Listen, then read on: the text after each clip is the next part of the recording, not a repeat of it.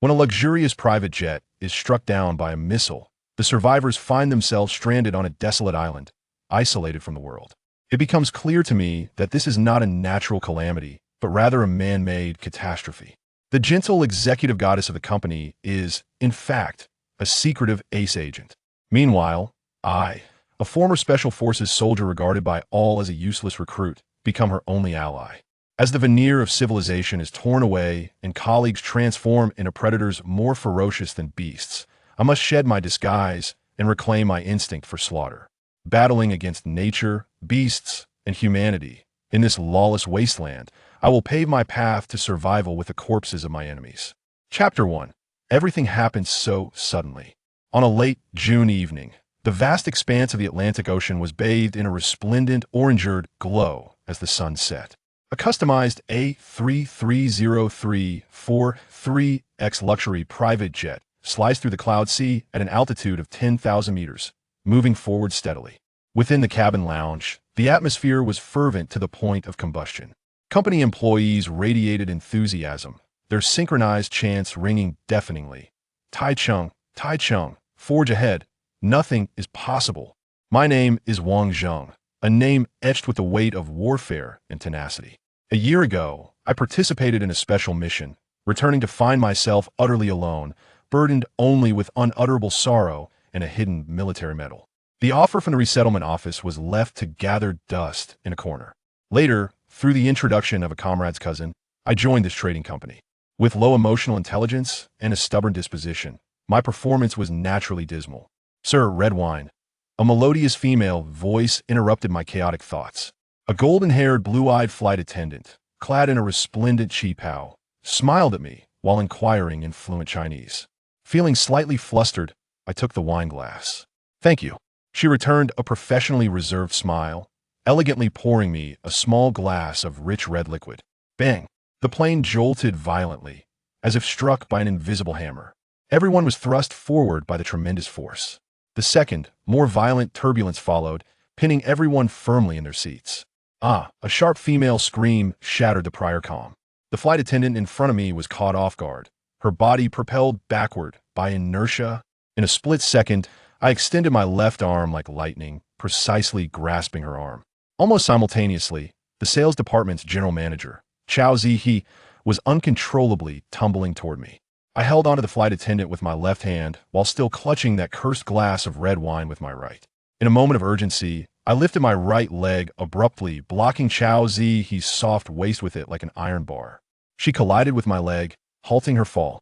Looking up, I saw a face that, even in such disarray, retained an astonishing composure. She was young, yet exuded a tranquility beyond her years. A simple hairpin kept her smooth hair neatly back, cascading like a waterfall. A pair of lustrous blue jade cylinder earrings swayed gently with the turbulence. Her vibrant eyes, long natural lashes, and thin lips pressed together conveyed a sense of calm that seemed incongruous in this turbulent environment. I quickly composed myself, allowing them to steady before retracting my leg and releasing my grip. At that moment, the captain burst from the cockpit, his face pale with panic, shouting in heavily accented English, "What the hell did you do? The plane is remotely controlled." Upon hearing this, Chao Zihe immediately lowered her body, peering out the window. I followed suit, only to see two sleek, triangular warplanes M-Country's F-22 Raptor stealth fighters gliding ominously close behind our aircraft. Chao Zihe's brows furrowed tightly as she muttered under her breath. This plane is of European manufacture. How could M-Country possibly take over its control system remotely? Her inquiry sparked immediate unrest, with colleagues across the aisle echoing her question in terror. The flight attendant quickly translated, and the captain's face reflected despair and helplessness. That's the reality. The control tower has ordered us to return, but communications have been severed, and control has been seized from the ground. The fighter jets are escorting us back. We have no options. Boom!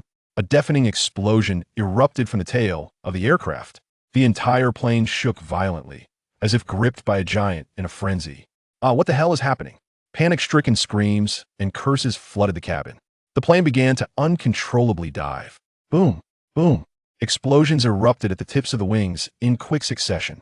This was not an attack from the fighter jets. It resembled the self-detonation of the plane's components under some command. The violent shockwaves and rapid descent plunged the cabin into chaos. I felt my consciousness slipping away, my vision blurring.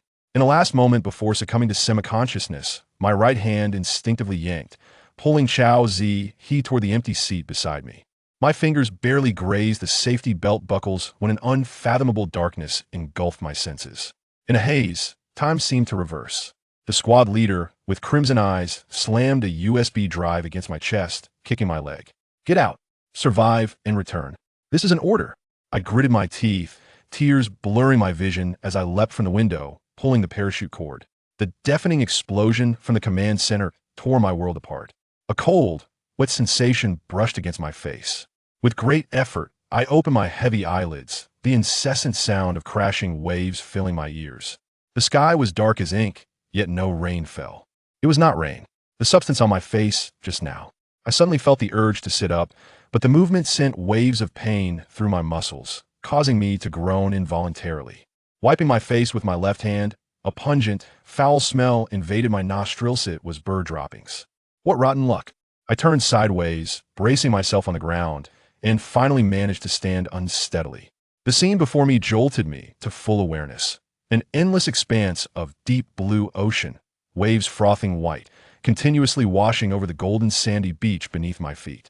The beach was wide and flat, extending 200 to 300 meters before meeting dense underbrush. Looking left and right, the beach formed a vast arc, as if the land was gently reaching out to embrace the ocean.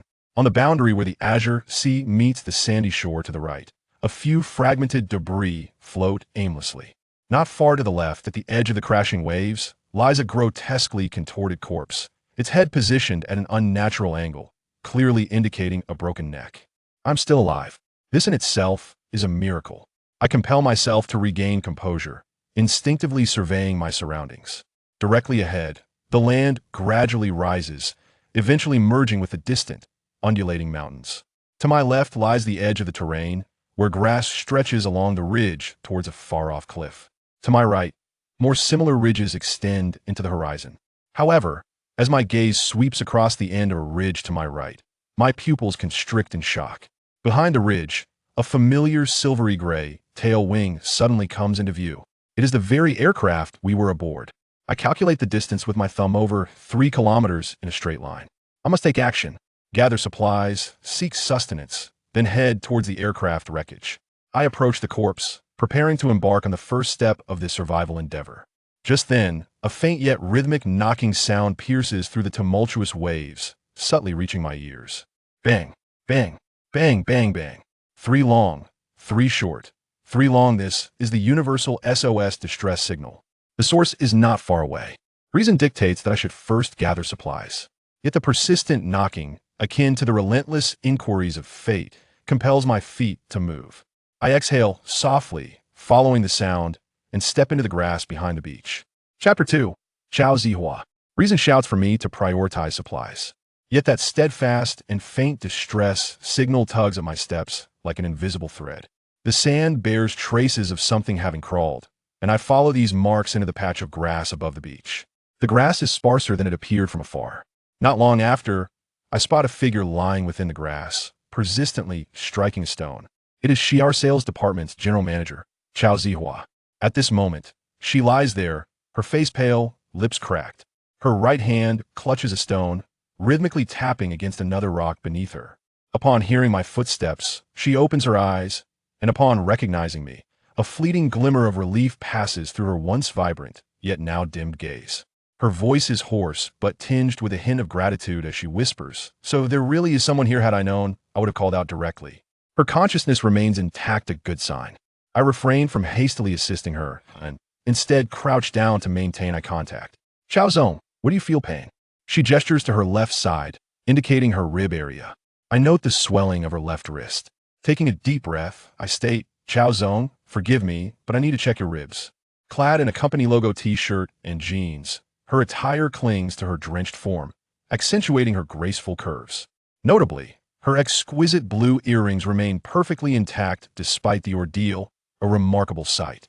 I gently lift the hem of her t-shirt, exposing her delicate, pale midriff, adorned with a hint of pink lace. My movement falters for a moment as I swiftly redirect my focus to her left rib area. Her skin feels warm and soft, a stark contrast to my rugged hands. As my fingers press lightly, she can clearly pinpoint the areas of pain, accompanied by soft intakes of breath. Her cheeks bear an unusual flush, yet she neither flinches nor utters unnecessary sounds, instead gazing at me with trust emanating from her clear eyes. I quickly adjust her clothing, silently admiring her composure and discernment. Your wrist is sprained, the bone is fine, but it will swell and ache over the next few days. The rib is indeed fractured, but fortunately, the ends are not displaced, and your internal organs appear unharmed. Is there anywhere else that troubles you? She shakes her head, her cracked lips pressed together, her gaze still calm, evoking a sense of tenderness. I suggest, let me carry you to the beach. The view is better there, and it will facilitate our next actions. Please keep your upper body straight and refrain from exerting yourself. Her voice is hoarse as she utters two words. Thank you. Chao Zihua is remarkably light, her body surprisingly pliable. I set her down to lean against the support at the boundary between the sand and grass.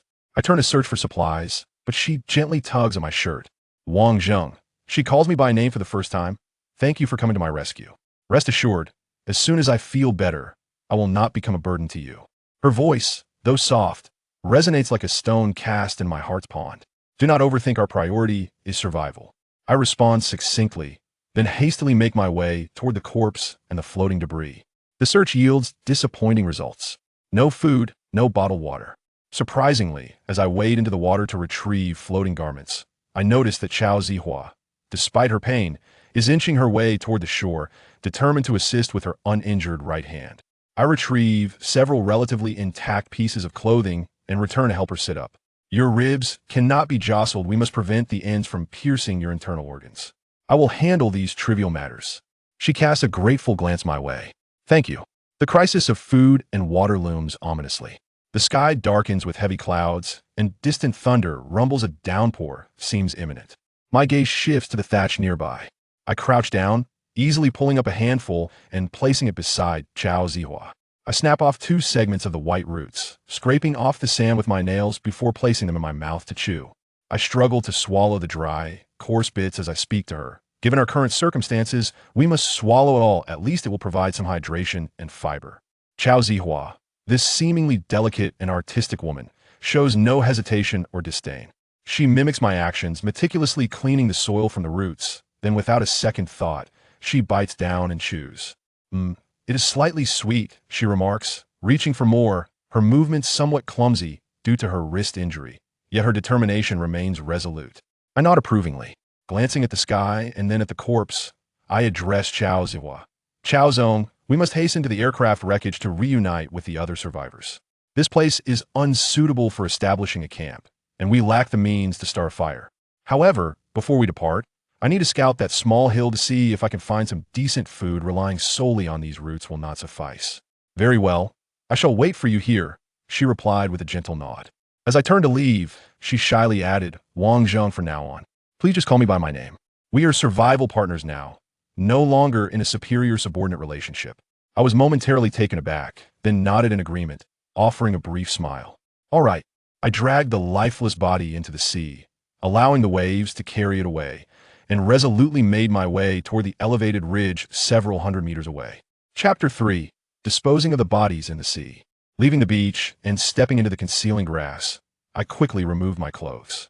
The icy rain pelted my skin, sending shivers coursing through me. I scrubbed my body vigorously, attempting to wash away the sticky sensations and the briny scent. Yet, an uninvited thought intruded my mind. Damn it, I muttered under my breath, shaking my head violently to dispel this inappropriate and distasteful notion. As I scrubbed at my clothes, I knew the rain's cleansing power was limited, but it offered some psychological relief. The wind grew stronger while the rain lessened. I cupped my hands to catch the rainwater, gulping it down until I felt a heavy sensation settle in my stomach. When I was finished and donned my damp clothes to return to the beach, the rain had nearly ceased. Chao Zihua was ready. Not only had she cleaned herself up, but she had also painstakingly washed all the clothing we had salvaged earlier, now laid out on the grass to dry. She had changed into a long-sleeved men's casual shirt found among the debris, the oversized garment accentuating her delicate frame, evoking a unique blend of fragility and resilience. Upon my return, she looked up, her face still pale but brightened by a faint, genuine smile. The weather on the island changed in an instant. Minutes later, the clouds dispersed, and the scorching sun poured down without restraint. I picked up 2 half-dry garments from the ground, wrung them out, and handed one to Soldier.She. I fashioned the other into a makeshift sun hat to shield my head. I then wrung out the remaining clothes and wrapped them in a shirt, crossing the sleeves in front to create a rudimentary satchel. Can we move? We must head towards the wreckage of the plane, I stated, looking at Soldier.She. She nodded, her voice gentle yet resolute. I can, but I may be a bit slow. We proceeded along the arc of the beach toward the south. The 3-kilometer distance, complicated by the winding coastline and obstructions, took us nearly 3 hours to traverse.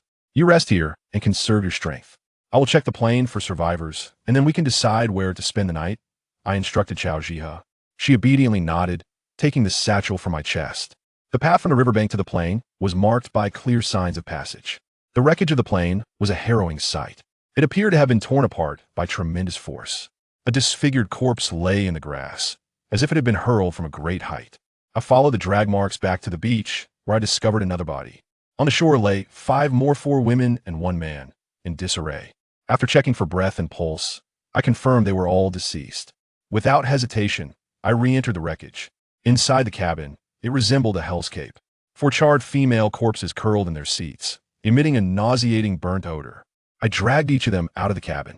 During the process, the charred skin often clung to my hands, tearing away from the bodies. The sensation and stench churned my stomach, prompting me to rush to the sea multiple times to vomit and rinse my hands.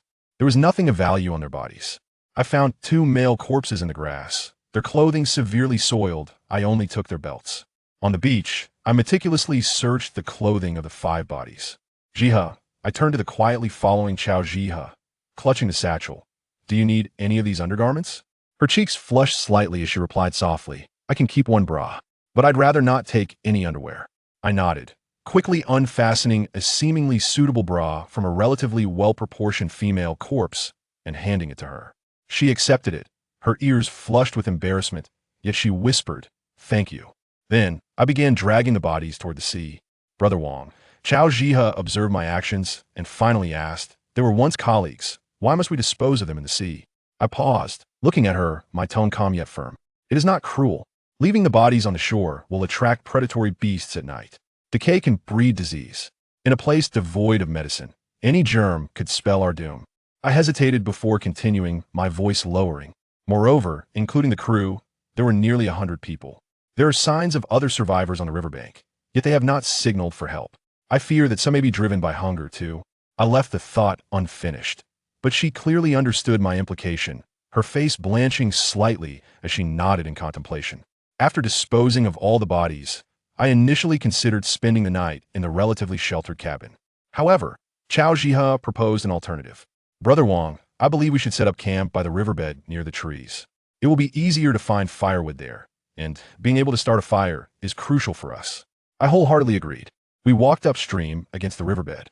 Scattered puddles dotted the riverbed, and I tasted a bit of water salty, indicating seawater intrusion. The vegetation on the steep slopes began to thicken. As we rounded a bend, the setting sun was obscured by the ridge, casting shadows. I surveyed the upstream direction, but saw no signs of smoke from a campfire. We cannot proceed further. I halted, addressing Soldier.She. We must start a fire before darkness falls. Lighting a fire in the dark is far too difficult. Understood. She responded softly, as always compliant. By the riverbank, adjacent to the woods, we stumbled upon a flat stone platform. From the assortment of belt buckles I had collected, I selected one that was soft in texture, likely made of aluminum alloy. I then began to grind it on a piece of sandstone, reminiscent of a monk sharpening his blade. Meanwhile, Soldier.She took out all the dry clothes from her pack and spread them across the stone surface. After observing for a moment, she extended her hand and said, Brother Wong, let me take over the grinding, you go gather firewood. I glanced at the belt buckle, noticing its edges had become somewhat thinner, and handed it to her. Take it slow, don't apply too much force, be cautious of your ribs. She accepted the buckle, looked up at me, and offered a smile that was both shy and resolute. I understand. Time was of the essence, and I hesitated no longer, turning to dash into the nearby woods. I quickly located a tree trunk, about the thickness of a calf, entirely desiccated and brittle, and toiled to drag it back to the riverbank. First, I snapped all the smaller twigs underfoot, piling them aside as kindling. Then, I laid the thick trunk flat on the ground and hefted a stone the size of a basketball, bringing it down with force. Bang! Bang! Bang! The trunk splintered into several sections, yet merely fractured without splitting. Fortuitously, I discovered a vertical fissure on one segment of the thick trunk. I brushed the dust off my hands and retrieved several other belt buckles from my pack. At that moment, Chao-Zi, he handed me the belt buckle she had been polishing for quite some time. Brother Wong, use this, at least it's sharper. I took it, testing the edge with my thumb. Indeed, it had become considerably thinner. Thus, I set it aside and picked up the unrefined buckles. I employed them as wedges, carefully tapping suitable pebbles into the fissure. After driving in two, the crack distinctly widened. I continued to insert pebbles of appropriate size, striking them repeatedly. With a crisp crack, the dry would finally split in two. We exchanged glances, each reflecting joy in the other's eyes. However, the true challenge was just beginning. Nightfall was imminent, and the spark of fire remained yet to be kindled. Chapter 4. From now on, we are life and death allies. As the trunk split open, both Chao Zihua and I were overjoyed. However, the light in the valley began to wane. I was uncertain whether dangerous creatures would emerge in this desolate place after dark. Yet, if I wished to kindle a fire before nightfall, I had to race against time. I sought out a twig, roughly the thickness of my thumb, and with the sharpened end of my belt. I made several cuts on the branch before snapping it to obtain a stick about 40 to 50 centimeters long. I then used the polished buckle of my belt to taper one end of the stick down to the size of my pinky, creating a dull point. After splitting the trunk, I excavated a small pit the size of a fingertip. I gathered the shavings from the hollowed-out groove, but the quantity was still far from adequate. Thus, I continued to scrape the other half of the trunk with the sharpened belt buckle, collecting a substantial handful of wood shavings, which I then softened to serve as tinder. I detached a shoelace, leaving a segment in the middle, and tied both ends around my thumbs. I pressed the center of the shoelace down onto the top of the stick, with the pointed end nestled in the groove of the trunk, while my hands worked to rub it vigorously. There are indeed other methods to ignite a fire in the wild. For instance, one could first carve a groove into the wood, and then use the pointed end of the stick to repeatedly slide against the wood shavings, generating heat through friction. Alternatively, one might place grass shavings against a sturdy pebble and strike it with another pebble, hoping to produce sparks. Another method involves using a rope to saw against the trunk while pressing down on the tinder. However, among all the techniques I know, the art of friction fire, when executed with experience, is undoubtedly the most reliable means of starting a fire. Of course, this relies on the foundation of experience, including the selection of wood, the speed of rubbing, the pressure applied, and the preparation of tinder. I recall my first attempt at friction fire took nearly 3 hours, leaving my hands blistered, and I barely managed to ignite a flame. Observing my struggle as I pressed the shoelace with my thumb, Chao Zihua offered assistance, saying, "Brother Wong, let me help you." She then found a stone slab the size of her palm and gently pressed it down onto the top of the stick. I must admit, this greatly conserved my energy, allowing me to focus more on the speed of my rubbing rather than the pressure applied. Perhaps this reflects the adage, when men and women work together, the labor feels less burdensome. Through our collaboration, in less than half an hour, we ignited the tinder. Gradually, we coaxed the fire to consume dry leaves, slender twigs, and wooden sticks. As the night enveloped us completely, I gazed at the flames dancing gracefully, accompanied by the gentle crackling of the wood, a moment of triumph. Eliciting a knowing smile from Chao Zihua, I arranged the firewood around her makeshift bedding and propped her up with 2 large stones, covering them with a pair of trousers. Supporting her under her arms, I eased her into a seated position and reminded her to occasionally toss more wood onto the fire. Just as I stood to leave, she grasped my hand, saying, "It's completely dark now, Brother Wong.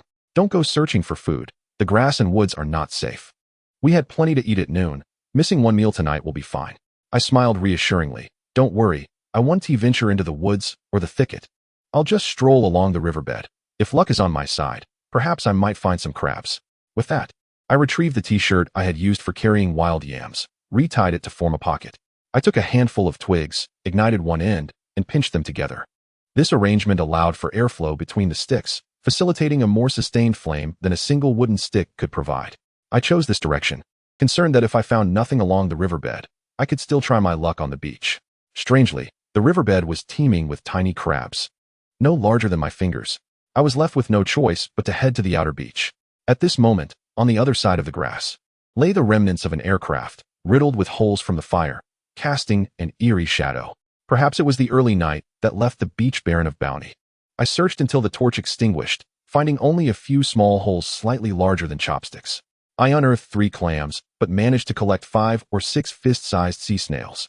Initially, I had intended to seek out some wild fruits, but with no fire, venturing into such thickets posed the risk of encountering venomous snakes. Nonetheless, despite the rocky start to the night, we were adequately provisioned for the time being.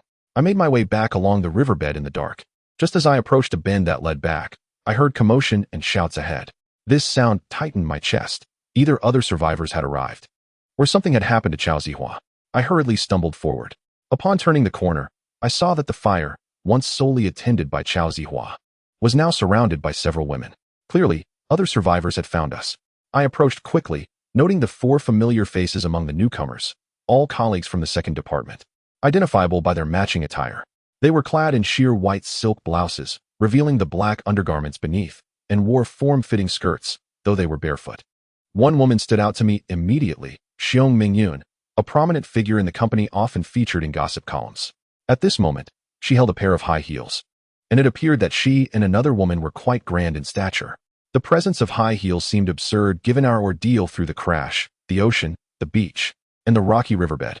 My thoughts were not on how she had come to possess her heels, but rather on their utility in this situation. If they had also arrived from the beach, most of the deceased wore casual shoes. How could she still be wearing heels? As I drew closer, the women noticed me.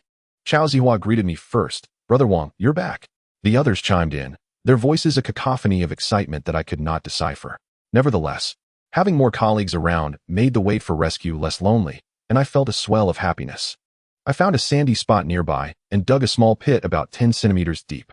I discovered a vine-like plant with large leaves, similar in size to pumpkin leaves, but without hairs, in the grass nearby.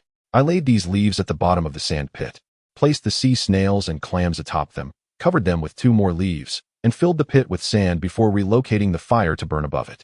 During this time, we introduced ourselves. Aside from Xiong Mingyun, another well-endowed woman named Miao Xiaoling, and one called Luo Dong, joined us. The last woman was exceptionally tall, nearly 180 centimeters, with a large frame yet a slender build. Her name was Zhang Lixue. According to their account, they had arrived not long before us, having previously waited at a bend upstream. As the aroma of conch meat wafted through the air, several women continually assured me that starting tomorrow, we would work together to seek sustenance and fill our bellies. We settled for 1 conch each, leaving 1 short, so Luo Dong consumed the 3 clams. Since the incident yesterday until now, this was the first bite of warm food, and it was meat. Even without salt, we savored it meticulously, taking tiny bites and chewing thoroughly. Zhang Lixue, while eating, even shed tears. Meanwhile, Mao Xiaoling and Xiong Mingyun often puffed out their chests towards me, their smiles brimming with allure. Chao Zihao, also eating, blinked her large eyes at me. Before we could dispose of the shells, voices echoed upstream from the riverbed. "Who are you? Are you survivors of the crash too?" We turned to see several figures approaching from upstream, and the newly arrived women grew more excited. As the figures drew near, Xiong Mingyun recognized one first. "Jiangming, is that you? Where are the chairman and General Liu? Are they over there too?" Upon hearing this, I realized that Jiang Ming was indeed the chairman's bodyguard, often spoken of in our group for his prowess in combat. However, we seldom had the opportunity to interact with such individuals. Xiong Mingyun's voice was filled with excitement, yet the 4 newcomers spread out, positioning themselves around us, which I found somewhat unsettling. It was only with the flickering firelight that I discerned that 3 of them were indeed the chairman's bodyguards, while the other was General Liu's brother, known as Liu Erpang, a robust man standing nearly 6 feet tall. Notably, I observed that the bodyguards' shirts hung outside their pants, with something conspicuously pressing against them, likely short blades or daggers. In retrospect, given the chartered flight and the chairman's assistance, it would not be difficult to carry such items. Jiang Ming first addressed Chao Zihao. "Chao, I see you are right here. If you hadn't made a fire, we might not have spotted you." Chao Zihao replied, "Yes. Are you the only 4 left? What about the others? Are there any more with you?" Liu Erpang responded, "We have plenty of people, around 40 to 50. And the chairman is not far above." Before Chao Zihao could respond, the other women excitedly chimed in, "Great. There are so many more. The chairman is still here." "That is wonderful." I observed the women, but a question arose in my mind. I had noticed that direction in the evening, ensuring there was no smoke. Could it be that all those people were incapable of making a fire? How could that be? At that moment, a bodyguard named Wei Daong leered at Chao Zihao. Chao, are you injured? Shall I carry you? As he approached, Chao Zihao clearly sensed his lewdness and quickly waved him off. No need. Lao Wei, we can manage ourselves. She then turned her gaze directly towards me. I stepped forward to assist her in standing, and she softly asked, Brother Wang, if I cannot walk later, would you carry me for a bit? As she spoke, she gently squeezed my arm, and I nodded in understanding, quickly gathering the clothes spread on the ground. As we reached the edge of the stone platform, I jumped down first, directly lifting Chao Zihao onto my back. It seemed we had developed some unspoken understanding. She did not speak, but took the bundle from my hands. The bodyguards drew burning wood from the fire. The women, seeing this, also grabbed burning wood for illumination. In truth, the wood would not burn long once removed from the fire. Along the way, Luer Pang led the group, with the other 3 bodyguards bringing up the rear. The women were animatedly chattering.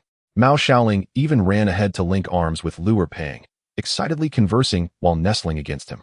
Due to her injured left rib, Chao Zihao could not press against me, so she leaned slightly, her right side resting fully against my back.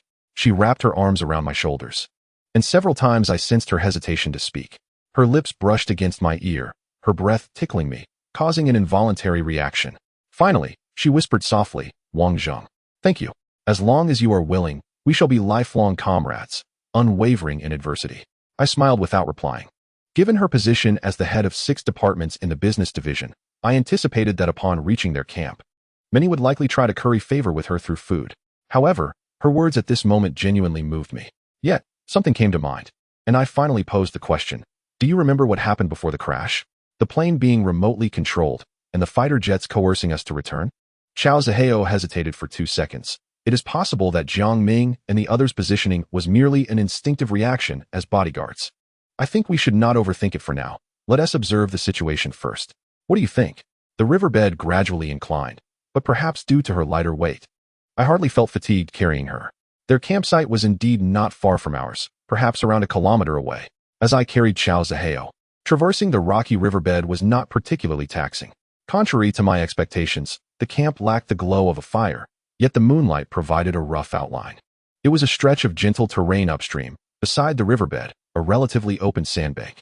Dozens of people had already gathered, seated on the ground, and they did not react particularly to our arrival. Instead, the atmosphere felt rather somber. The grass on the ground had been pressed into a circular shape, resembling a copper coin, while the center appeared dark, indicative of a fire that had burned previously, though the light did not reveal much. Several individuals stood guard around the camp, and in a slightly elevated position opposite the copper coin, a tent was discernible, though its details were obscured. Lao Wei immediately called over several women to hand him the burning wood they held.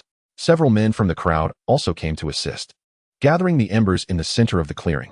Luer Pang and Jiang Ming hastily crossed the camp to the tent opposite. I scanned the crowd and noticed the women had not dispersed, so I approached their gathered area and gently set Chao Zihao down. A woman in a flight attendant uniform hurried over to assist. Upon closer inspection, I recognized her as the flight attendant who had poured me red wine before the incident. The blonde foreigner, who spoke Huaxia, evidently recognized me as well. As we helped Chao Zihao sit, she quietly advised, you all are here too. You don't seem like a bad person, but I remind you, if your boss asks you to do something later, remember to agree for now.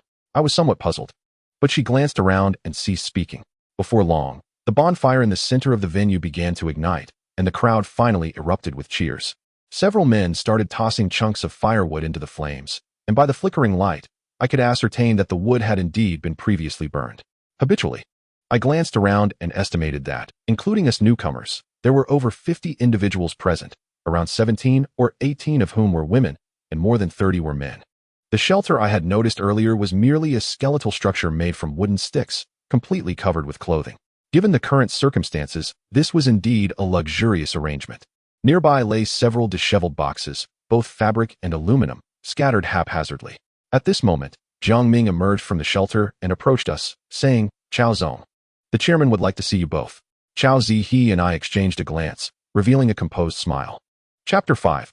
How can humanity collapse so quickly in such an environment? The use of this quasi-communicative method irked me, yet I found myself unable to articulate the reasons behind my discomfort. The shelter was cramped, with a stone platform about 1.5 meters wide, layered with sun-dried grass and clothing. I suspected sand lay beneath the grass. Upon entering the shelter with Chao-Zi-He in my arms, I found only the chairman and General Liu inside, along with Xiong Ming-Yun, who surprisingly was already present, and Jiang Ming followed suit. The small shelter felt exceedingly crowded, with just a few stones on the ground, which I discerned were being used as makeshift seats. I set Chao-Zi-He down on one of the stones, and General Liu first inquired about her injuries with polite concern, to which Chao-Zi-He responded graciously. The chairman then shifted to the main topic, informing me that they had managed to start a fire earlier that morning. However, as noon approached, a heavy rain had begun to fall. Originally, he and Jiang Ming had relied on a stroke of luck to ignite the flames, but after the downpour extinguished the fire, they had been unable to rekindle it by the afternoon. They had also attempted to venture into the woods in search of food, only to find the forest littered with dead branches and leaves, devoid of sustenance. I did not wholly believe these claims. Nevertheless, it was evident that Jiang Ming and the others had found us due to the bonfire, and, remarkably, we still had food. Coupled with the fact that Xiong Ming-Yun must have relayed something to them, it was clear they sought me out for a reason. As our conversation drew to a close, Yang Shoshi directly addressed me. Here's the deal, Wang Zheng. By the time night falls in 2 days, it will have been 72 hours since our plane crashed, and a rescue team will undoubtedly arrive. You merely need to ensure the survival of our fire and find us some food during this time. How about we weather this storm together? Rest assured, your company will reward you upon your return. General Liu interjected. Indeed, Wang Zheng, I recall your employment resume indicated you served 8 years in the field army, correct? Although you specified your role as a pig farm caretaker, it appears that is not entirely accurate. With great power comes great responsibility. These tasks fall upon you now, and we shall compensate you for your efforts, ensuring that your labor is not in vain. What do you say? This line of reasoning, laden with exaggeration and moral coercion, almost ensnared me. While they spoke of seeking food, I feared that agreeing would lead to my gradual demise. I calculated that with Yang Shoshi and General Liu, plus their 3 bodyguards and Liu Erpang, there were already 6 individuals. Adding Xiong Ming-Yun, whose glance towards the chairman suggested a deeper connection, brought the number to 7. I pondered, why should I be the one to bear this burden? Thus, I responded with a chuckle, Chairman, you overestimate my abilities. In our current predicament, finding food largely depends on luck. Though I hail from a rural background and can endure hardship, feeding so many in this uncertain environment is no small feat. I dare say even Bear Grylls would hesitate. Yang Shoshi, accustomed to being held in high regard, visibly bristled at my rebuttal. I continued, how about this, Chairman? Starting a fire also hinges on probability. While I cannot guarantee success, I will certainly do my utmost. As for ensuring we all have enough to eat, it will require a collective effort. What do you think? While Yang Shoshi nodded, his expression remained stern. I then cautiously posed a question. Chairman, given that Zihi is injured and has not had water all day, is there a freshwater source nearby? Considering you have set up camp here, this matter is critical for our survival. As soon as I mentioned this, Yang Shoshi abruptly interrupted, saying, very well. You should take your injured companion outside to rest. We can discuss the freshwater issue tomorrow. Accumulating the previous events, my foreboding feelings intensified. Yet, I thought perhaps the rescue team would indeed arrive tomorrow, so I deemed it unnecessary to act impulsively. If all else failed, I could go out in search of water myself. Reluctantly, I carried Chao-Zi-He back outside. The bonfire crackled vigorously, and I noticed blisters forming on Chao-Zi-He's lips, possibly due to her injury or the rain, as she exhibited subtle signs of fever. We had spent the entire afternoon exposed to the sun, and my thirst had become unbearable. I could not delay any longer. I needed to find water. The slope of the riverbed indicated a significant possibility of fresh water upstream. To prevent any snake encounters, I grabbed 2 strands of grass vines beside the camp and secured them around my pant legs. I asked the flight attendant to keep an eye on Chao-Zi-He, but she cautiously glanced around before leaning in to share a secret. Just a bit upstream from the riverbed, there is a freshwater pool. Earlier, 5 other men were here, and they started the fire. However, when those men attempted to drink from the pool, the chairman's bodyguards controlled access, insisting that everyone must trade food for water. When those men insisted on drinking, the bodyguards retaliated, and one was even cut by Jiang Ming's knife. After the heavy rain, the bodyguards entered your boss's shelter, prompting those men to flee.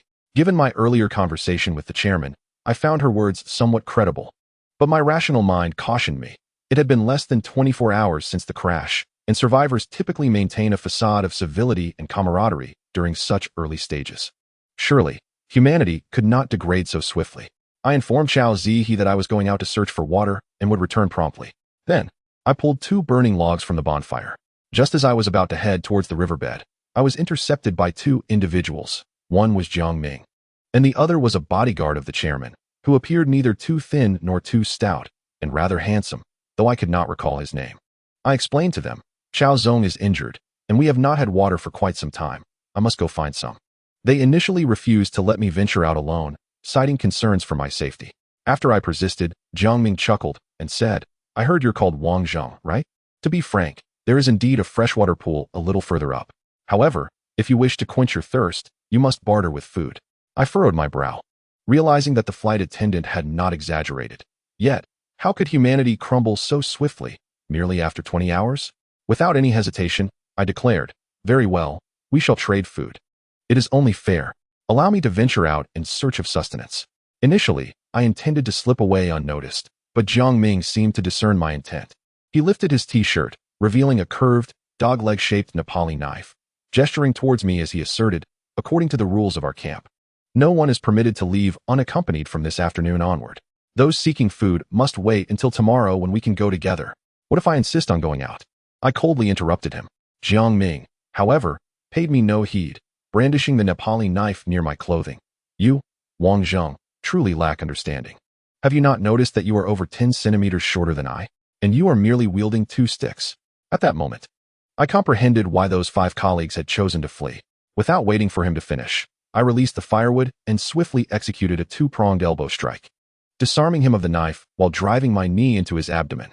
He was indeed larger than I, which explained why disarming him required 2 motions. Yet, with determination and swiftness, I executed the maneuver in less than a second. His right hand was now immobilized, forcing him to bend forward. My stamina had waned significantly, and I found myself slightly breathless. With my left hand gripping his palm and my right hand firmly holding the Nepali knife against his neck, chaos erupted throughout the camp. Another handsome bodyguard, initially poised to act, realized it was too late. Jiang Ming was already subdued. As 2 other bodyguards approached, Agent.She emerged from the tent. His voice steady yet commanding. What is happening? We are stranded on a deserted island. Why must we engage in infighting? I let out a cold chuckle, recalling how the 4 individuals had approached us with a disorganized stance, only to later leave 3 behind as they made their way back to the camp. Coupled with everything I had just learned, and now that violence had erupted, it was clear that I could not remain here any longer. Thus, I replied to Agent.She. Chairman, I merely wish to survive. I can forego your water source. I will find other means of hydration. But please, allow me to leave. As I spoke, I continued to back away, holding Jiang Ming hostage. Agent.She threatened me. Wang Zhong, you are taking a hostage. When the rescue team arrives, my first action will be to report this. You will end up in prison, and your family will suffer the consequences. Think carefully, release him now. And I can assure you that this incident will be forgotten. Yet, as I backed away, I retorted, who are you trying to intimidate? There are dozens of us here. I refuse to believe the police will not uncover the truth. You control the water source and use survival as a weapon against us. I am left with no choice but to resist. It is you who are the true criminals. Agent.She appeared to find my words utterly ludicrous, laughing heartily. Ha, that is the most amusing joke I have ever heard. Wang Zhong, perhaps you should change your name to Naive. Have you not heard that money can move mountains? If I, Yang, could not handle such a trivial matter, do you think I would have reached this point in my life?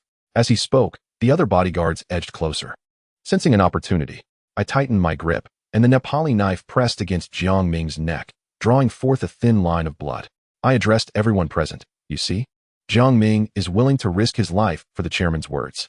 Yet, at a critical moment, the chairman allows his bodyguards to approach, disregarding Jiang Ming's life. What use is it to follow such a person? Upon hearing this, Agent.She glanced around, his expression darkening as he gestured for the other bodyguards to halt their advance. While I contemplated how to maintain my grip on Jiang Ming with my left hand while retrieving the firewood with my right, a somewhat hoarse female voice broke through. Wang Zhong, do not forget, we are teammates bound by life and death. It was none other than Chao Zai. Carrying a makeshift backpack and dragging her injured body, she bent down to the fire and extracted 2 burning pieces of firewood, slowly approaching me. The handsome bodyguard, seeing this, cast a glance at Agent.She and discreetly moved closer to Chao Zai. However, such obvious actions could not escape my notice. Chairman Yang, I boldly stated, the reason I have not drawn blood today is due to my concern for the legal ramifications once the rescue team arrives. However, as the saying goes, the king of hell is easy to deal with, but the little ghosts are troublesome. If you intend to detain Xiao Zai to threaten me, I shall devote my days to lurking in the shadows, seeking to assassinate you. I meant no disrespect. I merely spoke the truth. With your ragtag group of misfits, my assassination would undoubtedly cause you considerable distress. Perhaps my words struck a nerve with Soldier.She, for his face contorted into a menacing snarl, teeth clenched. Yet he restrained himself from responding. Xiao Zai, sensing the tension, hurriedly approached me despite her pain. At that moment, the foreign flight attendant suddenly emerged, assisting Xiao Zai towards me.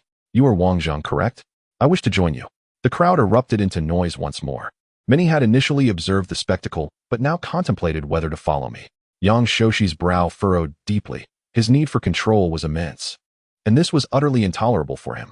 His wife, sensing the situation, boldly declared, I, representing the Human Resources Department, officially announced that Wang Zhang and Xiao Zai are dismissed from the company due to their inappropriate relations and theft of company firewood, as well as robbing colleagues of their survival tools. These actions will be duly recorded in their histories. Furthermore, the company will conduct further investigations to determine if they have accomplices. Upon hearing this, an eerie silence fell over the crowd. Everyone clung to the hope of rescue. No one wished to offend the boss. Meanwhile, those who had consumed my food, including Xiong Mingyun and others, smirked, echoing Soldier.She and General Lu's sentiments that they would testify against me when the rescue team arrived. I chose to disregard them and turned to Xiao Zai. The reason I dare to act this way is that I have grown accustomed to courting death over the years. You are different. You must consider this carefully. Yet Xiao Zai seemed unfazed, wearing a carefree smile. In the position I lay on the grass, had you not rescued me, my chances of being discovered would have been nearly non-existent. Moreover, I have stated that we are teammates bound by life and death. You have risked everything to find water for me. How could I possibly remain here? As for returning to the mundane world, I am confident I can survive in any company. My rise is based on my abilities, not connections. Chapter 6. In truth, there was no kiss. Escaping the crowd was rather simple. The tall foreign woman hiked the slit of her cheongsam above her hips and effortlessly carried Xiao Zai away. As Xiao Zai, he carried the bundle while holding a torch. I, amiably wielding a Nepali kukri, grasped Jiang Ming's hand as we strolled and conversed. He accompanied us for approximately 300 meters, and upon reaching a water pond, he graciously invited us to drink, though we declined. At our farewell, he generously bestowed upon me the Nepali kukri, complete with its sheath, as a memento of our newfound friendship. Watching him depart with a reluctant and somewhat unsteady gait tugged at my heartstrings. I took over the burden from Xiao Zai while the foreign flight attendant illuminated our path with the torch, swiftly navigating the rocky riverbed. I frequently glanced back to ensure we were not left in darkness, well aware that the treacherous terrain could result in serious injury without proper light. Along the way, we encountered several snakes, but preoccupied with our escape, I merely observed them retreating into the underbrush without attempting to capture them. Throughout our journey, Xiao Zai wrapped her arms around my neck, her breath a gentle whisper against my ear. Although no words were exchanged, I could distinctly sense her gaze fixated on my profile. After traversing approximately 5 or 6 miles, the torch in the flight attendant's hand had extinguished, leaving only a few glowing embers. As we turned several corners, the riverbed narrowed, flanked by steep stone cliffs, and small ponds became increasingly abundant. Upon negotiating another bend, a small gap in the rocks to our right revealed a slope of trees once more meeting the riverbed. I turned to the two women and suggested we stop here. They readily agreed, and I found a flat patch of ground to lay Xiao Zai down. I must admit, foreign women tend to exhibit considerably more courage. In such a foreboding forest at night, many women in my homeland would likely hesitate to enter. Yet she accompanied me into the woods to gather firewood. During this endeavor, she revealed her name was Katerina, and she hailed from England. She explained that her name is quite common there, with hundreds of people likely to respond to it on the streets. However, due to her mother's heritage, she also possessed a Chinese name, Li Xiangwan, which is both melodious and steeped in tradition. Having spent most of her time in China, she was well versed in the culture and spoke Mandarin more fluently than I. Nevertheless, for some reason related to a game, I still preferred to call her Katerina, and she did not object. Xiao Zai carefully blew on the embers of the dry twigs, ensuring they did not extinguish. We ignited the dry leaves and withered grass, rekindling the campfire. Nearby, I discovered a small pond, repeatedly using a stick to stir and tap against the surrounding stones and grass. I crouched beside the pond as the two women laid out their clothes, watching me intently. Gently cupping my hands, I took a sip of water, and a radiant smile illuminated my face. Indeed, it was sweet, fresh water. Turning back, I proudly gave them a thumbs up. Katerina excitedly rushed over to drink, while Chao Zihe remained seated on a stone, smiling at me and gesturing to her left ribcage. Amused, I shook my head, bringing only half a handful of water to her. She tenderly brushed my hand with her delicate fingers, sipping the water slowly, her lips brushing against my palm. I couldn't help but chuckle mischievously and made several trips back to the pond, each time returning with less water than before. As she drank, noticing my playful grin, she playfully exclaimed, "I won't drink anymore." The space for laying out our clothes was limited, so I split the firewood into 2 piles, igniting each separately. Katerina and I ventured back into the woods several more times, gathering a substantial amount of dry twigs, more than enough to fuel the fires. Given that I would be carrying Chao Zihe again the following day, we needed to find a safe refuge that was not too distant from the plane wreckage, lest we remain unaware when the rescue team arrived. Katerina initially suggested that I keep watch during the first half of the night while she took the latter half. However, I pondered the necessity of such arrangements, as everyone still harbored hope for rescue. After all, only a day and a few hours had passed since the incident, making it unlikely that we would abandon all restraint and resort to violence. It was more probable that they were strategizing a legal approach against me. Not feeling drowsy yet, I engaged them in conversation, inquiring about the circumstances following the crash. I asked Katerina what had transpired, and why, in such a brief time, Agent.She and his bodyguards displayed signs of moral collapse. She produced a watch from her pocket and handed it to me, saying, "Perhaps this will provide some insight." The watch, equipped with a compass, revealed that the second hand was erratically oscillating in place, while the direction needle spun chaotically. "Strong magnetic field?" I queried, gazing at Katerina with intrigue. She nodded and began to recount the events. It appeared that after the crash, all passengers had succumbed to unconsciousness. She awoke in a daze to find the cabin ablaze, the doors jammed shut. In a panic, they escaped through the gaping holes on either side of the aircraft. Outside, darkness had enveloped the land. Although Katerina initially intended to rescue a few passengers, the flames were overwhelming. She glanced at her watch to ascertain the direction, only to discover the magnetic field was not only strong but also chaotic, complicating rescue efforts. To prevent panic among the passengers, she quickly concealed the watch. Alongside her during the escape were several individuals who appeared knowledgeable about survival in the wilderness. Once on the ground, they gathered a few suitcases and organized everyone to rest on the grass until dawn, when they followed the riverbed to find their current refuge. Unfortunately, she had not encountered the captain or other crew members since then. The fire axe from the cockpit had been taken by one of Agent.She's bodyguards and later found in his shelter. The rapid descent into savagery among Agent.She and his associates might also stem from the fact that some among them had not lost their watches. They likely realized the magnetic disturbance and were contemplating whether the rescue team could locate them swiftly, perhaps preparing for multiple contingencies. Furthermore, Katerina revealed that they had commenced creating a distress signal since that morning.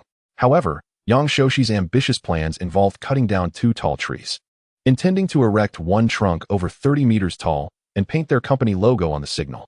The other tree was to be divided into 3 segments to support the upright trunk. This endeavor was indeed monumental. Compounded by the extinguished fire at noon and the subsequent departure of the 5 individuals, their attempts to kindle a fire in the afternoon had failed, leaving the distress signal unfinished. Chao Zihe found this puzzling. She noted that Agent.She, like myself, came from a background of limited education and had even been involved in organized crime in his youth. The bodyguards surrounding him were, in fact, former associates with whom he shared a close camaraderie, albeit their propensity for violence when engaging in altercations with ordinary individuals was markedly ruthless. Later on, Agent.She facilitated their participation in various training sessions. Nonetheless, the amateur status of these individuals remained evident, despite their superior fighting skills compared to the average person. Their lack of comprehensive abilities in such extreme circumstances became apparent. However, Chao Zihe informed us that the individual known as General Liu was quite a character. Her full name was Liu Chun. Within a mere 3 months of joining the company, she had entangled herself with Agent.She, and before a year had elapsed, she ascended to the position of Human Resources Manager. The dashing bodyguard, in fact, bore the name A Tian, whom she had recruited. Among all the executives in the company, she was the one who had climbed the corporate ladder the fastest. Moreover, she discreetly managed to oust Agent.She's previous 2 wives from their positions. The news regarding the distress signal left me in a state of bemusement. While establishing a distress signal was undoubtedly necessary, their approach clearly missed the mark. I tentatively inquired of Katerina whether she had any insights regarding the matter of our aircraft being remotely controlled alongside fighter jets. She, too, was entirely at a loss. Subsequently, she posed a question to Chao Zai. Could it be that Yang Dong and his entourage of bodyguards had committed some offense in M country? However, Chao Zai shook her head and replied, it doesn't seem likely. Individuals of their ilk typically find it easy to prey on the vulnerable. But to instigate such a significant calamity, having planes remotely controlled and fighter jets deployed, may be beyond their qualifications. Although I refrained from voicing my agreement with Chao Zai's perspective, I certainly concurred in silence. The adage that the most dangerous dogs do not bark resonated with me. Rather than attributing the situation to Yang-Shoshi, I found myself contemplating the 5 individuals who had fled. Unbeknownst to us, time had slipped away, and our discussion lingered into the late hours. Even though we were merely 3 in number, the atmosphere had become noticeably more jovial. Despite it being summer, the evening air in this secluded valley remained refreshingly cool. Chao Zai took the initiative to shift aside, signaling for Katerina and me to lie down together. Given the unusual circumstances, there was no room for pretentiousness. I settled beside her, awaiting Katerina's arrival. However, Katerina insisted on keeping watch through the night, urging me to ensure I rested well, for I would need to carry Chao Zai at dawn. Initially, this seemed inconsequential, but to my astonishment, she leaned in and planted a kiss on my cheek. Admittedly, it was not a true kiss. She merely pressed her face against mine, producing a soft smacking sound. This was a customary greeting in England. Yet, the peculiar situation was that while Chao Zai lay to my right, Katerina leaned into my left cheek, creating an illusion of intimacy. In that moment, I undoubtedly committed an act that could be considered one of the most foolish in human history. As I watched Katerina's departing silhouette, I inexplicably turned to Chao Zai and explained, it wasn't a real kiss. The instant those words left my lips, I yearned to slap myself. I truly was a genius. I then witnessed Chao Zai suppressing her laughter, only to ultimately burst into giggles. She turned away from me, but I could tell she was still amused. I reclined, leaning against her back. Before us lay a crackling fire, and behind me, a charming companion. Perhaps due to the fatigue of the day, I soon succumbed to slumber in this warm embrace. However, in the latter half of the night, Chao Zai's low-grade fever escalated into a high one. Chapter 7. If I cannot return alive, perhaps it was the exhaustion of the day, despite the numerous awkward moments. I quickly fell into a deep sleep within this comforting environment. Halfway through the night, Chao Zai took the initiative to grasp my right hand, using it as a pillow. Notably, while nestled in my embrace, she placed her hand upon my chest. To be candid, this was an immense challenge for someone like me, brimming with youthful vigor and robust health. However, considering the impending arrival of the rescue team, I knew I would have to confront the harsh realities of the outside world. It struck me that a woman like her was beyond my means to support. Moreover, given her fractured ribs, I dared not indulge in further thoughts. Thus, I feigned sleep, pretending not to have been awakened, while internally, I played out a scenario. The struggle to maintain this charade was indeed agonizing, to the point that not long after, my circulation became obstructed, leading to swelling in certain areas of my body. Even worse, Chao Zai seemed to have detected my discomfort. Though her cheeks flushed, she leaned against my shoulder, her head bowed as she smiled coyly without turning away. We both pretended to be asleep, yet inadvertently drifted back into a genuine slumber. In a daze, I felt as if I had returned to a former time. Reporting to the company commander, Wang Zheng has arrived. I saluted the commander. Put it down. He shifted from his usual amiable demeanor, accompanied by 4 comrades. Wang Zheng, there is a highly unusual mission tonight, and you may decline. No one will hold it against you. However, should you choose to participate, it will solely be your personal decision. To maintain diplomatic relations, no one will acknowledge having given you any orders. The scene shifted, and the 5 of us, clad in civilian attire, circled the entrance of a school. The sign beside the entrance read, "No Huaxiao individuals allowed." As we rounded the side of the wall, comrades on the upper floors gestured to us. Thus, we entered in single file, without triggering any alarm. Inside the office on the top floor, the sounds of battle outside grew increasingly intense. Hearing the anguished cries of my comrades, I glanced back at the commander, who was busily engaged at the computer.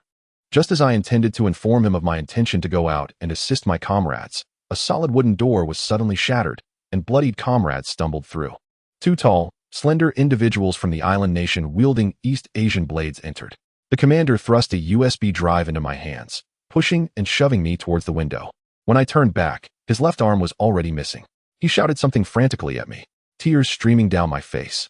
I grasped the parachute cord and leapt out of the window. I jolted awake, my face drenched in tears. Yet, I discovered that Chao Zai did not appear to be asleep, but rather in a state of drowsiness. I reached out to touch her forehead. Oh no, Her low-grade fever had escalated into a high one. Fortunately, the sky was beginning to brighten, suggesting dawn was imminent. I wiped my tears and gently withdrew my right hand from beneath her neck. I recalled how, in the past, our instructor had compelled us to memorize images of dozens of plants, some of which possessed fever-reducing properties. Coupled with my father's influence, I had some knowledge in this area. My anxious movements caught Katerina's attention.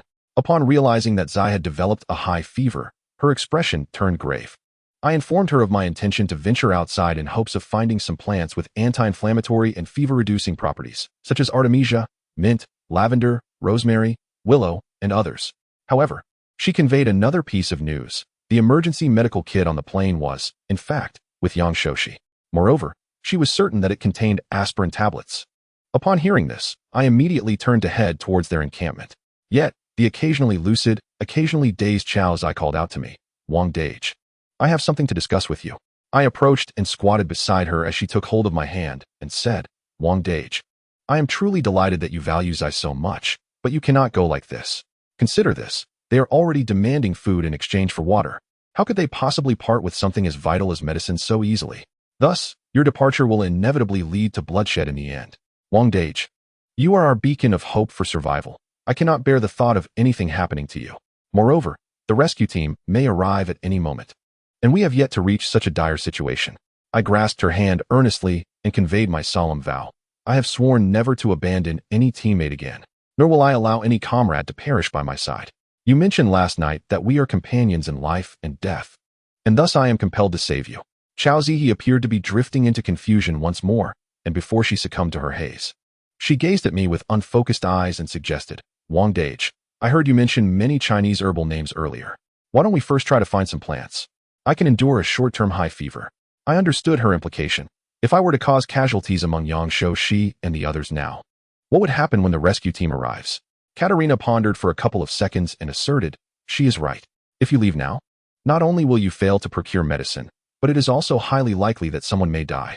Although the magnetic field here is quite chaotic, we cannot dismiss the possibility of the rescue team locating us. If there are alternative methods, there is no need to take such significant legal risks." After some contemplation, I accepted part of their advice. If I leave you here, I fear those individuals may come searching during the day. Therefore, we must relocate immediately. We needed to see if we could find any plants containing antipyretic properties. However, it was imperative that Zihe reduce her fever before nightfall. This meant we had to find a solution by noon at the latest. Otherwise, I would have no choice but to seek medicine from them. I first held water for Chao Zihe to sip. Just as we were about to set off, I noticed a patch of bamboo forest not far down the riverbed to the left. I hurried over, choosing a relatively thick yet tender bamboo to avoid damaging my Nepali knife.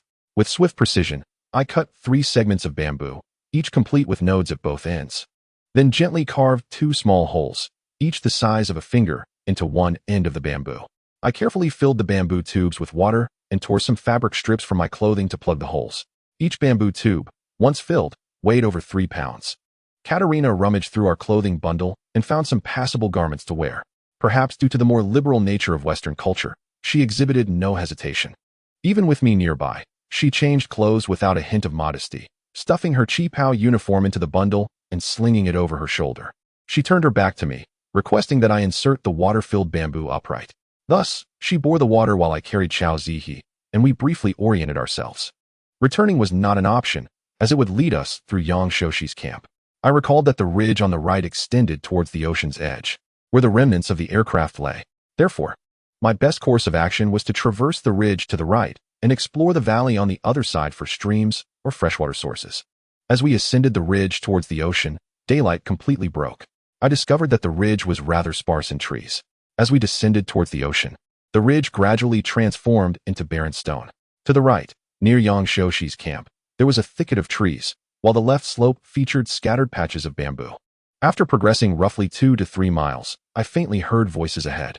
I gently set down Chao Zihe beside the shrubs along the ridge and instructed Katerina to remain there, utilizing the bushes for cover. I crept forward approximately 200 meters and finally beheld the grand undertaking Katerina had described the previous night. A group of men, resembling ants, was hoisting a massive, straight tree trunk, about 30 to 40 meters in length, through the woods towards the ridge. I recognized Lu Erpeng and 2 bodyguards of Agent.She among them. However, Jiang Ming was nowhere to be seen, suggesting they had already felled the tree but had yet to transport it. Proceeding further would mean a direct confrontation with them. So I returned to Soldier.She and Katarina and informed them of my findings. Soldier.She had regained consciousness. We re-entered the woods from the left side of the ridge and descended into this side of the valley. To my surprise, there was no stream here. Only a flat expanse of grass.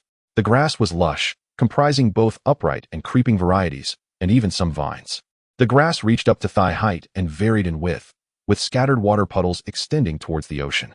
Unsure of whether the grass concealed marshes or dangerous creatures like water snakes, pythons, or venomous snakes, I remained cautious. I also spotted some detoxifying herbs nearby, such as Agent.Together and desolate, known for their efficacy against snake and scorpion venom.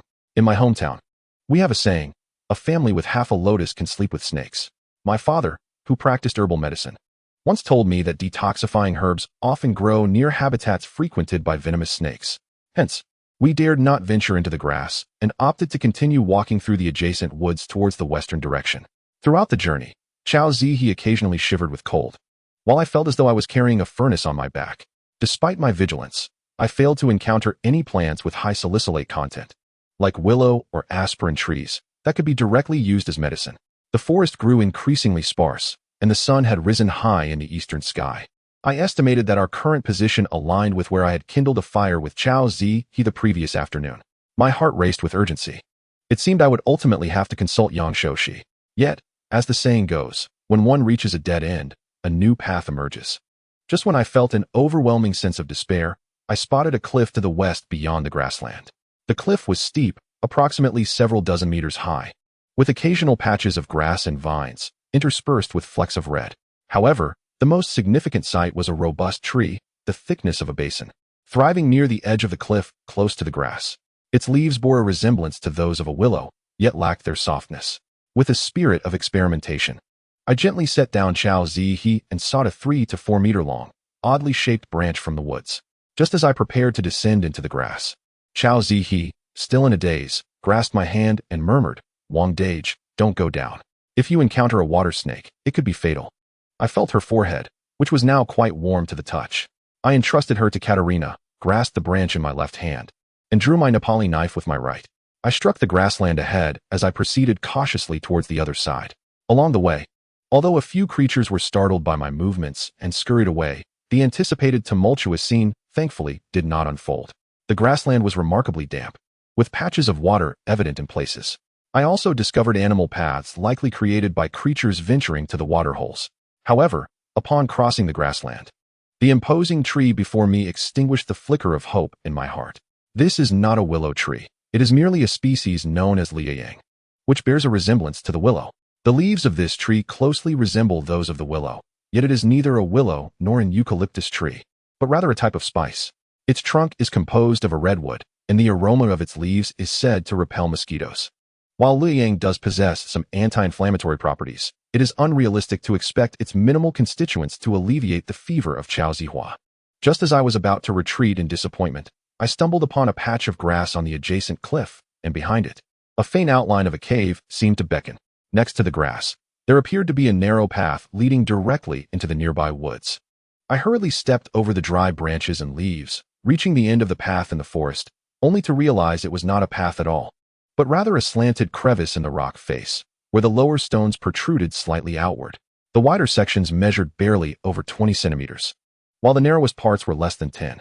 However, as the cliff itself had a slight incline, a solitary individual could cautiously traverse the grassy platform leading to the cave entrance without much difficulty. Beneath this rock face and within the crevices, there were numerous tiny thorny vines, adorned with red thorns in this season. These thorns differed from those found on berries meant for brewing. They were only the size of a fingertip, soft, and when picked, resembled small dumplings. I quickly found a shorter stick and began to prod the grass at the cave's entrance. The opening was low and concealed behind the grass, but inside, it was quite spacious, extending about 7 or 8 meters in depth. Although the shape was irregular, the ample space was a distinct advantage. The ground was exceedingly dry. Such a cavern could comfortably accommodate 20 individuals without issue. Notably, there was another opening high above the cave entrance, obscured by vines, rendering it invisible from the outside. Upon entering the cave, I noticed a faint light filtering through the gaps in the vines above. This was a natural flue, even if a bonfire were lit inside. Smoke would not be a concern. Upon exiting the cave, I was greeted by a more satisfactory discovery. From the outer platform, gazing toward the beach, I could see the wreckage of an aircraft in the distance. The angle was perfect. Even just below the platform, the bends of the valleys on either side concealed it. Everything seemed flawless, aside from the cave entrance being somewhat elevated, which made it feel as though it had been custom-made for us.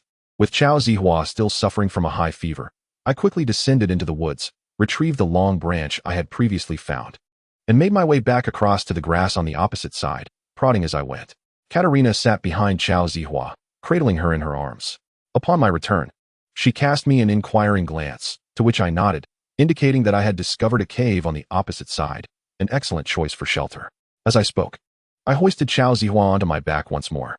At this moment, she was utterly limp, her spirit diminished by the fever, compounded by the sun and a bit of sweat, and she was hungry. Katerina took the long branch from me and led the way, prodding as we crossed the grass. Our repeated prodding was indeed a precaution. We accelerated our pace and, upon entering the cave, laid down our clothing and set Chao Zihua down. I took charge of starting the fire while Katerina gathered kindling. Even as a mere flicker of flame emerged, I entrusted the fire to Katerina entirely. I ventured back into the woods for a distance of 100 or 200 meters, where I cut some grass at the edge of the forest and laid it out in the sun to dry. It was not my intention to delay, but rather, I was mindful of Agent.She, who had 3 bodyguards, along with Luer Pang. Each of them was larger than I, and they were trained, likely in combat, though possibly in a narrow scope. It reminded me of a saying by a capable action actor from Hong Kong: under equal conditions, a smaller individual will always be at a disadvantage against a larger one, not to mention the sheer number of their group, armed with weapons, including a fire axe. Additionally, I could not ascertain whether my so-called colleagues from the company would come to their aid. Thus, I could not predict my own survival upon my return. After drying the grass, I found that Katerina had already ignited the thinner branches. I instructed her to add some thicker branches and logs to the fire. I then called her outside the cave and swiftly shared some knowledge about foraging for wild fruits and the essentials of beachcombing from the morning. Before departing, I instructed her that if I had not returned by the following morning, she should kindle a bonfire in the grass outside the cave and, when the flames were at their peak, cover it with wet grass and wood. I hoped the smoke might attract the 5 individuals who had fled from Agent.She's camp. After conveying all of this, I glanced at Chao Zihua, who was still dazed on the ground, then turned and sprinted northward toward Agent.She's camp. Chapter 8. Acquiring the fever reducer, I gathered several leaves from the liang tree, crushing them and applying the pulp to my face, hands, and ankles.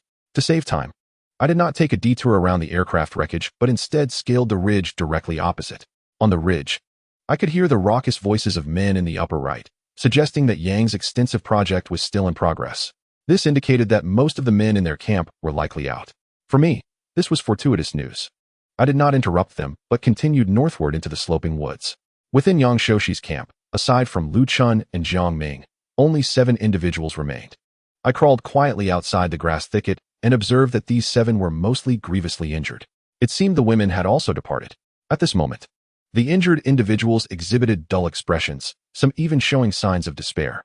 One of them weakly and hoarsely called out, "Can we have some more water, Lu? The ration is far too meager, and we have no food. Can I write an IOU?" Lu Chun was not inside the shelter, but was seated at the edge of the clearing with Jiang Ming, likely due to their previous actions in trampling the grass surrounding them. Thus, the nearby grass was particularly dense, resembling a wall of vegetation.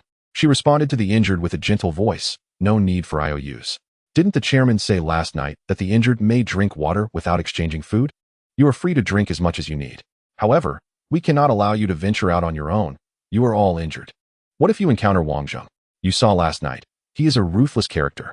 I spent a considerable amount of time silently maneuvering behind them, only to hear Lu Chun continue, "As for food, I can't help with that either. Now, when anyone finds something to eat, they tend to consume it immediately. What little food they return with is hardly sufficient. What can we do? We can only hope the rescue team arrives soon." After Lu Chun's loud declaration, Jiang Ming muttered resentfully, "I wonder what the chairman is thinking, leaving these barely alive individuals behind. The truly valuable ones have escaped."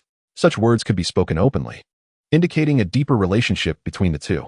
Lu Chun glanced at the others on the ground and quietly said to Jiang Ming, "Yang has stated that the magnetic field here is too chaotic. If the rescue team does not arrive soon, we cannot allow anyone to starve to death."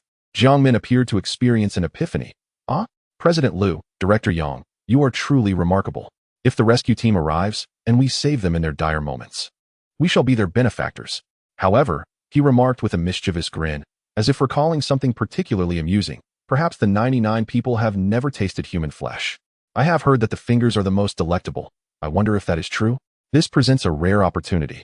Upon overhearing their conversation, I reaffirmed in my heart that departing from them was indeed the most prudent choice. Even though they had yet to act on their intentions, I felt a wave of nausea. It seemed they were not driven by hunger, but rather a morbid curiosity to experiment. I sensed they had begun to stray beyond the bounds of humanity. I quietly retreated, making a small detour to the left side of Agent.Together's shelter. When I heard the voice of the injured man approaching the wooden shed, no, I would rather go out to find water and food myself. My arm is merely injured. I am not unable to walk. Why won't you let me out? I want to see Director Yang. I dared to lift my head and peek through the gaps in the grass. I saw the wounded individual clutching his blood-stained right arm. Speaking as he approached the wooden shed, Jiang Ming hastily ran in front of him, blocking his path twice. Yet the injured man stubbornly continued forward. At that moment, a muffled thud echoed. From my vantage point, I could clearly see Jiang Ming deliver a left hook to the lower ribs of the injured man. Approximately 2 seconds later, the man fell to the ground, emitting a piercing scream. Such a cry of anguish is unimaginable for anyone who has not witnessed the horrors of a life-and-death struggle. Lu Chun, however, merely tilted her head and glanced over, displaying no concern for the writhing, sobbing figure on the ground. Jiang Ming then returned to his seat. Continuing his conversation with Lu Chun, I forcibly reminded myself, this has nothing to do with the purpose of my visit. Do not complicate matters.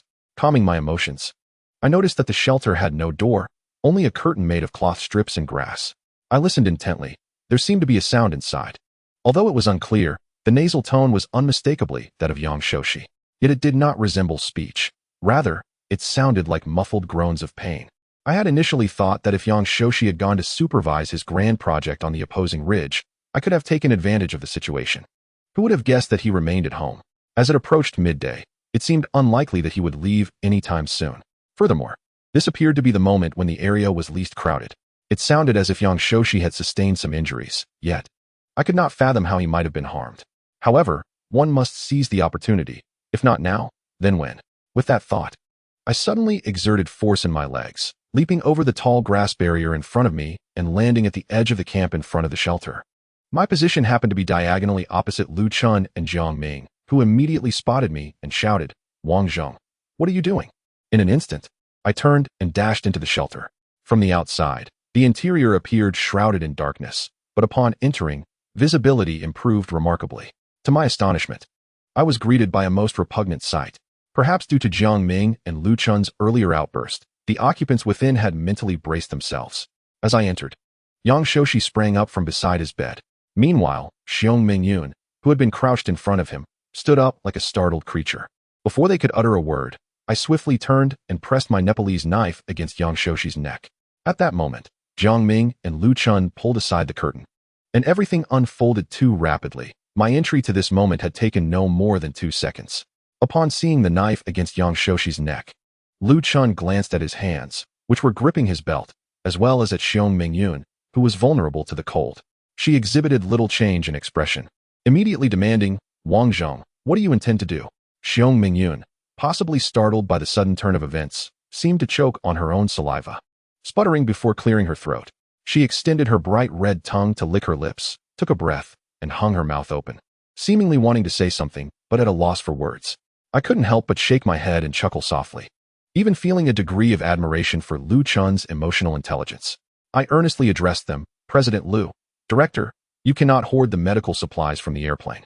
I urgently need the medicine inside to save a life, so today, by any means necessary, I must obtain it." As I spoke, Jiang Ming attempted to pull back the curtain and enter. I quickly tightened my grip on Xiong Mingyun's neck and pressed the blade of the knife with a bit more force against Agent.She, forcing him against the wooden wall of the shelter. I sternly warned Jiang Ming and Lu Chun, "Do not come in. You must leave immediately, and ensure that those outside refrain from shouting. Otherwise, I cannot guarantee what extreme actions I may take." In a one-on-one confrontation, Jiang Ming was not particularly intimidating. A person who trains regularly would not find a mere physical altercation daunting. I was acutely aware that I was not there to fight. Agent.She's neck was pressed against the blade, rendering him mute, as if blood could spill forth at any moment.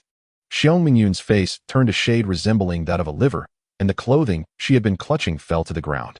Lu Chun quickly pushed Jiang Ming out and turned back to me, attempting to soothe. Wang Zheng, do not act impulsively. You only want some medicine, right? Old Yang. Just give it to him. As she spoke, she retreated outside. I loosened my grip slightly, demanding, bring me the medical kit immediately. Otherwise, I will truly make you bleed. Yang Shoshi hesitated for a moment, and I swiftly turned the blade of the Nepalese knife downward. In an instant, a line of crimson flowed from his collarbone to his chest. Seeing that Yang Shoshi was a coward, he immediately pleaded, Wang Zheng, please, don't do this. I will give you the medical kit. He gestured toward his bed. I coldly replied, I will remove the knife, but do not even think about resisting. A person of your size is no match for me unarmed. I could handle 4 to 5 of you. He nodded in understanding, and I withdrew the knife from his collarbone. I also released Xiong Mingyun, who coughed a couple of times and hurriedly picked up her clothing. She initially donned it haphazardly before finally managing to put on her skirt.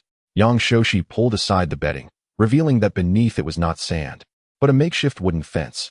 Beneath this wooden fence lay a small storage area filled with various items. In addition to the emergency medical kit I required, I spotted a flashlight, a rescue rope, and several fire blankets, among other useful items. I desired them all, yet I did not wish to push them into a corner just yet. Thus, I temporarily allowed him to retrieve only the emergency medical kit and the escape rope, even foregoing the flashlight this time. However, just as I accepted these 2 items, a terrified scream from Jiang Ming echoed from the far end of the shed. Yang Shoshin called out with concern, Xiao Jiang? Jiang Ming, outside, anxiously cried with a hint of sobbing in his voice, Yang Zong. I think I've been bitten by a venomous snake. Yang Shoshin looked at me with a pitiful gaze, but I chose to ignore him. Instead, I opened the medical kit for inspection. Inside were not only aspirin, but also a blood pressure monitor, a stethoscope, a tourniquet, a thermometer, syringes, and various other medical instruments. Additionally, there were sodium chloride, adrenaline, injectable medicines, nitroglycerin, and other pharmaceuticals. For me at this moment, this modest fabric medical kit was nothing short of a treasure trove. I was satisfied as I carried the medical kit and rope, brandishing my Nepalese knife toward Yang Shoshin and Xiong Mingyun while peering cautiously from behind the door curtain to observe the outside. The clearing outside still held those unfortunate injured individuals from earlier. Thus, I swiftly darted out, only to discover Jiang Ming indeed clutching a snake, as thick as an arm, with a black-brown body adorned with white spots. He limped back from the grass behind several wheeled suitcases to the open space in front of the house, followed closely by Lu Chun. Initially, I suspected they were deliberately creating a false sense of urgency to provide Yang Shoshin and Xiong Mingyun an opportunity to escape while I was distracted, intending to corner me inside the house. I had even prepared myself for a potential breakout, expecting a crowd to gather outside. To my astonishment, however, this fellow had genuinely been bitten by a snake, and judging by its patterns, it was undoubtedly a real venomous creature. How dedicated he was. At that moment, Yang Shoshin, bare-chested, and Xiong Mingyun, with disheveled hair, stepped out of the wooden shed. Everyone glared at me with hatred. If looks could kill, I would have died over 900 times. Yang Shoshin gritted his teeth and declared, Wang Zheng, today's events are all you're doing. Listen up, if anything happens to Jiang Ming, I, Yang, will not let you off the hook. While I braced myself for Jiang Ming to suddenly throw the snake at me, I picked up a plastic-wheeled suitcase from the side and chuckled, Chairman, do not think to use me to win over hearts. The medical kit is emergency equipment from the plane. It rightfully belongs to whoever is in need, so my taking it is entirely justifiable. As for the snake that bit Jiang Ming, indeed, it is a highly venomous one, but I did not push him toward it for the snake to bite him, so it has nothing to do with me. While packing the items into the suitcase, I ostentatiously added, by the way, here's a tidbit for you, esteemed Chairman. My father is a herbal doctor from the mountains, and I grew up surrounded by his practices, so I can indeed treat such bites. However, due to your attitude, I simply will not lift a finger. Ha! Enough chatter. I have 2 lovely ladies waiting for my return to indulge in some warmth. Originally, I intended to see if I could secure a glimmer of hope for those gravely injured. Yet before I could finish my thought, Yang Shoshin, in a fit of rage, shouted at the injured colleagues on the ground, Don't you want food and water? Whoever can capture Wang Zheng or kill him, I will not only ensure they have no worries about food and drink here, but also guarantee that they will take Chao Zai's position upon returning. Upon hearing this, I noticed that aside from the individual who had just suffered from Jiang Ming's outburst, the eyes of the others lit up with eagerness. Among them were 1 or 2 who were not injured. Their previous sitting posture, with legs extended before them, now shifted to a bent knee position, their upper bodies leaning forward, clearly indicating their desire to rise. In disappointment, I shook my head at them. Alas, in your current condition, it's best not to take any action, lest I forget to handle you gently. With that, I disregarded these individuals. Such people deserve to fend for themselves. I headed towards the opposite ridge, carefully veering southwest to avoid the working crowd. Chapter 9. Single Combat with the Wild Boar. Katerina was quite astute. She removed the cloth strip that sealed the small hole in the bamboo tube and placed it in the fire to boil water, which had now cooled to a warm state. I inquired whether she had fed Chow Zai any prickly pear, given that aspirin can be harsh on the stomach. I was particularly concerned that if Chow Zai became too hungry, her stomach might not withstand it. Thus, Katerina and I ventured out again to gather more prickly pears. Although Chow Zai was feverish and dazed, she remained rational upon waking. Therefore, feeding her prickly pears and aspirin went smoothly. Her complexion flushed. She ate the prickly pears and medicine I offered, tears shimmering in her eyes. I gently set her back down and turned to Katerina, asking, "Have you had anything to eat yourself?" She nodded. "I had plenty of prickly pears. They are quite sweet and tasty." Then she asked me, "Did you encounter any trouble while retrieving the medical kit? Did you have a conflict with them?" I initially intended to embellish my heroic deeds in front of the women, but seeing Chow Zai's condition, I felt the crisis was not entirely averted. I merely replied to Katerina, "Relying solely on wild fruits and prickly pears is not a sustainable solution. We need to replenish Chow Zai's strength as well. It is already afternoon, and going to the sea is no longer an option. I plan to venture out and see if I can find some meat. You Haven Tea slept since last night. Now you can take a break and keep Chow Zai company for a while." After saying this, I took the escape rope and exited the cave. I knew that the most likely place to find prey would be the grassy area right in front of the stone cave. The grass was lush, and there were small water holes within, making it a prime spot for animals from both sides of the valley, even near the eastern mountains. However, this location was perilously close to Yang Shoshin's camp. Standing at the cave entrance, I looked up through the gaps in the grass and eucalyptus leaves and could see the distress signals they had erected on the opposite ridge. Therefore, I wished to avoid creating a significant disturbance in this grassy area and planned to cross over the ridge behind the stone cave to search for prey further south.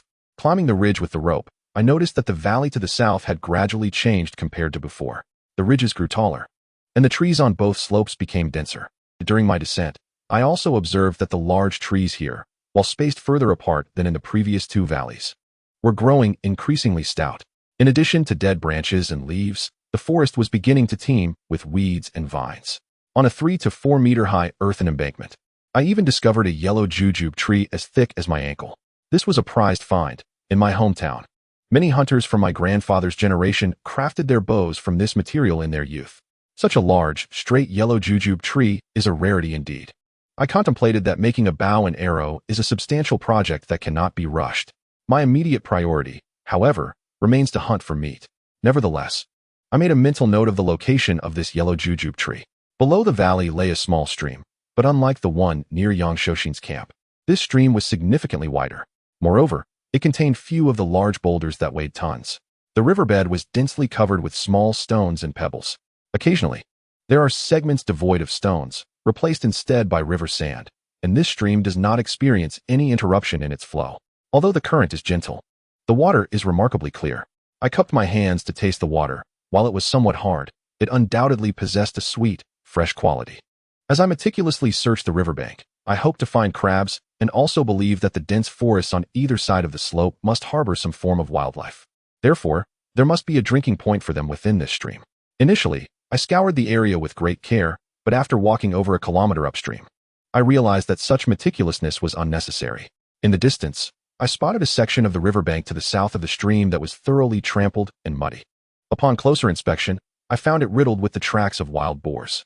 However, my thorough search of the area revealed no signs of feline or canine footprints, nor any evidence of predatory struggles between animals. If there are no predators near the drinking point of the wild boars, I am inclined to believe that the surrounding valley is quite safe. Furthermore, in the absence of natural enemies, the population of this wild boar family must be substantial. Following the trail formed by the footprints, I entered the southern edge of the forest.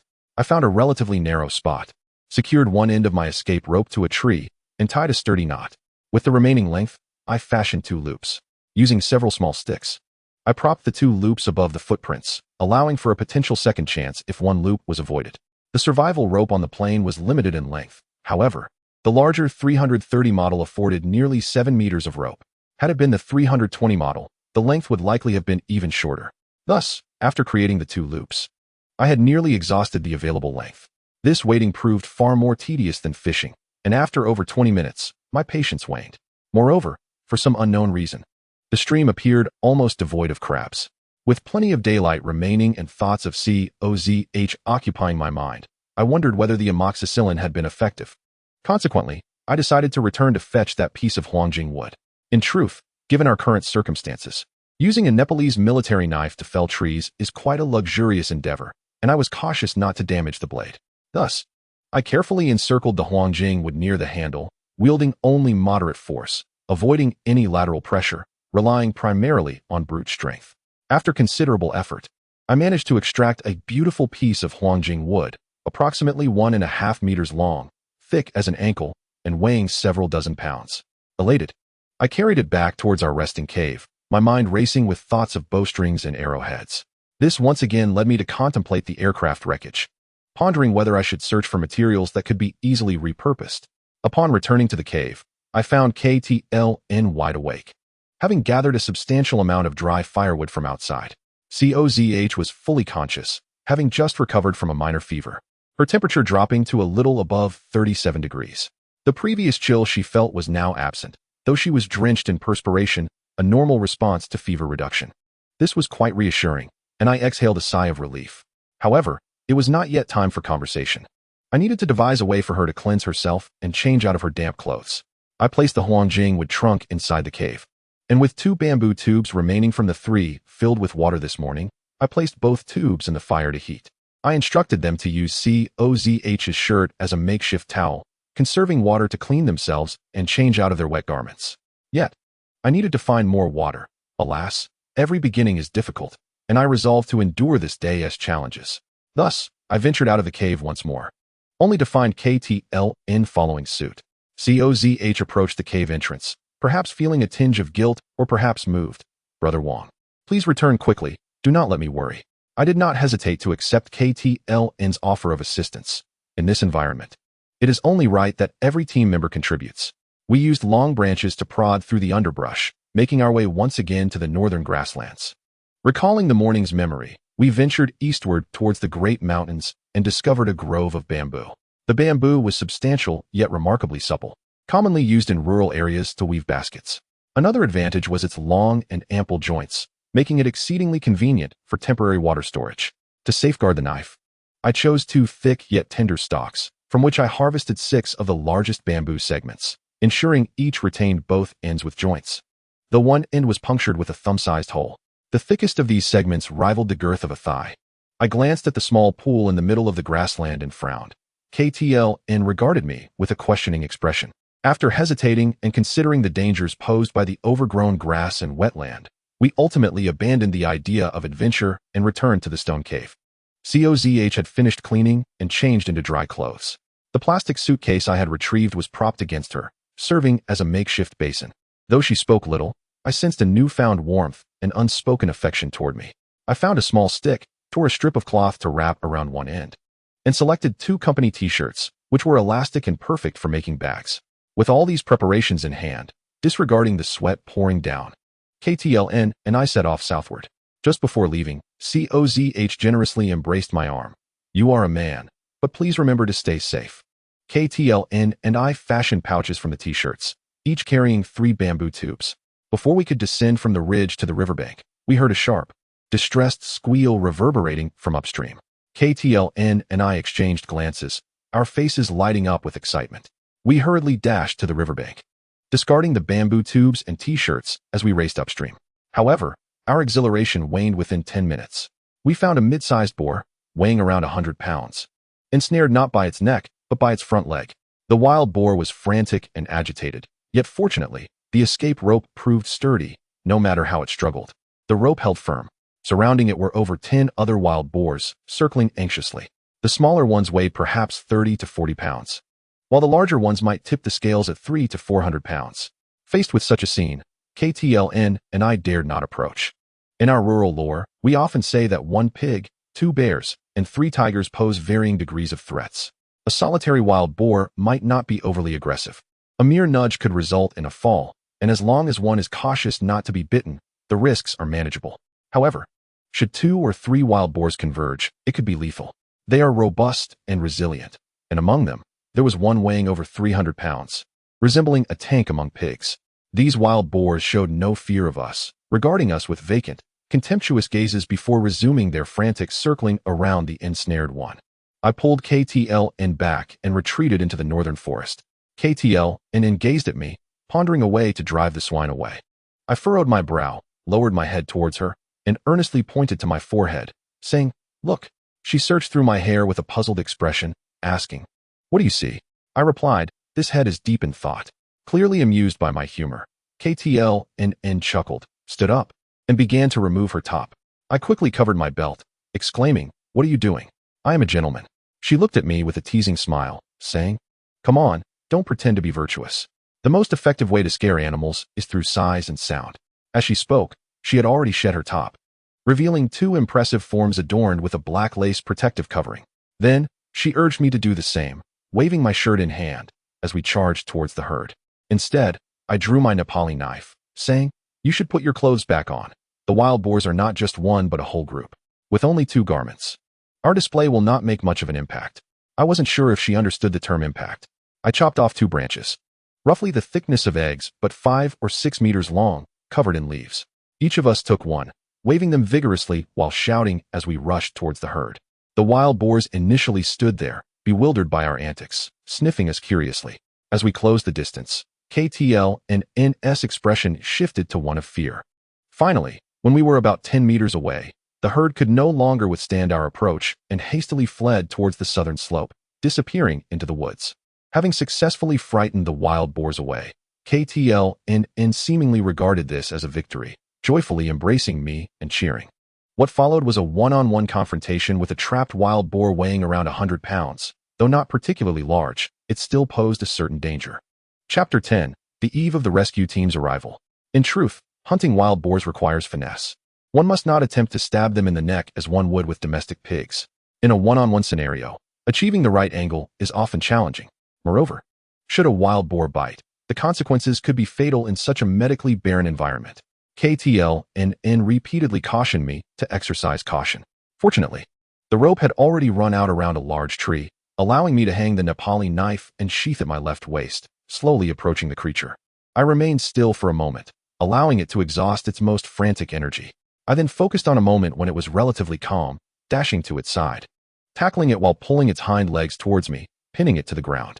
I promptly pressed its head down firmly, ensuring it could neither thrust nor bite me, while its hooves lacked the leverage to rise. With my left hand, I drew the Nepali knife, struggling to position it at the right side, aiming for the heart beneath its ribs, and then thrusting it forcefully. Though the wild boar's skin was thick and tough, it could not withstand the blade's sharpness. With that thrust, I drove the knife in until the handle met its flesh. To prevent blood from splattering onto my clothes, I stood abruptly and withdrew the knife.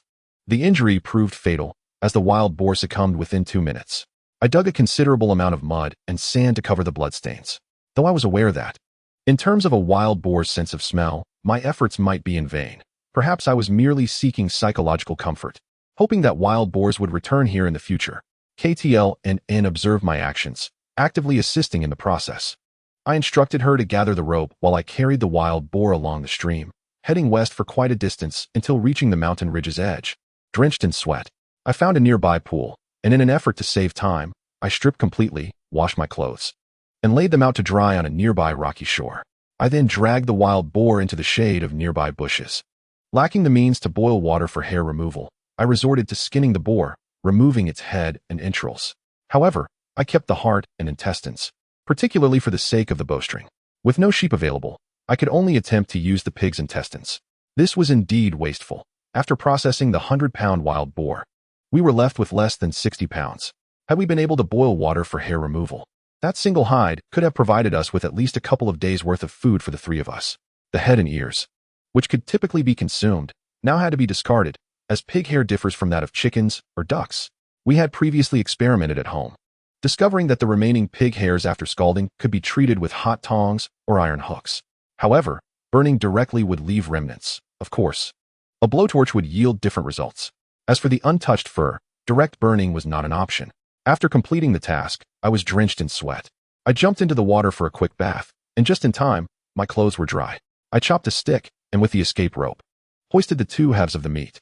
When I returned to KTLNN, she had already wrapped a cloth around a stick and cleaned the insides of the bamboo tubes. Clearly, she had also tended to her own cleanliness. We supported each other back to the cave, with twilight descending upon us. To my surprise, Soldier.She was already preparing the bedding. She had gathered the grass I had laid out earlier and brought back some small stones, arranging them in a circle around the hay. It was no small feat, given the distance and the volume of grass, not to mention the narrow path outside the cave. Her efforts both moved and frustrated me, and I expressed my concerns about the situation. I emphasized that her reduced workload was, in fact, the greatest assistance.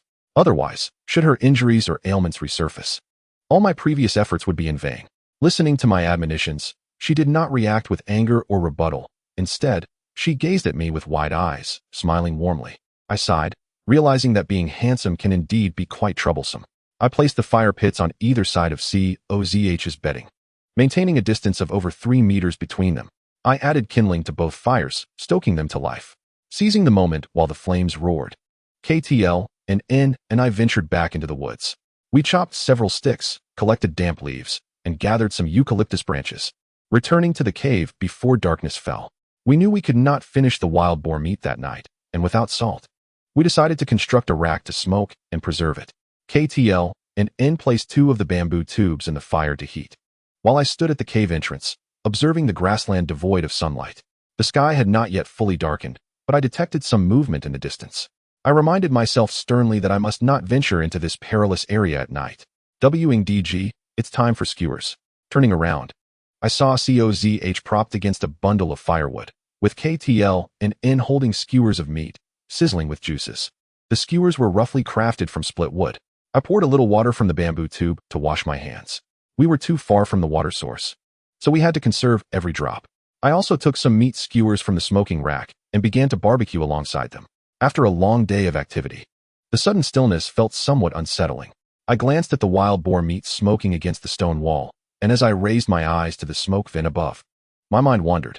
If the rescue team truly arrives tomorrow and I return to the mundane world, where should I go from there? Here, have this skewer. Chao Zai and Katarina chimed in unison, pulling me back from my reverie. I looked up to see both of them extending their skewers towards me, only for them to exchange a glance and retract their offerings simultaneously. Suddenly, a mischievous smile spread across Chao Zai's face as she thrust her skewer into my hand and seized the uncooked one from me. Why don't you have mine first? Once you finish, remember to eat Katarina's, so as not to disappoint her. What kind of game is this? As a diligent student, I found myself feigning ignorance. Perhaps I was simply overthinking it. Fortunately, Katarina swiftly intervened, asking, Wang Zheng, how old are you? I am 27, and you too? I countered. 26. They replied in unison once more.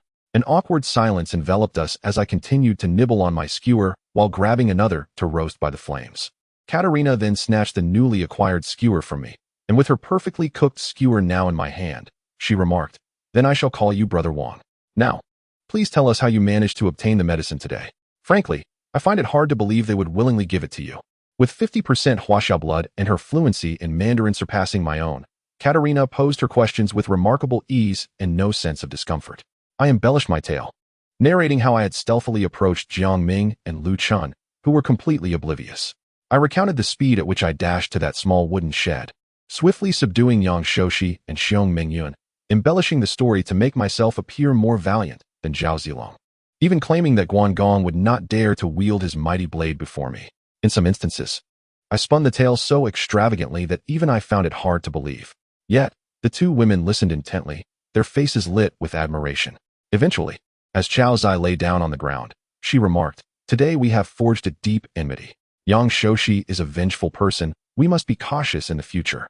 In the inner recesses of the cave, the stone wall was lined with hay and clothing, flanked by 2 campfires. The ground there was almost level. I had intended to sleep at the foot of the 2 women, but to my surprise, Chao Zai moved closer and calmly said, Shift towards the center. I want to sleep by the fire. I certainly do not wish to sleep at your feet. They stink. As she spoke, she nudged me towards the center and lay down on my left. Katarina, not to be outdone, lay on my right, declaring, Both your feet stink. So I shall sleep on this side too. That night, the sounds from the grassy expanse grew louder. From a distant pond came splashes and the roars of wild beasts. Farther still, the grass stretched toward the eastern mountains, where the pitiful screams of wild boars echoed. Yet, we remained oblivious to it all, engrossed in conversation about what we would do if the rescue team arrived the next day. Katerina expressed her desire to apply for a position as a journalist for a world geography magazine. Chao Zai, however, confessed her weariness with the pretentiousness of the business world and longed to set up a small stall selling tofu pudding, boiled corn, and roasted sweet potatoes. She imagined partnering with someone compatible, alternating shifts, and hopefully making a few sincere friends along the way. I understood that her words were likely a response to my own insecurities. With an injury to her left rib, she nestled into the crook of my arm on her right side. Katerina, indeed, was audacious. Despite the ruckus outside, she boldly ventured out for 2 pieces of firewood. When I inquired about her intentions and whether she needed assistance, she cast me a slightly awkward glance and resolutely replied, "No need." Before striding out, Chao Zai rested her left hand on my chest, gently stroking my stubble. With a tender yet serious tone, she declared, "The man I approve of will be my only one, whether on a deserted island or in the mundane world." For some inexplicable reason, amidst this intimate exchange, I was reminded of the bloodied figures of my comrades and the final words of our squad leader. Remember to marry a wife and have children. Do not recklessly risk your life anymore. As Chao Zai caressed my face, she pulled me back to reality. Wang Zheng, remember, a man must aspire, never succumb to self-doubt. Do you understand? Her words struck a chord, yet I maintained my pride, retorting, who is feeling self-doubt? Were it not for your rib injury and the presence of our foreign friend, I assure you, even Yang Shoshi's camp would hear your cries. Do not doubt that. Is that so? She challenged, locking eyes with me, prompting me to kiss her. She responded with earnestness and clumsiness until we were both breathless, finally parting. With a flushed face, she boldly asked, "How could you be so experienced?" Before I could answer, she pecked my lips again. "Katerina has been gone for a while. You should check on her to ensure everything is all right." Reluctantly withdrawing my arm from beneath her neck, I sat up. "If you truly have feelings for me, wouldn't you feel jealous?" She flashed a confident smile. If we returned to the outside world, she would never be able to compete with me. Then, shifting her tone, she added something enigmatic. "But if we do not return, it is merely a matter of time." Katerina returned without incident, and as I stepped out of the cave the following day, the grassy expanse had regained its tranquility. No one knew what had transpired the night before, or if anything had occurred at all. Under the guidance of Chao Zai and Katerina, we prepared for the possibility of being overlooked by the rescue team upon their arrival. Even as I spotted the wreckage of an aircraft in the distance and the survival signal on the opposite ridge, I gathered 2 pieces of burning wood. I found a spot in the meadow devoid of standing water and ignited a bonfire. The fire roared to life, fueled by damp wood and surrounded by lush grass, sending a thick plume of smoke skyward. I sensed a hint of impropriety in my actions, yet I thought of the rescue team. Well, I would tackle other matters as they came. Katerina and I gathered some wild vegetables and a small amount of water for cleaning purposes. Katerina cut a piece of pork, and we boiled a large bamboo tube of meat broth. With sufficient pork and water, I decided to do nothing for the day, merely tending to the fire in the meadow and awaiting the arrival of the rescue team. I found myself daydreaming about treating the rescue team to a sumptuous feast of wild boar upon their arrival, before embarking on our journey back. However, to my astonishment, an unexpected event transpired at noon. Chapter 11. The viper. The valley outside the cave was scorched by the blazing sun, while within, the warmth from the burning fire was just right, neither too hot nor too cold. Chao Zai asked me twice to examine her injuries. In truth, her ribs showed no signs of deformity, and judging by her pain response upon touch, they appeared to be healing significantly. Ribs are nestled within the muscles, mutually protecting one another. Even if fractured, as long as there is no displacement, they can heal independently without the interference of external forces. Even minor movements would not pose a significant threat. Yet, inexplicably, each time I examined her, she would melt into my embrace like a docile kitten. This prompted Katrin to exclaim in exasperation, "Damn it, this is disgusting. I'm injured too. Come check me as well." Occasionally, we would glance at the fire pit on the grassy field outside. If the damp wood had dried and begun to burn, we would add more wet twigs to keep it billowing with smoke. Our time had been carefree and joyful, but just as we were grilling skewers of meat at noon, a voice called out from the cave entrance, "Wang Zheng, is that you over there?" "Chao Zai, is that you?" Our immediate reaction was to wonder if it was the rescue team. Katrin sprang to her feet in excitement, while I furrowed my brow and grasped her arm, warning her, "Hold on, That voice is too familiar. The rescue team wouldn't sound like that. Chao Zihe also frowned and suddenly exclaimed, Lu Er Pang. That's Lu Er Pang's voice. The two women's faces paled, and they looked at me anxiously. I grit my teeth and said, since they've managed to find us here, whether it's fortune or misfortune, we can't escape it now. Let us take it one step at a time. With that, I secured the Nepalese dagger at my waist and stepped out of the cave. However, contrary to my expectations, there was no large group before me. I saw Lu Er Pang carrying a short-haired woman, presumably Lu Chun. She stood beside them, accompanied by two other women. Seemingly Xiong Meng Yun and Mu Xiaoling. Observing their small numbers, they did not appear to be seeking trouble, yet I was reluctant to engage with them. Thus, I remained concealed behind the grass at the cave entrance, refraining from responding. Unexpectedly, despite my silence, the group whispered among themselves before stepping onto the grass and approaching me without even rustling the foliage. I silently marveled at their audacity. However, they crossed the grassy expanse without incident. As they drew near, I had no choice but to emerge from the underbrush. Yet, for caution's sake, I remained near the cave entrance, positioned at the top of the pathway. At that moment, I noticed that Lu Chun, slumped over Lu Er Pang's back, appeared quite listless, while Lu Er Pang himself was panting heavily from exhaustion. Upon seeing me, Lu Er Pang surprisingly wore a fawning expression. Through their conversation, I learned that they had awoken early to see the thick smoke we had created. Like us, they set about making a smoke signal on the riverbed. However, not long ago, Lu Chun had been bitten by a viper near the riverbank. Lu Chun, being a decisive woman, immediately tore off her stockings, twisting them into a makeshift tourniquet to bind her thigh where she had been bitten. Remembering that I had mentioned I could treat such snake bites, she urged her brother Lu Er Pang to carry her toward the smoke in hopes of encountering me. From their mannerisms, it was evident that She was reluctant to come. Yet, Lu Chun and Lu Er Pang must have persuaded him to join. At that moment, She, his face flushed with anger, cursed at me.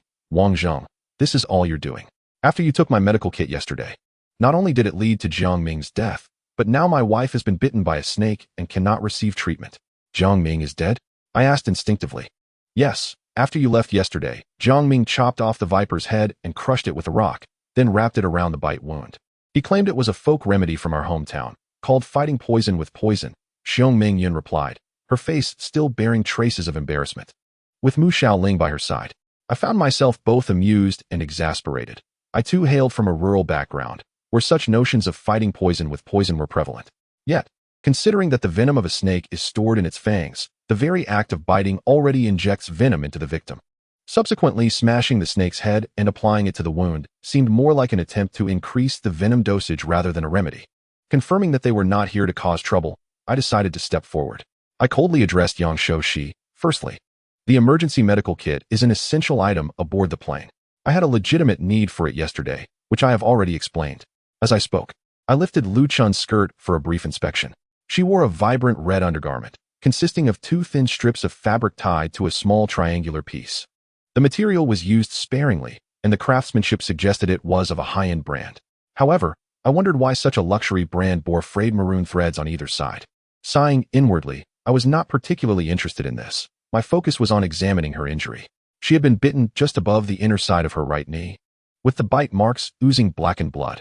The tourniquet tied at her thigh had caused her entire right leg to exhibit a purplish hue. I intentionally remarked to She. Secondly, it is indeed true that your wife was bitten by a viper, but I did not place the snake in her skirt. So just like yesterday with Jiang Ming, this has nothing to do with me. Unsurprisingly, upon hearing this, She remained silent. Yet Lu Chun and her brother could no longer contain themselves. Lu Er Pang, with a mournful expression, implored, Wang Zheng, please save my sister. Jiang Ming may have deserved his fate, but we share no deep-seated enmity. It was merely a matter of harsh words. Lu Chun quickly joined in, Wang Zheng, please help me. When you left with Zihe the other night, what I said was just a momentary outburst. She then called out loudly into the cave, Zihe, please ask your man to save me. We have no profound hatred between us. Why must I be left to die? The more she spoke, the more agitated she became. Turning to She, old Yang, say something. Over the past 2 years, have I not done my utmost to fulfill your every desire? Even if you wished for another woman, I have supported you. Consider it with your conscience. What woman could match my devotion? Do you truly wish to see me perish? Old Yang, do not forget our promises when we set out. She frowned, gritting his teeth, declared, Wang Zheng, if you can truly save my wife, Then we can wipe the slate clean regarding past grievances, and name your price. I will pay. Just then, a familiar voice echoed again from the direction of the cave entrance. I turned to see Katrin emerging from the cave. Though she remained silent, I could discern from her gaze that she seemingly hoped for my assistance. Alas, at times, kindness can indeed border on folly. I shook my head and sighed. Addressing Agent.She and the others, your wife has been afflicted since the snake bite, and time has slipped away. I cannot guarantee 100% success in saving her. Therefore, if I fail, you must not hold me accountable. However, should I succeed, I paused for effect, if the rescue team does not arrive today, I demand that fire axe. You may wait until I have treated her before retrieving the axe. But if you hesitate any longer, your wife will be beyond salvation. You need only to observe for yourself. The blood from her wound is black, identical to that of Jiang Ming's from yesterday. This venom can be lethal. Jiang Ming has already endured a trial. As I spoke, I lifted the hem of his wife's skirt. To be candid, based on her account of the bite's timing and nature, it seemed she had not received a substantial amount of venom. Nevertheless, the fire axe was indeed crucial for us at this moment. Agent.She glanced at me, perhaps deeming my demand too modest, for he responded with a smile and nodded. Very well, it is merely a fire axe. I agree to your terms. Moreover, if the rescue team can come, I shall offer you additional funds. He then leaned closer and whispered, I have arranged for Xiong Mengyun and Mao Xiaoling. You may do as you please with them. Their skills are exceptional and will undoubtedly impress you. Upon hearing this, a realization dawned upon me. No wonder those two women had cast peculiar glances my way earlier. How naive I had been to think it was due to my handsome appearance. However, regarding the promise of financial compensation after our ordeal, I held no illusions. From my observations over the past 2 days, it was clear that this fellow was the type to sever ties once he had crossed the river. I surmised that I should be more wary of him trying to eliminate me rather than expecting any form of gratitude. In fact, my motives for saving lives, apart from acquiring the fire axe, were largely to impart a lesson to the two women nearby. I then instructed Lu Pang to gather as much grass as possible to dry in the sun. The more, the better. However, he and Agent.She were strictly prohibited from entering my cave. I then carried Lu Chun into the cave. The rocky path was daunting for Xiong Mengyun and Mao Xiaoling. Yet, it seemed that due to significant promises made by Agent.She, they mustered their courage to follow. Although they still wore fitted skirts, they had changed into casual shoes. When Xiaozai saw me entering with Lu Chun, she initially prepared to rise and clear the way, suggesting I place her on the ground.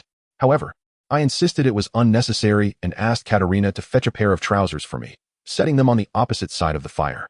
I laid Lu Chun upon it and hiked her skirt up to her waist. In that brief moment, her entire leg turned an even deeper shade of purple. I quickly inquired again to confirm that the duration of the snake's grip had not been long. It had merely pierced her once before releasing. This gave me further assurance. I informed her that to survive, she must endure the pain. I then instructed Xiong Mengyun and Mao Xiaoling to hold Lu Chun's upper body to prevent her from struggling. I sat beside her, extending my legs beneath her right thigh to secure her left foot, immobilizing her left leg from kicking while her right leg lay within my grasp. Using a Nepalese knife, I made an incision at the 2 bite marks, squeezing out the venomous blood while rinsing with water from her thigh down. Given that my lips were already chapped, I refrained from sucking the venom. Moreover, recalling my earlier encounter with Xiong Mengyun, I felt a certain reluctance. Perhaps due to the relatively small amount of venom injected, within a minute, the black blood ceased to flow. Lu Chun noticed the blood turning bright red and tearfully asked if I could remove the stockings from her thigh. Her leg had swollen to the point of numbness. I lowered her leg and quickly replied, if you wish for a better outcome, you must endure a little longer, no more than 5 minutes. As I spoke, I dashed out of the cave to the grassy edge outside. Fortune smiled upon me as I swiftly discovered a few plants of Bambianlian and Biwashitshiko. Then, under the curious gazes of Agent.She and Lu Pang, I hurried back into the cave. After rinsing the herbs in clean water, I chewed them hastily while opening the emergency medical kit to retrieve bandages and scissors. I spat out the chewed herbs and applied them to her wounds. While swiftly wrapping her leg, I untangled the stockings from her thigh. The dark purple hue of her leg visibly transformed back to a healthier shade of skin. Chapter 12. The rescue team still had not arrived. In fact, when bitten by a venomous snake, if the time elapsed is brief, the optimal treatment is to insert a heated iron nail directly into the bite marks. Since snake venom is essentially a protein, once cooked, it loses its toxicity. Furthermore, sucking out the venom is also a viable option. Provided there are no ulcers, ingesting snake venom poses little risk, merely supplementing one's protein intake. Naturally, one must avoid any ulcers or fissures on the lips. Given that Lu Chun had not received a significant amount of venom, she might not have died even without intervention. Xiong Mingyun and Mao Shaoling, just nights before, had expressed their intent to serve as witnesses against me, claiming I had robbed them. Yet now, they gazed at me, salivating over my culinary endeavors. I beckoned Xiong Mingyun to accompany me out of the cave, while Lu Erpeng anxiously awaited outside.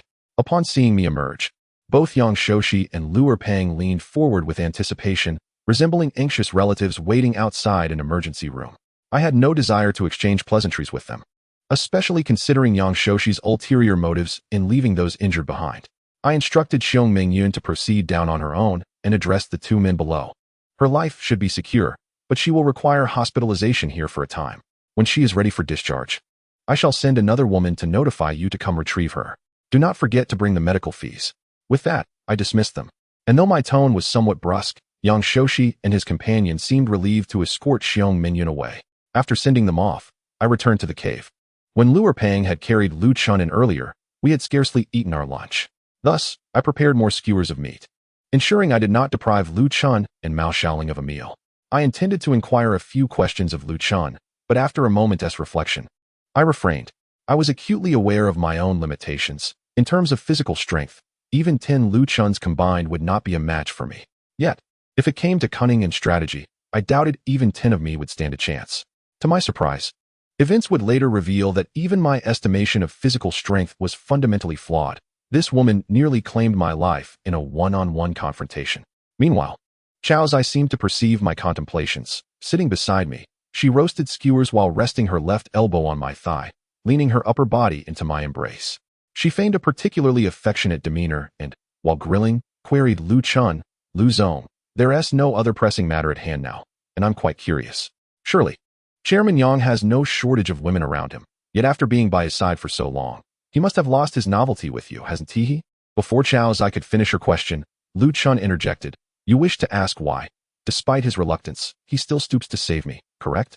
Chao Zai nodded. And in truth, this was what I had been meaning to inquire about. Lu Chun remarked with a smile. It is because I am resilient and considerate. I am willing to do things that most women would shy away from when with a man, regardless of how dirty or uncomfortable they may be. And I will accommodate him. As she spoke, she shifted her gaze to meet mine. However, Chao Zai gave a disdainful smile, picked up the meat skewer in her hand, and fed me a bite. I noticed a hint of suggestion in her eyes, urging me to comply. Consequently, I switched the skewer to my left hand, wrapped my right arm around her shoulder, and opened my mouth to take a bite of the meat she offered. Chao Zai, he continued, if Lu Zong is unwilling to speak, then so be it. Why treat others as fools? Indeed. Lu Chun glanced at the intimate exchange between Chao Zai and me, then looked down at the bandage on her leg. She sighed. Wang Zheng, you are, after all, my savior. It would not hurt to share this with you. However, the matter may be somewhat convoluted. She revealed that the company's financial seal and bank password were both in her possession. While it might be relatively easy to recarve the financial seal, the bank password was memorized. More troublesome was the fact that the bank account's linked phone number did not belong to the chairman, as that shareholder had tragically perished in an accident 3 days prior. Naturally, his phone had been lost as well. Thus, in this situation, should the password also be lost, it would lead to significant complications. I nodded, finding her reasoning quite plausible. Yet, Lu Chun, maintaining a light-hearted demeanor, added, however, Wang Zheng, what I mentioned earlier regarding matters between men and women is indeed true. For instance, when you took Yang-Shoshi and Xiong Mingyun hostage yesterday, I walked in and witnessed that scene without the slightest anger. Does that not strike you as curious? Upon hearing this, Katrin immediately grasped my arm.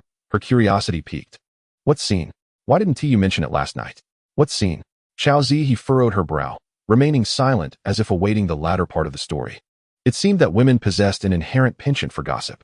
I lazily responded, because individuals of your caliber are overly rational in their pursuit of interests, thus turning a blind eye to matters of the heart.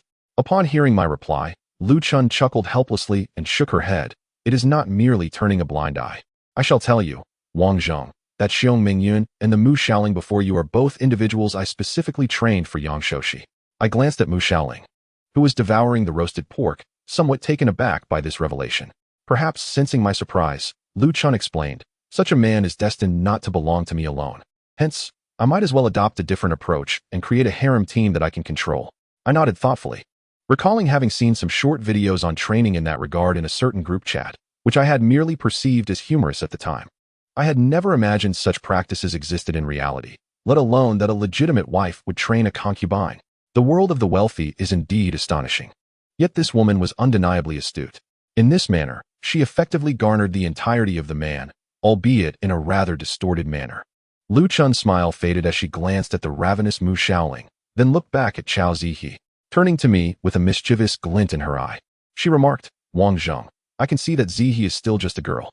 How about I train her to ensure that you find her even more exhilarating than the male leads in those films?" As she concluded, she noticed Chao Zihe's embarrassment and even broke into a hearty laugh. Meanwhile, Chao Zihe, not only blushing in embarrassment, but also flashing a glimmer of anger in her eyes, lowered her head to continue eating. Hearing such antiquated words reminiscent of a brothel madam sent a shiver down my spine. "No, thank you for your kind offer, Lu Zong. We can take our time." With the addition of 2 women, the water supply was rapidly depleting. Perhaps it was due to a playful banter with Lu Chun, as Chao Zihe reminded me in a hushed tone that our water had run out. To facilitate matters, she even stole a quick sip from my cheek, prompting Katrin to scornfully utter in Huaxia, "Dog lovers." Lu Chun's retort was merely to hike her skirt up a bit, exposing her thigh halfway. As if to make a point, I left the 4 women in the cave with a small bamboo tube of water. I packed all 6 large bamboo tubes from the previous afternoon, along with 2 smaller bamboo tubes I had cut by the stream that morning, and the rope into 2 t-shirts fashioned into bags.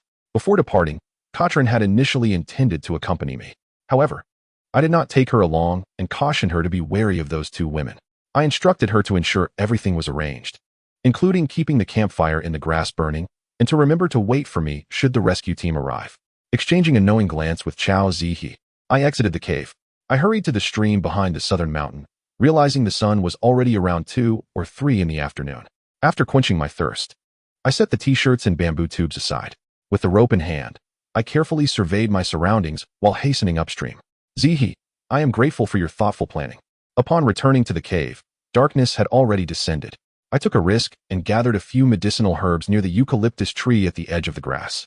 The women did not inquire why I had returned so late, nor did they notice the absence of the rope.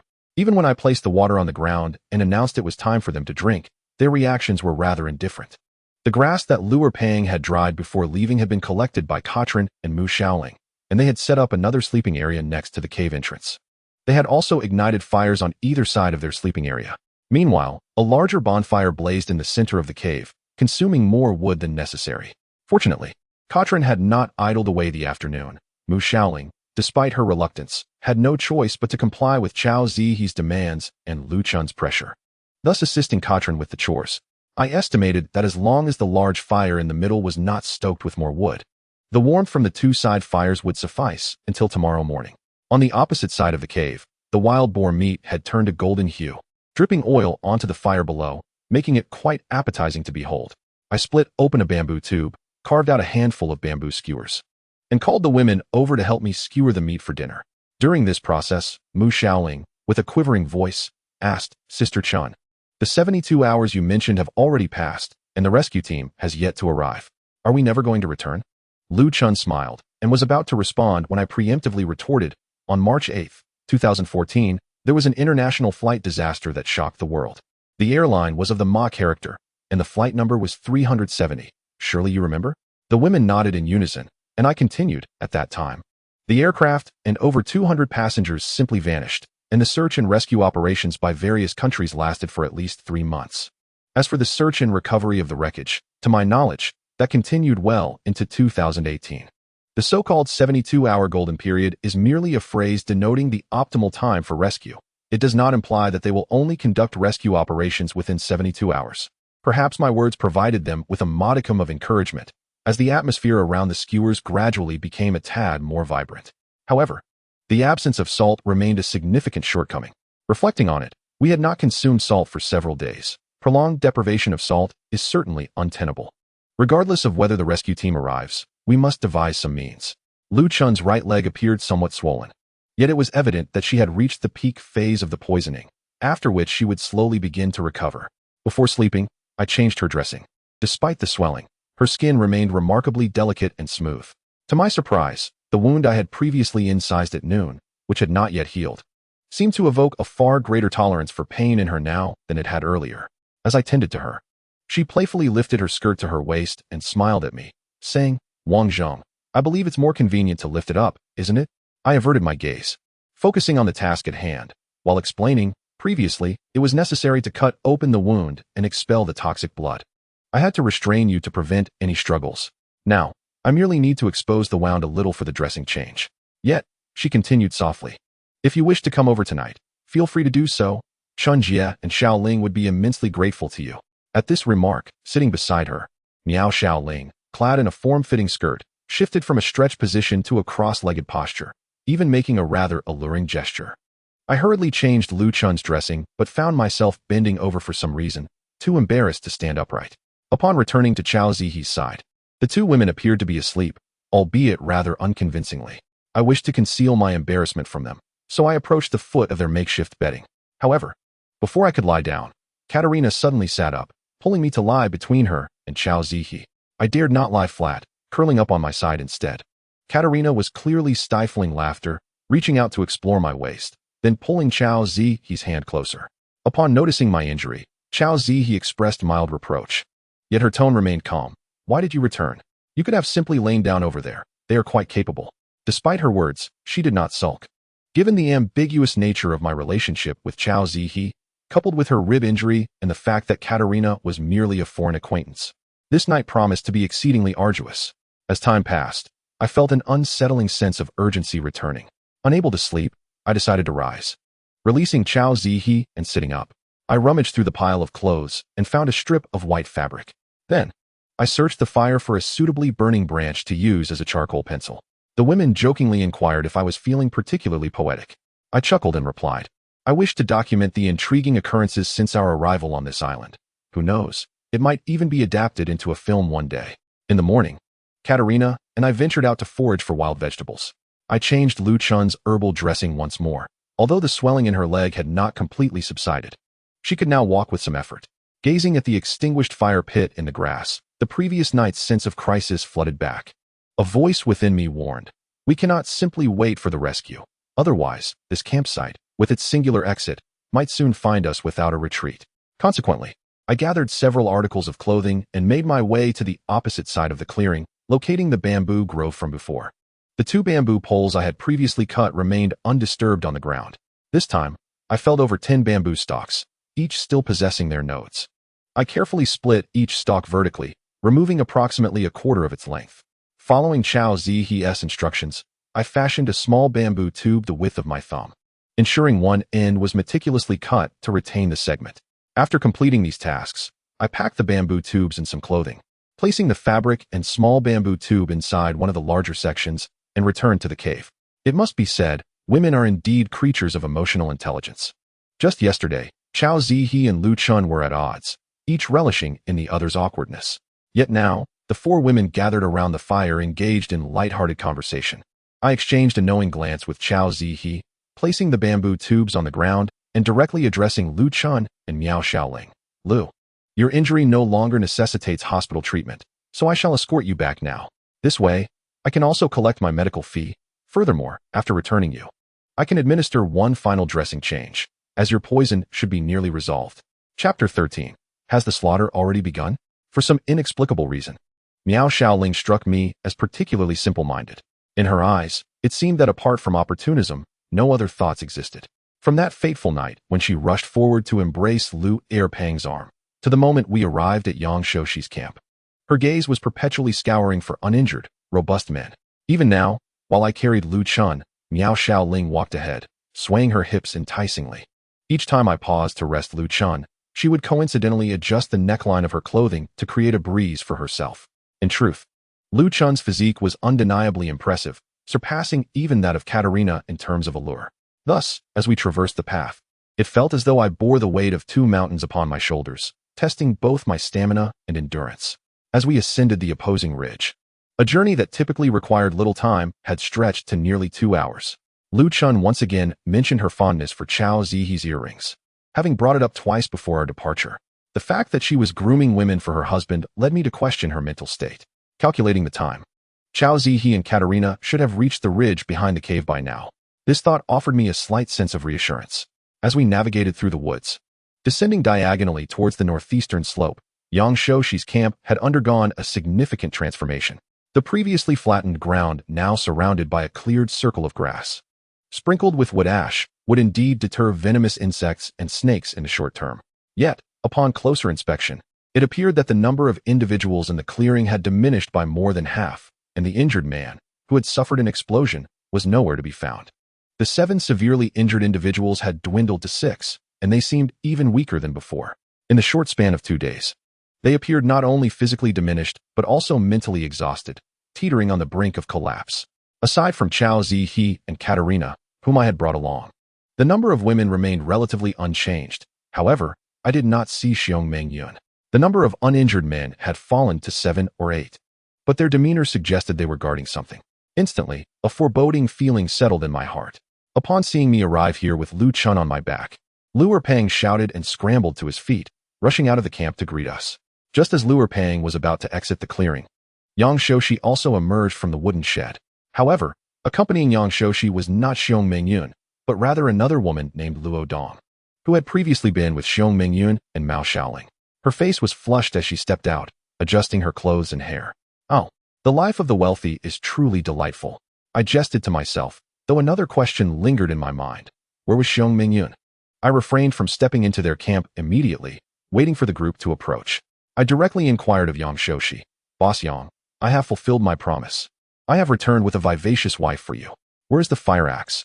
Yang.Together glanced at Lu Chun on my back, laughing in an uncharacteristic manner, and replied, Brother Wang Zhong, do not misunderstand. I noticed that Mao Shaoling had not returned to inform us. I was unaware you would go to such lengths personally. Therefore, Tian and Lao Wei went hunting, and I instructed them to take the fire axe with them. They just left not long ago. Upon hearing this, I realized that apart from Jiang Ming, the other 2 bodyguards included a handsome one named Tian, and a burly yet somewhat lecherous man in his 40s named Wei Daong. As Yang.Together spoke, he called out into the clearing, a Ren.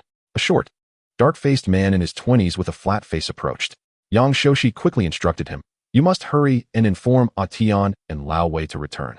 Regardless of whether they have hunted anything, tell them Brother Wang Zheng has arrived. I recalled a Ren well. His name was Wu Jianren. His eyes were cross-eyed, which gave the impression that he harbored some animosity when he looked at others. I had seen him at the company's annual meeting and remembered him clearly. It was said that his sister was quite adept at navigating the company's social circles and had even accompanied Yang.Together and the entire board of directors to the hot springs. Thus, she had effectively integrated herself into the leadership's inner circle. Wu Jianren acknowledged with an "oh" and hurriedly ran off. Noticing that I was still carrying Lu Chun, Yang.Together chuckled, Brother Wang Zhong, carrying a living person must be quite exhausting for you. Would you prefer to wait here or inside? I assure you, it won't be long before I retrieve the fire axe for you. His tone was resolute, yet I sensed something was amiss. In Yang.Together's eyes, individuals like me, from the lower echelons, were regarded as less than refuse. How could he possibly speak to me so politely? Assessing the situation, I found myself at the entrance of their camp, surrounded by more than 20 men and women. If his 2 bodyguards returned with another 20 people, I would be encircled. Furthermore, the gazes of those present, regardless of gender, seemed to gleam with malice. The thought of the one who had suffered a fatal blow sent shivers down my spine. Had the bloodshed already commenced, merely 3 days after? Moreover, there were indeed some wild fruits available in this season. I decided to maintain a facade of lightheartedness, remarking, Boss Yang, you are too kind. However, having your wife on my back is rather inconvenient. 2 heavy burdens are making it hard for me to breathe. I should take her inside. Yang.Together remained unperturbed, still flashing a bright smile. Yet, his demeanor only served to heighten my suspicions. A person of his stature, allowing me to jest about his wife without anger? However, I was resolute in obtaining that fire axe today, regardless of the circumstances. Ignoring the others, I proceeded to the wooden house, placing Lu Chun gently on the bed. By this time, it was already past noon. I retrieved the herbs I had foraged prior to our departure from my pocket, mashing them to replace Lu Chun's dressings. Yang.Together seemed entirely unconcerned as I lifted Lu Chun's skirt. He continued to engage me in conversation, revealing an impressive breadth of topics, from sports and entertainment to politics, economics, and even international relations. Our discussion stretched on for nearly 2 to 3 hours, during which Lu Chun lay silently on the bed, and I remained seated beside her, never changing my position. Yang.Together occupied a spot near the door, while Lu Pang stood against a wall formed by wooden poles, positioned precisely between Yang.Together and myself. As voices echoed from outside, Yang.She abruptly said. I wonder if Tian and Lao Wei have returned. I shall go check. With that, he exited the wooden shed, leaving just Luer Pang, Lu Chun, and me inside. I cheerfully suggested to Luer Pang, would you like to go outside and take a look? No, I'm fine watching over my sister, Luer Pang replied, glancing at Lu Chun. Before he could finish, Yang.She called from outside. Haha, brother Wang Zheng. I have brought back the fire axe for you. Come and collect it. Really? That is wonderful, I exclaimed, laughing as I approached the door flap. Peering outside to see a crowd forming a large semicircle, my gaze fell upon Tian, who stood in the center holding the fire axe. Yang.She had positioned himself at the entrance near the riverbank, and I was taken aback to see Xiong Mingyun on the periphery of the crowd, holding a bamboo tube that was all too familiar to me. The sight of that tube ignited a surge of anger within me. However, I maintained a facade of calm, noting the hands of the crowd concealed at their sides. Realizing that Lu Chun had become a worthless hostage, I forced a beaming smile and shouted, Boss Yang, your generosity is greatly appreciated. At that moment, I felt Luer Pang shifting behind me, a slight commotion stirring. I instantly turned, blocking with my left hand and drawing my knife with my right. As Luer Pang swung his Nepalese knife, my own plunged deep into his heart. Simultaneously, Lu Chun scattered a fine, white powder towards me, but from the texture, I was certain it was not lime. There was no time to ponder further. I swiftly delivered a knee strike to Luer Pang's groin. In the ensuing chaos, before he could utter a sound, I seized the knife from his grasp and crashed into the row of wooden poles at the edge of the shed. The entire sequence transpired in mere seconds, and as I landed, without pausing, I bolted towards the entrance of the clearing. Stones rained down like a hailstorm upon the spot where I had just landed. Yet, as I plunged into the throng, only a few stones struck me. Nonetheless, those few were enough to send a sharp pain reverberating through my head. After all, a stone is still a stone. I used my left hand to block, slicing through the wrist of a short individual wielding a stick, while my right hand plunged the knife into another man's face, grazing his ear as I charged toward Yang.She's position. Not only did it open his nasal cavity, but it also exposed his cheekbone. Following the direction of the knife's tip, amidst the astonished gazes of the crowd, the blade had already pressed against Yang.She's neck. Simultaneously, my left hand, gripping the handle of the knife, firmly grasped his hair. Yang.She was slightly overweight, yet he was indeed shorter than I. Coupled with decades of a pampered existence, my actions had already rendered him submissive. Once I had subdued Yang.She, I promptly retreated to the riverbed, distancing myself from the crowd. Even at this moment, many remained oblivious, struggling to comprehend what had just transpired. It was only then that a shout erupted from the wooden shed, the voice of Luer Pang. At this juncture, I began to feel a throbbing pain on the right side of my head, accompanied by a warm sensation. It must have been from being struck by a stone earlier. My right shoulder was also throbbing painfully. Yang.She, at risk of having his throat sliced, managed to speak with great difficulty. Brother Wang Zheng, what are you doing? I said I would give you the fire axe, but this is too excessive. His words only prompted me to plunge my knife into his shoulder, slicing down to his elbow, eliciting a scream from him akin to that of a slaughtered pig. I pressed the blade against the corner of his mouth, silencing him, and coldly remarked, Boss Yang, while you may possess wealth, please do not insult the intelligence of us poor people. Is it truly necessary to have a crowd gathered, each wielding sticks and stones, just for a fire axe? I gestured towards the center of the gathering, pointing at a tall figure, Princess Taiping, and declared, There, that woman. Did you see her? When I was still in the house, she was holding a stone, and she still has it now. Do you think I am a fool or blind? As I spoke, I drew the knife deeply across Yang.She's right arm, causing him to emit another scream, followed by an angry shout. Can't you see I am in someone else's hands? Let go.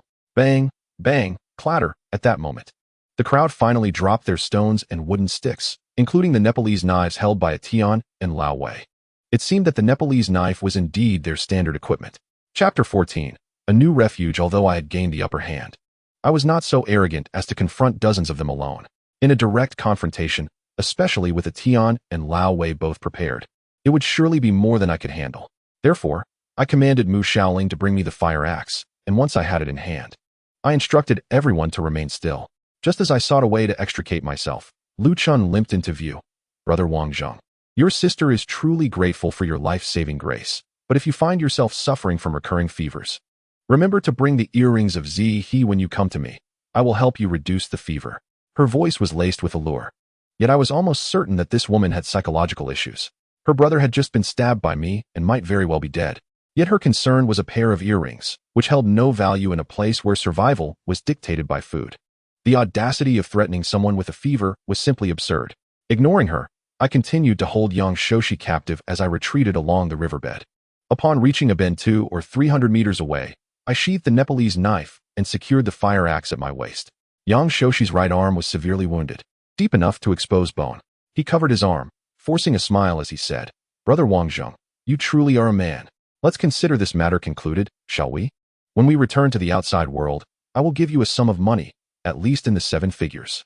I responded amiably, "Boss Yang, unlike you, I prefer to avoid trouble when possible. However, I am well aware that once you return, you will undoubtedly organize them to relentlessly pursue me. Therefore, I need you to assist me with a small favor."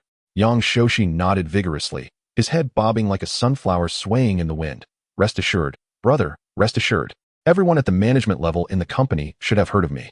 I, Yang, have been around long enough to hold great respect for a man like you. So I would never trouble you again. Just tell me what you need." I chose to disregard his words and continued, "In truth, Boss Yang, if you were to utter a few forceful threats towards me, I might actually feel more at ease, as that could lead to you forgetting this incident altogether. However, when you speak in such a soft manner, I know you will truly remember. Future troubles you seek to bring upon me will likely be endless." As I spoke, I turned him around to face me, backing him against a massive boulder.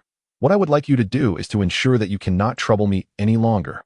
With that, just as the edge of my knife was about to leave his neck, I struck him with a left hook beneath his right ribcage. Yang Shoshi's scream this time was unmistakably genuine. I had truly incapacitated him, perhaps confirming that the wicked indeed sharpen the blades of the wicked. If he was wicked, I must be ruthless. I turned to the crowd along the riverbank and shouted, "You all witnessed it. Boss Yang is now alive and well. Should he fall ill or argue with any of you and take his own life, do not say it was I who killed him." With that, I sprinted downstream, leaving Yang Shoshi wailing in the valley and the crowd in disarray. The truth is, my brutal treatment of Yang Shoshi was not solely for the sake of avenging the unknown injured colleague. I would hardly believe it myself. Instead, it stemmed from the knowledge that this grudge would never be laid to rest by Yang Shoshi. Only by replacing their leader or fracturing their group into smaller factions could our trio have a greater chance of survival.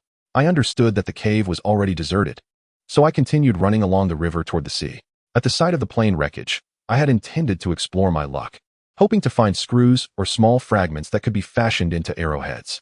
To my surprise, upon entering the cabin, I found Chao Zihe inside as well. When we recognized each other, I first exchanged smiles with her. To maintain my handsome image, I intended to brush off the white powder on my body, only to discover that it had seemingly been absorbed, leaving no trace even on my clothes. Meanwhile, Chao Zihe, eyeing my actions and the blood on my head, approached me to check for injuries within my hair.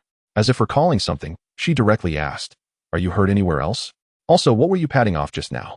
I pointed to my head and replied with a smile, "Just here, with my remarkable prowess. How could I possibly have multiple injuries? Oh, earlier Lu Chun threw something at me. I don't know what kind of powder it was, and claimed I would have a fever. Truly a lunatic." Her face visibly shifted.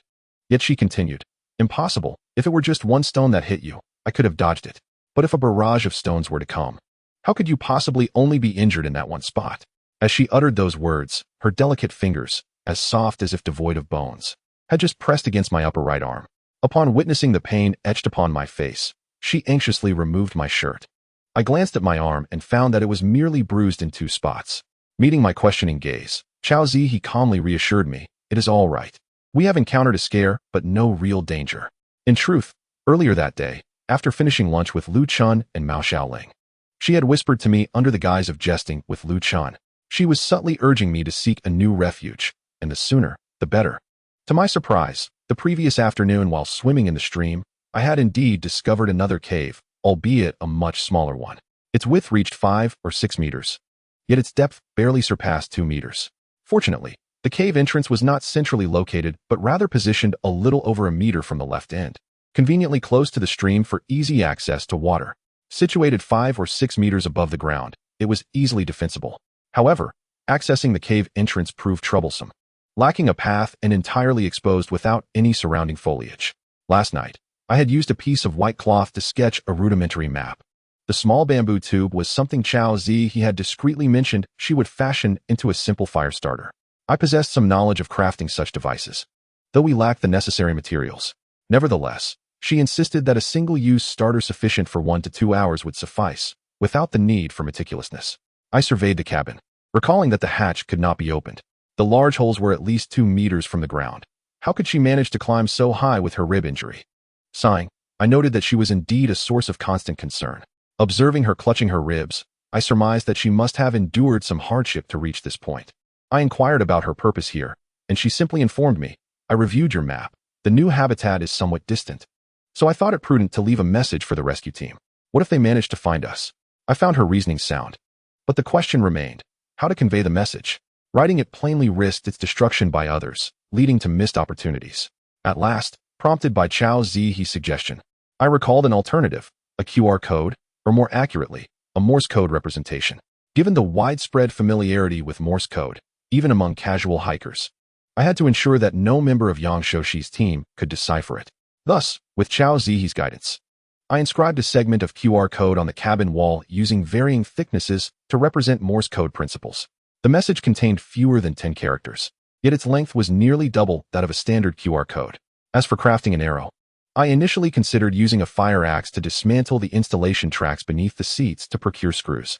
However, it soon became evident that even if I retrieved the screws, they would be too short. Ultimately, I removed several small tabletops from the back of the seats, collecting 6 supporting rods. This material was rather cumbersome, and converting it into an arrow would require considerable effort. Additionally, it appeared to be made of aluminum alloy, lacking sufficient hardness, likely rendering it useful for only a few attempts. Reluctantly, we left the cabin with a sense of regret. I leapt to the ground first, then instructed Soldier.She to sit upon the edge of the large hole. I grasped her legs and supported her waist with my hands as she leaned over, resting her arms upon my shoulders. Despite this, she grimaced in pain upon landing. I carried her westward to the estuary of the stream where I had previously dealt with the wild boar. There, I found Catelyn diligently boiling salt, tending to a long line of fires with over a dozen bamboo tubes filled with seawater. She was exceedingly busy, as each tube had to be monitored closely. Once all were placed over the flames, the first tube had already evaporated most of its water. Each tube yielded only a small amount of salt. Yet Catelyn remained fervently engaged in her task. The salt derived directly from seawater contained numerous impurities and could be harmful in excess. Yet what choice did we have? We could only consume it sparingly. I noticed a clean bamboo tube beside her, already containing a fair amount of salt, likely exceeding half a pound. Nearby, a plastic suitcase held clothes and a portion of the remaining wild boar meat, all resting quietly on the grass. Even my 2 or 3 meter long Huang Jingmu had been transported by them.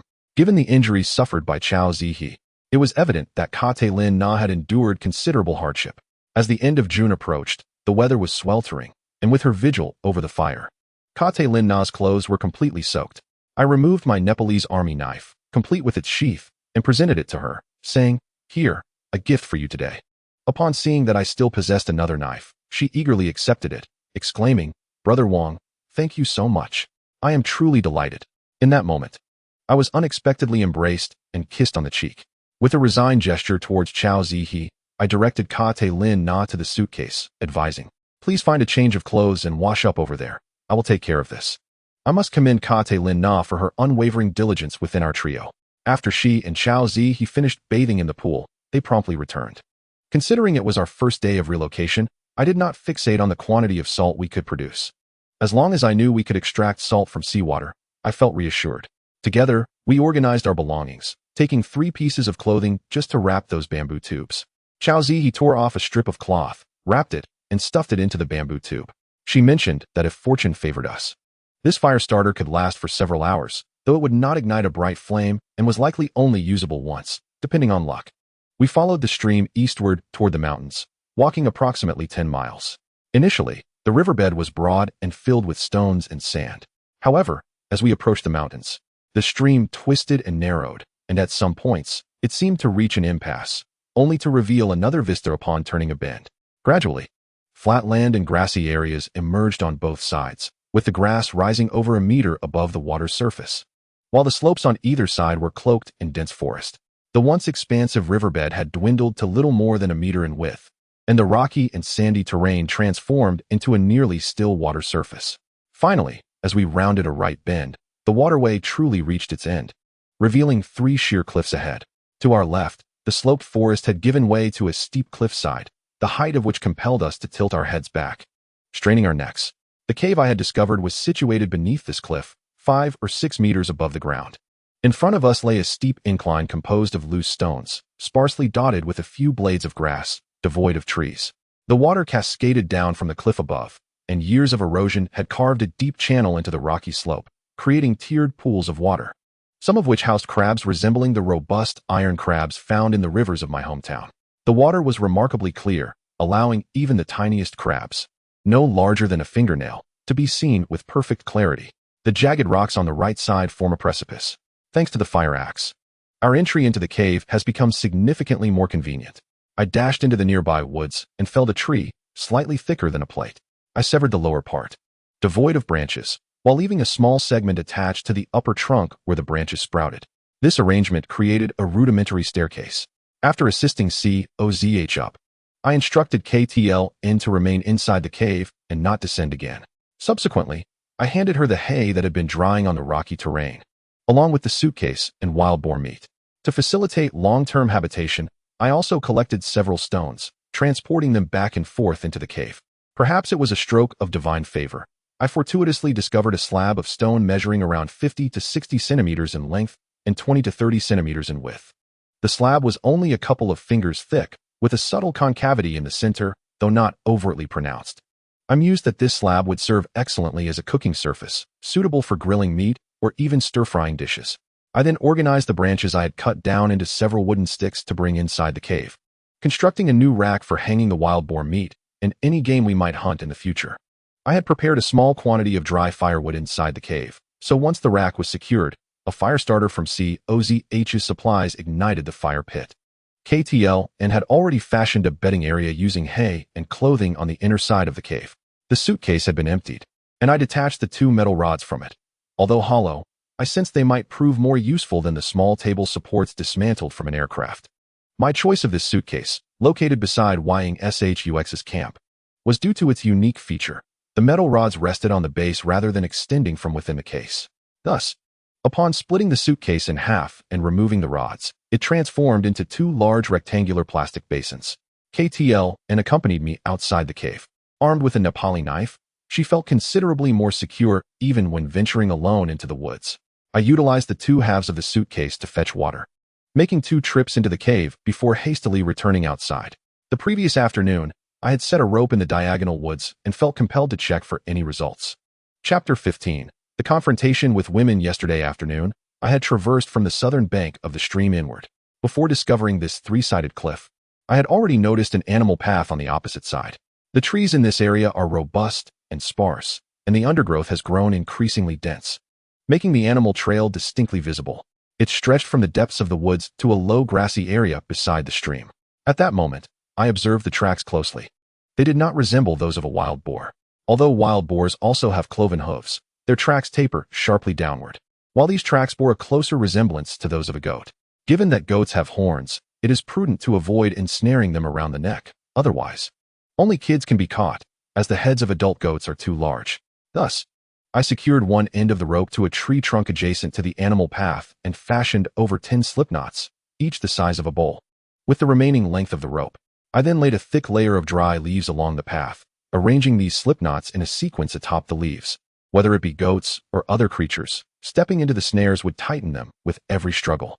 On this occasion, I successfully ensnared a goat, which, being a social animal, was caught by only one leg in a series of snares, an outcome that wasn't particularly fortunate. Nevertheless, it seemed to be a sizable goat, weighing around 70 to 80 pounds, suggesting a promising yield for my archery. Elated, I dragged the goat to the stream's edge, skinning it, removing the entrails, head, and hooves. I then used the goat's hide to carry the cleaned intestines and heart back to the rocky slope outside the cave. For reasons unknown, despite it being June or July, I felt a slight chill, yet my body was drenched in sweat. Thus, I sought out a small puddle between the ditches to wash myself. Upon returning to the cave, the sky had darkened once more. Since reuniting with Soldier.She today, I had sensed a complex emotion reflected in her gaze. With 2 goddess-like beauties beside me, we dined on salt-seasoned grilled meat and savored a soup of wild vegetables and goat bones. Both women cheerfully remarked that such a life was quite agreeable. If only there were internet access. KTLN playfully touched my face, suggesting that living here with a man like me for a lifetime would be acceptable. Soldier.She, observing her jest, merely smiled and urged me to eat more. Consequently, that night, none of us managed to sleep. It was not due to their beauty, nor because of any actions on my part, but rather the overwhelming presence of mosquitoes. We had positioned the fire near the cave entrance, with the other end only a meter away. Therefore, I placed the meat rack in that corner. From the innermost part to the cave entrance was approximately 3 meters, and we laid our bedding in the narrow area close to the back. Yet, throughout the night, mosquitoes were continuously incinerated by the flames, while we endured their incessant bites. KTL slapped her face in frustration and asked why we hadn't noticed so many mosquitoes before, wondering if it was due to our proximity to the water source. I slapped my own face as well, asserting that there was water in the grassy area above. Perhaps the presence of that eucalyptus tree at the cave entrance was to blame. Soldier.She also slapped her face, insisting that while exploring other areas was acceptable, I should not return to risk my life, as my safety was no longer solely my own. Thus, throughout the night, we became penitents, repeatedly chastising ourselves. I lost track of when I finally fell asleep, but I recall awakening in the middle of the night, feeling as though my muscles had tightened in the chill. The cave was already small, and the fire had made it quite warm.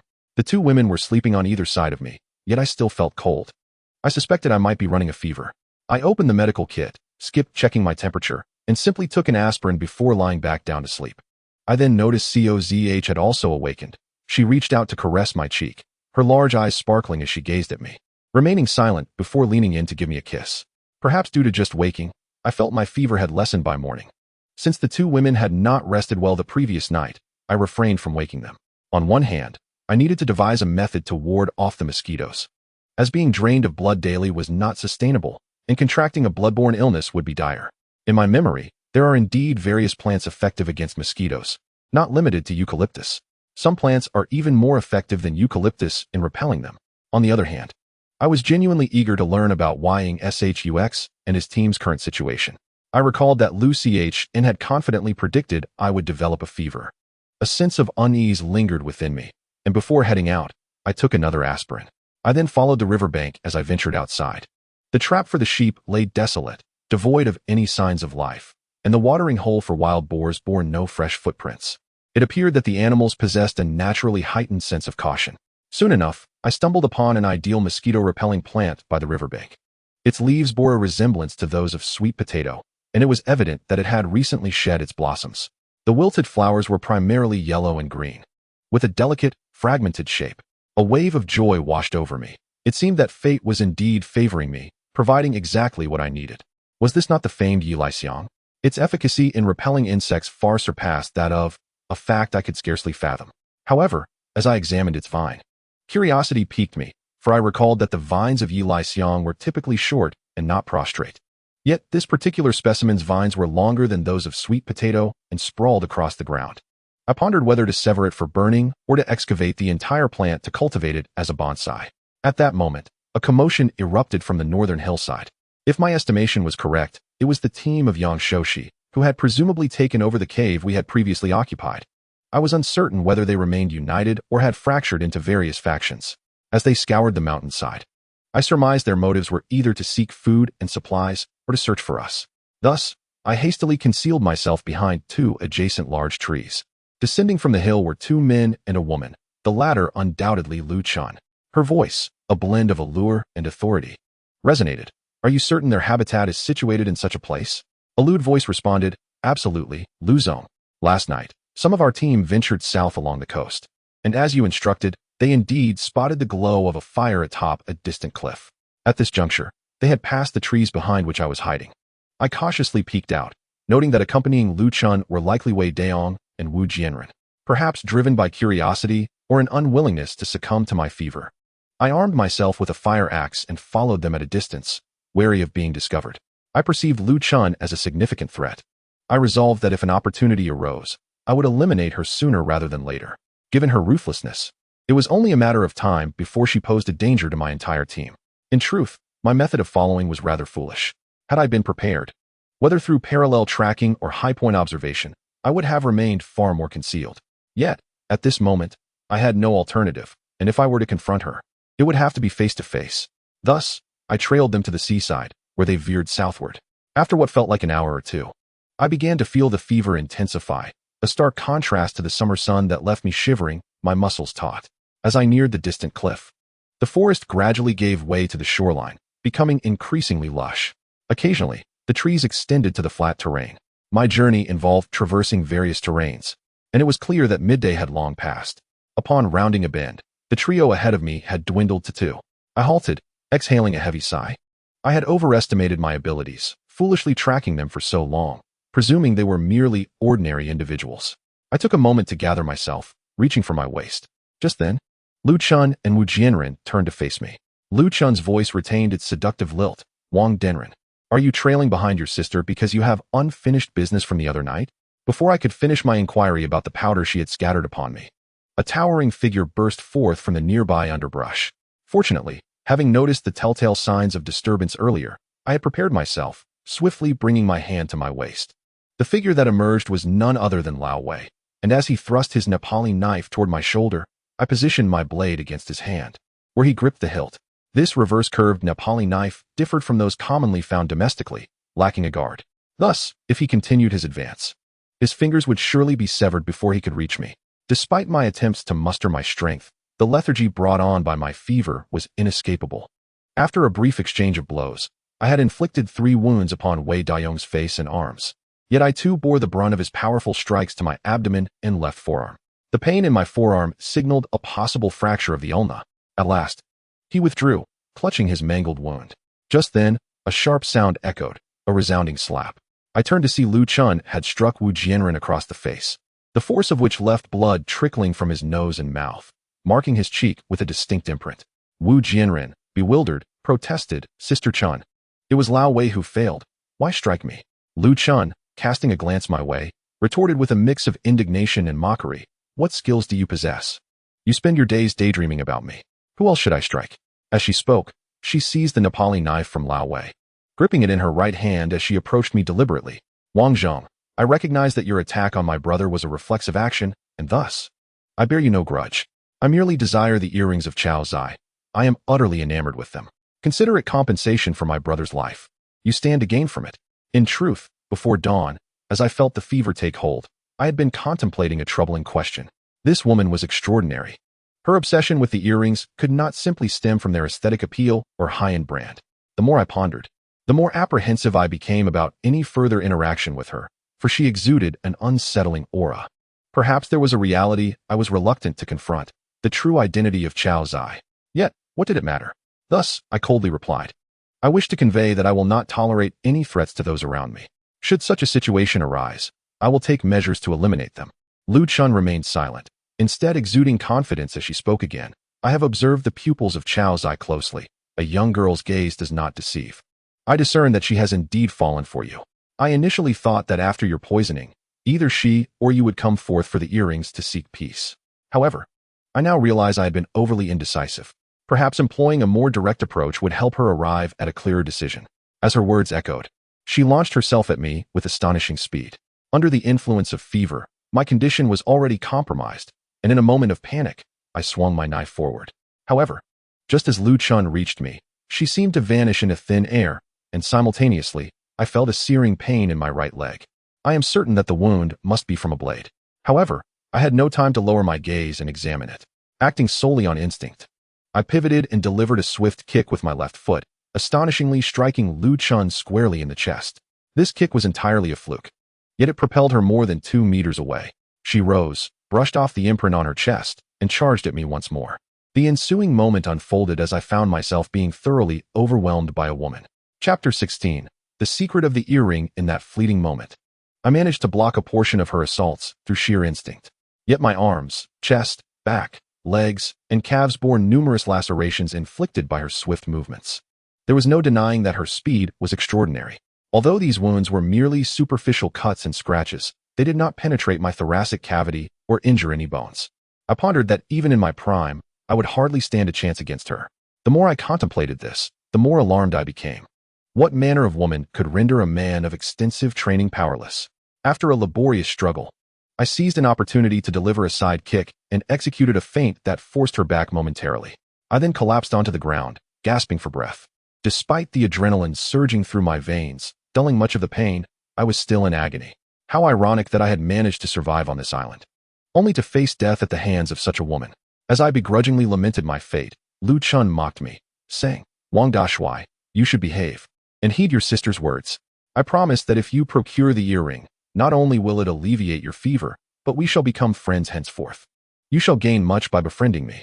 Once we return to the outside world, I can ensure your success in any field you choose." Listening to her words, my suspicions began to crystallize. If her claims bore any truth, what kind of woman was she, willing to compromise for the likes of Agent.She? A vivid image flashed through my mind, recalling the moments before the plane crash, fighter jets, remote control, and explosion. A bold hypothesis emerged, and I retorted with a sardonic smirk. I always wondered how a waste like Agent.She could nurture a company that seemingly profits so little. With your combat prowess, I wager your true identity is anything but ordinary. Why not simply disclose to me which country you serve? Perhaps I would consider granting you a swift demise. Lu Chun, poised for action, snorted in disdain, stubborn as a dead duck. I will hang you by the seaside. Pray that you hold more significance in Chao Zai's heart than that earring. I had nothing left to lose, and her insistence only reinforced my resolve to keep the earring from her grasp. I would rather fight to the death than allow her to seize it. It became clear why she had refrained from delivering a fatal blow. She required a loyal servant. Yet even in death, I would never yield to someone like her. Nor could I leave such a calamity for Zai to endure. With great effort, I suppressed the excruciating pain and dizziness from blood loss. Trembling as I forced myself to stand, clutching the knife's hilt tightly. Lu Chun frowned slightly, retreating a half step. Just as we were about to act, a melodious voice chimed from behind me.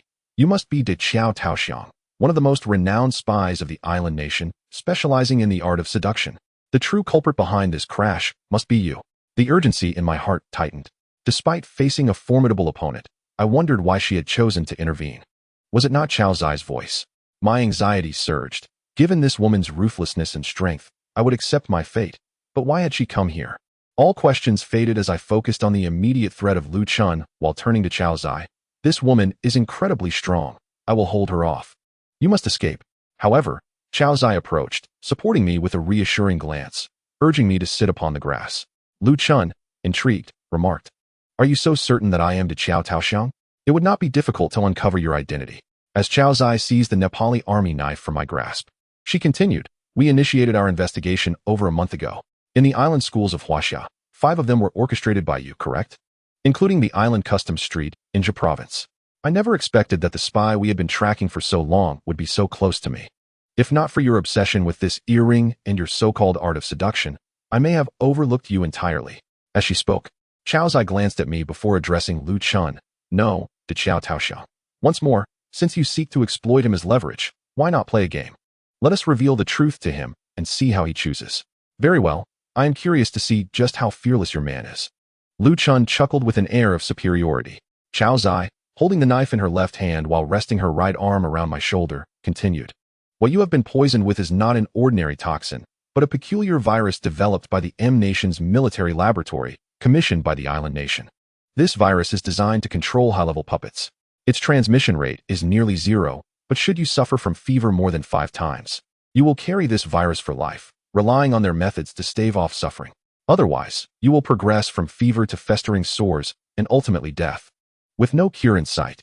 She then shifted her tone. "However, if you can obtain their vaccine within 3 fevers, there is still a chance for eradication. We once secured a sample. The organization had administered that vaccine to me. Yet, we possess very little of it, and given your value, even in the outside world, the organization may hesitate to provide it. Moreover, we are stranded on this deserted island. You have already experienced a fever once since dawn, and now it has occurred twice." As she removed one of the earrings and placed it in my palm, she explained, "Contained within is a substance that may enhance human genetics. This was developed by 3 of our country's biologists who infiltrated the M Nation, utilizing its resources. By the time I acquired this substance, the scientists had already perished, and the formula was lost. Currently, at least 4 countries are vying for the evolutionary substance contained within these earrings. Each nation seeks to rediscover the formula. If they succeed, they will be able to mass-produce soldiers surpassing human limits. Thus, if you are willing to surrender the earring, there is indeed hope. Otherwise, your fever will intensify, leading to a miserable demise." I gazed at the cold gleam of the Nepali army knife in Chao Zai's hand, and then at the earring in my palm. At that moment, It felt as though I were holding the USB drive that my squad leader had entrusted to me. I looked at Xiao and laughed heartily. I would certainly wish to live joyfully and robustly. However, in every person's lifetime, there are matters that surpass the value of life itself. Almost a century ago, your military invasion ended in failure. I never imagined that decades later, you would attempt to culturally reduce us to a colony. Though I may appear carefree, I am clear on matters of great significance. My life, as Lousy would say, should have ended over a year ago. Any moments of survival since have been merely a bonus. If it truly comes down to the choice between living in torment and embracing death, I would not hesitate to grant myself a swift release. Just as these thoughts escaped my lips, Xiaozai pressed her lips against mine in a passionate kiss. After a prolonged moment, she laid me gently on the ground and rose to her feet, firmly shifting the Nepalese dagger to her right hand. She addressed the Xiao with unwavering resolve. My man has declared that the earrings cannot be given to you. However, I have a new proposition. I shall return to you all that you have done to him, in exchange for the vaccine, assuming you possess it. No sooner had she spoken than Xiaozai darted towards the Xiao with astonishing speed, leaving me astounded. When I turned my head to observe them again, the clash of their confrontation resounded. To my astonishment, after only a few exchanges, the Xiao bore a cut to her left breast and a striking blow to her right cheek delivered by Xiaozai's left hand. The seemingly delicate Xiaozai displayed an unexpected strength, especially given her left hand's previous injury. The Xiao staggered back, shaking her head as blood streamed from her nose, the corner of her mouth, and even her ears. In disbelief, she exclaimed, "How is this possible? You are merely employing Huaxia traditional martial arts. How could you possess such combat prowess?" Yet, Xiaozai paid no heed to her words, gathering her strength while issuing a final warning. "I shall repeat myself. You would do well to surrender the antidote voluntarily, or you will not last 2 minutes in my grasp." The Xiao, undeterred, charged at Xiaozai, yelling for Wei Daong to assist her. However, as Wei Daong hesitated, the Xiao sustained 2 or 3 more wounds, one striking her lower abdomen, forcing her to endure excruciating pain. Xiaozai taunted, "Aren't you skilled in the art of seduction? Today, I shall utterly dismantle your so-called allure." With gritted teeth, the Xiao shot a venomous glance at Xiaozai before darting into the underbrush. Xiaozai did not pursue. Instead, she approached me calmly. Yet, as she turned her back to Wei Daong, I distinctly caught a glimpse of her struggle against pain etched across her face. I too fought against the overwhelming agony and dizziness as I sat up. She embraced my shoulders once more, calmly addressing Wei Daong and Wu Jianren. "I shall grant you 30 seconds to disappear from my sight, or you will meet a most gruesome end." With that, Wei and Wu sprinted northward at a breakneck pace. Perhaps for the sake of pride, I forced a pained smile and gave her a thumbs up, whispering, "Impressive. True masters do not reveal their talents." Her eyes glistened with unshed tears, yet she endeavored to maintain her composure. "Wang Zheng, what I just told you is the truth. You have missed your opportunity to exchange for the vaccine. Your choices are now limited. You may either meet a tragic and agonizing demise or live your life as their puppet, at their mercy." I produced the earrings I had been clutching in my palm, intending to adorn Xiaozai with them. However, the fever and excruciating pain from my wounds rendered my hands too shaky. In the end, I placed the earrings into her palm, apologizing, "I am sorry, my hands tremble too violently." Concerning the choices you mentioned earlier, I believe there exists a third option. I shall live freely as long as I can endure. If I can no longer bear it, I shall choose a swift death. Xiaozai beamed with delight. "It appears you are not easily intimidated. Your earlier restraint may have been solely for my sake. Since fate has brought us together in this manner, and you have saved my life." She removed the other earring, pulling the cylindrical sapphire earring, which unexpectedly elongated.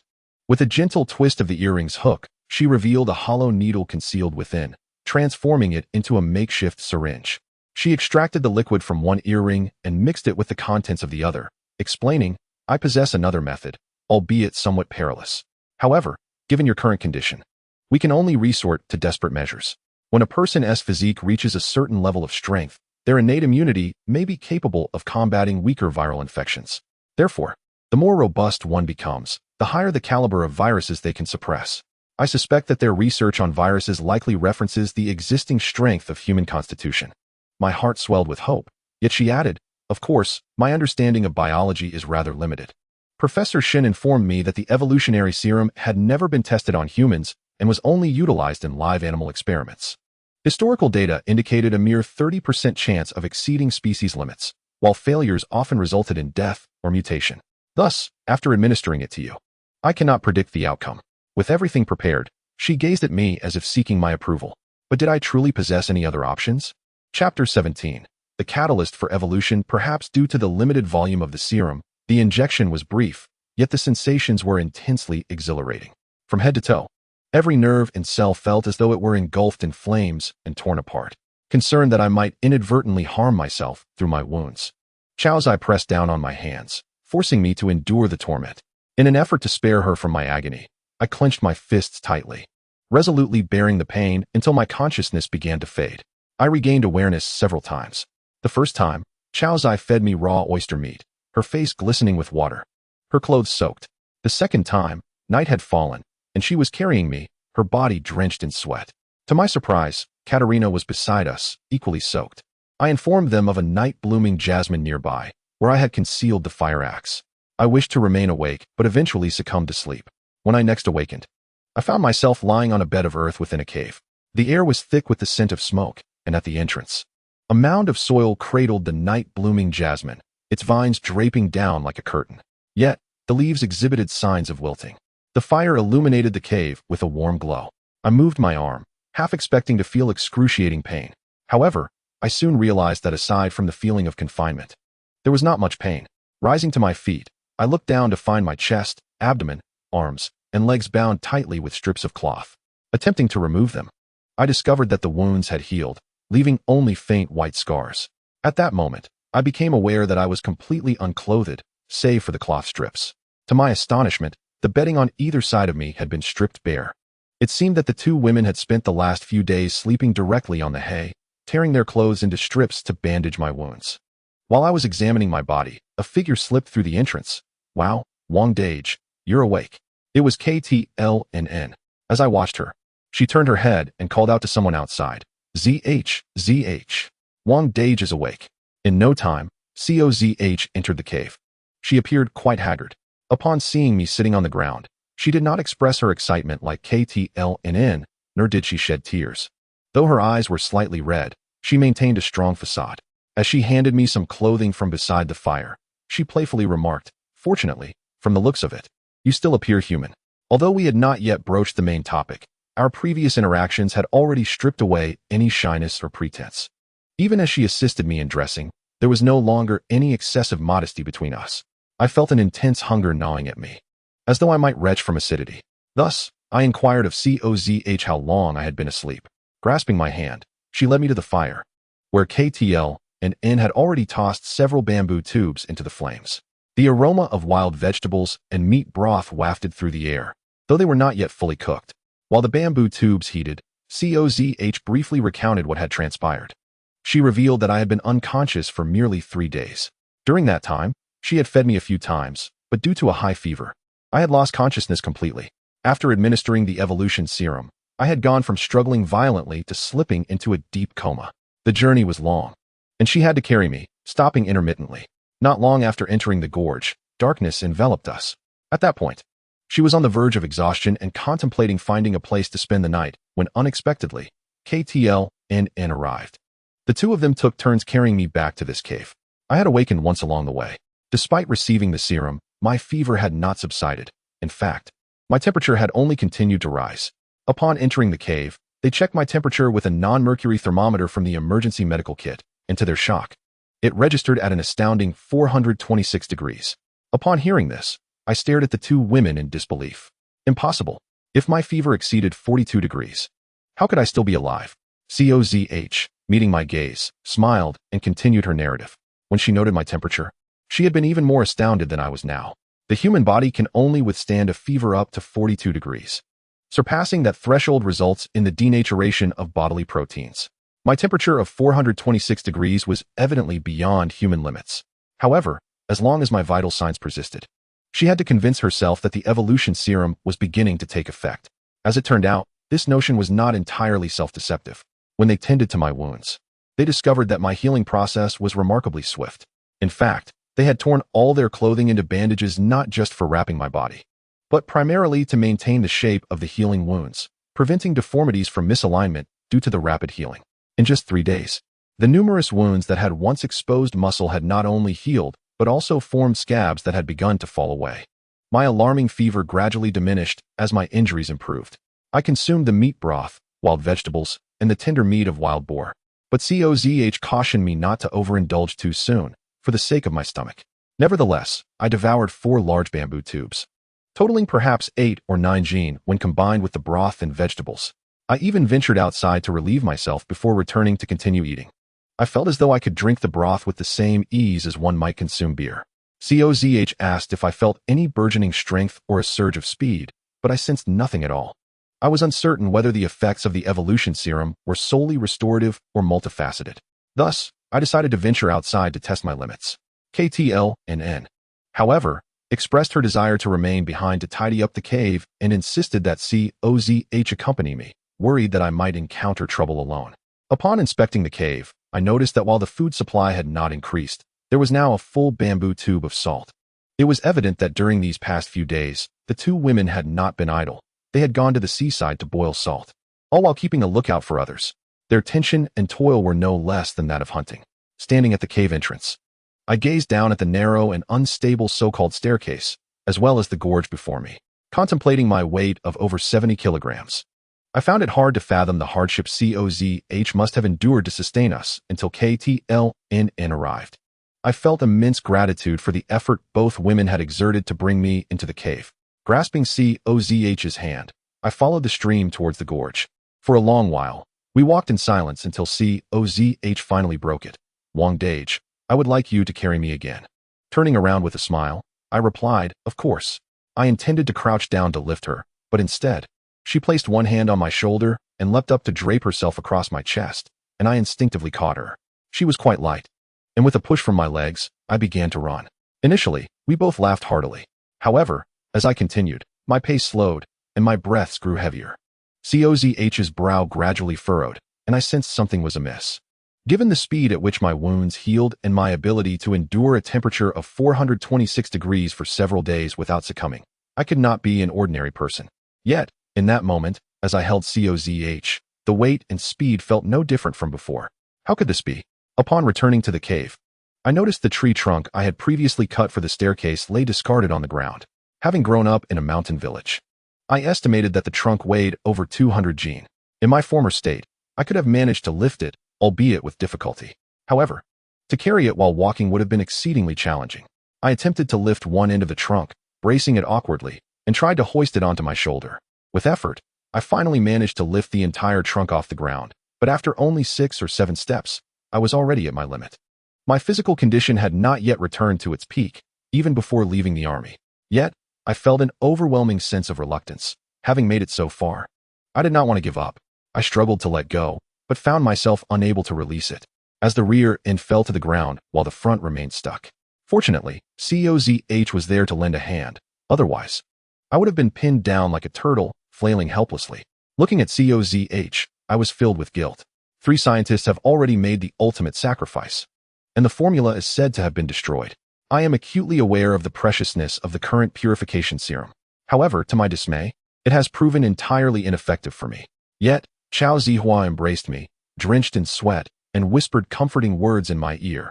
"It's all right. It may simply be that the effects have yet to manifest. It's also possible that this evolution serum is less effective on humans than on animals. At least for now, I can assure you that you remain human. This is the best news, is it not? Indeed. It is far better than undergoing mutations and sprouting tails or scales." As I pondered these thoughts, we resumed our trek toward the rugged cliffside strewn with stones. Between the waterfall's plunge pool and the stream below lay a series of puddles. Following Chao Zihua's suggestion, we decided to bathe before returning. Initially, I intended for us to wash in separate puddles. As I settled into the lower puddle, I soon sensed movement behind me. Turning around, I was surprised to see that Chao Zihua had stepped out of her puddle and was approaching me with her hands clasped behind her back. Although we had shared a few fleeting moments of contact, this direct encounter made my cheeks flush and my posture straighten with excitement. It was evident that a blush graced her cheeks as well. If someone were monitoring our heartbeats, I would wager that hers raced even faster than mine. Nevertheless, she endeavored to maintain her composure, confidently stepping up to me before entering the water to sit beside me. She took my right hand and draped it over her shoulder. Leaning against me, "Wang Zheng, I wish to hear your story." In truth, my story is simple and rather kitsch. I briefly recounted my background. My education is limited, and I come from humble beginnings. I joined the military after dropping out of school. Individuals like me, who lack formal education, miss not only knowledge but also the experiences of schooling and social interactions. Consequently, my approach to problem-solving and interpersonal relationships is profoundly different from that of more educated peers.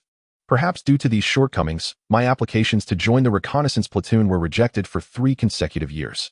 During that time, I became somewhat of a laughingstock within the company. I shared with Zihua the stories of every friend I had known, whether alive or deceased, including a school that, in this era, still bore the warning that Huaxia citizens were not permitted to approach. So it was you, Chao, Zihua exclaimed, pressing against me with a softness that radiated joy akin to discovering a new world. She was astonished and then awkwardly leaned in to kiss me. Thus, the souls of 2 kindred spirits entwined and ignited, transforming my vision as if the very colors had shifted. Every cell in my body felt electrified, brimming with newfound strength. Chao Zihua clearly noticed my unusual state. She remained close, cradling my face as she inquired, "Darling, are you all right?" I gently patted her back, reassuring her. I clenched my fist in the water. Though I grasped nothing, I could feel an immense power coursing through my palms. At that moment, it felt as if I possessed an ancient strength capable of obliterating everything upon release. Zihua seemed to sense my emotions. I urged her to rise, and as I stood, I kissed her, meticulously helping her cleanse herself, and she reciprocated with equal dedication in attending to me. Eagerly, we donned our garments once more and returned to the thick trunk. This time, without hesitation, I bent down and lifted the trunk, wedging it under my right arm before sprinting away. After traversing a distance of several dozen meters, I turned and dashed back. Although I felt its weight, the comparison to my previous struggles was stark. Both my strength and speed had transformed entirely. Chao Zihua's eyes widened in delight. "Darling, it seems the evolution serum is not ineffective. Rather, it requires a certain catalyst to unlock genetic evolution." However, upon realizing that this endeavor was indeed the key to my evolution, I reluctantly attempted 2 more breakthroughs at her insistence. Unfortunately, the subsequent attempts yielded minimal results. While Chao Zihua struggled even to walk, as I gazed at her with guilt, she lay in my arms, comforting me with the words, "There exists a happiness in this world that is born of pain and joy." Chao Zihua shared much about her own life, revealing that she was born into a rather unique family. From her earliest memories, her parents were seldom home. She recalled them as individuals engaged in specialized professions, raised instead by her grandparents who taught her self-defense. Occasionally, one of her parents would return home to shower her with affection for a month or 2. Yet they never spoke of their work. After her 9th year, her parents ceased to return altogether. She remembered that year, her aunt began visiting frequently, and for several months thereafter, her grandparents appeared increasingly despondent. Even at the tender age of 9, she sensed something significant was amiss. When she turned 12, that same aunt took her to a rather unusual summer camp, which she would attend every holiday thereafter. By 17, she had successfully navigated through rigorous selection processes to become a true member of that special summer camp. However, after that, her aunt appeared less and less in her life, only for Zihua to later discover that her aunt had become her superior. Over the ensuing years, she occupied many roles and undertook various missions. In truth, the objective assigned to her by her superiors was to monitor Wu Jinren's sister, for the woman had returned a changed person after a visit to the island nation. However, investigations revealed her to be merely an ordinary individual willing to sacrifice personal principles for gain. The drastic change in her demeanor was attributed to her involvement in several projects during her time abroad. Subsequently, due to Zihua's need for a cover identity and the ongoing suspicions regarding Cheng, she remained within the organization. I inquired about Chao Taoxiang, and Chao Zihua informed me that several months prior, her superiors had provided intelligence regarding schools established by the island nation in Huaxia. This intelligence included lists of students trained at these institutions and the departments they entered upon graduation. The documentation indicated that many proposals detrimental to the interests of Huaxia's citizens and the preservation of Huaxia's culture had originated from these individuals. Thus, when Chao Zihua's department investigated the matter, it unearthed connections to Chao Taoxiang and the island nation's cultural district in Hangzhou, Zhe province. She did not divulge many details of the investigation, only noting that the schools from the island nation were surprisingly equipped with formidable hidden combat capabilities, suggesting that these places were far from the simplicity they outwardly presented. On that day, you mentioned that Chao Taoxiang is quite renowned. What is her standing in the land of the rising sun? Is she formidable? As Chao Zihe gazed at me in a daze, I added, although I too have spent time in the reconnaissance unit of the field army, most of my previous tasks were merely related to navigating and guiding during military exercises. I have had little exposure to tasks like yours. The only time I encountered such a situation, I lost some of my best comrades. I know you are a soldier of Yin, right? The initial evidence we gathered regarding to Qiao Taoxiang was actually brought back by you. When she previously stated in the water pit that it was mine, I suspect she already recognized that the intelligence originated from me. According to Zihe, the Qiao Taoxiang's combat capabilities within the espionage organization in the land of the rising sun are merely of a lower middle tier. Before Chao Zihe was injured, her combat prowess could only match that of De Qiao. The reason she seemed so impressive 3 days ago was due to her having taken medication. Furthermore, Chao Zihe divulged a rather astonishing piece of information. It can now be confirmed that there are at least 3 individuals associated with De Qiao Taoxiang here. One is De Qiao Taoxiang herself, another is the young Tian, and the last is the corpse I encountered on the beach when I first regained consciousness. Before the corpse passed away, Chao Zihe did not have the opportunity to inquire about the number of accomplices, but did ascertain that the air disaster was indeed caused by them. Prior to boarding, the people from the land of the rising sun were already aware of the evolution serum being in the possession of someone among them. They not only dispatched vessels to wait in that maritime area, but also devised 2 contingency plans. If M country did not take action, they would proceed with thorough inspections, moving to South Africa before launching their attack. Should M country take any action, they would immediately detonate pre-placed explosives, regardless of whether the aircraft crashed into the sea or made an emergency landing on the surface.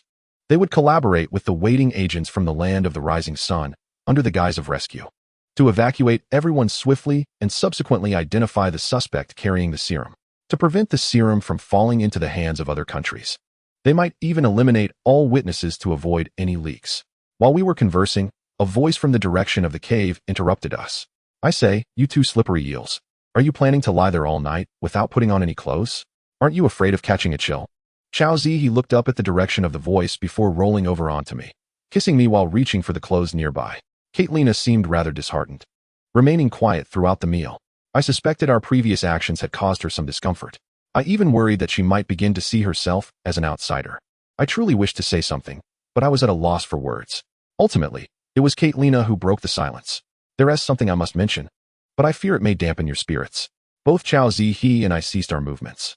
Caitlina continued, in truth, there is something I have not disclosed before. This island not only possesses a chaotic magnetic field, but it is also likely situated far from the location of our mishap. Although her statement left both Chao Zihe and me momentarily speechless, for some reason, I felt little shock within. Perhaps I had harbored such suspicions deep down. When I turned to look at Chao Zihe, I found that she seemed to share my sentiments. She slowly inquired, I harbored similar doubts, but Caitlina, how did you come to this conclusion? As she finished the last morsel of food, Caitlina replied, I have been fascinated by the Bermuda Triangle since childhood, which is why I have visited Bermuda several times. The Bermuda Islands, I recall, are entirely different in terrain and geography from the land we currently inhabit. Chao Zihe nodded in agreement. I may have been unconscious for a shorter period than you. The plane fell from 10,000 meters to the ocean, ejecting us from the cabin in mere seconds. Moreover, the wings of the aircraft remained intact, which is highly illogical. I sensed something was amiss even then. I interjected, furthermore, based on the flight duration, we should have encountered the Bermuda area when the incident occurred. Yet, judging by the island's environment, it cannot possibly be the Bermuda Islands. Hence, it is highly probable that during the descent, we arrived at a location far removed from the site of the accident. Indeed, Caitlina chimed in, wormholes, spatial whirlpools, time gates, the myriad of bizarre legends surrounding Bermuda are overwhelming. If this is the case, our chances of being discovered are exceedingly slim. Chao Zihe grasped my hand. Thus, when you rescued me, I had a thought. Since this man saved me, he must be the one. As she spoke, she took Catalina's hand and placed it alongside mine. Since we are in a place far from civilization, let us return to the wild together. Perhaps only in this way can we unite in our struggle for survival.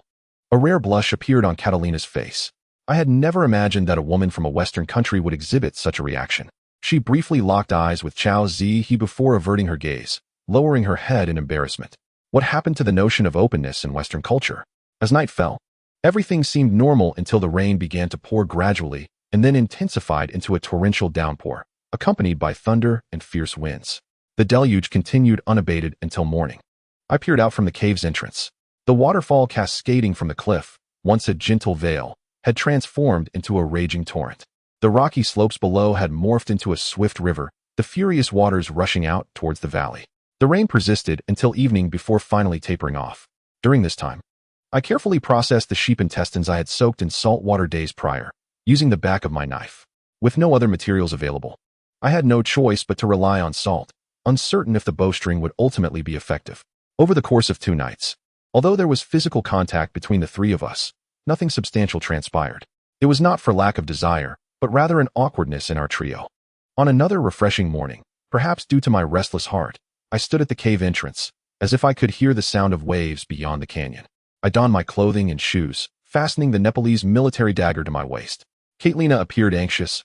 Wang Zheng, what do you intend to do now? Chao Ziyi responded to her. He surely wishes to check on those people. I nodded and replied, indeed. The greatest terror lies in the inability to ascertain the status of hostile forces. I not only wish to observe those individuals, but I also believe we should attempt to traverse the southern cliffs or scale the mountains to the east. I suspect this place is not merely a deserted island, but rather a corner of a vast continent. As I spoke, I embraced the 2 women. I might just sneak a peek at their situation to determine our next course of action, so you need not worry about me. Chao Ziyi hesitated for a moment before addressing me, stating, as a man, it is only natural for you to seek a way out, but remember to return alive. Catelyn Na is waiting for you. When she uttered those final words, she cast me a knowing glance. Meanwhile, Catelyn Na turned around to assist me in gathering some belongings. The 2 women provided me with some heart-shaped jerky, a bamboo tube of water, and a Nepali military knife. Chao Ziyi also prepared for me a disposable fire starter and a small bamboo tube filled with salt. As I ventured along the canyon, I soon discovered the encroaching seawater. The fact that it could reach this far indicated a significant rise in sea levels. Although the tide was receding, it still obstructed my path outward. Thus, I climbed up to the northern ridge and continued my journey. I walked until I reached the ridge above the stone cave where we had previously taken refuge and descended towards it once more. The grassland was still submerged in seawater, and among the nearby bushes, I stumbled upon 2 floating corpses. These bodies had not yet begun to decay, but both bore the unmistakable bite marks of venomous snakes. Reflecting on my journey thus far, I realized I had encountered various creatures that typically shun human presence. It seemed that during the influx of seawater, coupled with the incessant rains of the past few days, these normally elusive animals had been forced out into the open. Upon returning to the ridge, I planned to wait for the tide to recede before descending back to the cave entrance, only to find that the 2 corpses had vanished. It was apparent that, in the brief time I had been away, large animals had silently paid a visit. Summoning my courage, I approached the entrance of the cave. The ground, once earthy, had transformed into a muddy mess after being inundated with water. The remnants of shoes and clothing suggested that this place had indeed been occupied by others. Gazing from the cave entrance towards the left front, I noticed that the wreckage of the airplane had also disappeared, seemingly swept away by the tides. I found a long branch and cautiously used it to navigate across to the opposite side of the grassland. I ascended the ridge to the area beneath the distress signal. This monumental structure was the greatest contribution made by She since his arrival on the island. The weather had been clear for a day. Although the forest floor remained damp, I was able to gather some dry twigs now and then. I sought a sun-dried rock beside the distress signal as a target point, stacking the dry twigs atop it. After considerable effort, I finally managed to ignite a small fire. Once the flames roared to life, I added damp branches and grass, hoping that if there were any survivors, they would see the billowing smoke. I then concealed myself in a nearby thicket as I munched on the jerky. The first to arrive were 2 individuals I recognized well, Wu Jianrun and Luo Dong. Luo Dong's clothing was tattered, yet it only accentuated her allure and wildness. The 2 settled by the fire, and Wu Jianrun, with little to say, pulled Luo Dong into his embrace, his hands roaming freely. Perhaps it was my perception of their impropriety, or perhaps a pang of envy, that made me avert my gaze and silently continue eating my jerky. As more people gathered, I discreetly counted them from my hiding place. In total, there were 17 individuals, 11 of whom were men, including Lao Wei and Etienne. Among the crowd, I overheard a heated argument stemming from the unfair distribution of human flesh a few days prior. In such a short span, they had seemingly transcended the boundaries of humanity. Chapter 19. It is time to head south. Among the 6 women, aside from Luo Dong, Mu Xiaolin and Xiong Mengyun were also present. Their demeanor suggested a palpable tension between Xiong Mengyun and Lao Wei, as both aspired to lead this group. Several times, their disagreements threatened to escalate into violence. Lao Wei could easily overpower Xiong Mengyun with a single hand, yet Mu Xiaoling stood firmly beside Xiong Mengyun, rallying several other women to her side. Under the women's teasing, many of the men began to lean towards their faction, and with the Tian support, Lao Wei found himself at a disadvantage. Amidst the cacophony, I discerned that their disputes revolved around the previous inequities in meat distribution and the current direction of their movements. Due to Chao Zihie's previous mention of a Tian possibly being a spy, like the Chao Taoxiang, I kept a close watch on him from the shadows. It soon became apparent that he was somewhat different. He rarely engaged in the arguments, his eyes scanning the crowd vigilantly. As the daylight faded, their debates showed no signs of resolution. Ultimately, 3 quiet grassroots workers, who had been silent throughout, moved away from the distress signal, finding a sheltered spot devoid of bushes. They gathered dry twigs from the forest and ignited part of them at the fire, creating a new bonfire in a wind-protected area, prompting the crowd to follow them. Yet the arguments persisted. Seizing the opportunity, I crossed the barren ridge and crouched by the thicket. Just a few meters below, the crowd gathered. Observing a Tian's behavior, I began to suspect that the Chao Taoxiang might still be alive, orchestrating events from behind the scenes, which explained a Tian and Xiong Mengyun's actions today. Finally, I saw my chance. With a sudden burst of strength, I leapt over the thicket and landed among the crowd, swiftly swinging my knife towards a Tian. Unbeknownst to him, he had his back to me, and by the time he felt the rush of wind, it was too late to react. Even in the past, a Tian would not have stood a chance against me, especially now that I had consumed the evolution serum and was launching a surprise attack. My blade struck his scapula, then dragged downwards, slicing into his left flank before withdrawing from his body. At that moment, the air was pierced by the shrieks of women, and chaos erupted. I swiftly kicked the Nepali knife from a Tian's grasp, pinning him to the ground. All of this transpired in the blink of an eye. Do not move. I commanded everyone to stay still. Pointing at Xiong Mengyun, I sternly addressed Lao Wei, though you have conspired with a spy from the island. I will assume you were unaware of her true identity at that time. I offer you another chance today. Seize that traitor, or I shall consider you a traitor as well and employ every means to eliminate you. Lao Wei paused, momentarily stunned, then surprisingly displayed a look of elation. He reached out with his left hand, grasping Xiong Mengyun by the neck, and delivered a punch to her abdomen. Xiong Mengyun immediately crumpled before me like a shrimp. I paid her no mind, ensuring she could not escape amidst the chaos. Then, with a swift motion, I severed a Tian's right hand's index and middle fingers before flipping him over. You best answer my next question without me needing to repeat it, I warned, pressing the Nepali knife against his knee. First question, what is your true name? A Tian grit his teeth, stifling a cry. His eyes bore into mine as he replied. My name is Fan Gue Tian. With a swift motion, I applied pressure with the blade, shattering his left kneecap. I asked for your true identity.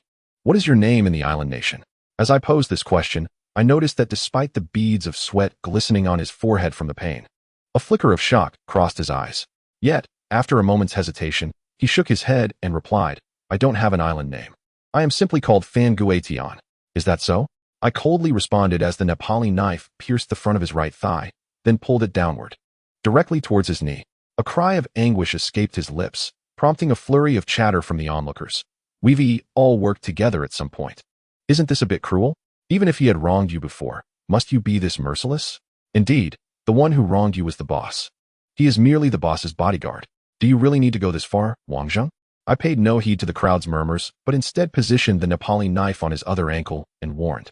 You had best not squander all your vitality on this trivial question. I have more inquiries to make. Once more, what is your island name? I am called Fan. Crack. The back of my Nepali knife shattered his right ankle bone. This time, as I placed the knife on his right knee without having asked my question yet. He could no longer endure and blurted out. I am called Kato Taro. The crowd, though small, erupted into a frenzy. Those who had just condemned my cruelty were now silent, preoccupied with their own warmth by the fire. I proceeded to ask my second question. Putting the Nepali knife against Kato Taro's right knee, where is the Chao Taoxiang, also known as Lu Chunxian? The crowd gasped again. Yet he gritted his teeth and resolutely replied, I have never seen her. No matter how I pressed him, employing increasingly brutal methods to incapacitate his right hand, both feet, and even gouging out one of his eyes, he remained steadfast, insisting he had not encountered the Chao Taoxiang. I pondered that if I continued this torment, it would merely grant him a swift end. Perhaps it would be better to leave him in his current state, dying slowly, for such a conclusion may be more favorable. At this moment, I must have appeared to others as a ruthless and venomous demon. When I shifted my gaze to Xiongmingyun, I noticed warm urine cascading down her inner thigh. Before I could pose my question, she timidly began to speak. 3 or 4 nights ago, General Liu brought a Tian to see me. At that time, General Liu was gravely injured. I do not know what she discussed with a Tian. She merely instructed me to listen to a Tian in the future. Whoever a Tian tells me to sleep with, I must obey. Wang Zheng. None of this is my doing. I merely wish to earn more money. Who cares which country they belong to? As she spoke, I slowly approached her. When I grasped her hair with my left hand, she seemed to recall something. Wang Zheng, please don't kill me. You saw my skills back in Yang-Shou-Shi's tent. I beg you, spare me, don't kill me. With her pleas, murmurs arose from the crowd, and some men even began to salivate. Even if she is a spy, that is a matter of state. What does it have to do with us? So beautiful. With such a figure, surely he wouldn't actually kill her. It would be better to keep her alive. I had no desire to engage in futile banter with this woman. On the first night, after providing her with food, she had immediately suggested testifying against me for robbery. The next day, she had been present while leading me to my refuge in the cave, and it was she who had hurled stones at me as I emerged from the tent. I pressed the Nepali knife against her throat. Yet suddenly, she exclaimed, I remember. After General Liu visited me that night, what happened when she left? I demanded sharply. At that moment, Kato Taro, also known as a Tian, picked up a stick from the ground and, with a sudden burst of energy, propelled himself towards Xiongmingyun. In a panic, I stamped my left foot down. My strength and speed had significantly increased, and this action pinned his left hand to the ground. I turned to Xiongmingyun and stated, did you see? He tells you whom to sleep with, yet in the end, he still intends to kill you. At that moment, Mu Xiaoling stepped forward and remarked, before Lu Chun left that night, it seemed she handed a Tian something. Xiongmingyun, now dejected, added. That item was quite small, wrapped in plastic. Although I was unaware of its nature, a surge of delight filled me. And I released her hair. I shall spare you today. I then turned to address everyone present. You may consider these spies from the islands to be of no concern to you. But have you ever contemplated that in 10, 20, or 30 years, perhaps the Huaxiao people will no longer celebrate Huaxiao festivals or even learn the Huaxiao language? What if they no longer study Chinese characters, but rather the language of earthworms? The streets will be filled with obsequious gestures. At that time, how will you explain to your descendants which nation they belong to? What is their ethnic lineage? After speaking, I disregarded Kato Taro's cries and stripped him of all his clothing. I discovered that at his waist, level with his belt, there was a bandage made from strips of cloth. I severed the bandage and found a healing wound that had not yet formed a scab. From within the wound, I extracted a minuscule plastic bag containing a chip the size of a fingernail. The inner side of the plastic bag bore a tiny label inscribed with the letters ESSE. I did not yet know its significance, but I was certain it contained information of immense value. I chose not to engage with the crowd further, recalling that each of them had at one time harbored thoughts of killing me and had thrown stones at me. However, we were not true enemies. As long as they ceased to harm me, I would not initiate their demise, nor would I assist them. Their survival depended solely on themselves. I believed that my actions had been sufficiently merciful. As for the Nepali knife on the ground, I did not retrieve it. Perhaps, deep down, I wished for the dominance of Old Way to be tempered.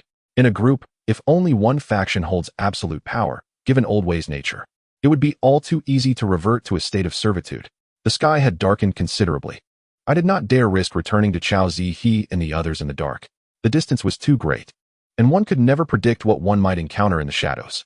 Thus, I pulled several burning branches from the fire and fashioned them into a torch, gathering firewood as I descended to the creek bed, which had completely receded. I arrived at the flat stone platform where I had first ignited a fire with Chao Zihe. This spot was not far from the group. It was merely a slope from the ridge to the valley.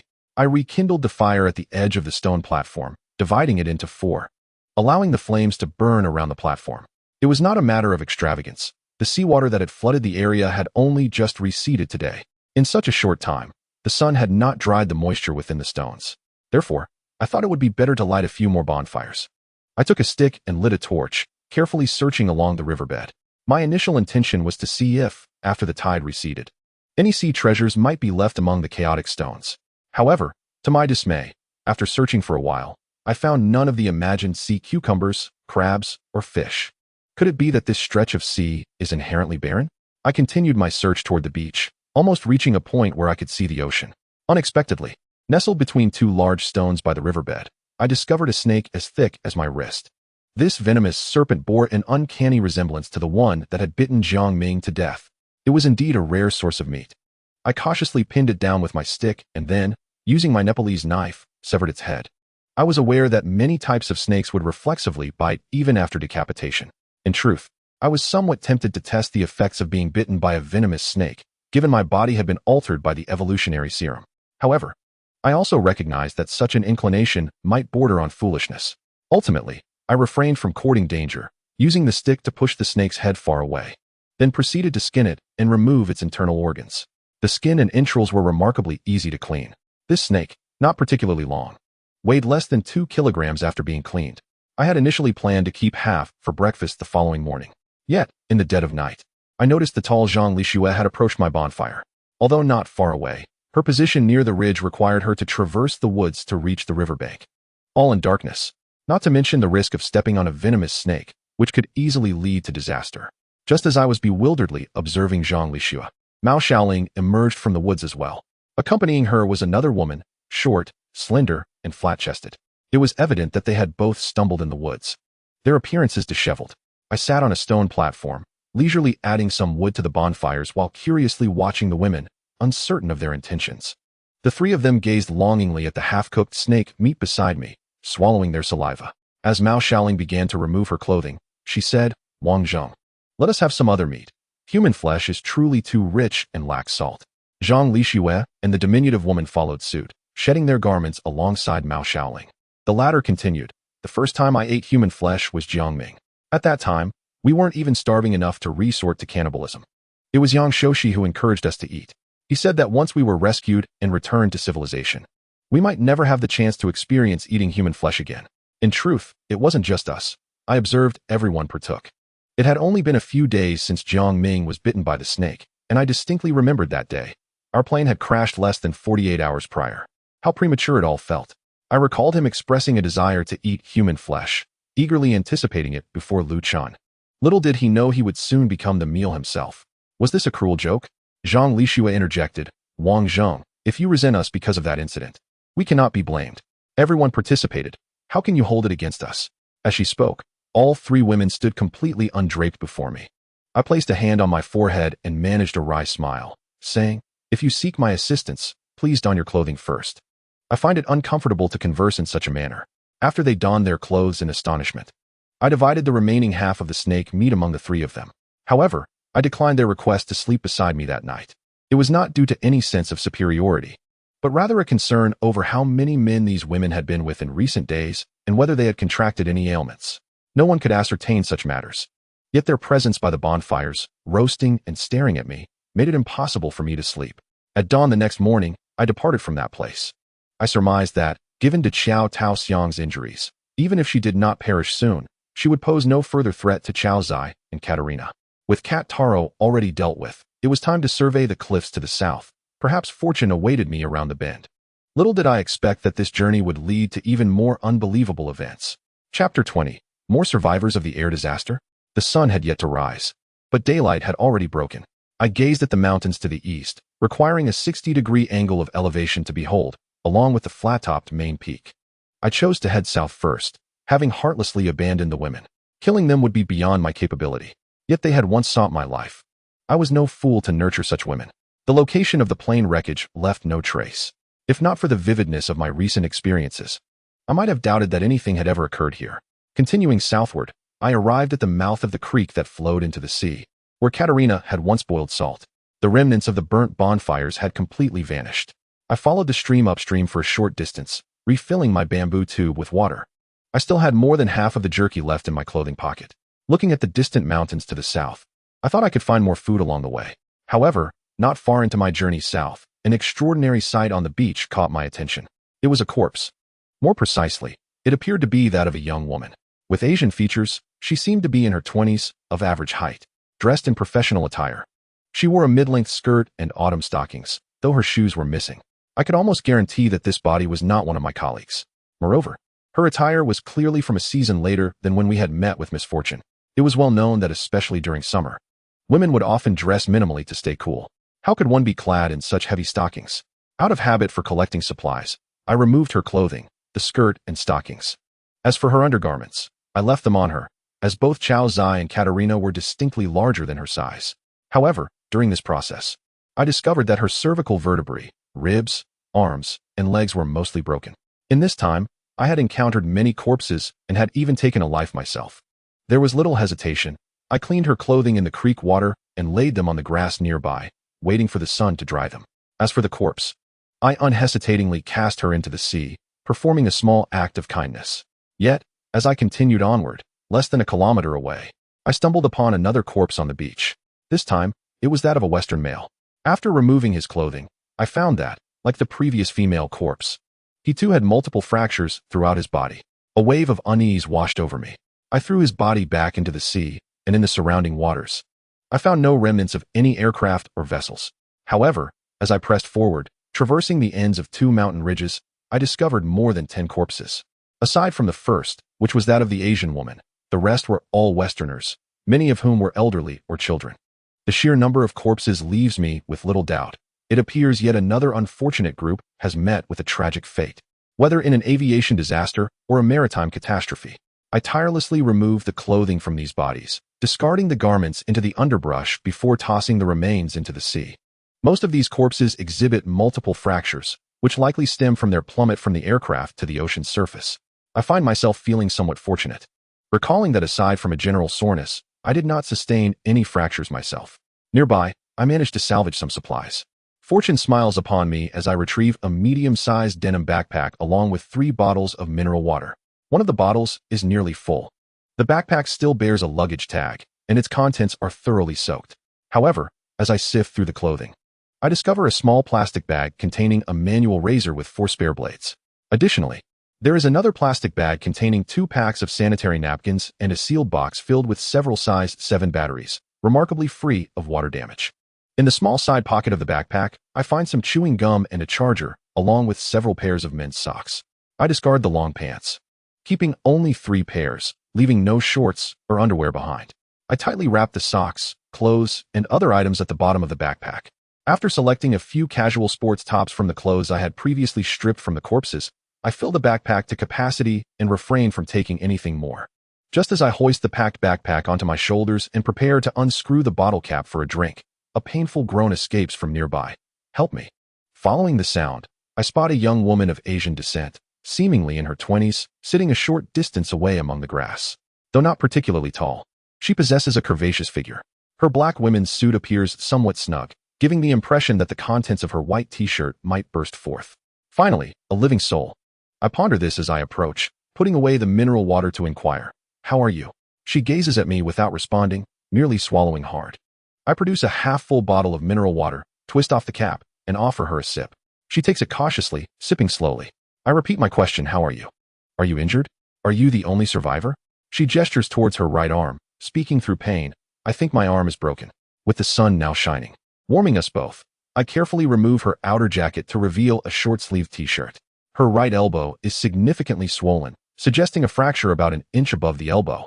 A troublesome injury indeed.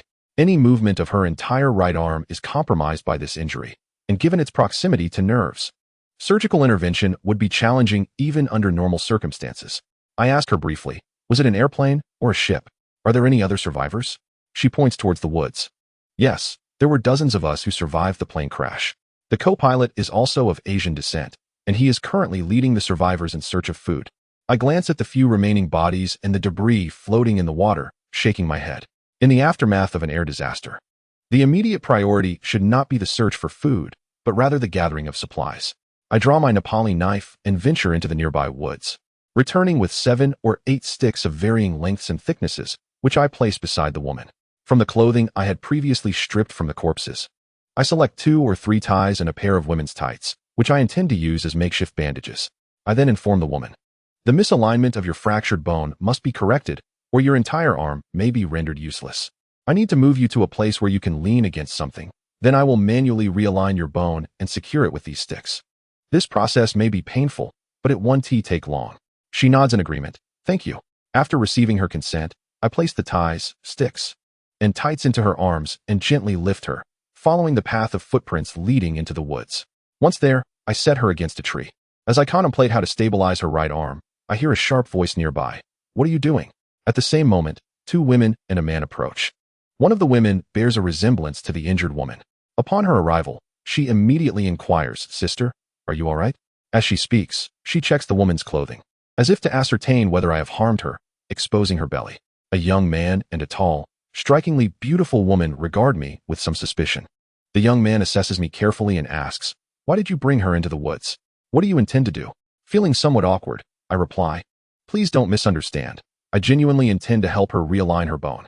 If it remains misaligned, she risks losing the use of her arm." I gesture toward the items nestled in the woman's embrace, the ties, tights, and assorted sticks. The tall woman glances at these items and apologizes. "I'm sorry, sir. It seems we truly misjudged you." At that moment, the injured woman interjects, "Yinzi, stop it. This gentleman is here to save me."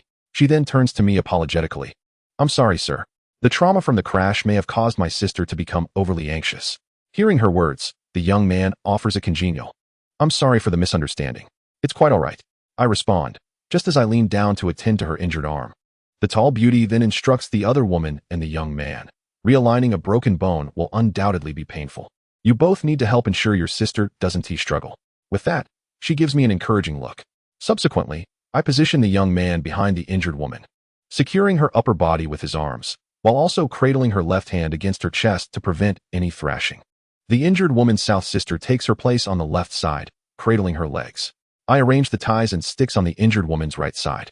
Observing my preparations, the tall beauty seems to understand and squats beside the injured woman, ready to assist. I half crouch in front of the injured woman, grasping her right hand casually as I inquire, "Oh, by the way, we've known each other for a little while now, but I don't yet know your name." She smiles at me. "My name is Chinhuan." Just as the syllables of her name escape her lips, I pull firmly on her arm, yanking it forward and downward to straighten it completely. Swiftly, I place a tie against the inner side of her elbow, instructing the tall woman to hold it at a 45-degree angle. Then, I tug the lower end of her arm to the left, positioning her entire right arm at a 90-degree angle against her chest. The tall beauty, though appearing delicate, maintains a firm grip on the tie. She grasps the tie with one hand while swiftly picking up 3 wooden sticks from the ground with the other, handing them to me. At that moment, the injured party finally reacted, letting out a cry of anguish. I could not afford to heed her wails. As I took the sticks, I instructed the young man who was holding her to grasp her right arm, ensuring it remained at a 90-degree angle. With haste, I employed the ties to bind the sticks around the fractured bone, one after the other, until both ties and stockings were fully utilized. The lower end of her humerus, along with the upper ends of the ulna and radius, had been secured. The tall beauty adjusted the tie that had previously been used to support the injured woman's elbow into a knot, suspending her arm around her own neck. Subsequently, the injured woman's sister and the young man released her, while the injured woman's face was already streaked with tears from the pain. She wiped her tears and nose with her clothing, thanking me with a heartfelt "Thank you, big brother," and expressing her gratitude to the tall woman with a "Thank you, sister." The statuesque beauty, noticing her state, turned to share a knowing smile with me. The injured woman's sister stood up, poised to say something to me, but her stomach gurgled, inadvertently creating a moment of embarrassment. From deeper within the woods came a loud shout. "Who are you? What do you want?" I turned to see 6 or 7 young Western men emerging from the forest, led by a middle-aged man in his 40s with a full beard. As they approached, a veritable throng followed behind. The bearded man glanced at the Nepali knife at my waist and my water container, then greeted me with, "Chai and Irie?" I nodded. But before I could respond, another man in his 30s, dressed in an airline uniform, stepped forward and introduced himself. "Hello, I am Sun Mingy, the co-pilot of this flight. We just went into the woods to look for food. May I ask if you are a passenger on our flight? I don't seem to recall you." I calmly replied, "I am likely not from your flight. We had an accident on June 29th, and we were on a chartered flight, model KK330343X, flight number XXXX. Upon hearing this, the co-pilot appeared visibly taken aback, but after a moment, he seemed to conceal his astonishment, questioning me with a tone that dripped with disdain. "Were those deceased passengers' bodies discarded by you? Why did you throw them into the sea?" Chapter 21. A rude awakening. I surveyed the group before me, perhaps due to my appearance as a Chinese person in a tattered hollow jacket.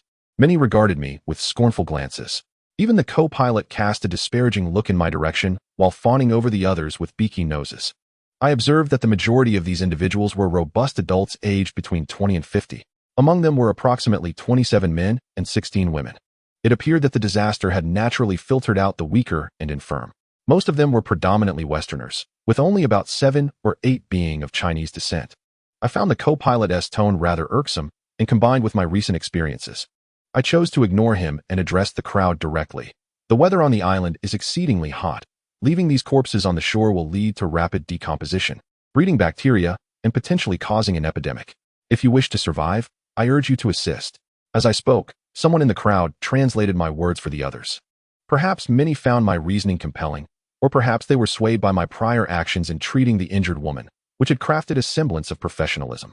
Many began to lend a hand, tossing the bodies into the sea, and I instructed them to remove the clothing, as it might prove useful later. My direct command seemed to irk the co-pilot further, leading him to challenge me. The knife at your waist is clearly oversized. According to Chinese law, it is classified as a controlled weapon and must be surrendered. He extended his hand, demanding I hand over the Nepali knife. In our China, I tilted my head, regarding him as though he were a fool, then retorted, "And then what? Will you take it for your own use?" He sneered, "That is my concern.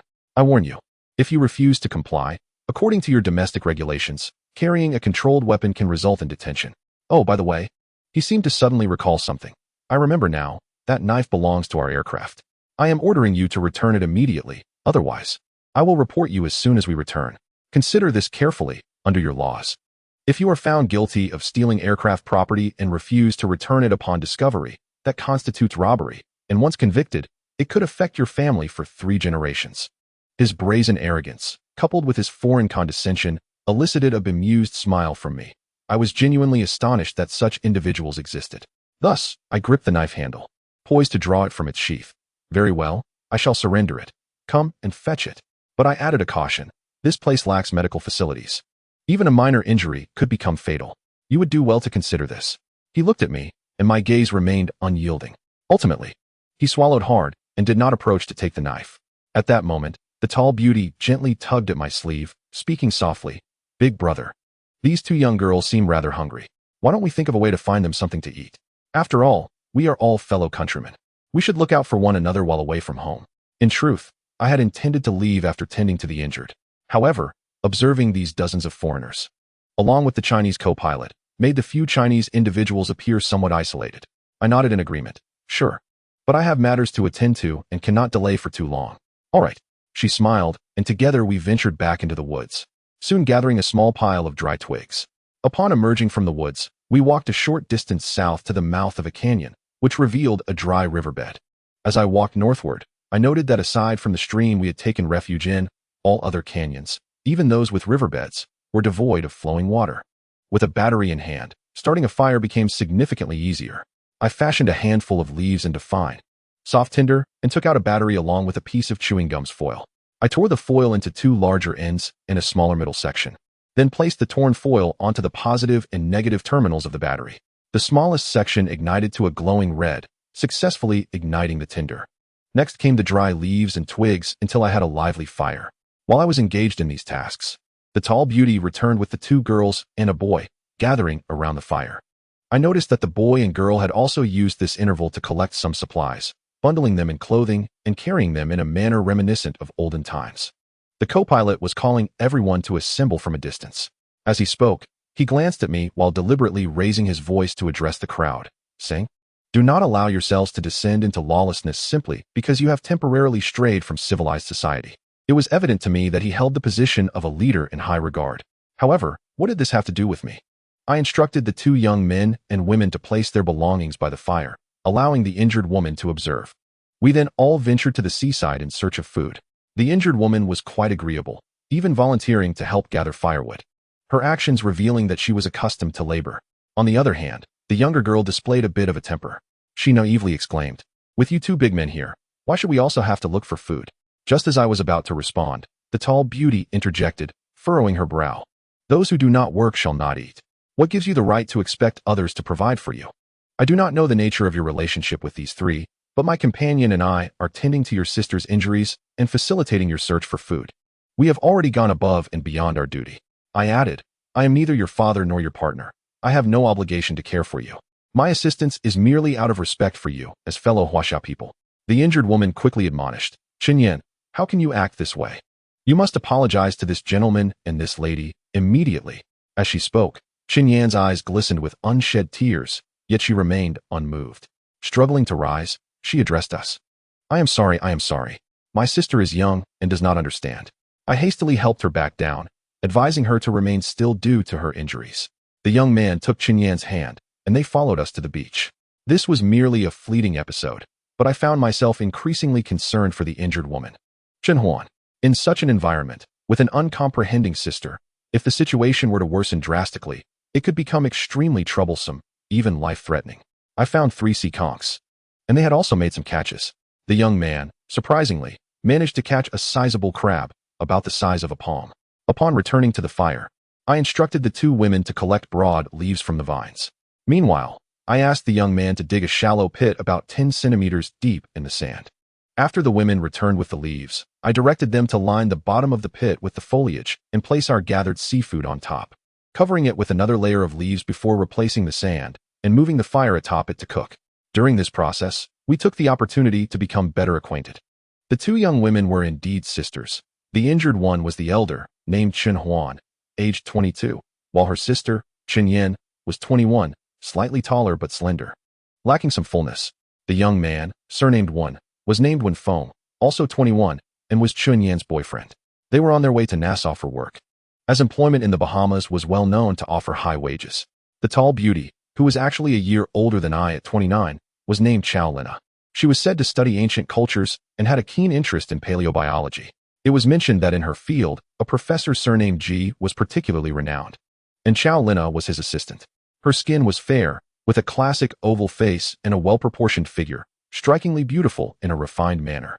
Despite her Western-sounding name, she was quite introverted and reserved, rarely speaking unless necessary.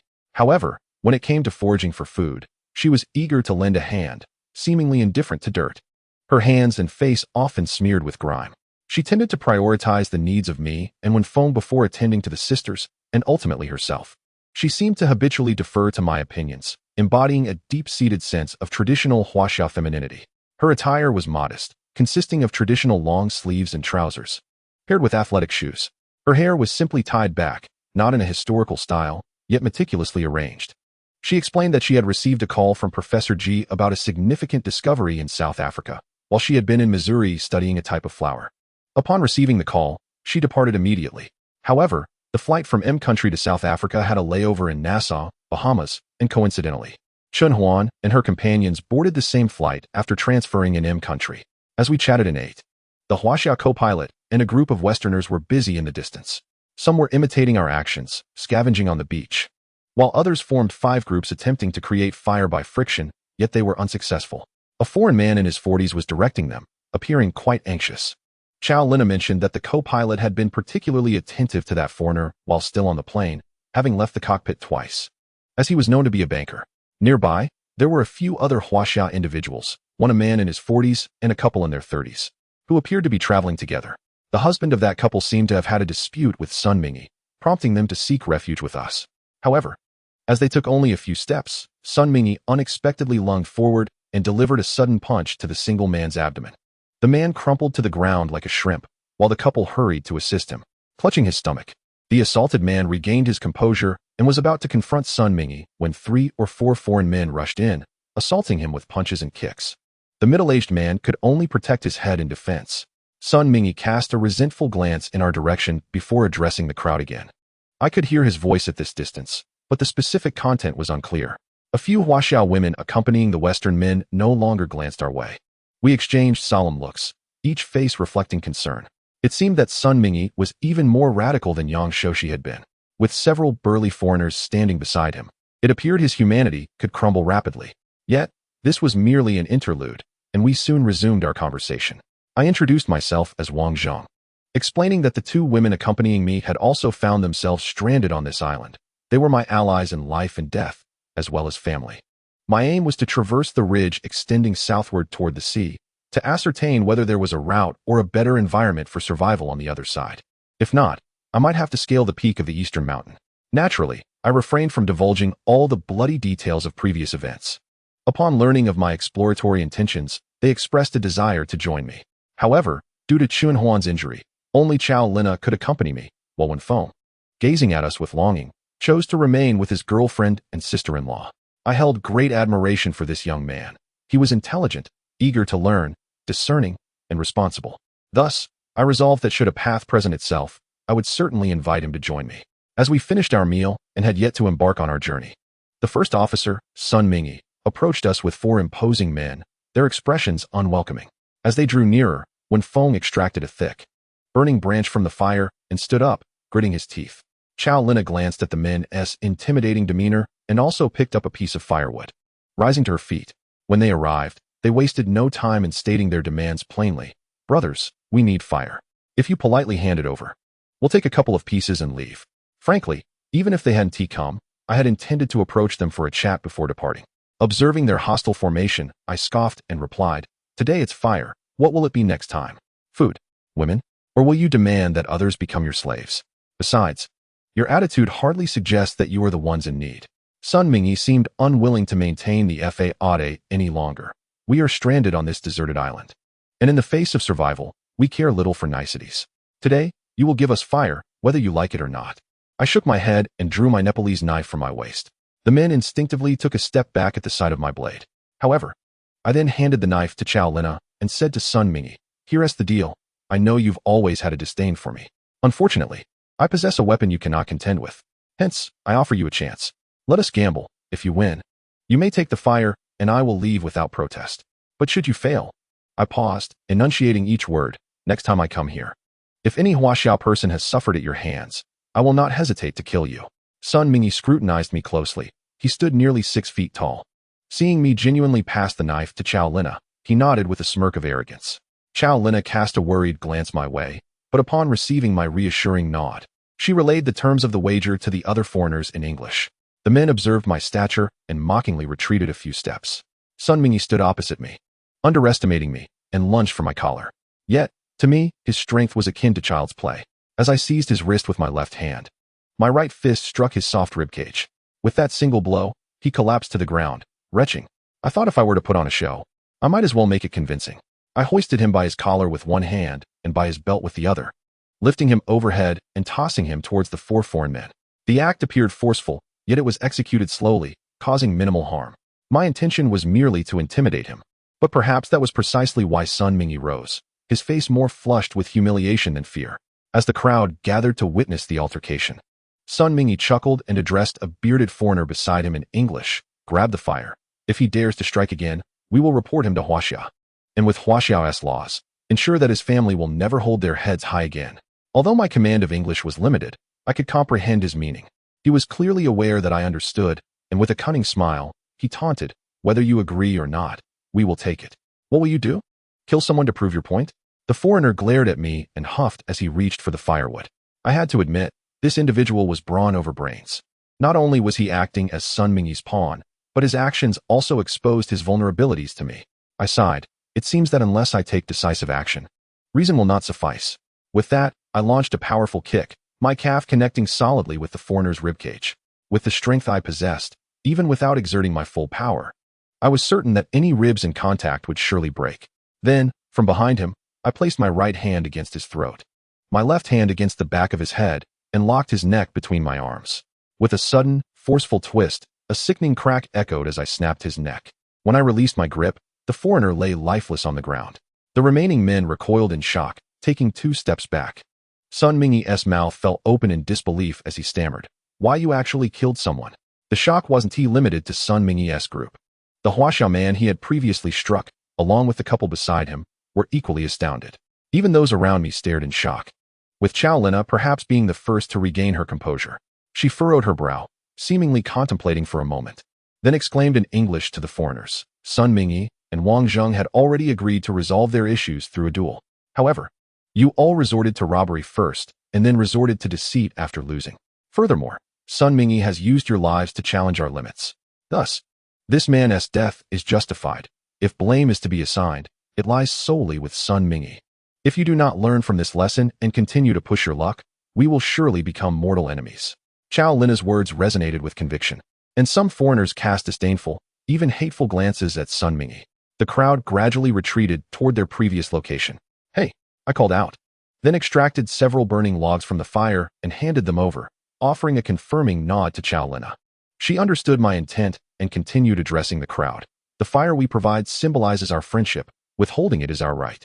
We hoped to mutually respect each other's boundaries and refrain from challenging one another's limits. While Chao Lina spoke, I beckoned to the Huaxiao man who had been struck by Sun Mingyi. Surprisingly, despite witnessing my lethal act, he and the couple approached us briskly. The crowd returned with the fire, and soon enough, they had rekindled their own blaze. In truth, I had no desire to stir up trouble, initially. While tending to Chen Huan, I was unaware of the number of survivors among them. Had I known all were Huaxiao people upon their emergence from the woods, I might have simply treated them and departed without a second thought. However, upon observing those with hooked noses, especially the Huaxiao man being struck, I felt compelled to offer them an opportunity to stand up for themselves, should they choose to be self-reliant. Once the 3 Huaxiao individuals approached, I was eager to expedite matters rather than wait for them to search for food. To save time, I provided them with some jerky. Even though my own supply was dwindling, the 3 individuals expressed their gratitude sincerely, devoid of any pretense. From their words, it was evident that the man who had been assaulted possessed a commendable sense of loyalty. I surmised that if these individuals remained in this vicinity, it would not be long before they faced further persecution. Thus, I sought the counsel of Chao Lina. Apart from Chen Huan, who had a fractured right hand, the others were unscathed. We decided to temporarily relocate them to the foot of the ridge, allowing them to make their own decisions thereafter. There is a saying that one should not underestimate the distance to the mountain. This location was a considerable departure from the place where I had previously been bested by Deqiao Taoxiang. However, as we approached the towering ridge to the south, dusk was swiftly descending upon us. This ridge loomed significantly higher than those that had previously faded into the flatlands. I estimated its height to be in the thousands of meters, a measurement that may seem inconsequential to many. Yet, a mountain with a relative height reaching such altitudes ought to be regarded as substantial. To the north, while the slope also bore trees, it was steeply inclined, nearing a cliff-like incline. Nonetheless, it remained considerably lower than the principal mountain range to the east. The ridge itself was not slanted but extended from the main mountain in a nearly straight line, abruptly terminating at the western end as if severed. Although the cliff was not as smooth as if shaped by a chisel, it still presented a sheer drop into the sea. Scattered along the cliffside were peculiar trees that grew at odd angles. We ventured a short distance along the cliff's base, where we discovered a large tree growing at an angle, perfectly concealing the edge of the grass and beach. After some deliberation, we decided to establish our camp beneath the tree. I noticed a few small depressions not far from the southern cliff wall, should a torrential downpour occur. We could take refuge in those hollows, seizing the opportunity before darkness enveloped us. I handed the battery and aluminum foil to Wenfeng. Except for Chen Huan, the others hastily entered the woods. I then retrieved 2 garments, using my Nepalese knife to cut them into strips. I braided these strips together to form a makeshift rope, which, while not particularly sturdy, would suffice for our needs. I emptied my backpack onto the ground, stuffing several water bottles and my bamboo tube back into it. Grasping the newly fashioned fabric rope, I proceeded along the slope beside the mountain. The valley was not spacious, lacking a stream or riverbed, which seemed odd given the massive ridge nearby. After about 20 minutes, I finally found a rocky cliff, approximately 5 to 6 meters high, adorned with damp moss. The area beneath the cliff was devoid of a riverbed, instead featuring moist sand and some creeping plants. As the light continued to wane, my patience for further searching dwindled. I procured a stick and began to dig into the damp sand. The sand was somewhat loose, and I excavated a pit roughly a meter in diameter, ceasing my efforts when I reached a depth exceeding 1 meter. Thankfully, I could see water beginning to accumulate at the bottom of the pit. A wave of joy surged within me as I quickly gathered some forked branches to prop against the walls of the pit. I then placed several sticks of varying lengths across the pit for support, followed by a few stones to weigh them down. This would help prevent the pit from collapsing, provided the horizontal sticks were secured tightly enough to withstand the water's weight. I scoured the nearby areas with sparse grasses, setting a snare trap with the fabric rope in one location. I also stripped the bark from several branches, twisting them into additional makeshift ropes, and arranged more snares in other spots. My hands moved with remarkable speed, but as I completed these tasks, night had nearly fallen. Upon returning to the pit, I was astonished to find it already half filled with water. It seemed I had indeed chosen the right spot for digging a well, though the water remained murky. With a bit of water still in my bottles and bamboo tube, I did not rush to collect more. When I returned to the shoreline, the night had fully enveloped us. I recalled the adage that strength lies in numbers. During my absence, they had kindled a fire. They had also foraged along the beach, uncovering a variety of edibles, including a dozen clams and some sea snails. Notably, The man in his 40s had managed to catch a fish weighing 4 to 5 pounds among the rocky debris exposed by the receding tide. The fish resembled a freshwater grass carp, but with larger scales. I retrieved several water bottles and the bamboo tube, mixing the water and distributing it among the group. Given her injury, I directly offered Chun Huan half a bottle, while Chun Yin and Wen Feng shared another half. The newly arrived couple, along with the man, received the final half bottle. Thus, all 3 water bottles were accounted for, and Xiao Lina and I shared the bamboo tube. We also began to strategize for the following day's endeavors. The man, Xiao Chuang, was accompanied by his sister, Xiao Wan, and her husband, Yuan Shihong. Xiao Chuang persistently requested to join us in our ascent up the mountain. He jovially proclaimed, "Brother Wang Zheng, putting aside everything else, the fact that you would assist us speaks volumes. I, Xiao, have decided to count you as a friend. Besides, finding a way out benefits us all. It is only natural that we work together." After much persuasion from Xiao Chuang, both Xiao Lina and I consented to allow him to accompany us the next day. Although the others remained at the base of the mountain to recuperate, their enthusiasm led us to formally unite as a team. With no Wi-Fi or mobile phones on the island, I initially assumed that after dinner, everyone would retire early. To my surprise, perhaps due to our newfound camaraderie, no one seemed inclined to sleep.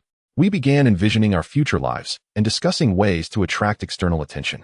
Eventually, the conversation shifted, and we delved into a myriad of topics, expressing a collective yearning to reunite with Chao Zihe and Ka Te Lin Na. Our makeshift assembly continued late into the night, and ultimately, Xiao Wan, Yuan Shihong, Chen Yin, and Wen Feng volunteered to stand watch. We harbored no objections, considering it merely youthful exuberance.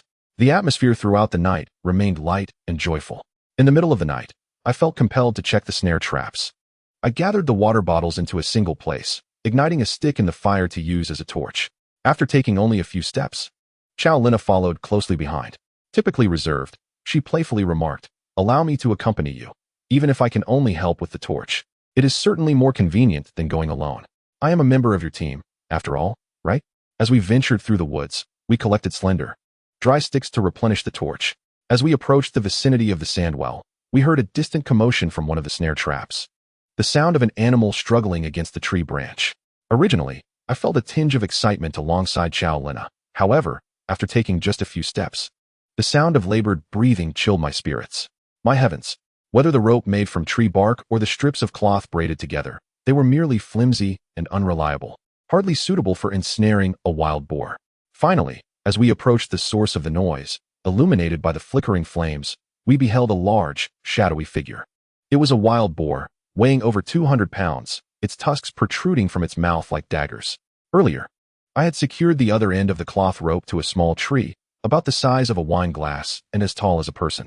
That tree bent under the strain, yet astonishingly, neither the rope nor the tree broke. However, as we drew closer with our torches, that foolish creature glanced back at us and, with a sudden surge, tore through the cloth rope in a single bound, vanishing into thin air. Xiao Lina and I inspected the other several rope snares made from tree bark. Perhaps due to the commotion caused by the wild boar, these snares yielded nothing as well.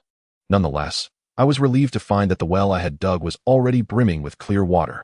When I scooped it up to taste, though it had a slight astringency upon careful sampling, it was undoubtedly pristine freshwater.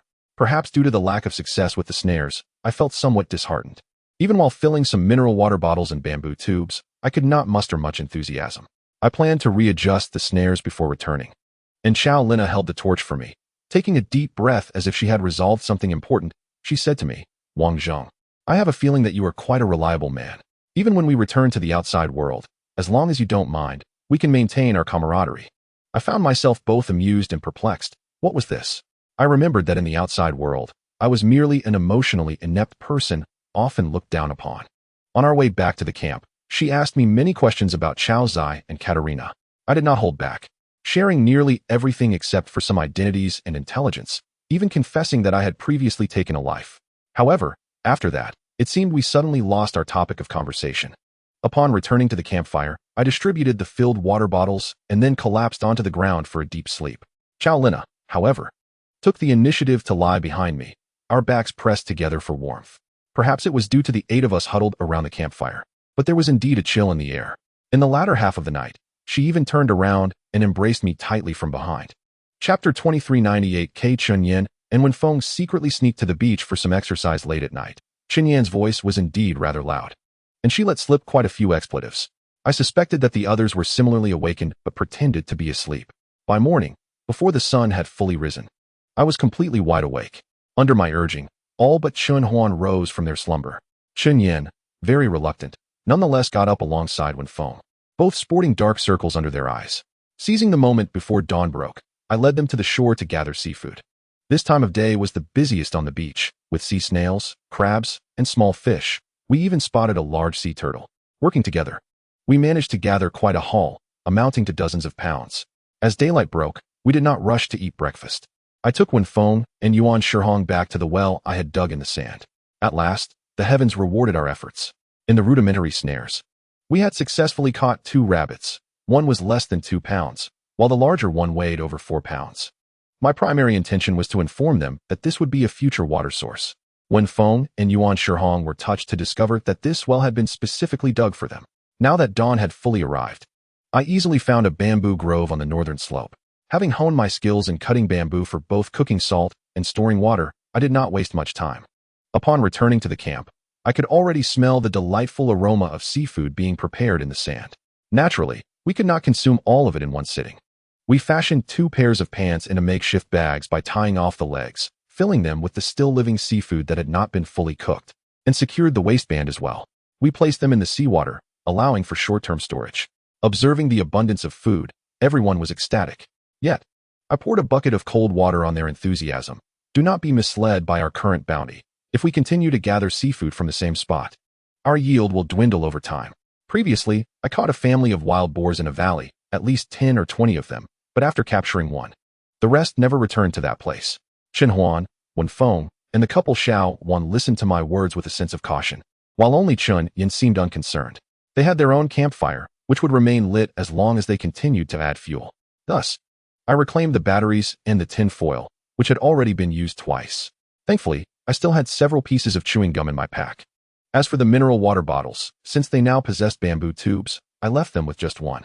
However, Wen Feng and Yuan Shihong confidently assured me that there would be no issues. We roasted the 2 rabbits for everyone, and we did not put on airs about it. This journey would primarily require our energy for climbing the mountain, and it was uncertain when we would next eat. I was unsure if Chun Yin was simply young and naive or spoiled by her sister. Originally, Xiao Lina had wrapped the cooked rabbit in a piece of cloth and was attempting to place it into my backpack.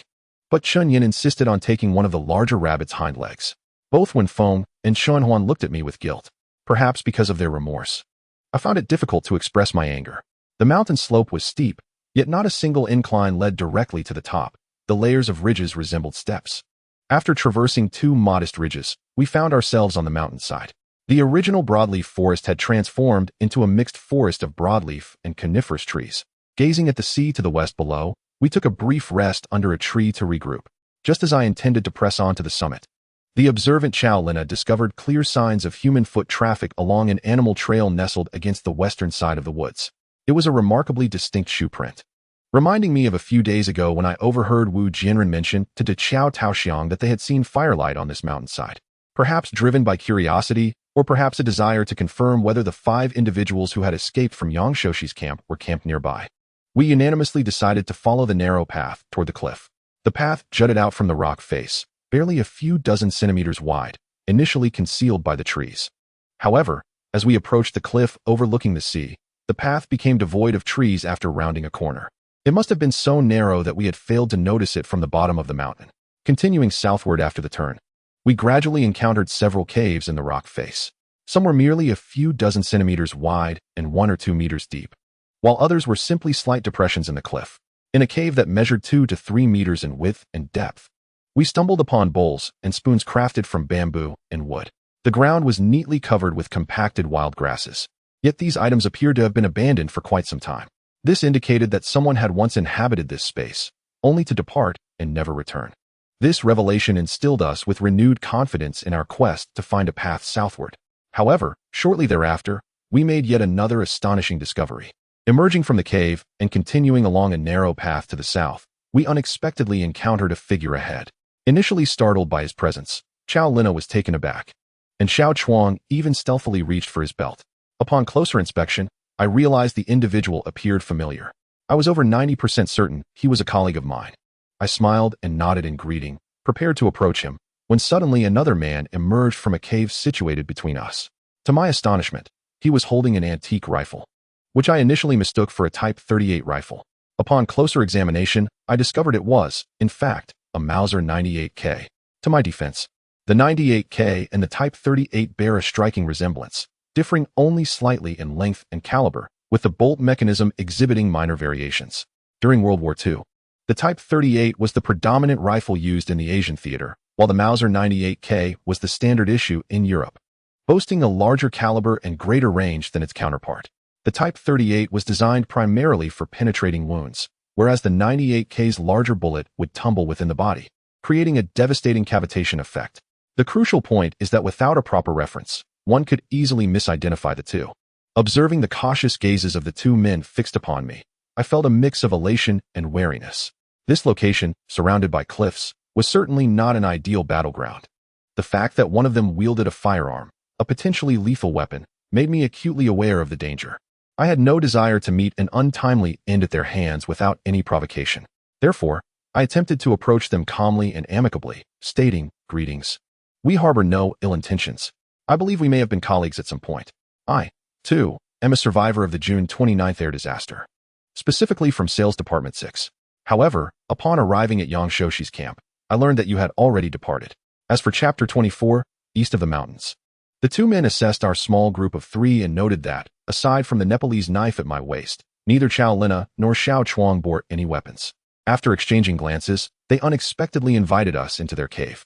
Chow Lina hesitated momentarily, while Xiao Chuang cast me a questioning look. Seeing that I did not waver in my decision to enter, they gathered their resolve and followed suit. After conversing for a while, I confirmed that they were indeed employees of the same company. I surveyed their cave, which consisted of two small caverns interconnected to form a larger space. The area we occupied seemed to serve as a living room, measuring 3 to 4 meters in width and 4 to 5 meters in depth, with much of the floor covered in dried wild grasses. I noticed that 2 wooden tripods supported a horizontal beam near the stone wall, from which hung some smoked meats. Lining the ground were large bamboo tubes, each as thick as a thigh, containing clear fresh water. In the grass nearby lay over 100 boiled bird eggs, some of which were larger than goose eggs.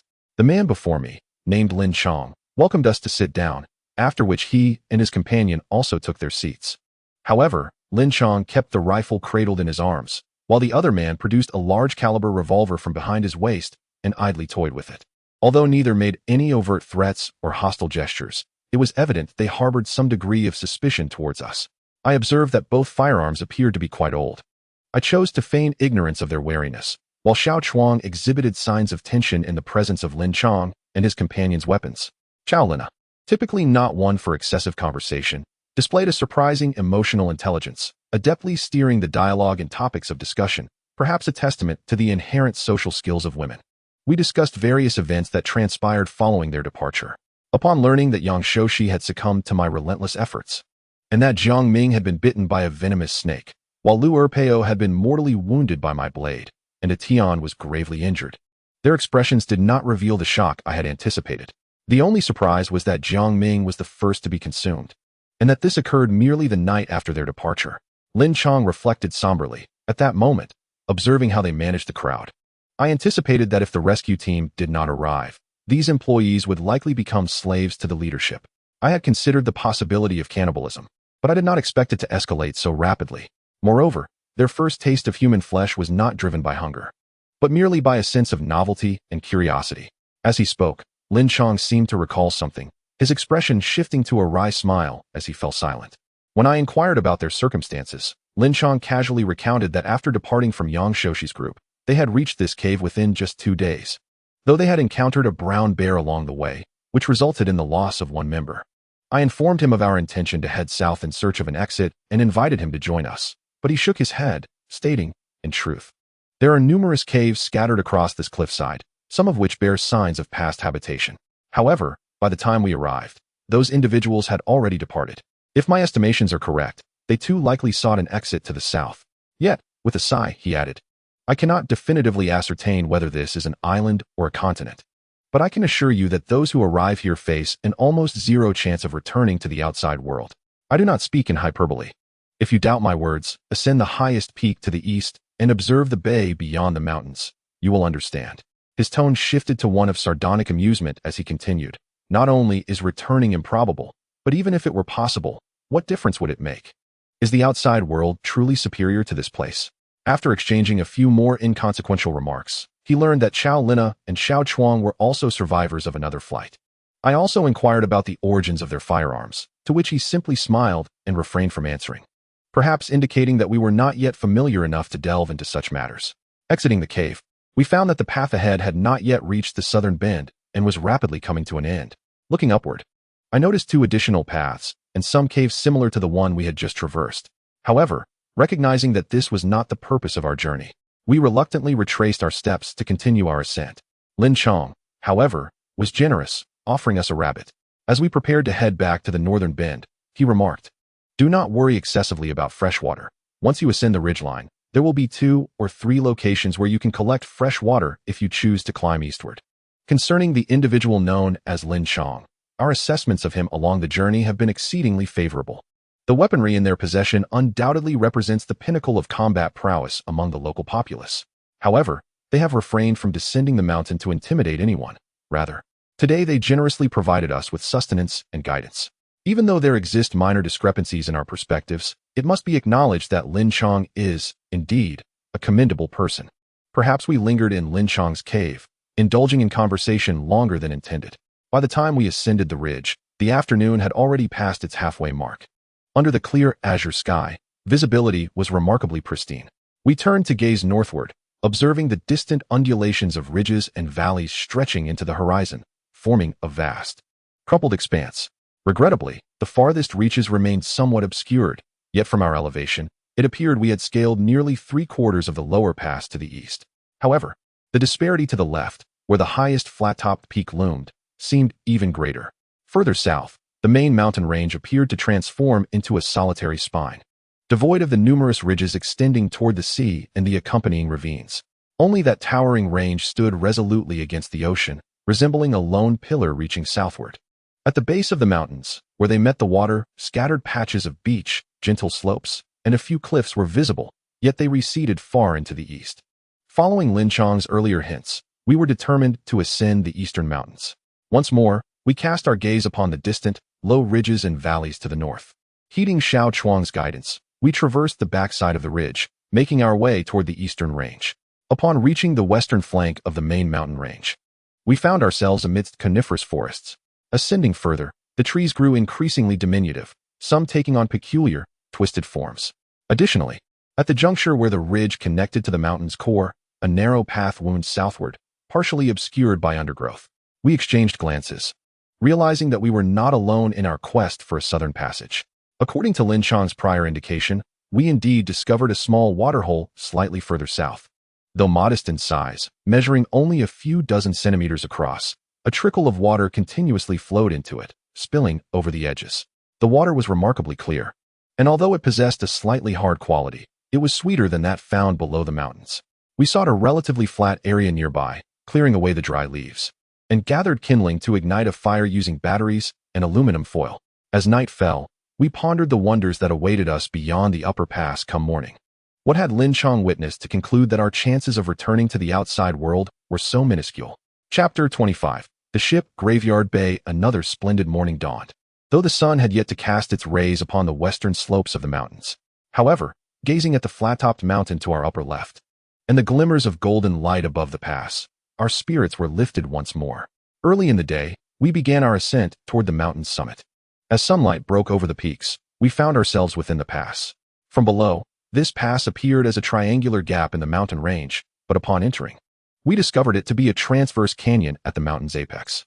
Beyond the pass, there were no trees, only the frigid high-altitude meadows. Even in the daylight, basking in the sun while clad in autumn attire, I could not suppress a shiver from the cold. Yet, the most astonishing sight was not the canyon itself. Upon reaching the other end of the gorge, we beheld a scene that left us speechless. What unfolded before us was not merely a bay. It was an expansive graveyard for aircraft and vessels. Countless wrecks of ships and planes floated upon the surface of the sea, extending as far as the eye could see. For a fleeting moment, I wished to deceive myself into believing I had returned to a bustling harbor. Yet the sight of the grounded vessels, in such clear disrepair, shattered that illusion. Among them lay remnants of various aircraft, and my rational mind reminded me that this dark expanse was not a thriving port, but rather a cemetery of debris. Chow Lina gaped in shock, exchanging glances with me, and then with Xiao Chuang. We momentarily found ourselves devoid of words. Ultimately, it was Xiao Chuang who broke the silence, nonchalantly suggesting that now that we had discovered such a site, could we truly remain at ease without venturing closer? This colossal C-shaped bay featured cliffs that rose almost vertically, steep and imposing, yet narrow passages sporadically appeared. With careful planning and foresight, one might navigate down to the water's edge. We cautiously descended the cliffs toward the sea level. Along the way, we experienced moments of peril, but our unity and mutual support saw us through. Upon reaching the narrow beach, the sun had long been obscured by the mountains. It seemed to be late afternoon, and on the crescent-shaped beach at the cliff's base, our initial encounter was with an ancient wooden pirate ship. We identified it as such by its design and the presence of several antiquated cannons on its deck. The ship's hull had collapsed, resting on the sand. We wandered along the crescent beach, navigating through the gaps in the wreckage. Some remnants still bore identification numbers: Flight BX-967, the Jenny, the Nimitz, Flight BGSD-404, the Royal Caribbean. The Bayer Amica, Flight N844AA, Flight MH370, CAS-2, Flight Flying Tiger 739, and the BSAA Star Tiger. These vessels and aircraft varied in their timelines of disappearance. Some had vanished in recent years, while others had been lost for decades, or even centuries. Some lay strewn upon the beach, while others floated nearby in the sea.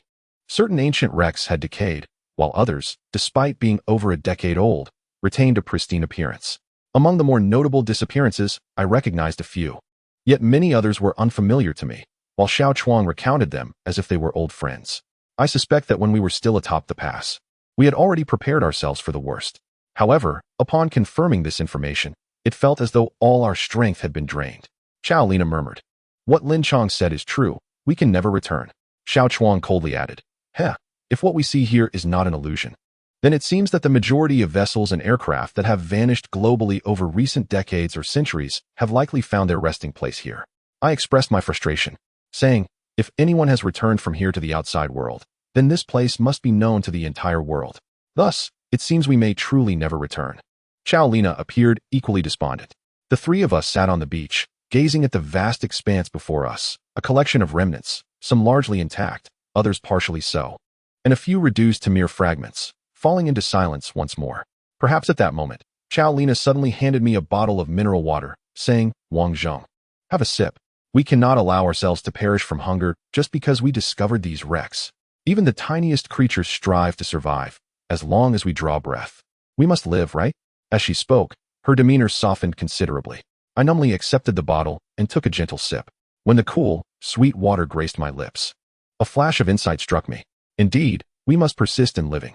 As long as we wish to survive in this unknown realm, we shall inevitably confront the collapse of humanity, the dire conditions of existence, and the beasts within. A figure emerged in my mind, Lin Chong. I found myself murmuring, 98K Mauser rifle, 445 vintage revolver. I believed I had discerned the origins of Lin Chong's weaponry. Chow Lina and Xiao Chuang glanced at the debris around us, their expressions a mix of helplessness and bemusement directed at me, as if to say, "Surely, we all know this." The sun set early on the eastern side of the mountain.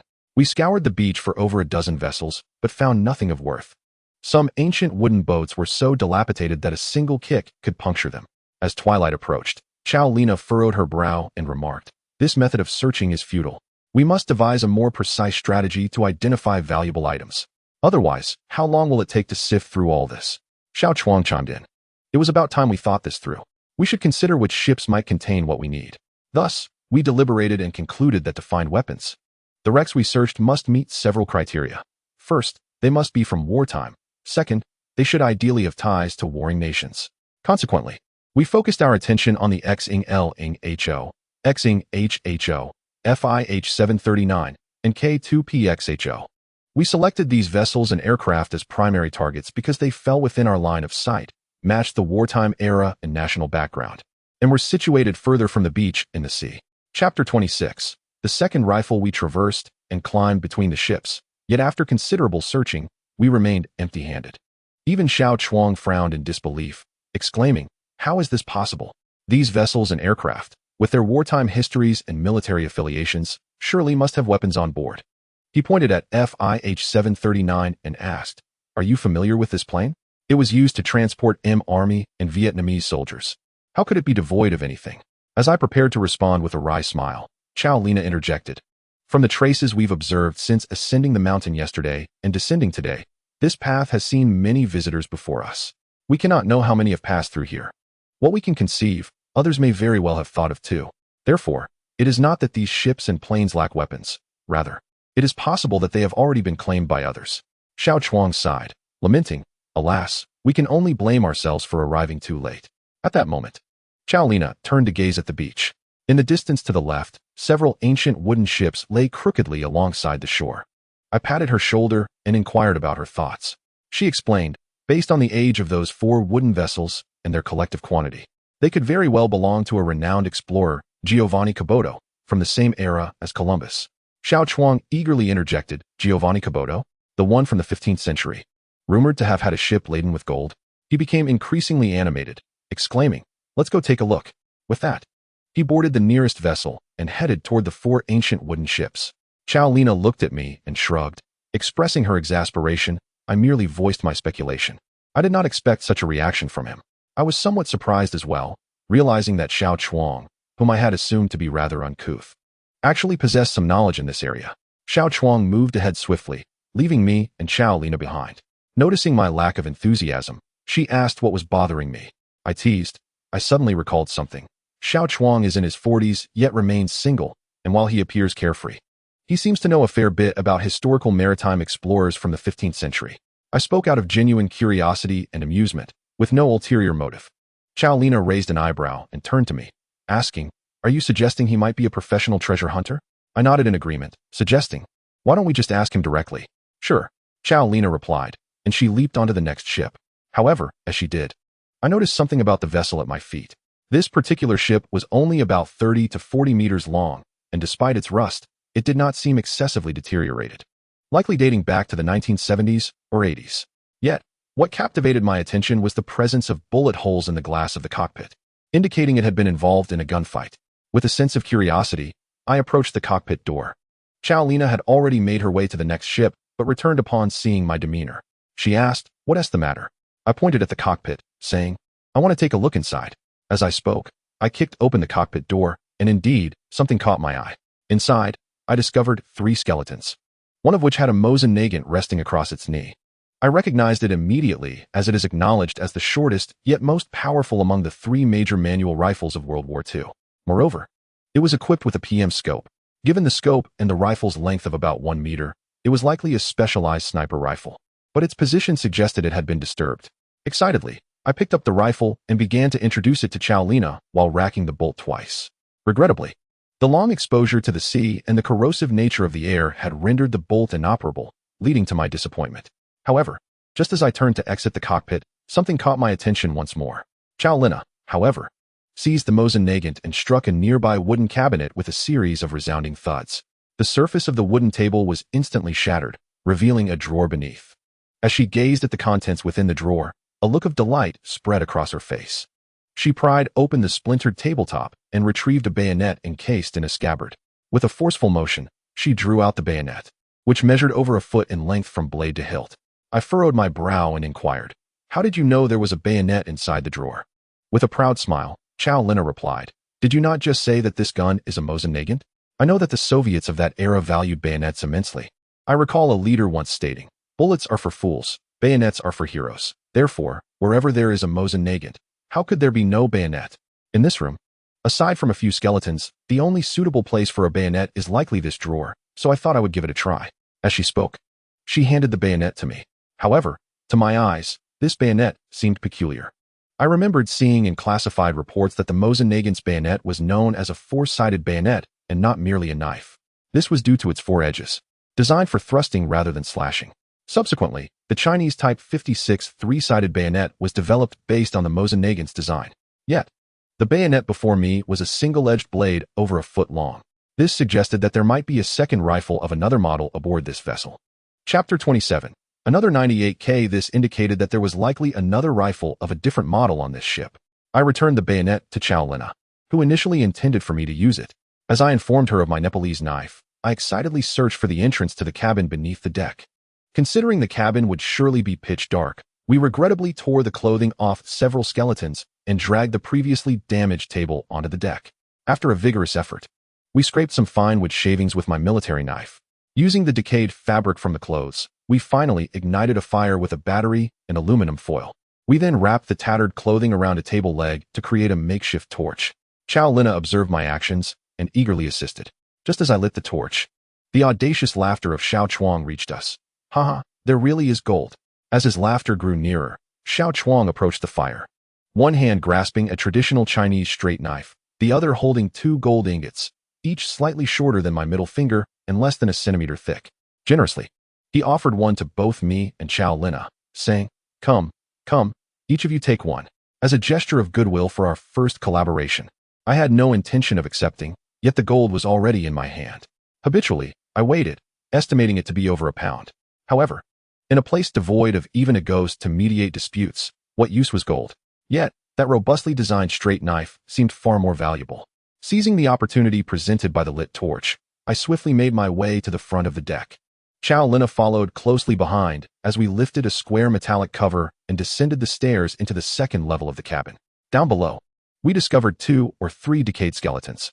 This level consisted of multiple compartments, with a corridor running through the center. In our haste to outrun the torch's dwindling flame, we searched with great speed. Ultimately, fortune favored the diligent, and within the wardrobe of a bedroom, I uncovered a 98K Mauser rifle wrapped in a blanket. Although it lacked a scope, the rifle was evidently well preserved. I pondered that when one possesses a Mosin Nagant, it is only natural to stow away a 98K.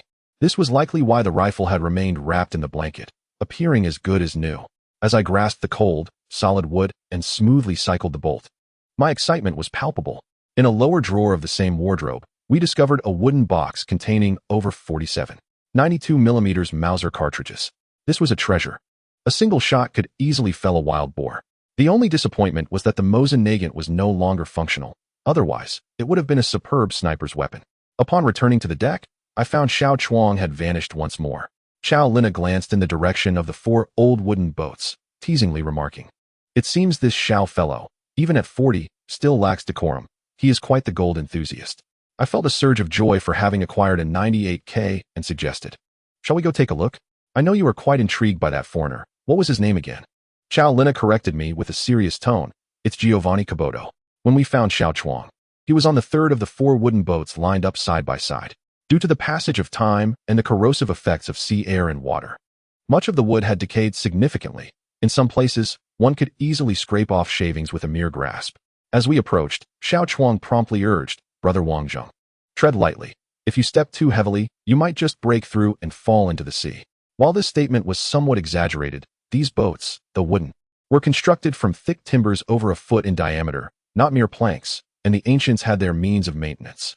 At that moment, although Xiao Chuang's clothing did not appear bulging from his pockets, the sagging fabric indicated he had stashed away quite a few valuable items. He still held the straight knife, and noticing my gaze fixated on it, he boisterously declared, This knife was not found on this ship. I discovered it on another vessel we passed earlier. What do you think?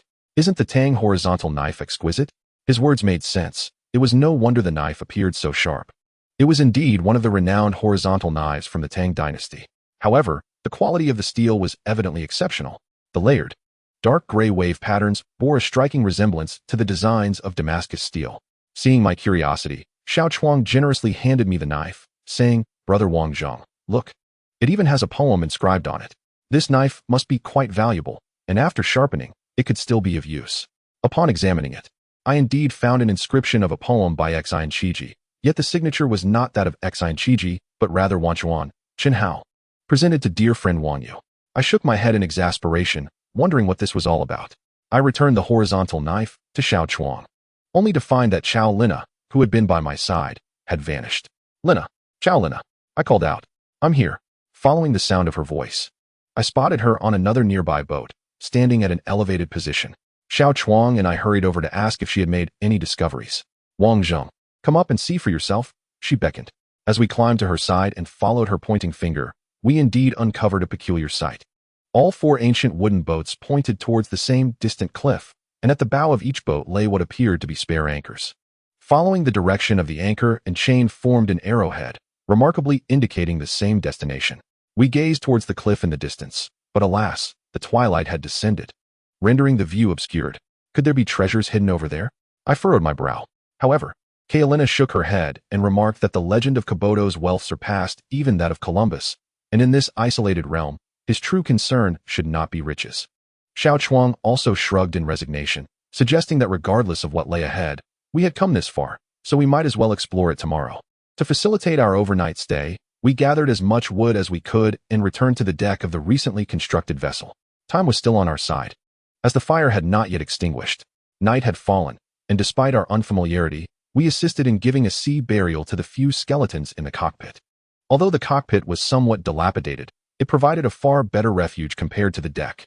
We tidied up the cockpit floor and moved the fire inside, though the rust on the deck was irreparable. Upon hearing that there was a wardrobe below, Xiao Chuang and I descended to find some relatively dry clothing that had not decayed too much, and together we transported it upstairs. We found it peculiar that decades-old garments could still be utilized, but we did not dwell on it. We initially intended to search the kitchen for cooking utensils, only to discover that aside from a few porcelain bowls and plates, all metal items had succumbed to rust. In Chapter 28, Unknown Cave, we engaged in extensive conversation that evening. When I inquired about Xiao Chuang's profession, he candidly disclosed that he was originally a diver working for a legitimate rescue organization. However, his forthright nature led to his girlfriend being taken by his superior, resulting in the loss of his job. Yuan Shihong, a former colleague, had also resigned after facing similar oppression from the leadership. His sister, Xiao Wan, was an avid diving enthusiast, and thus the three of them became inseparable partners in life and death. They had traversed the waters of the Yangtze River, the Yellow River, Poyang Lake, and Daunting Lake, reaping modest rewards, leading to a relatively comfortable existence. Over time, it was no surprise that Yuan Shihong became his brother-in-law. This trip was intended as a honeymoon tour to Iceland, Country, and the Bahamas. They were both siblings and life partners, so bringing him along was not overly intrusive. Moreover, they aspired to explore the waters near the Bahamas, seeking to broaden their horizons and test their luck. In preparation, they had even brushed up on some international knowledge. But little did they anticipate the unfolding events. As Xiao Chuang spoke, he, like Kaelina, selected some coarse fabric, and they both diligently polished their knives. Our triad meeting continued late into the night until we succumbed to slumber. Despite our frugality in the preceding days, we had only half a rabbit remaining. The beach, littered with the wreckage of ships and planes, was hardly conducive to fishing. Thus, we had not eaten that morning. Of the few rounds of ammunition I possessed, I retained 5 in the gun and another 5 in my pocket, while the remainder was stowed in my backpack. We had also salvaged some intact porcelain bowls and plates, wrapping them in clothing for transport. Consequently, my backpack had become rather burdensome. Upon returning to the vicinity of the wooden vessels, we clearly discerned the target of the 4 ships. It was the southern face of the cliff, and upon closer inspection, there appeared to be a small window-like opening in the rock face. It was hardly a cave, but rather a subtle indentation in the sheer cliff. Such a minor recess was easily overlooked. Yet, upon closer examination, a faint dark spot could be discerned in the lower right corner of the indentation. Perhaps it truly was an entrance. However, amidst the vast expanse of the towering cliff, such small openings were scattered sporadically, exhibiting various peculiar shapes. Beside the small opening, the cliff seemed to bear some markings resembling fissures in the stone. Perhaps some protruding sections could serve as pathways. To ensure we did not engage in futile efforts, I summoned my companions to search the 4 wooden ships once more, ultimately discovering a rather distinct skeleton in the cockpit of the leftmost vessel. The right hand of the skeleton had fallen to the ground, but the posture of the left hand and the entire body suggested it had been seated within the cockpit, gazing at the distant window-like opening in the cliff. In our search, we unearthed a tightly wrapped metallic piece from its clothing pocket, engraved with the numbers 001 and 2 in distinct letters. The reverse bore an inscription, which Kaelina meticulously cleaned and identified as belonging to Giovanni Caboto.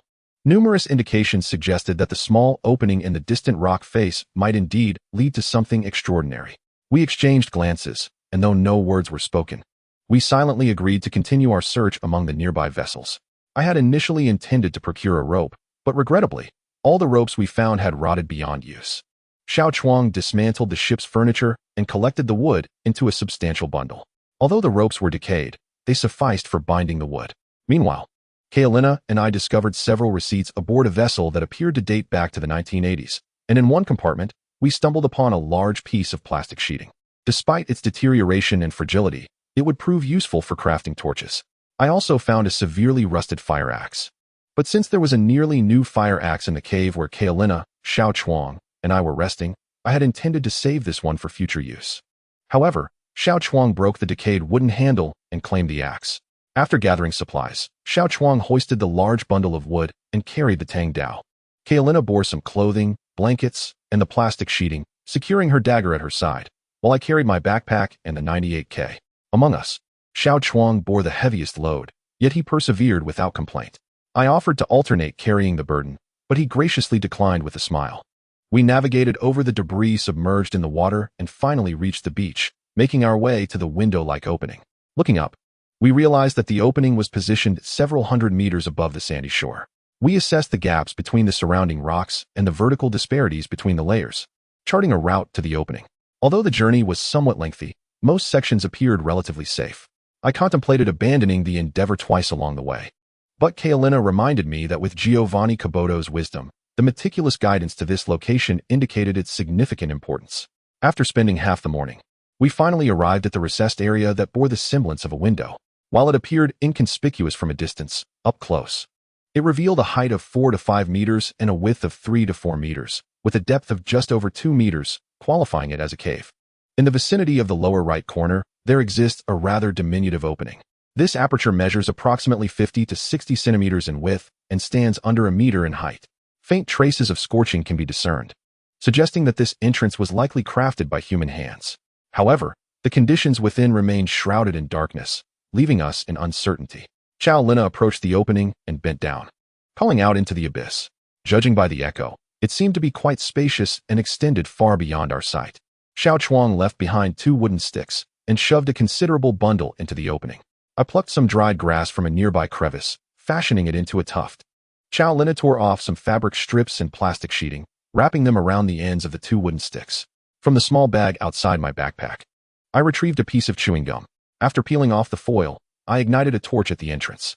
Noticing that only 3 pieces of chewing gum remained, I sighed softly. This economical method of igniting fire would soon be exhausted.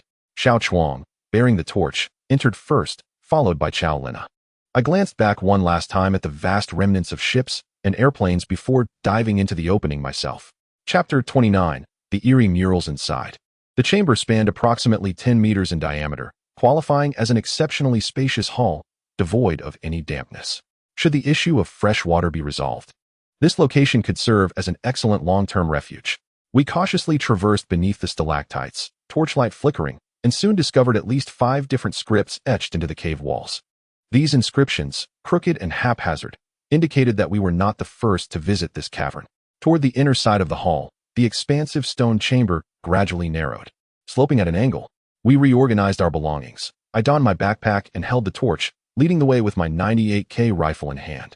Kaolina bundled all the clothing and plastic sheeting in a large blanket. She assisted Xiao Chuang in carrying the axe without a handle, which was also tucked within the bundle as they walked in the center. Xiao Chuang continued to carry the bundle of sticks, wielding a broadsword and gripping another torch at the rear. As we ventured deeper into the darkness, the winding slope ascended. Every few hundred meters, we encountered another grand hall, interspersed with various side passages, some leading to shallow alcoves while others plunged into foreboding depths. As we progressed, Kaolina tore strips of cloth and plastic to wrap around the surfaces of our torches.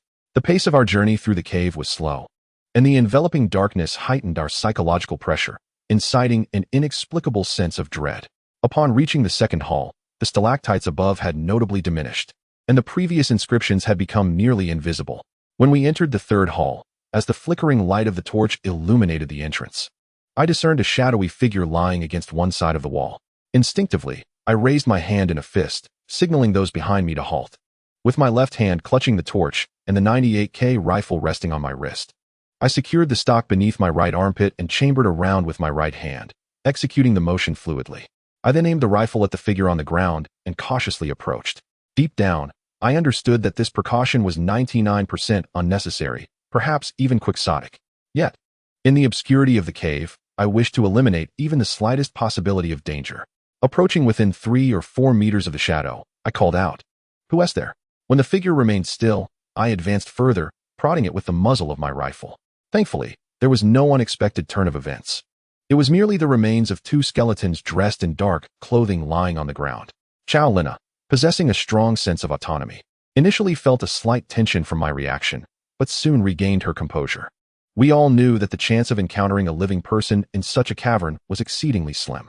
After ensuring that there were no immediate threats in the hall, we examined the two skeletons, discovering that daggers were still embedded within their bones.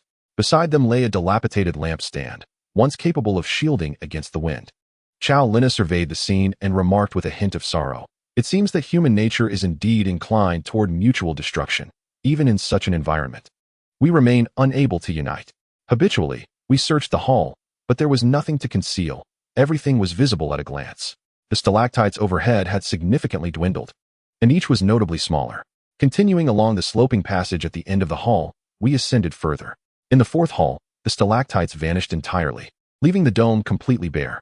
Upon reaching the fifth hall, we realized that whether in the winding stone passage or the walls of the cavernous hall, we had traversed the darkness for an extended period.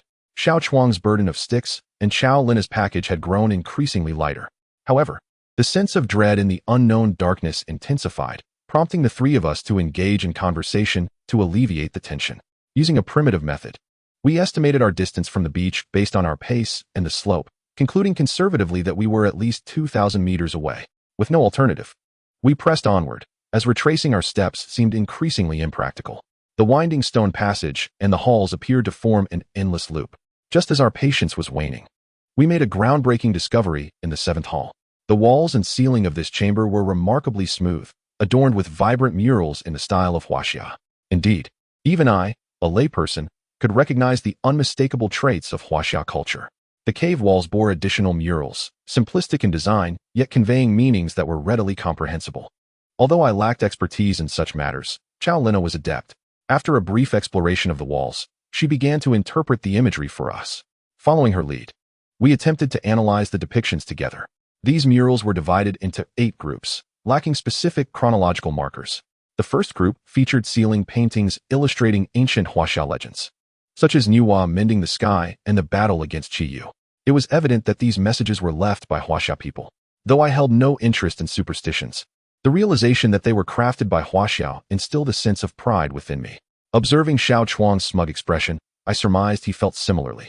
The second group depicted simple drawings on the cave walls, illustrating the struggles of the common folk amidst the strife of 7 warring nations, leading to widespread famine and despair.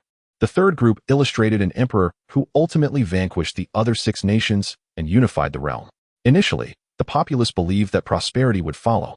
Yet this emperor turned out to be a tyrant, imposing heavy burdens and oppressive construction projects while the military brutally suppressed the suffering citizens.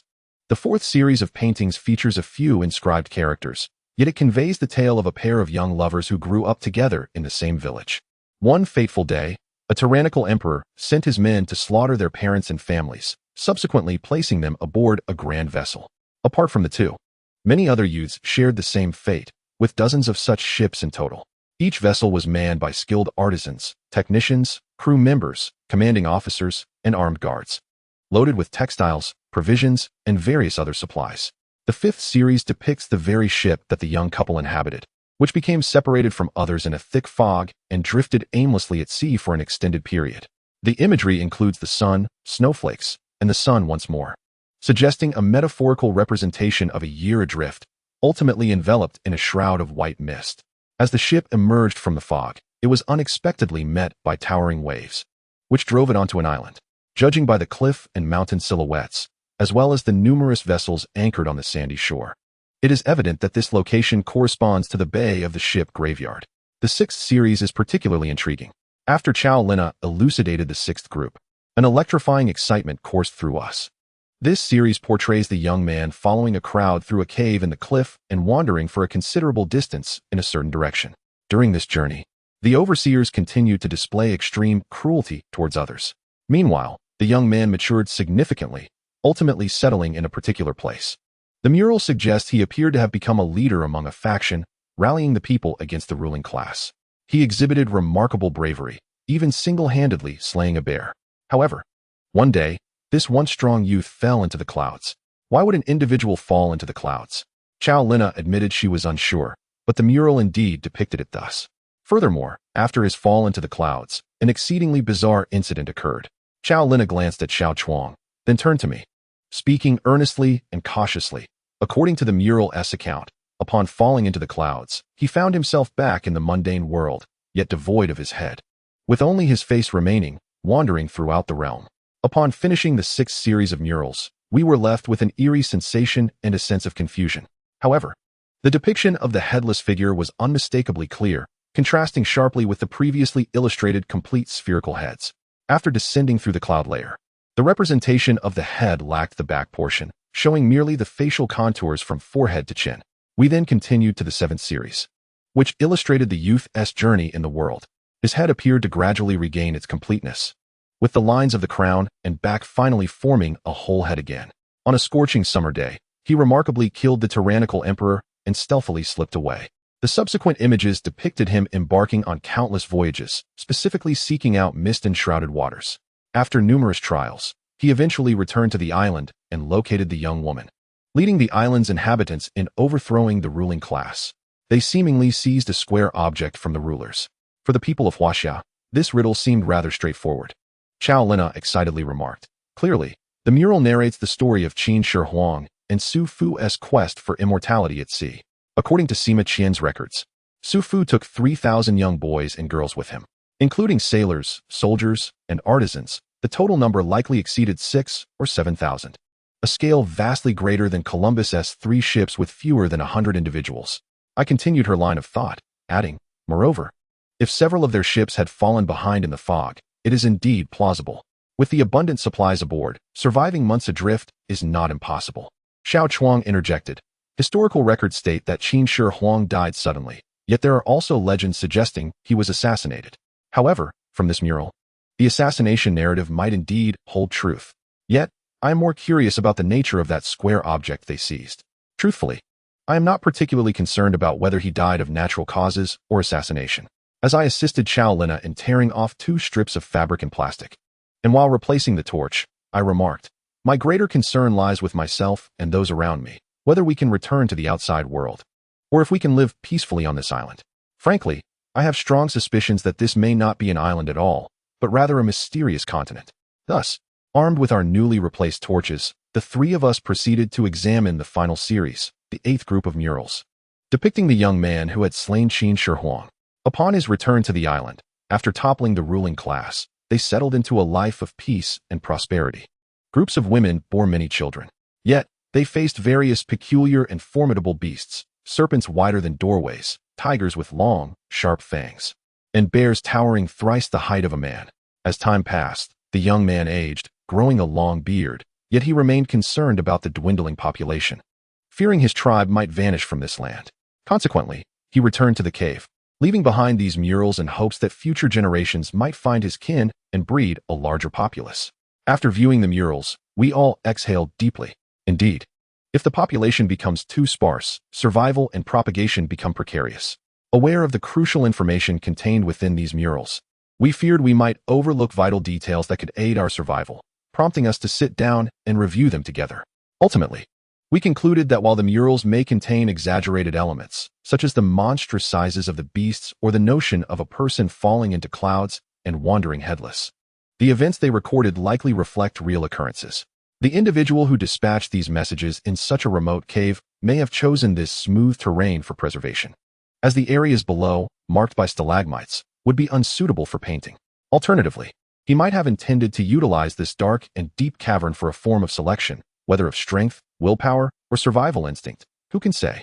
Nevertheless, after thorough deliberation, we unanimously decided that armed with this mural information, we could venture forth with our companions to seek out the tribes depicted within.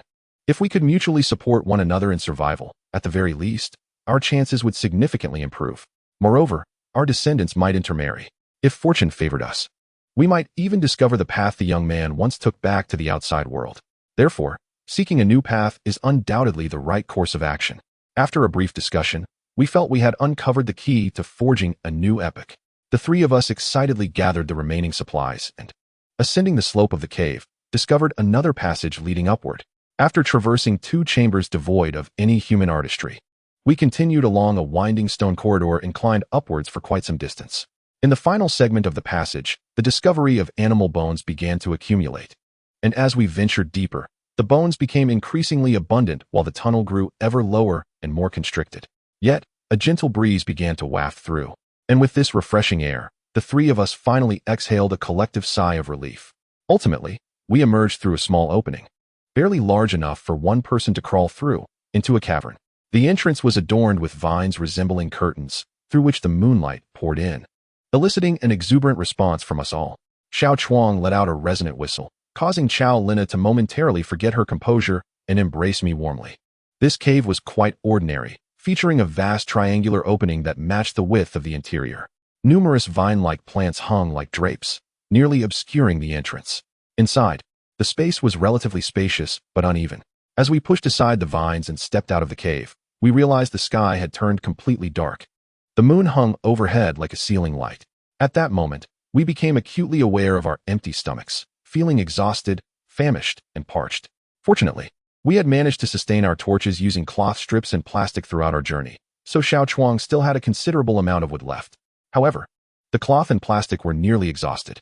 We decided to ignite 3 torches, each of us wielding one, and ventured into the surrounding woods to gather firewood for the night. I noticed that Chow Lina and Xiao Chuang were not nearby, so I took the opportunity to address my own needs. Under the moonlight, I surveyed the surrounding landscape, dominated by modest coniferous forests. Ahead, the mountains sloped gently without any significant ridges or ravines. To our right, however, there lay a ridge that extended from the mountains into the western sea, slightly lower than our position. Its flat and straight form was unmistakably the very ridge we had previously traversed. In truth, if we had sought it out, we could have located the water source Lin Chong had once indicated, based on the ridge's position. Yet, the ridge appeared to be a considerable distance away, and with only a small amount of water remaining, I reasoned that we could endure the night without it. Therefore, I abandoned that plan. While I was lost in thought, I was startled by the somewhat awkward voice of Chow Lina from behind, tinged with a hint of shyness. Wang Zheng, do you have any paper on you? The suddenness of her inquiry caught me off guard, causing me to instinctively retreat. The timing and context of her question felt somewhat misplaced. However, I quickly regained my composure, unzipping my hollow jacket and tearing off a piece of the lining to hand it to her. Given our current circumstances, let us make do with this for now. She accepted it, and the torchlight cast a rosy glow upon her cheeks as she lowered her head and replied, "Thank you. I actually just remembered I have a receipt I found on the boat." With that, she stepped aside. I shook my head, sighing softly and murmuring to myself, "If you have it, why come to me?" We spent the night huddled around the makeshift fire in the cave. The following day, upon descending the mountain, we were met with unexpected trouble at the campsite below. Chapter 31. Parting ways since we had consumed only a small portion of rabbit meat the night before. We had not eaten anything else that morning. On one hand, the darkness of the cave had replaced our hunger with anxiety. On the other, we were uncertain of when we could exit the cave. Thus, it was essential to conserve our food for the most dire of circumstances. That evening, the 3 of us sat around the fire and finished the last remnants of the rabbit. We shared the remaining water, which merely alleviated our hunger without truly satisfying it. With empty stomachs, sleep eluded us, and only as dawn approached did Chow Lina manage to rest her head on my lap for a brief moment. For the most part, we endured the night sitting upright. Finally, as daylight broke, Xiao Chuang inquired, "Shall we go catch something to eat before heading down?" His mention of food made me acutely aware of the growl from Chow Lina's stomach. I smiled and suggested, "Let's take our fire starter and find that water source near where we camped last night. If we locate that puddle, we might find something to eat." Previously, we had encountered a hornet's nest, and Xiao Chuang had considered smoking them out. However, I deemed the endeavor too slow and risky, as a few stings could prove detrimental. My immediate priority was to return to the cave and bring Chao Zihe and Ka Te Lin Na with me, then gather the others from the campsite to venture southward. Therefore, I resolutely abandoned the notion of disturbing the hornets and made my way to the water source. We gathered our fire starter and quenched our thirst at the puddle. Then, we collected dry branches and leaves to build a fire. In the small ditches surrounding the puddle, we diligently searched and found several iron crabs, which we referred to in our hometown as tixi, a term for the tough-shelled crabs found in the hillside ditches.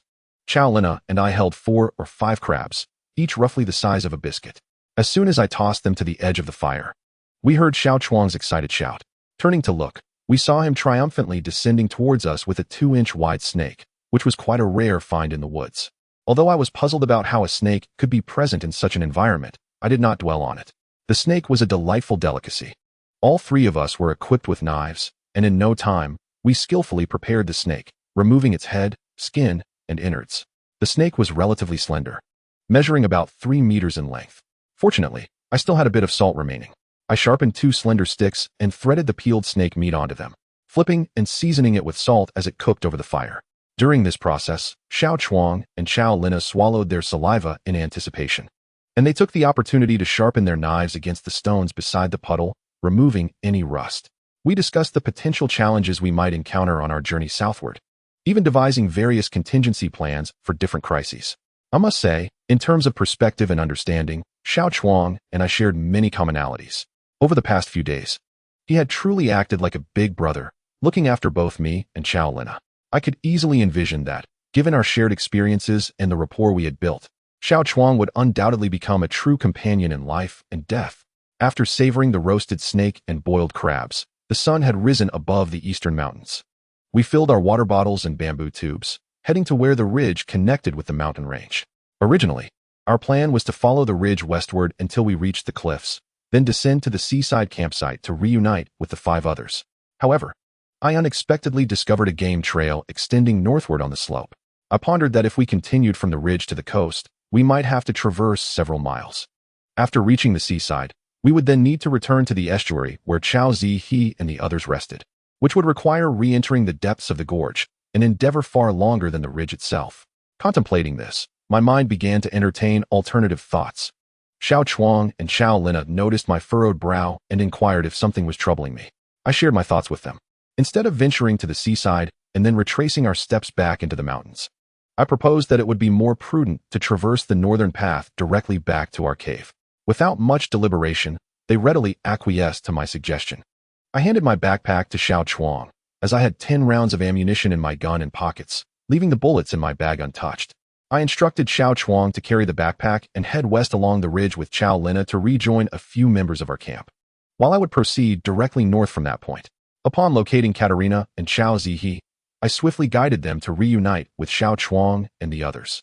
Xiao Chuang embraced me, stating with a hearty laugh, "Brother Wangzheng, you are truly remarkable.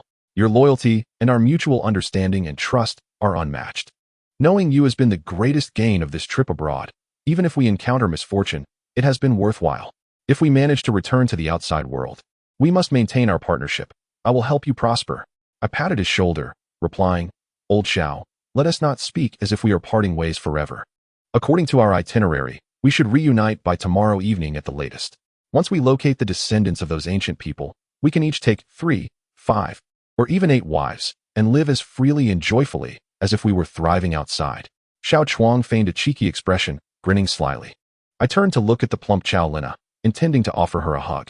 However, she playfully pushed against my chest, teasingly admonishing, "Go away. A man who intends to marry multiple wives should not come near me." As I feigned a stern expression and withdrew my arms, she softened her tone, saying, "These past few days, you've only spoken of Soldier.She and Katarina. Since I am also alone, why don't I accompany you to meet your 2 goddesses?"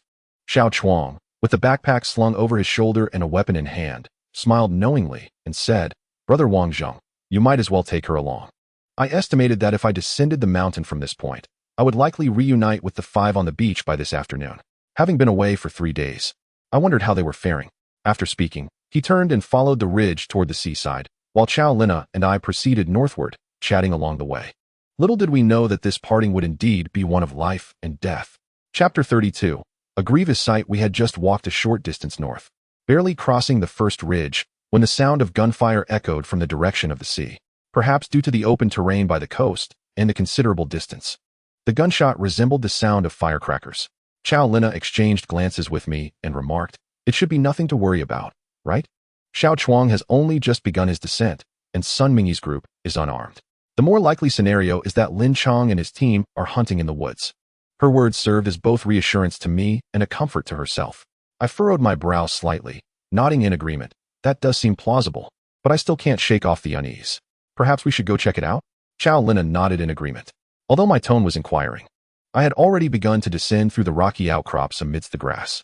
Naturally, Xiao Lina followed closely. As we were navigating hastily, and could only intermittently utilize a narrow animal trail. Thus, despite our urgency, our descent remained slow. As we finally reached the bottom of the canyon, we were met with an unforeseen 6 or 7 meter high cliff. The steepness of the cliff made it difficult to find a suitable path for descending, and the cliff extended for quite a distance. In this unfamiliar environment, I was uncertain how to navigate around it. 6 or 7 meters was equivalent to more than 2 stories. Jumping down could easily result in injury, or worse, endanger one's life. After careful observation, I was relieved to notice a grove of bamboo several dozen meters to the left at the base of the cliff. Gritting my teeth, I approached the bamboo grove and said to Chow Lina, "I will go down first to check things out. If all is well, I will return to find you here. If you hear gunfire again and I do not return, you should head north toward a small stream that flows steadily. Chow Zi and the others will be there, and you can rely on each other." With that, I tossed my 98K rifle and Nepalese knife over the cliff. Then, I leaped off, grabbing onto 2 bamboo shoots above. Utilizing their elasticity, as the bamboo bent downwards, I released my grip, and they propelled me upwards. Although I landed unceremoniously on the ground, I fortunately sustained no injuries. I thought to myself that if I practiced this maneuver a few more times, it might look particularly impressive and elegant. Just as I was about to retrieve my 98K and Nepalese knife, Chow Lina called down from above, "Wang Zheng, I'm coming down too. If I jump and end up in a predicament, I'll be relying on you for the rest of my life." Saying this, she tossed her dagger next to my weapons and emulated my leap, grabbing onto the bamboo shoots as well. I instinctively wanted to warn her not to jump, but before I could utter a word, she had already leapt off, and it was too late to say anything. I could only estimate where she would land. She weighed at least 50 pounds less than me, so the elasticity of the bamboo would not allow her to reach the ground. As the bamboo bent under her weight, it seemed to reach its limit just as Chow Lina's feet were still nearly 2 meters above the ground. "Let go," I shouted urgently, and she evidently reacted in time. However, as she released her grip, her body was lifted nearly a meter before descending once more. I rushed forward and wrapped my arms around her waist. Although my strength and speed had significantly increased, her weight combined with the momentum of her fall still caused me to stagger back 2 steps. My heel struck a rock, and I toppled backward. I heard a crack, feeling a sharp pain in my right side where I had landed on a stone. In that moment, the excruciating pain left me nearly breathless, even as I distinctly felt my hands gripping 2 taut, resilient spheres. Despite the intense agony, I instinctively released my hold and pushed Chow Lina into a seated position while curling up on my left side. Chow Lina seemed to take a deep breath, steadying herself. She then stood and yelled, "You're something else, Wang Zheng." As she scolded me, she must have noticed my crumpled form in pain and quickly crouched beside me, asking, "Wang Zheng, are you all right? Did you get hurt?" I gritted my teeth, my face flushed to a deep shade of purple. With her assistance, I managed to sit up, pointing to a stone beside me that was slightly larger than a ping-pong ball, and said, "Next time, I'll pin you down and place a stone behind you to see how you feel." Upon finishing my words, I felt an unsettling dissonance within me, and in a moment of sheer insensitivity, I clumsily explained, "What I mean is, I would place a stone upon you and add my weight, allowing you to experience the pain." Yet, a deeper sense of unease enveloped me. Consequently, I resolved to cease my explanations. Rising to my feet and moving aside to retrieve the Nepalese knife, securing it at my waist, I then picked up the 98K rifle and handed the bayonet to Chow Lina. As she accepted the blade, a blush crept across her face, and she smiled shyly without uttering a word. While we strolled towards the beach, I discreetly reached under my right arm with my left hand, pressing against my injured ribs. Based on the pressure I felt and the pain radiating from my back, I surmised that one of my ribs might be slightly fractured. As we continued our journey, the initial tension within me began to ease, thanks to these interludes. However, upon reaching the sand well I had excavated days prior, a gunshot echoed from the shore. Given our proximity, the sound was particularly distinct. I exchanged a glance with Chow Lina, realizing that this time, trouble was likely at hand. Could it be that the treacherous Lin Chong had, in a cowardly fashion, turned against those on the beach? I hastily grasped the 98K and sprinted outward, having already chambered around. Approaching the edge of the woods, I raised my fist to signal Chow Lina to halt. Rather than rushing out immediately, I crouched in the underbrush, attentively listening for 3 seconds to the commotion outside.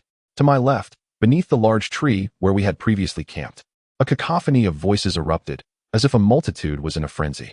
I instructed Chow Lina to remain where she was and not to recklessly expose herself.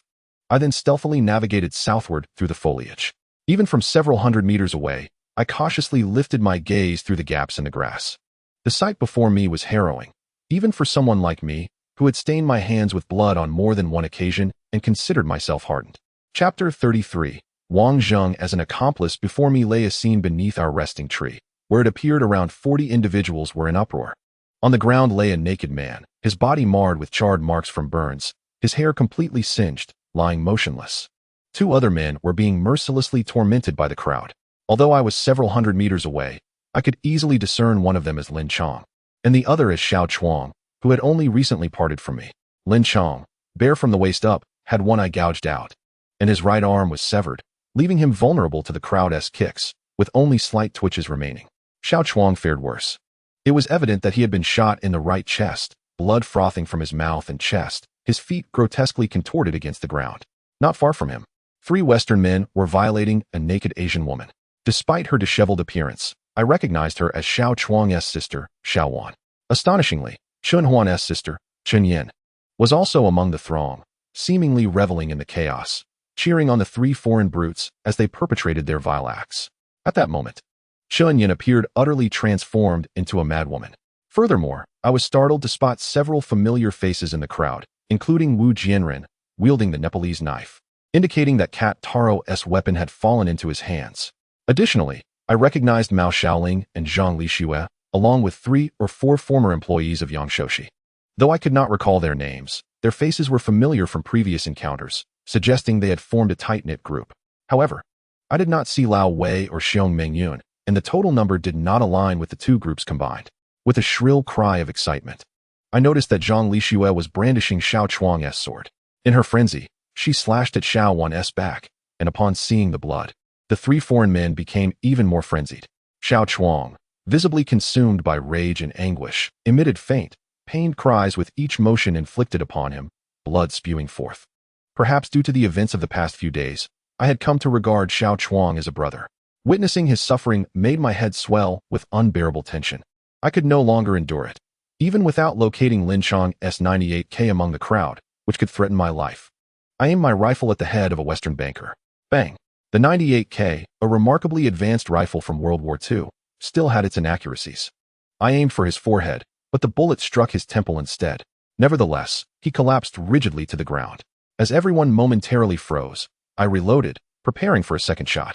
I targeted one of the 3 Western men facing me, positioned behind Xiao Wan. Unfortunately, another miscalculation occurred. Bang! I had aimed for his upper thigh, but the bullet struck the lower edge of his abdomen. Blood erupted, staining Xiao Wan's back and hips in an instant. The crowd reacted like startled beasts, with the 2 foreign thugs retreating hastily, unable to gather themselves as they fled southward. Simultaneously, a gunshot rang out from my left, sending a small plume of dust up just a few meters in front of me. I promptly chambered a 3rd round, scanning for the direction of the shot, and quickly spotted a small section of a rifle barrel protruding from the underbrush beside a large tree. Bang! After the shot, although no blood erupted from behind the foliage, the barrel abruptly tilted skyward. I knew that shot must have struck its mark, and I swiftly chambered a 4th round. A stone tumbled into the crowd from the cliff beside the tree. Casting a glance, I saw Wen Feng, crying out, brandishing a wooden stick as he rushed down the slope. I stood up and moved forward, firing again. My 4th shot hit a Western man in the crowd. Reloading for my 5th shot, I struck Zhang Lixue, who fell to the ground in a heap. I quickly retrieved 5 bullets from my pocket, pursuing the fleeing crowd while hastily loading my rifle. However, just as I pressed in the 3rd bullet, Sun Mingyi dashed past, seizing the 98K and firing into the underbrush beside me. Yet, consumed by rage, I had no thought of retreat. I merely quickened my pace, loading all 5 bullets into my rifle. I was not afraid of death. I simply wished to take a gamble. As anticipated, Sun Mingyi appeared to endure the pain as he swiftly cocked the gun. His expression of restrained agony instilled a sense of confidence in my gamble. When he fired at me again, his aim was nearly non-existent, with the bullet landing some 30 to 40 meters away, precisely where Chow Lina had charged into the crowd after I had risen to shoot. Fortunately, fate was on our side, as the bullet did not strike Chow Lina but rather hit a foreign man fleeing, whom she had previously injured. My audacity in this gamble stemmed from my understanding of the considerable recoil of the 98K.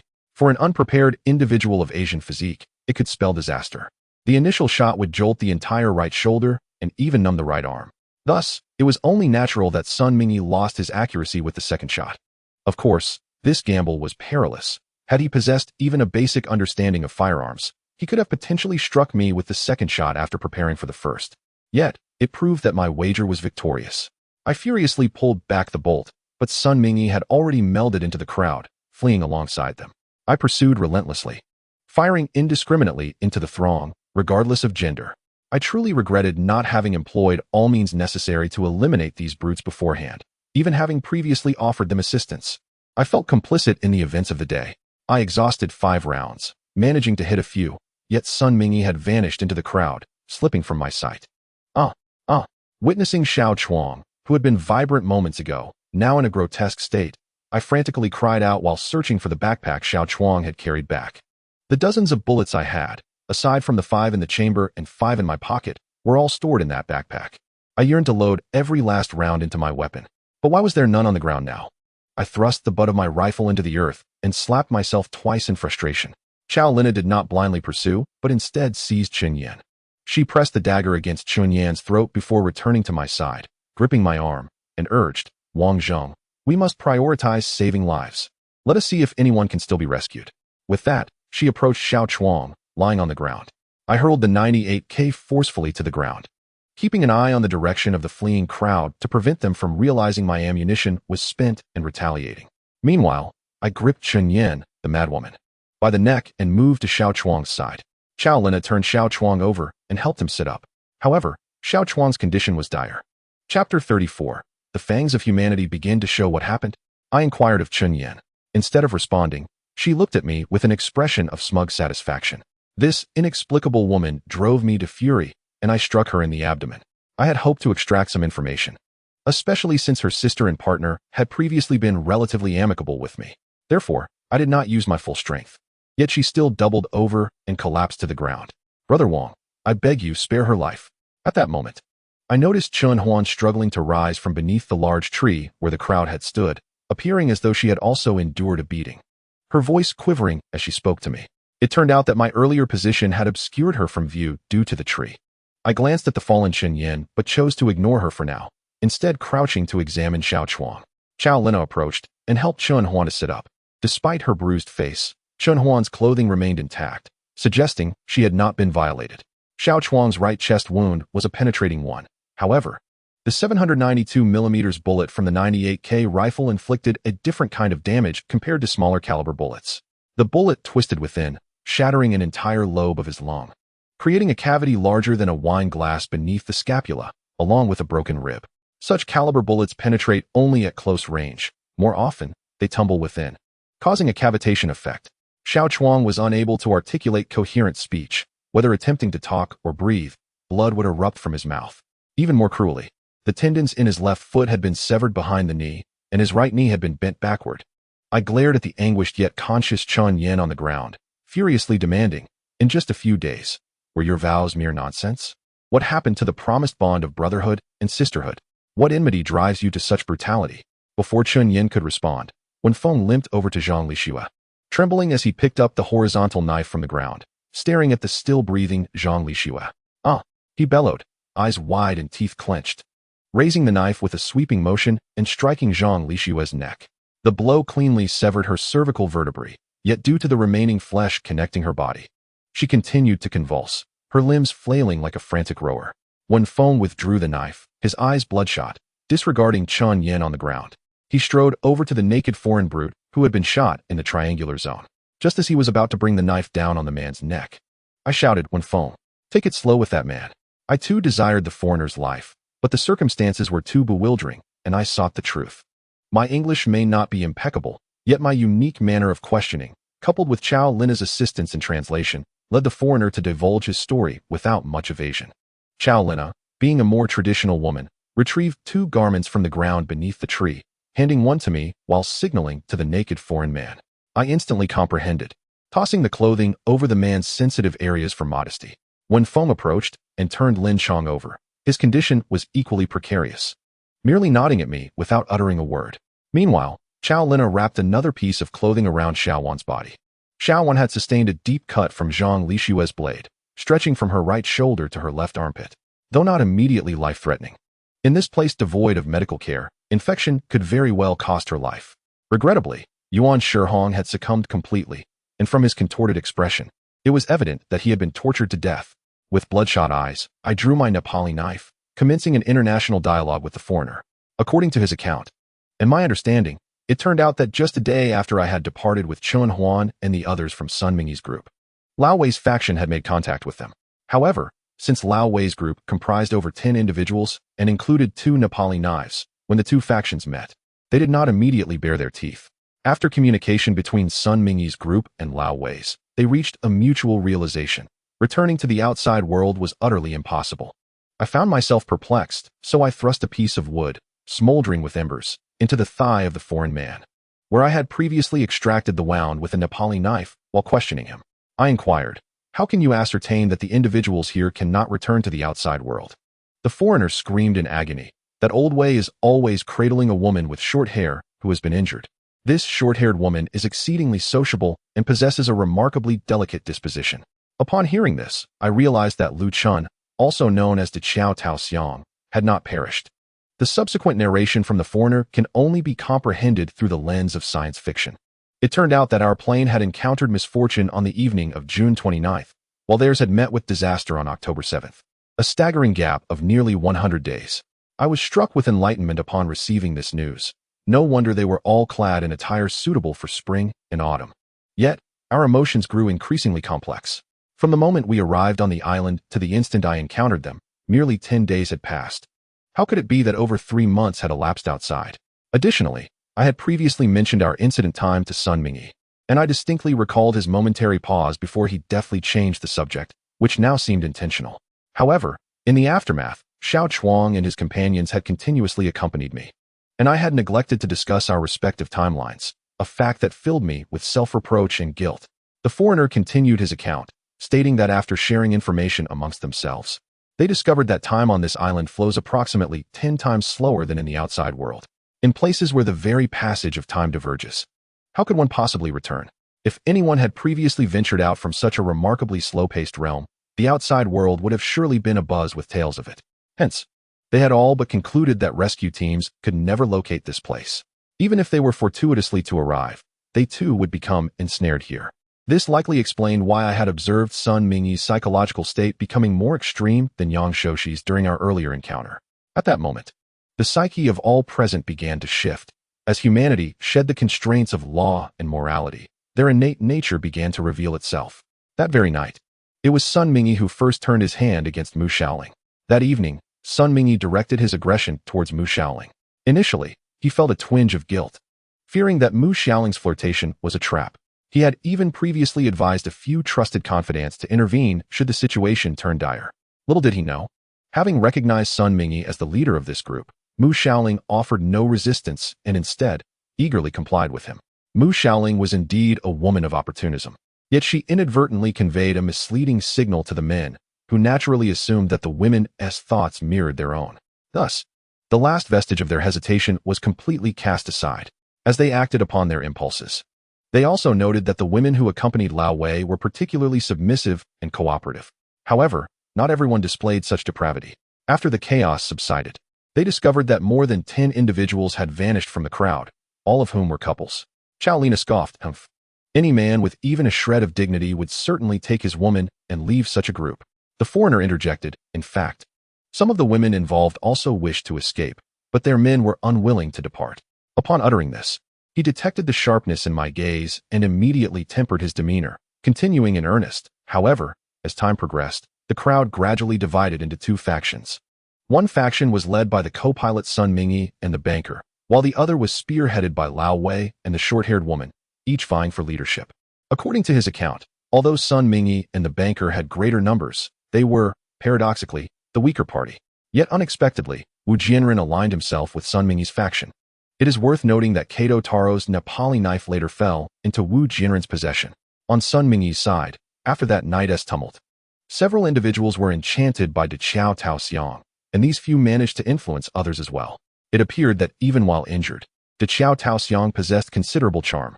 In a brief span, the dynamics within the crowd underwent several subtle shifts. What perplexed both Chao Lina and me was that just the previous night, Chun Yen had voluntarily sought out this group. The foreigner pointed to Chun Yen on the ground and recounted, "Last night, This woman actively approached us. She conversed with Sun Mingyi for quite some time, after which Sun Mingyi summoned the banker and us three, even calling in Lao Wei. Due to the overwhelming number of individuals around the bonfire, some women genuinely expressed their aversion towards the previous night's frenzy. They declared that they would rather die than engage in further conflict, even if it meant isolating themselves. We too wished to avoid inciting public wrath, so we escorted this woman into the thicket. Her condition for cooperation was that we assist her in seeking revenge. Revenge? Both Chao Lina and I exclaimed in astonishment, simultaneously glancing towards Chun Yin, Chen Huan, Wen Feng, Xiao Wan, and others. What grievance could there be that warranted retribution? The foreigner continued his narrative, explaining that upon their arrival, they swiftly subdued several individuals. During this process, only Wen Feng managed to escape, but he sustained a leg injury inflicted by Wu Jianren. Lu Chun was indeed astute, even amidst the torment inflicted by the group. She had arranged for Lao Wei to lie in ambush in the nearby underbrush, and unexpectedly, his ambush proved effective. At this juncture, Lin Chong, wincing in pain, spoke up, and Wen Feng hurriedly assisted him to sit up. Integrating Lin Chong's account, after we departed that day, he was aware that the individuals on the beach were part of our team, so he occasionally monitored their situation. This morning, after his teammates ventured out to inspect the traps, he retraced his steps along the narrow path to the north and reached a corner, only to discover that calamity had befallen those below. He hastily armed himself and descended from the cliff. The distance was considerable. By the time he arrived, Yuan Shihong had already been beaten and burnt to death. He concealed himself in the underbrush of the woods, ready to fire his weapon. Unexpectedly, Lao Wei charged out from the side, catching him off guard with a sudden strike that pierced his right shoulder joint. Moreover, the blade twisted as it cut, rendering his entire right arm incapacitated with that one blow. His gun discharged reflexively as his finger twitched on the trigger, thus failing to hit anyone. Lao Wei dragged Lin Chong out of the thicket, and Lu Chun immediately instructed another individual to take over the position of the 98K and continue the ambush. Lao Wei and Lu Chun, of course, recognized Lin Chong. To divert the group, Lin Chong suggested they traverse over the ridge and head south, as there was a possibility of finding a way out. He also mentioned me and several others who had ventured south alongside him. After some deliberation, Lu Chun and Lao Wei decided to lead their people southward. However, prior to their departure, they specifically inquired about Lin Chong's cave location. Perhaps it was during their attempt to raid the cave that they missed encountering Xiao Chuang. Strangely, the ambushing marksman did not follow them, and despite possessing a firearm, he remained reluctant to approach the crowd. Injured, Lu Chun cast a fierce glance at him, unable to act, and could only depart with Lao Wei and his companions. Filled with resentment, upon descending the mountain, Xiao Chuang was met with a scene of utter devastation. His brother-in-law, who was also his close friend, had been humiliated and tortured to death, while his sister endured relentless torment. In a fit of rage, Xiao Chuang emerged from the forest wielding a broadsword, only to be struck down by a surprise sniper shot. The circumstances were now clear to me as I observed the foreign brute. His abdomen had been struck by a 98K round, and it was evident that he would not survive. Given my personal inclinations, I would ordinarily prolong his suffering, inflicting severe injuries before banishing him to a slow and agonizing death. However, witnessing Xiao Chuang's anguish, I approached Lin Chong, seized the broadsword from Wen Feng, and, after breaking the foreigner's arms, dragged him before Xiao Chuang. I placed the hilt of the broadsword in Xiao Chuang's hand and positioned the foreigner so that he faced Xiao Chuang, exposing his neck. Xiao Chuang's lungs were shattered, and though he would not perish immediately, he was in excruciating pain, rendered nearly powerless. I pressed the blade against the foreign man's throat, who, already terrified, mumbled something resembling a prayer, yet I feigned ignorance. Due to his weakened state, Xiao Chuang could only rely on the weight of the sword to press down on the foreigner's neck, sawing back and forth a few times. Finally, as the arterial blood gushed forth with a hissing sound, Xiao Chuang released the hilt, gazing at me with immense pain and gratitude. Blood bubbling from his lips as he stammered, "Brother, thank you." With trembling fingers, he pointed toward the edge of the woods, saying, "Backpack, bullets, that way, very important. Gather them." Each word he uttered was accompanied by a spray of blood. He cast a final glance at Xiao Wan, who was being held by Chao Lina, and then, gritting his teeth, looked at me with pleading eyes, begging, "Brother, grant me a swift end. Please, please, thank you." Chapter 36, Avoiding Death by Recklessness, Part 1. Xiao Chuang's last glance was toward Xiao Wan, who was being consoled by Chao Lina. He gritted his teeth and implored me with desperate eyes, "Brother, grant me a swift end. Please, please, thank you." I understood that for him, A quick death would indeed be a merciful act. Yet, his repeated calls of brother made it impossible for me to carry out such an act. I turned to look at Xiao Wan, who, tears streaming down her face, nodded at me, then averted her gaze. I could choose to do nothing, but he would suffer a fate worse than death. Thus, I resolved to act, knowing it might weigh heavily on my conscience, yet alleviate his suffering. My hand trembled as I picked up the broadsword, aware that the most painless method of death was through gas poisoning, slipping away unknowingly in sleep. Unfortunately, we lacked the means for such a demise. Opting for the 98K would entail a lengthy process of searching for and chambering bullets, during which I feared Xiao Chuang would endure even greater pain. The hilt of the sword had become slick with blood, yet I tightened my grip and mimicked Xiao Chuang's words from our last moments on the ridge. Big brother Xiao Chuang, you are truly a good person. Whether we head south or find our way back to the outside world, we could become the best of brothers, enjoying life and sharing wealth together. As I recited his words, blood gushed from his neck, splattering onto me. He succumbed in a pool of blood. I dropped the sword, but my right hand trembled uncontrollably. Though this wasn't my first experience with killing, it was my first time turning against a comrade. Silently, I stepped aside, retrieving the 98K from the ground. As I turned to head toward the direction Xiao Chuang had indicated for the backpack, I noticed Chen Huan, bruised and battered, kneeling nearby, weeping uncontrollably.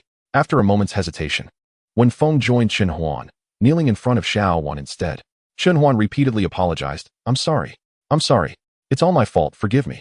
I ignored them. Perhaps it was the loss of my former comrades and my upbringing that had made me place such importance on brotherhood. In the past, I had declined all rewards for tasks due to the deaths of my fellow soldiers, even neglecting to secure a job placement.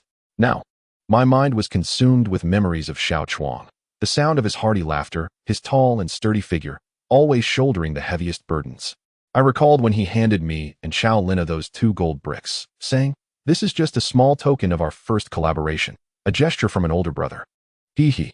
When I finally discovered the backpack among the underbrush, I heard Chun Yan's shouts and curses from hundreds of meters away, mixed with Xiao Lina's furious voice. I hurriedly reached into the backpack for bullets while glancing back to see that Chun Yan was attempting to flee, but Xiao Lina had quickly apprehended her. Slipping the backpack onto my back, I noted that Xiao Chuang had stuffed a fire axe without a handle into the side, causing the bag to hang awkwardly. As I loaded bullets into the 98K, I approached them. Chun Yan had been discarded by Xiao Lina near Xiao Wan and Lin Chong. It was evident that Xiao Lina intended for her to kneel. However, Chun Yan, disheveled and dazed, sat on the ground, occasionally sneering but showing little else in response. Upon closer inspection, I noticed her hands trembled uncontrollably. Having filled the gun with bullets, I checked Lin Chong's injuries and discovered that he had sustained severe damage. His right shoulder was incapacitated, one eye was gouged out, and several ribs were broken. He was also coughing up blood, and there were stains on his pants, indicating possible internal injuries. Any one of these wounds could prove fatal on this island, and it seemed Lin Chong's survival was merely a matter of time. Meanwhile, Chen Huan's incessant weeping for her sister was becoming unbearable. Silence. I barked at her, but sensing her lack of malice, I helped her to the side and sat beside Lin Chong. Xiao Lina quietly exchanged words and gestures with Wen Feng, who then rushed to a nearby tree, rummaging through the discarded clothes until he found a set to cover the naked Yuan Shihong, placing him beside Xiao Chuang. Meanwhile, Xiao Lina continued to comfort Xiao Wan. I calmly addressed Chen Yan. Now, tell me, what animosity drives this hatred? Chen Yan, having just received a reprimand from Xiao Lina, lowered her head and remained silent. Yet, Xiao Wan, nestled in Xiao Lina's embrace, huffed defiantly and began to speak. In the days since our departure, the interactions among the 5 individuals have been far from pleasant. Much of the discord often stemmed from Chun Yan's capricious temperament. He persistently insisted on dragging Wen Feng into whimsical yet trivial pursuits, such as gathering wildflowers, capturing butterflies and dragonflies, and meandering through thickets. While romantic escapades are typically considered a private affair, the context of a deserted island rendered such indulgences impractical, particularly since Chun Huan was nursing a fractured arm. Consequently, the burden of survival increasingly fell upon Yuan Shihong and Xiao Wan. More critically, Chun Yin believed that Xiao Wan and her husband were obligated to support them, treating their generosity with a sense of entitlement. Each time tensions arose, Chun Huan would step in to apologize on behalf of her sister, often enduring the strain of her injury to contribute to their efforts. It was precisely this attitude of Chun Huan that led to the repeated forbearance from Xiao Wan and her husband. However, such indulgence may have emboldened Chun Yin further. Yesterday afternoon, A dispute erupted between Chun Yin and Yuan Shihong's couple over the gathering of fresh water and food. During the altercation, Chun Yin resorted to invectives, hurling particularly offensive insults. She not only demeaned Yuan Shihong's masculinity, but also viciously insulted Xiao Wan. When Yuan Shihong reached his breaking point and contemplated physical retaliation, Chun Huan preemptively struck her sister, delivering a slap. Following this, she profusely apologized to Yuan Shihong and Xiao Wan. Then, with her only functional left hand, eagerly took Xiao Wan to the beach in search of food. Meanwhile, Wen Feng and Yuan Shihong attended to water collection and checked their traps. Initially, it seemed the matter would be resolved, as they were all part of the same team. However, during dinner that evening, Chunyin once again displayed her entitled demeanor, feeling isolated. In her perspective, during her quarrel, neither Chun Huan nor Wen Feng had supported her. Instead, they sided with others and even struck her. Seeing Chun Huan in tears from Chun Yan's tirade, Wen Feng rarely lost his composure and firmly reprimanded her, stating plainly before Yuan Shihong and Xiao Wan that she was in the wrong. He asserted that even if her sister had acted out of line, it amounted to nothing more than a slap. Conversely, if others struck her, it would be far more severe. He questioned whether they should condone her misbehavior simply because they were aware of her faults. Despite Wen Feng's clear reasoning, Chun Yin remained obstinate, insulting him as a weakling and dragging Chun Huan into her tirade. When she observed Yuan Shihong and Xiao Wan eating without acknowledging her, she rashly discarded all the food, including what they were holding. At that moment, Xiao Wan could no longer restrain herself. She stood up and slapped Chun Yin, igniting a physical altercation between the two women. When they were finally separated, Chun Yin vehemently declared, "You all wait. I want you all to die. Don't think I am powerless on this island." After Chun Yin and Xiao Wan were pulled apart, she stormed off, having uttered those ominous words. In the past, during their time at home, Chun Yin had frequently threatened to run away, often calling only when she needed money. Thus, when Feng assumed that she was sulking and avoiding him, Chun Huan, too, dismissed the incident, believing her sister would return once hunger set in. Later that night, when Feng searched nearby but found no trace of her, ultimately returning to rest. However, the following morning, while Xiao Wan and Chun Huan sat by the fire, a group of individuals suddenly emerged from the surrounding woods. When Feng, who had gone to fetch water, returned to find the three of them under duress. He attempted to rush to their aid but realized he was outnumbered. Fortunately, he made a timely escape, sustaining only a superficial injury from a knife as he fled down the valley, leaving his pursuers behind. Upon realizing he was no longer being chased, he heard gunfire outside. When he returned to the cliff overlooking the beach, Lin Chong was already ensnared in an ambush. Amidst these unfolding events, Chun Yin did not contest the situation but coldly remarked to Chun Huan, "Every relative knows that you, Chun Huan, are the most understanding, while I am the most rebellious. They all say that whenever I cause trouble, you are the one cleaning up my mess. Even when Feng liked you first, you merely let him go for me. Why are you deemed the most understanding, and why am I merely your stepping stone?" Chun Huan gazed at Chun Yin in disbelief, momentarily at a loss for words. It was unclear whether Chun Yin was intentionally sabotaging their relationship or if she had genuinely twisted her mindset. She continued, "Why the silence? When it was trivial, you used me for your reputation, but when real trouble arises, you expect me to perish, right? This is your true nature." I found myself at a loss for words, contemplating whether to utilize my 98K or the Nepalese dagger. Unexpectedly, Chun Huan approached quietly, bowing to me, then to Lin Chong, Xiao Wan, Xiao Lina, and finally to Wen Feng, before kneeling before the two corpses. She addressed me, "Brother Wang Zheng. I know that seeking forgiveness for this situation is impossible. I cannot articulate such a request, but she is my only sister. Our mother passed when she was only 9, and I failed to guide her. Brother Wang Zheng, I implore you, let my life be the exchange." Turning to Chun Yin, she implored, "Yinzi, we are sisters, sharing the same blood. Remember, do not be willful. Heed your sister, for nothing is more precious than family and those around you. Regardless of Wen Feng's future decisions, do not blame him, it is not his fault. No matter who you are with, cherish those who stand by you." Witnessing this scene left me momentarily speechless, and I felt a twinge of pity for this sister. Yet, Chun Huan appeared resolute, addressing me and the others, "Brother Wang, I am ready." To Jiao Wan and Lin Chong, she added, "I know my life is insufficient, but I am truly sorry."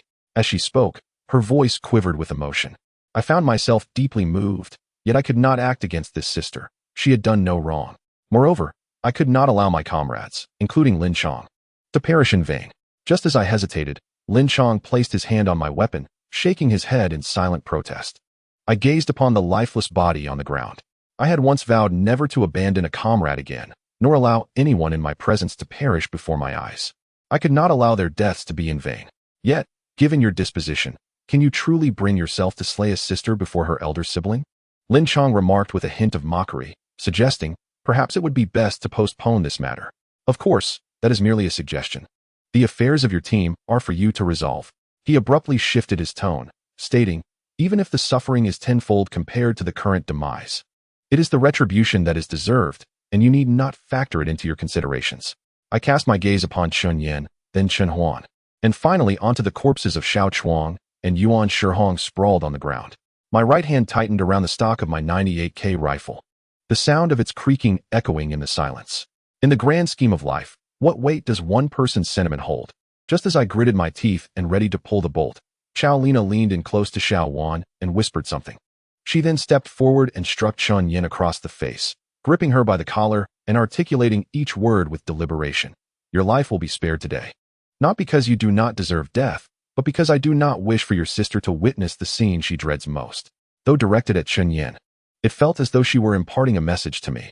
After speaking, she began to drag Chun Yen northward.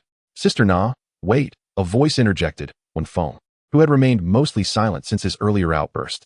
Rising from his spot beside Xiao Chuang, he approached Chun Yen, taking a deep breath as if summoning immense courage. He then swiftly struck Chun Yen on the opposite cheek, glaring at her as he declared, sharing a bed with a woman like you is the greatest shame of my life. From this day forth, we are no longer connected. Should we meet again, let fate decide our destinies. His slap was forceful, and it was evident that Chun Yen only managed to maintain her balance due to Xiao Lina's grip. With a derisive sneer, she retorted, last night, it was 6 men, including Westerners, of considerable stature. Can you endure that? Huh. Whether you can or cannot is entirely irrelevant to me. What does it matter if my body was touched by others? It does not diminish me, truly. A man who strikes his own woman is no man at all. When Feng seemed unwilling to engage further with Chun Yen, muttering, you may justify it however you wish. But the truth remains, you are indeed quite base. He turned away, refusing to look back. Chun Yen, glancing at his retreating figure, and then at me, scoffed, 2 grown men, armed with knives and guns, bullying a woman. How shameful. I disdain you. With that, Xiao Lina delivered a swift kick to her, commanding, get lost. Chapter 38. The tale of Lin Chong watching Chun Yen walk away. Though hesitant, I ultimately restrained myself from firing a shot from behind. Whether it was sooner or later, death awaited. I truly did not wish to witness any more tears. Xiao Lina resumed gathering clothing to tend to Xiao Wan, but I halted her. I added more wood to the still burning fire, then took the garments and, alongside Xiao Lina, tore them into strips. Each piece was briefly passed through the flames, ensuring they were sterilized. Xiao Lina, quick to comprehend, joined me in this task. When Feng approached to assist, while Chun Huan, head bowed, came to the fire. She intended to help, but was limited by her single usable hand. When her gaze timidly met mine, I instinctively averted my eyes, but after a moment's reflection, I spoke candidly. I am sorry. Lives should not be lost in vain. Chun Huan lowered her head, and after a brief pause, her eyes filled with tears as she looked up at me. Brother Wang Zhong, I am already grateful for your actions. If it were to be otherwise, there would be no reason to blame you. As she spoke, she selected a relatively soft t-shirt from the pile, timidly adding, I will go assist Sister Wan with her wounds. However, scarcely had she departed when a sharp crack echoed from Xiao Wan's direction. Xiao Lina sighed and paused her work with the burning cloth strips. She picked up several sterilized strips and handed them to Wen Feng, saying, do not hold it against Sister Wan. Take your sister along to help Brother Lin Chong with his bandaging. I observed Wen Feng nod obediently, resembling a dutiful younger brother. As he took the strips and departed, being a man of stature, I felt it unnecessary to intervene, especially as Xiao Lina could adeptly manage Xiao Wan's injuries. Moreover, it was already afternoon. It was likely that Xiao Wan and her companions had not eaten today. Seizing the opportunity while Xiao Lina tended to Xiao Wan, I resolved to seek food. It appeared that my impoverished state outside had its reasons. After half a month on the island, I had yet to gather provisions. Perhaps the scorching sun had driven away the seafood from the beach. As I pondered this, I spent over half an hour digging in the sand with a stick. Ultimately, I unearthed 2 clams and collected 3 or 4 shellfish, each no larger than my thumb, with little else to show for my efforts. Noticing Xiao Lina approaching, I realized they had finished bandaging. With a spirit of experimentation, I wandered to the spot where I had previously stored seafood in pans submerged in seawater. Deep down, I understood that with someone as indolent as Chun-Yin around, provisions were unlikely to remain. Sure enough, one pair of pants had vanished. As I mused over this, I discovered another pair a few meters away, though upon inspection, only a single pant leg remained, perhaps weighing a few pounds. Regardless, it would suffice to fill a few stomachs temporarily. Returning to the campfire, Wenfeng and Chun-Huan hastily assisted in gathering leaves, burying the seafood in the sandy earth. I beckoned Wenfeng to join me as we approached Lin Chong, standing on either side of him, our hands grasping his limbs to lift him toward the fire. Though limping, Wenfeng trotted into the woods and soon emerged with several buckets of water. I surmised he had left them in a secluded spot while fetching water earlier that morning, having heard unusual sounds by the shore. Xiao Lina and Chun Huan supported Xiao Wan as they made their way to the fire. This time, Xiao Wan refrained from striking Chun Huan or forcibly pushing her away. Though she offered her little attention, Lin Chong seemed somewhat uncharacteristic. Where he had previously been composed and reserved, he now spoke more freely. Noticing our somber expressions, he jested. Regardless of what has transpired, one must persevere. Surely, you cannot spend your lives with such grim faces and silence. How about I share a joke? He proceeded to recount two rather unamusing anecdotes, during which he even coughed up blood onto his chest, rendering the atmosphere all the more awkward. Observing his injuries, I understood that in this place devoid of medical care, his time might be limited. Throughout this ordeal, Chun Huan remained attentive, boiling water in a bamboo container to serve to everyone. As Xiao Wan and Lin Chong struggled to move, Chun Huan even took it upon herself to blow cool air upon them. Indeed, when Lin Chong had remarked, "What if one can return? Is the outside world truly preferable to this deserted island?"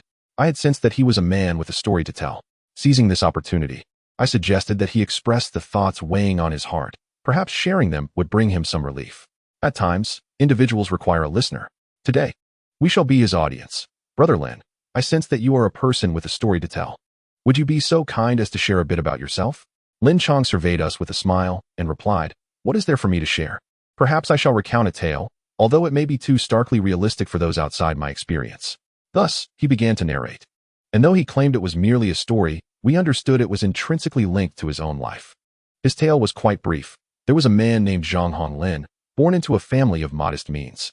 Through his own efforts, he eventually married and acquired a home, establishing what could be deemed a happy little family. However, as he had always been a grassroots figure at the bottom of society, his son grew up with profound feelings of inferiority. Soon, the boy reached the age of 14 or 15, but due to his timid and meek personality, he often remained silent and struggled to express himself. Many times, even when bullied, he did not understand how to stand up for himself. One afternoon, as school was letting out, Lin Chong recounted, Zhang Honglin, due to his impoverished background, had always been timid, treading carefully through life to avoid trouble. He managed to marry and, through sheer hard work, purchased a small house and had a son, achieving a semblance of stability. He consistently advised his son that their family lacked both wealth and connections, thus emphasizing the importance of abiding by the law and conducting oneself properly.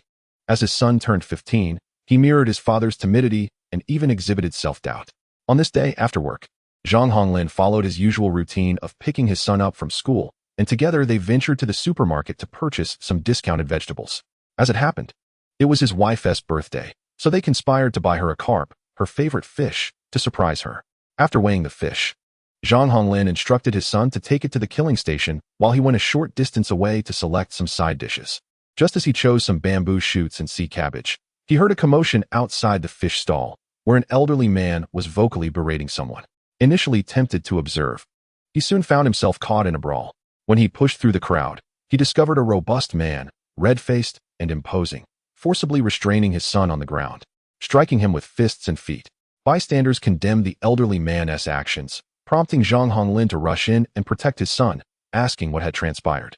His bruised son, clutching his abdomen where he had been struck, tearfully explained that the old man had cut in line, and when he meekly pointed out, "Grandfather, I was ahead in line," the man, feeling humiliated, had retaliated with a slap and demanded an apology, insisting his son kneel. Several witnesses corroborated the son's account. Noticing 2 security cameras in the vicinity, Zhang Honglin took out his phone to call the police. To his astonishment, the elderly man became even more defiant, declaring, "You dare call the police? Tian Tao is my son." He continued his tirade, escalating the situation. Zhang Honglin, keen to avoid being labeled as an instigator, refrained from retaliating. Using his body to shield his son, hoping that once the police arrived, he could teach his son the importance of utilizing law and reason to protect oneself. However, when the police finally arrived, the situation did not unfold as Zhang Honglin had envisioned. Despite the clarity of events, the elderly man remained obstinate. Zhang Honglin's greatest fear was that this unjust humiliation would leave a lasting impact on his son's psyche. Therefore, he conveyed to the officers that all he sought was an apology. Yet, the elderly man not only refused to apologize but continued to hurl insults, vowing to visit the boy's school to report that he was a troublemaker, aiming to ruin his education. What infuriated Zhang Honglin further was the police's response. They informed him that they could not compel the elderly man to apologize and that, at 71 years of age, he could not face coercive measures unless he committed a serious crime. Consequently, the police expressed their inability to assist. Witnessing his son's distress ignited a fury within Zhang Honglin. Contemplating the lifelong psychological ramifications for his child, he acted in a manner that any father might in a moment of rage. He charged at the elderly man. Nevertheless, the burly police officers present easily thwarted him, one officer kicking him aside. The elderly man boasted, "This is attempted assault and disrupting public order, which warrants detention. Tian Tao is my son. Arrest him if you must. I will take responsibility." His son knelt on the ground, weeping, while the elderly man remained indifferent. As the police prepared to apprehend him, Zhang Honglin, gritting his teeth, exclaimed, "The truth is clear before our eyes. Why can there be no justice?" With all his strength, he pushed past an officer, encircling his arm around the elderly man's neck, gripping tightly while positioning his palm against the back of the old man's head. Only when an officer brandished a firearm did Zhang Honglin leave his son with a final piece of wisdom. "Child, let me impart this lesson. One cannot stand without integrity. In this life, one may lose everything, but one must never compromise one's principles." What happened next? Xiao Lina softly inquired. Even Xiao Wan and Chen Huan, faced with this tumultuous tale, began to express concern over the unfolding events. Although we had not communicated, an unspoken doubt lingered in our minds that the Zhang Honglin in the story was likely Lin Chong himself. However, Lin Chong's next words caused us to instantly dismiss our earlier conjecture. What else could be done? He sighed with a bitter smile. After Zhang Honglin was shot dead, his son became increasingly reclusive, facing discrimination at school.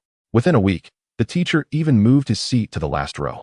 Rumors about him being a troublemaker spread like wildfire. The supermarket claimed that the surveillance cameras had malfunctioned that day, and those present gradually ceased to speak up. Thus, the narrative morphed into one where the child was deemed a troublemaker, responsible for his father's demise. It was said that the boy eventually succumbed to complete isolation. As Lin Chong reached this part of the tale, his tone shifted to one of deep guilt and self-recrimination, yet he continued with a sardonic laugh. And that old man shamelessly became the victim. As for the three officers, throughout the entire incident, each step they took was deemed lawful. And the officer who shot Zhang Honglin was even commended for saving a victim. However, those three auxiliary officers found that every meal thereafter carried an overwhelming odor, rendering it nearly inedible. At night, they often felt as though someone was standing beside their beds, though perhaps that was merely a figment of their imagination. Soon after, all three resigned from the force. At this point, it became evident to everyone that Lin Chong was undoubtedly one of those auxiliary officers. After their resignation, how they entered the Chung company remains a mystery. Additionally, their transition to the sales department is equally unknown. However, the sales industry is known for its eclectic mix of individuals, rendering this detail inconsequential. Lin Chong spoke with a calm demeanor, devoid of any emotional fluctuations. His willingness to assist us endeared him to each of us, who regarded him as an elder brother. Yet, none of us anticipated his subsequent extremities. Chapter 40. The gunfire resounds once more. Lin Chong, with his right arm rendered useless, was unable to feed himself. Chen Huan, using homemade chopsticks, delicately extracted the flesh from two sea kongs and helped him peel several razor clams. Lin Chong showed no pretension and consumed all the food that Chen Huan offered him. However, by the end of the meal, he began to cough noticeably, expelling copious amounts of blood. Chen Huan, filled with guilt, discreetly wiped away her tears, losing her appetite. With a slightly lower threshold for emotional stimuli, I struggled to endure the scene before me. Consequently, I handed a handle-less fire axe to Wen Feng, saying, "You have been injured in your leg and are unfit for long-distance walking. Remain here to deal with the bodies. Leave their clothes behind and send the corpses to the sea. Find a spot on the grass with thicker soil and dig a pit. We shall bury brother Xiao Chuang and Yuan Shihong shortly. As friends and brothers, we owe them a dignified farewell. Remember to dig at least a meter deep." I will check on the trap snares and fetch some water. Having spoken, I grasped my 98K and prepared to enter the woods. Lin Chong called after me. Brother Wang Zhong, I suggest you leave the gun at camp, as there are still several women here. His words resonated with me, and I realized the wisdom in his counsel. If Sun Mingyi and his crew returned, an unarmed camp would be akin to lambs awaiting slaughter. I handed the gun to Wen Feng, informing him that there were bullets in my backpack. Should the burial pit prove too laborious for him alone, I would return to assist. With my Tang Dao in hand, I ventured into the woods. Initially, I had intended to head north upon entering the forest, seeking out Sun Mingyi and Chen Yan. Unexpectedly, just a few steps in, Chao Lina pursued me. Noticing my silence, she approached gently, taking my hand as we ventured further. I will accompany you to fetch water and check the traps. Wang Zhong, the difference between killing today or tomorrow is negligible. You wield a 98K, although they are armed. I can see that they would not stand a chance against you in a gunfight. Crushing them would be effortless. Yet, the immediate priorities are Xiao Wan, Chen Huan, Wen Feng, Lin Chong, and the bodies of brother Xiao Chuang and Yuan Shihong. I tapped my forehead, acknowledging her point. Stabilizing our internal team was indeed paramount. Yet, perhaps due to pride, I retorted, you make me sound like a reckless brute. They are merely a few bamboo tubes that I can easily carry back alone, even if I ensnare some game. Chao Lina smiled at me, choosing not to respond further. In truth, our luck in hunting was quite favorable this time. Among the snares I had set previously, I had caught a sizable rabbit, estimated to weigh no less than 5 pounds. As I struck its nape with the back of my Tang Dao, I heard violent struggles emanating from nearby bushes. Approaching cautiously, I discovered another snare. Robust despite being made from tree bark, it appeared that Yuan Shihong and Wen Feng had indeed been industrious these past few days. To my astonishment, I had ensnared a civet cat weighing over 10 pounds. Civet cats are notoriously elusive creatures, known in my hometown as Bai Mei. They are challenging to hunt and can be quite dangerous, necessitating an immediate kill. We also located 2 bird nests, but since our provisions were adequate for now, I refrained from raiding them, jokingly telling Chao Lina that we should not disturb them for fear of a 10-year sentence. While I did not pilfer the nests, I gathered several herbs for Xiao Wan and the others that could aid in wound healing. As I collected them, I explained their names and uses to Chao Lina. She feigned a lively admiration, her eyes sparkling as she clapped and exclaimed, "Wow, Wang Zhong, you are amazing." I smiled and gently stroked her hair. "You are too kind. I know this isn't your true nature, but fret not, I am a man of callous heart. After a while or a night's rest, I will emerge from this emotional state. Here on the deserted island, survival takes precedence over sentiments. I understand." She said nothing, merely nodding with a smile. As a woman, the psychological burden she faced amidst such bloodshed and intensity must have been even heavier. I recalled my first experience with bloodshed, where I was assigned a psychologist and underwent extensive testing to ensure no psychological barriers had emerged. As dusk approached, we had successfully drawn water. However, before we could venture far back, the sound of gunfire erupted once more from the direction of the camp. One hand gripped the civet cat, while the other held 4 bamboo tubes, my sword secured at my back. Chao Lina carried the rabbit in one hand and 2 bamboo tubes in the other. To facilitate transport, I had cut small holes in the edges of the bamboo tubes for cloth strips or vines to thread through, allowing me to carry several at once. Upon hearing the gunfire, I instinctively exchanged a glance with Chao Lina. Without discarding our burdens, we sprinted toward the beach. Over the past few days, we had established a clear path while fetching water and checking traps, enabling us to traverse what would typically take over 10 minutes in mere moments. We concealed ourselves behind the grass, where I placed the civet cat and the water-filled bamboo tubes down, drawing my sword. Chao Lina crouched beside me, setting her burdens aside and removing her dagger from her waist. Just as she prepared to rise and charge outside with me, I placed a hand on her shoulder. "Stay here and wait for me. If the situation outside turns dire, do not emerge." I then concealed myself in the thicket, cautiously observing the shoreline as I stealthily maneuvered out of the woods towards the base of a large tree. Yet, the anticipated cacophony of voices and chaotic scenes never materialized. The gunfire ceased abruptly after that initial shot. From my vantage point, I could see far across the grassy expanse and the beach beyond, but not a single enemy was in sight. Instead, I spotted 3 figures beneath the tree: Chen Huan, Xiao Wan, and Wen Feng, sitting dazed on the ground, all gazing blankly at the base of the tree. Could it be a misfire? I stood and approached them, but they remained unresponsive. "What is happening?" I inquired. Yet they continued to remain oblivious. From my perspective, it appeared that Lin Chong's upper body leaned against the tree, obscured from view, with only his right leg visible extending beyond the tree. At this moment, The three individuals disregarded me, their expressions frozen as if they were gazing at Lin Chong beneath the tree. I hastened forward, taking a couple of steps and nearing the side of the grand tree. When I inquired once more, "What is happening? Brother Lin, why is everyone silent?" As I spoke, I had already turned around the tree, only to be confronted with a grotesquely bloody scene. Upon rounding the tree, I was met with an utterly horrific sight. A gaping wound, the size of an orange, had been blasted into the top of Lin Chong's right temple.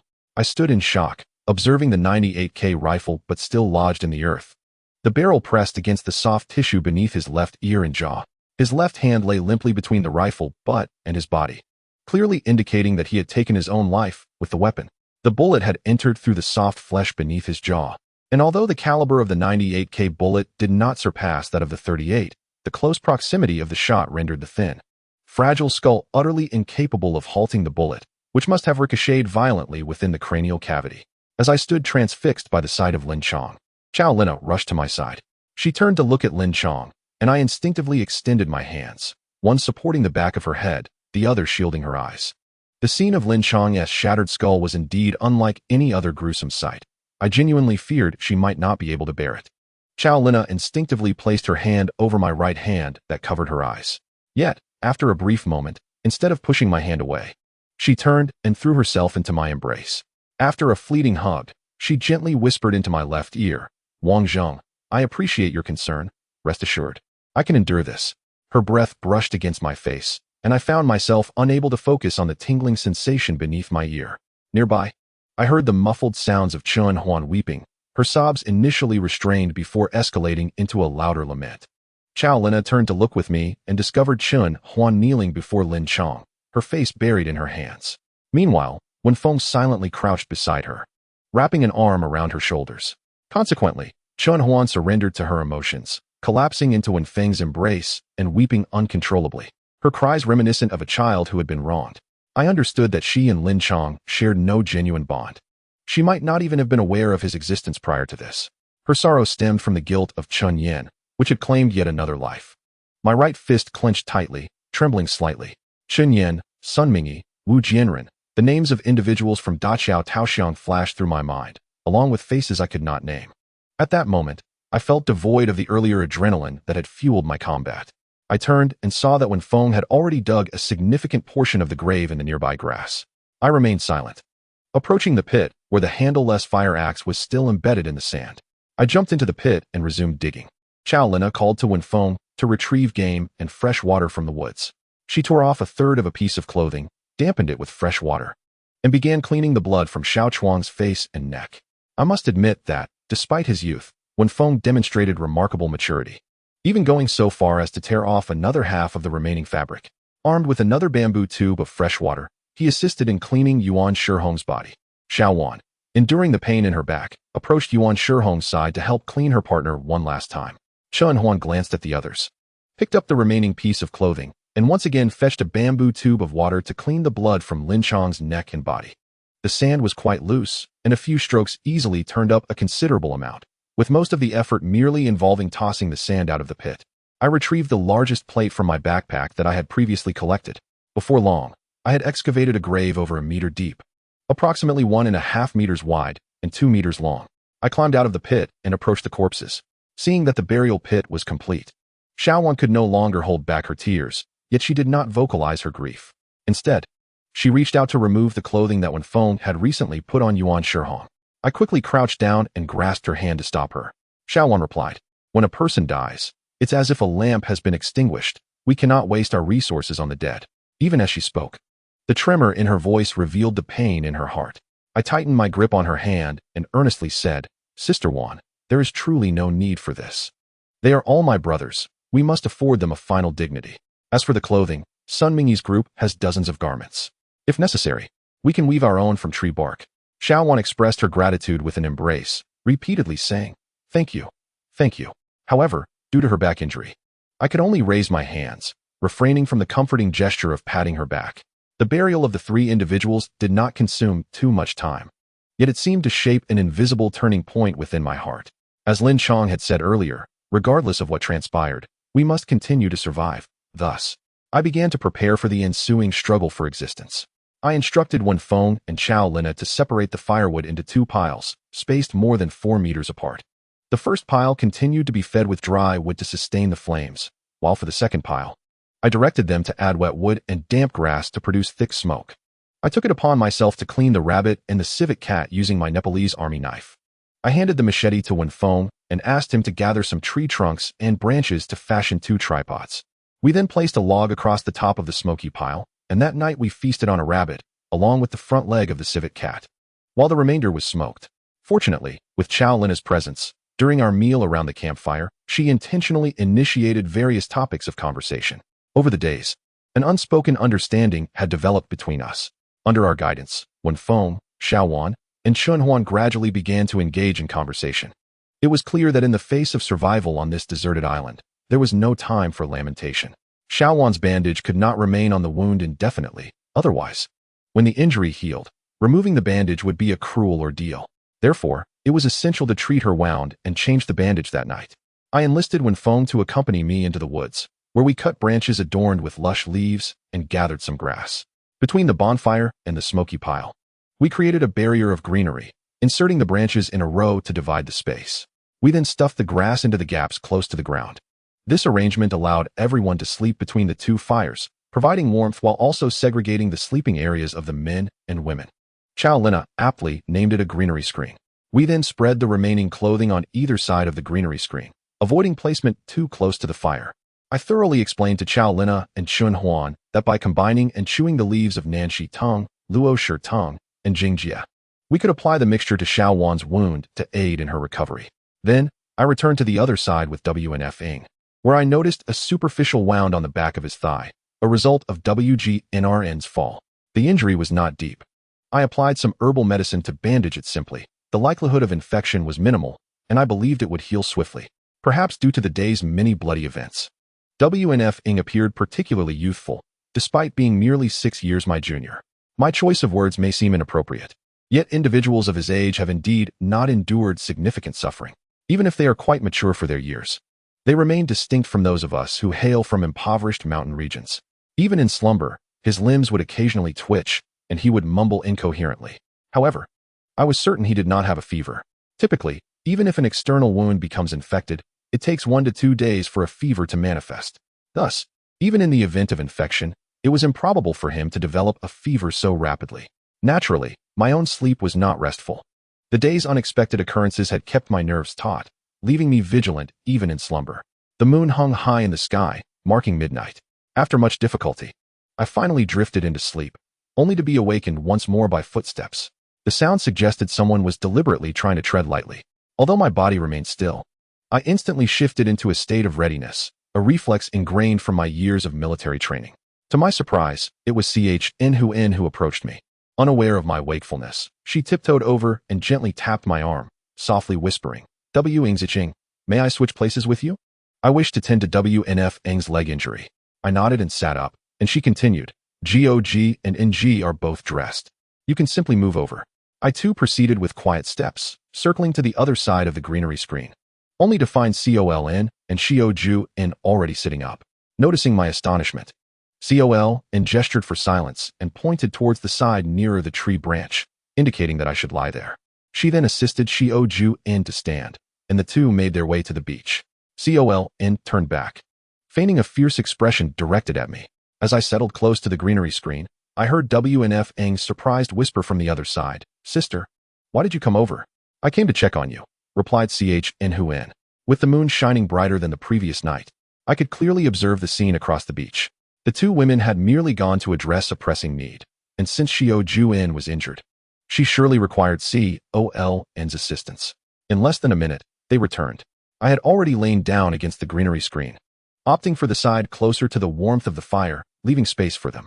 Upon their return, they noticed me still lying there, but said nothing. COLN supported Xiaoju-in, allowing her to lie near the fire.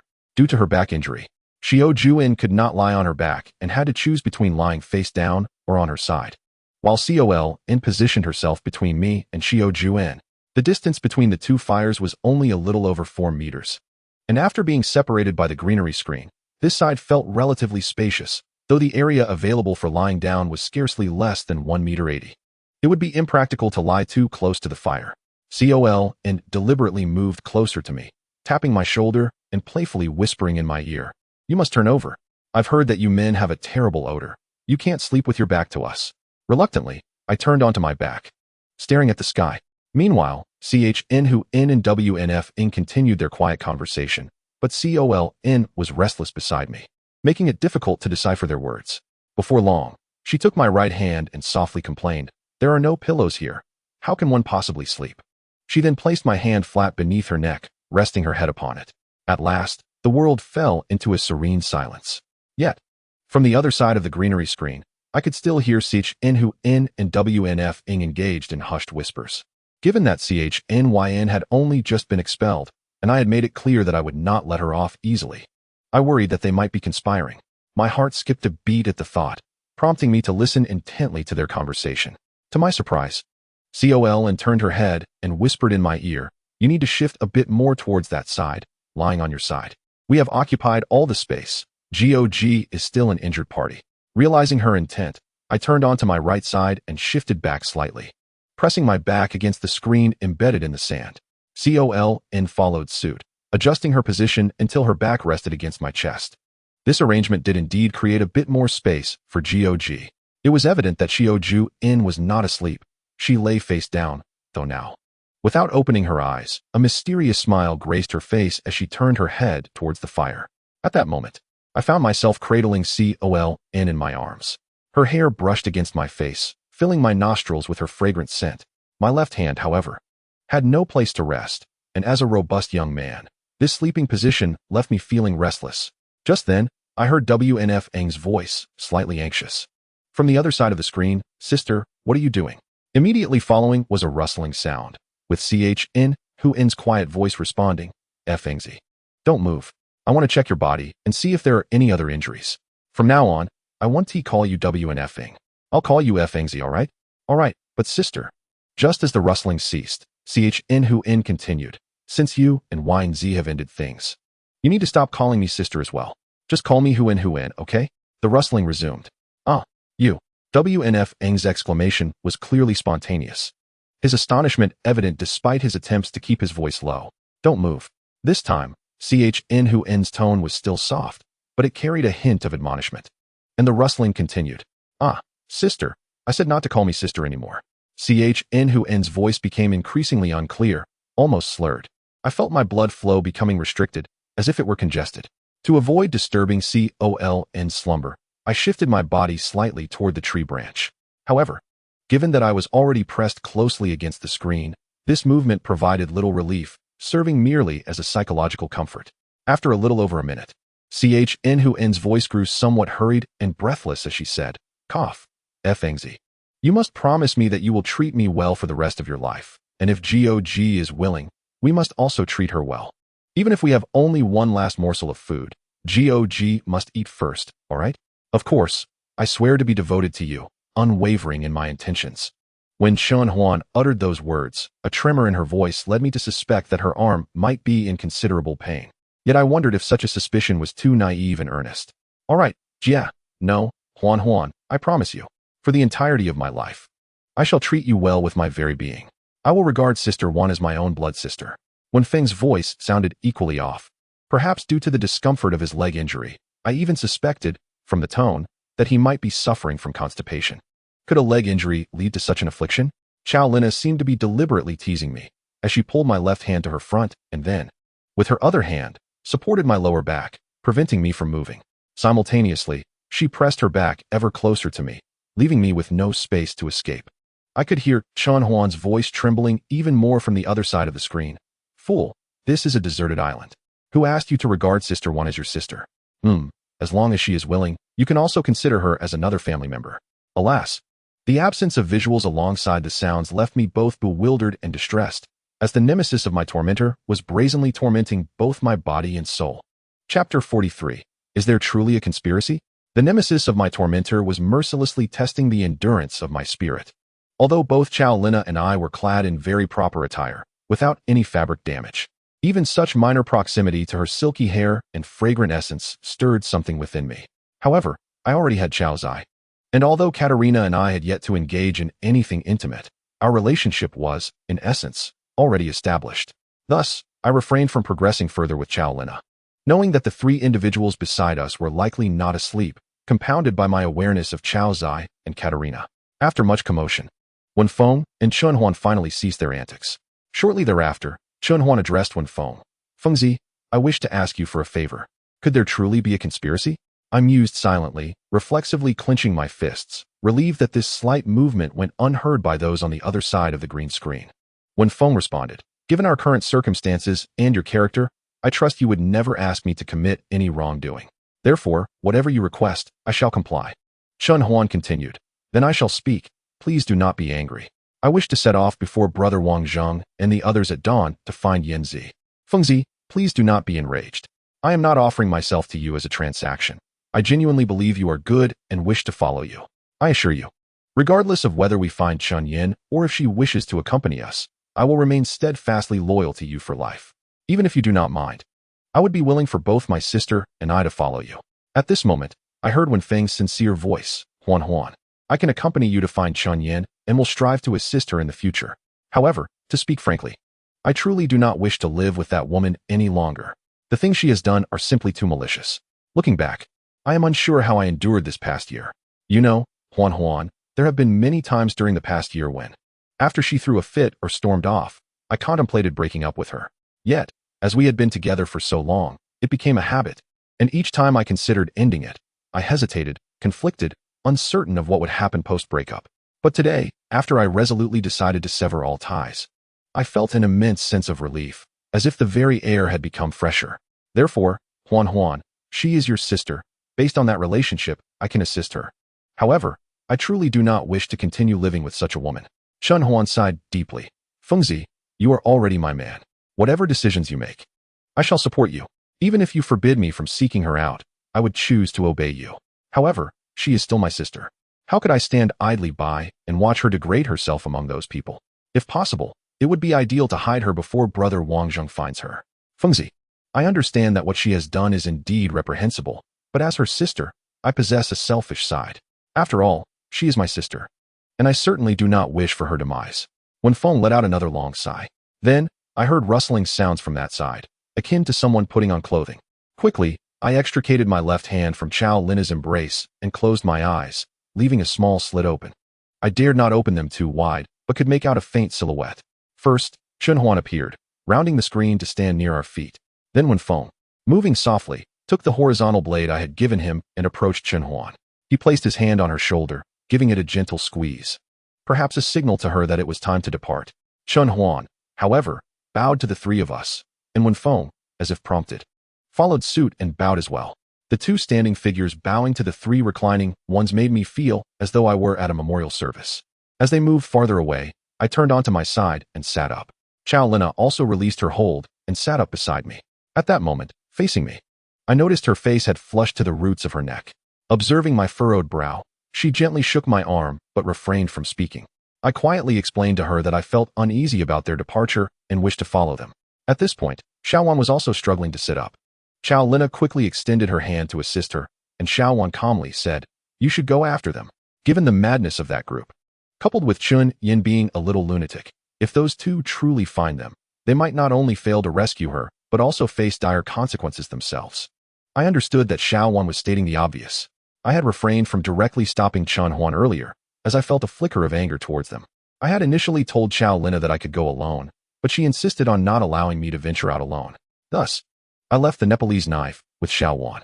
First, it would make it easier for her to procure food, and second, possessing a weapon would provide a degree of psychological security. I instructed her to remain vigilant towards the north and the surrounding woods. Should anyone approach, she must not wait for them to come near, but immediately enter the woods, following the paths created by footsteps. They could hide near the sandwell, as the dense underbrush would easily conceal a person. Moreover, the man who had been with Lin Chong was still unaccounted for, with Lin Chong's demise here. It was uncertain whether that individual would be friend or foe, necessitating caution. Of course, we would return as swiftly as possible to change her dressings. I was acutely aware that the man who had accompanied Lin Chong had likely encountered trouble, given that he had not reappeared. While swiftly conveying all of this, I stuffed over 30 rounds of ammunition into the pockets of my clothing and pants, armed myself, and set off alongside Chow Lina. Chapter 44. So they were here. In less than 10 minutes, we caught up with Chun Huan and Wen Feng, trailing them closely as shadows. From their apparent aimlessness, it was evident that they possessed no leads. Fortunately, although the two lacked extensive wilderness experience, they were not entirely foolish. As the two followed the imprints left on the grass, Wen Feng would often pause to carefully observe the surrounding woods. Several times, I attempted to call out to them, but Chow Lina restrained me, asserting that if we wanted to dissuade Chun Huan from such foolishness in the future, we must first let her come to terms with it. After walking for nearly 2 hours, at the mouth of a ravine, it appeared that Wen Feng had discovered something as he led Chun Huan into the gorge. I hurriedly followed suit with Chow Lina, and under the silvery moonlight, we indeed found considerable evidence of a past bonfire just a few hundred meters inside. Yet no flames or human presence remained. I suspected this must be the location where Chun Yin had encountered Sun Mingyi and his group. Perhaps the eerie atmosphere of the surrounding mountains unnerved Chun Huan. She seemed to whisper something to Wen Feng, though we could not discern their conversation. Through the gaps in the grass before us, I observed Wen Feng with his arm around Chun Huan's shoulders as they exited the gorge. By the time the dawn fully broke, we had reached the very spot where I had previously encountered them, assisting Chun Huan with her injuries. Along the way, I had also inspected the eastern edge of the gorge and the woods, finding no signs of a group entering the forest. Sun Mingyi's party consisted of dozens of individuals, some of whom might be injured. It was implausible for them to have entered the mountains without leaving a trace. Thus, they continued their search forward while Chow Lina and I trailed behind them, using the grass for cover, maintaining a distance that was neither too close nor too far. Whenever the vegetation thinned, we found ourselves compelled to keep a greater distance. By midday, Wen Feng and Chun Huan had located the estuary of the stream that led to our resting place. They seemed to linger only briefly before venturing inside. My heart skipped a beat. After traversing so many ravines and ridges, could it be that this group had solely entered this gorge? I quickly urged Chow Lina to follow me to the estuary. Upon closer inspection, the various footprints in the sandy ground, the disturbed stones along the riverbank, and the imprints on the grass all indicated that indeed, this group had entered the gorge. Noticing the seriousness etched on my face, Chow Lina grasped my arm and then embraced it tightly, asking, "Wang Zheng, what's wrong?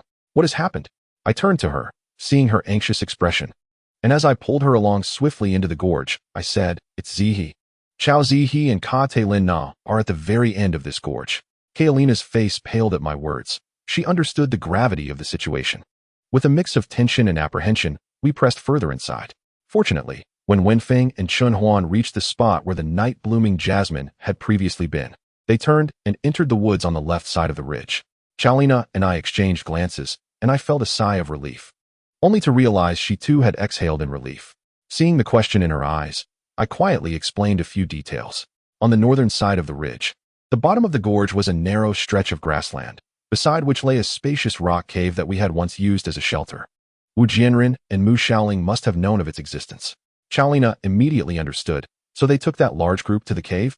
As we approached the position where Wen Feng and Chun Huan ascended the mountain, we found ample signs of disturbance in the grass at the edge of the woods. The traces were quite chaotic, with some tender grass trampled flat. The riverbed was wide open, and we dared not venture too close, leading to the disappearance of Wen Feng and Chun Huan from sight. However, I had already gleaned their likely destination. Initially, I considered calling Chow Lina to follow the stream to find Chao Zihe and the others, intending to regroup with her afterward. Yet, once again, Chow Lina refused. Given her earlier bravery when rescuing Xiao Wan, it was evident she possessed some self-defense skills. Thus, reluctantly, I brought her along. By this point, we were both ravenous. But fortunately, this season offered an abundance of wild fruits, and even the leaves were edible. There was a type of vine that bore sour fruit, with its leaves also consumable. We referred to it as Swanyi back in my hometown. Additionally, there were wild raspberries, wild sweet potatoes, small myrtle berries on bushes, and a fruit resembling blueberries called Yang Nai Zi, along with ground-hugging durian and vine-like Biayugua. We climbed along the traces, searching for wild fruit. Noting many areas had already been foraged, a significant amount had been squashed or wasted on the ground. Nonetheless, wild fruit remained scarce as we reached the ridge. Although not fully satiated, our hunger was greatly alleviated. Below us to the left was the rock cave, where Chao Zihe, Ka Te Lin Na, and I had once taken refuge. At that time, I was unaware that Lu Chun was a spy from the island nation. I had even treated her for a snakebite there. In retrospect, I realize how naive I was. For someone of her caliber, A mere snakebite would hardly pose a challenge. Perhaps it was merely a pretext for her to approach us and gather intelligence. Now, if we followed the ridge westward, we would be heading toward the sea. I opted not to descend directly to the cave, but rather chose a slightly rightward path. This way, when I reached the grassland's edge, I could first assess the cave situation. However, as I descended to the grassland's edge and proceeded westward, ensuring there were no hidden sentinels, I approached the vicinity of the cave. Yet, beneath the eucalyptus tree at the cave's entrance, I beheld a scene even more gruesome and brutal than what I had witnessed in our camp the previous day. Chapter 45, Barbecue. From this ridge onward, as we moved northward down the slope, the woods had become largely devoid of grass, replaced instead by thick layers of dead branches and leaves. Although I had chosen to descend the mountain, I did not head directly for the cave, but rather angled slightly to the right. Given that Sun Mingyi possessed a 98K rifle, I was uncertain how many bullets he had left. Since he took the weapon yesterday, I surmised he must have regained some proficiency. Likewise, I had become accustomed to my own gun, having adjusted for its slight deviations. Thus, I kept Chalina protected at my rear right, with the rifle unlatched and ready, always vigilant of our surroundings. As we reached the edge of the woods, where the soil met the grassland, I found no signs of sentries, which spared me some trouble. Using the dense underbrush as cover, we carefully approached the tall, straight eucalyptus tree that marked the cave's location. Through the gaps in the trunks and occasionally glancing up from the grass, I noticed what seemed to be a figure seated beneath the eucalyptus, roasting something. It was now mid-afternoon, and the sun shone brightly. As we drew nearer, we observed a fire before a figure, where two dark slabs of meat were being roasted. I found myself reflecting on the fact that they had only acquired a firearm the previous day. It was astonishing how swiftly they had managed to secure prey. When we were merely a few dozen meters away from the eucalyptus, we had to halt. Advancing further would expose us, as the underbrush at the forest's edge had thinned too much to conceal our presence. Although the grassland to our right was lush, I had heard terrifying sounds emanating from that direction, and I had no intention of venturing there unless absolutely necessary. My current position offered the advantage of dense foliage ahead and a relatively close tree providing cover. This was the last favorable hiding spot. I glanced at the figure beneath the eucalyptus. He was remarkably distinctive, with a squat, broad face that, if it were a shade paler, might resemble a posterior. Who else could it be but Wu Jianren? I dismissed him as inconsequential. Therefore, I ensured the safety of my position behind the tree trunk and among the branches. Just as I was about to turn back to observe the scene beneath the eucalyptus again, I heard a peculiar sound beside me, gagging. I turned to see Chow Lina beside me, retching uncontrollably. Hadn't she just been separated from her pants the night before? Could it truly lead to a life-threatening situation? This was all happening far too quickly. I gently patted her back, and she lifted her forehead, glistening with perspiration. Her once fair and delicate features were now flushed as if ablaze, likely from her dry heaving. She pointed towards the direction of the eucalyptus, struggling to suppress her nausea, and whispered, "It's utterly revolting. I can't hold it in any longer." I focused my gaze and realized that the fire before Wu Jianren was not merely a pile of meat, but rather a long strip. Upon closer inspection, I was horrified to discover that, in addition to the two large pieces of meat we had initially spotted, there were unmistakably two human hands and 2 feet roasting on sticks above the flames, their charred appearance having eluded my notice from afar. The 2 sizable slabs of meat we had seen earlier were, in fact, the torso of a human, severed of its limbs and head. Wu Jianren was not only turning these dismembered parts, but also prodding them with a sharpened stick, seemingly checking for doneness. In front of him lay several slender sticks, likely skewered with internal organs, also roasting beside the fire. One of these sticks, if I was not mistaken, seemed to contain a human organ of great significance. The crucial point was that, in this season, one could easily find sustenance if they were willing to search. I recalled a report about a young man in a province who had starved to death in his home, resorting to burning furniture for warmth and relying on relatives to cook for him after his parents had passed. He epitomized laziness to the extreme. While this group was not merely lazy, they were malevolent. In this lawless and morally absent environment, their inherent wickedness was entirely unleashed, overshadowing any semblance of kindness or fear. I bent over, mouth agape, yet ultimately could not bring myself to vomit. This dry heaving without release was particularly distressing. "Wu, is it ready?" At that moment, I heard Sun Mingyi's mocking voice from the cave. Wu Jianren responded loudly, "Almost there, just a moment." Then, I saw Sun Mingyi emerge from the cave, descending the narrow passage along the stone wall. However, I noticed he bore no firearm. Could it be that among this group, there were others more adept with weapons? As I pondered this, a woman's voice interrupted my thoughts. Where's my sister? Bring her back to me. Chun Huan emerged from behind a large tree, calling out loudly, yet I did not see Wen Feng. I silently prayed that the two children had devised an effective strategy. Scanning the surroundings, I saw no one. Suddenly, I had a thought and directed my gaze towards the cliff top above the cave. Indeed, there was a substantial pile of stones at the summit, the largest the size of a basin, the smallest resembling a fist, with many others comparable to bowls or plates. I sighed inwardly. This method could potentially incapacitate a few individuals if used for an ambush, allowing them to flee afterward, but their current objective was to rescue someone. The adversaries were armed with rifles, and from that height, it would be exceedingly difficult to strike anyone below if they were on guard. The pressing question was how Chun Huan would manage to extricate herself. I had never anticipated they would resort to such a naive tactic. I should have halted them on the road. Sun Mingyi glanced around and questioned incredulously, "Is it just you?" Chun Huan did not respond directly, but, clearly agitated, shouted, "Where's my sister? Bring her back to me." She then raised her voice, calling out, Chun Yan, come out. Yanzi, Chun Yan." As Chun Huan cried out, more individuals emerged from the cave, some descending to the ground and witnessing Wu Jianren's frantic retching, with a few even vomiting as well. It appeared that this new group had yet to sample human flesh. One woman, entirely naked and with her arms bound in front of her, was led out like livestock. Upon seeing the human remains before Wu Jianren, she began to vomit and weep. The nature of her relationship to the scene was painfully evident. However, I observed that no one among them was carrying that firearm. Chun Yan also emerged, her hair disheveled. She was no longer clad in her previous trousers, having instead donned a skirt. Even I could discern that the skirt was not her own. It was then that I noticed the other women present. Among the 14 or 15 women, none wore trousers. It was evident that this group's decision-making body had devolved into utter chaos. Chapter 46. Taking Action.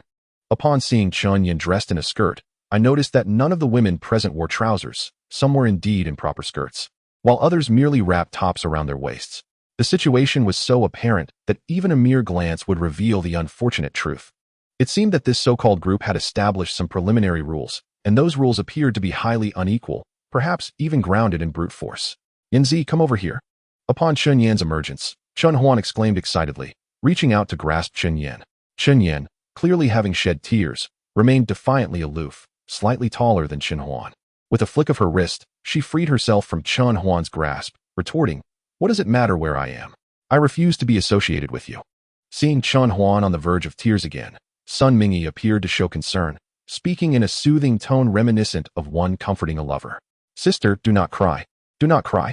In truth, there is nothing amiss with being together. We are a genuine family that deeply cares for one another. A harmonious collective where everyone receives affection and warmth." As he spoke, one hand gestured as if to embrace Chun Huan's shoulder, while the other extended, seemingly intending to wipe away her tears or caress her face. Suddenly, a cacophony erupted.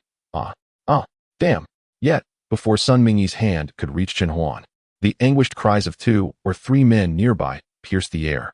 Startled, the crowd turned to see a stout, bearded man of average height lying on the ground, his head crushed, blood and gore staining the earth. Another man, slightly leaner, was also collapsing, sobbing and cursing as he fell, his right collarbone and shoulder grotesquely deformed. Even before Sun Mingyi's hand made contact with Chun Huan, the cries of despair echoed around them. The crowd looked on in horror as one man lay with his head obliterated, while the other writhed in pain, cursing profusely. A few injured individuals were nearby, and several stones lay scattered, having missed their intended targets. As everyone looked up, they noticed Wen Feng had finished throwing stones and had retreated. In the moment of collective bewilderment, Chun Huan swiftly pulled Chun Yan behind her, exclaiming, "Yanzi, come here quickly, follow your sister." Then, observing the crowd's reaction, she shouted fiercely, "Step back. Anyone who dares obstruct us shall meet a dire fate." Sun Mingyi appeared unfazed by the demise of his companion. He glanced at the two sisters, and then turned his gaze toward the cliff above. With a hint of mockery, he remarked to Chun Huan, "Is it truly the case that a few stones will suffice to seize me?" As he spoke, 2 men positioned themselves in the direction Chun Huan intended to retreat. Meanwhile, the crowd occasionally glanced up at the cliff summit. This cliff stood at least 50 to 60 meters high. Such a distance necessitated time for stones to fall from the moment they were cast. Given visibility, evading them was not particularly challenging. Furthermore, with Chun Huan trapped among the throng, Wen Feng found himself increasingly constrained at the cliff's edge. Sure enough, seeing that individuals were closing in behind her, Chun Huan called out to the summit, "Fengzi, take action. Do it now? However, Wen Feng, standing at the cliff's brink, threw down 3 stones, deliberately ensuring they landed far from Chen Huan. The onlookers below could only witness the stones being hurled, rendering them incapable of landing any blows. At that moment, Chen Yan, who had been pulled back by Chen Huan, forcefully broke free from her sister's grasp. She dashed back to Sun Mingyi's side, while the 2 men swiftly seized control of Chen Huan. I turned to glance at Xiao Lina. Although I was merely observing her eyes, I felt as if a sigh emanated from her being. Such sisters indeed represent 2 extremes. As the hands of those men restrained Chen Huan, their inappropriate touches roamed her, yet Chen Yan remained indifferent. When Feng anxiously surveyed the scene below, with Chen Huan among them, he dared not throw more stones. Finally, resolutely, he unsheathed his sword and sprinted towards the side of the cliff. It was evident that he intended to leap over the wall. Initially, I had planned to eliminate that rifle first, but now I could only aim my weapon at Sun Mingyi, muttering to myself, alas, it truly is a source of incessant worry. Sun Mingyi, of course, had noticed Wen Feng's sword. He did not release Chen Yan from his grasp, instead nodding at Mu Shaoling by the stone wall, prompting her to dash into the cave. How splendid! I murmured softly, slightly adjusting my aim toward the cave's entrance. I surmised that Mu Shaoling had entered the cave either to procure a weapon for Sun Mingyi or to summon a gunman. Indeed, within a minute or less, Mu Shaoling emerged from the cave, accompanied by a towering foreigner. Standing beside him, Mu Shaoling appeared dwarfed, barely reaching his chest in height and a mere fraction of his shoulder width. It was hard to fathom how she could endure such a disparity. The foreigner held the unmistakable Mauser 98K rifle. I quickly assessed the number of people present. The crowd at the cave's entrance, along with the 2 who had just exited, numbered nearly 27 or 28. Based on their count from the previous day, I surmised that this was likely their entirety. Even if there were more within the cave, they were probably either injured or incapacitated. Could there truly be any injured amidst such a team? I pondered, and without further hesitation, I acted. As the foreigner stepped out of the cave, grinning triumphantly, he effortlessly lifted Mu Shaoling with one arm while brandishing the Mauser 98K with the other, preparing to descend the narrow path. At that moment, I had already fixed my sights on his brow. Bang! As the gunshot rang out, a small red appeared above the foreigner's brow. Yet, I witnessed a spray of crimson and ivory erupt from the back of his head. His grip slackened, and he fell straight to the ground. The Mauser 98K slipped from his hand, landing outside the cave, while Mu Shaoling, having been lifted to the brink of the path, screamed as she tumbled into the narrow passage. The rocky incline prevented her from crashing directly to the ground below. Instead, she landed against the wall between the cave entrance and the ground, rolling down until she finally hit the earth. For a fleeting moment, the crowd was momentarily stunned, but their astonishment quickly dissipated, evidently informed by the events of the previous day. Just as I chambered another round, Wu Jianren, who had been positioned near the grass's edge behind Sun Mingyi, sprang into action. Armed with a gurkha knife, he dashed toward Chen Huan in a few swift strides. I knew his intent was to use Chen Huan as leverage. Bang!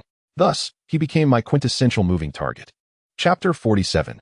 The despicable Wang Zheng. As Wu Jianren crossed near Sun Mingyi, a spray of blood erupted from the side of his neck. Amidst the women's shrieks, he collapsed onto the ground. All of this transpired in mere moments, yet Sun Mingyi's response was remarkably swift. In the fraction of a second it took me to chamber another round, he had already bent down, snatching up the gurkha knife from the ground and locating my position. Shielding Chen Yan with his body, he turned to face me. I no longer concealed myself. Xiao Lina followed closely by my side as we emerged from the underbrush.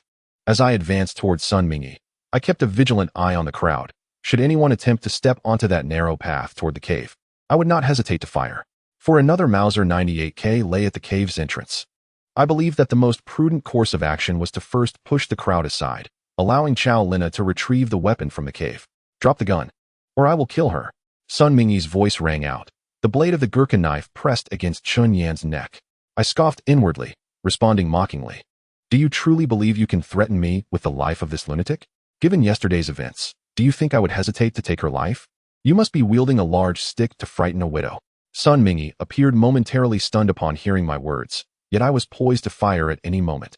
For he would occasionally reveal his right eye and half of his head while conversing with me. To be candid, the possibility of accidentally harming Chen Yan had not crossed my mind. However, Sun Mingyi quickly overcame his bewilderment and exclaimed in frenzy. So you wish to engage in a psychological game? Very well, let us play. I shall kill one first and see if your words hold any truth. It was evident that he intended to gamble. Yet, Upon uttering those words, I instantly reconsidered my approach. Truth be told, I was merely 40 meters away from Sun Mingyi. Although he crouched behind Chun Yin to shield himself, he often exposed that half of his head. If I were to shoot, I was confident I could deliver a fatal shot, but that would mean saving Chun Yin. Considering Chun Huan's kindness, I could not bring myself to rescue Chun Yin only to subsequently take her sister's life. Moreover, Chun Yin must pay a price. Of course, I could disguise my intention to eliminate Sun Mingyi and inadvertently kill Chun Yin instead, though I was uncertain how the benevolent Chun Huan would perceive such an outcome. Nevertheless, upon hearing Sun Mingyi's intention to assert dominance by killing someone first, the darker side of my psyche surged forth. A particularly vile and malevolent thought occurred to me. I would wager that after Sun Mingyi took Chun Yan's life, I could safely rescue Chun Huan from him. Naturally, I mentally mapped out several crucial actions he would likely take next and concluded I had a fair chance of success. Sun Mingyi commanded the two men to drag Chun Huan over, positioning her between him and me. Despite Chun Huan's desperate struggles and cries, her efforts were in vain. How could her petite frame possibly compete with two robust men? Initially, Chun Yin complied with Sun Mingyi, mistakenly believing she was being clever by willingly becoming his hostage.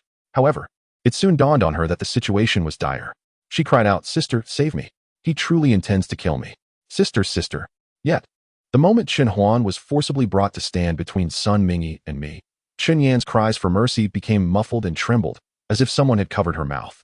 From my vantage point, a spurt of blood erupted from Chun Huan's shoulder, likely due to Sun Mingyi's knife inadvertently severing a vital nerve while attempting to slit her throat.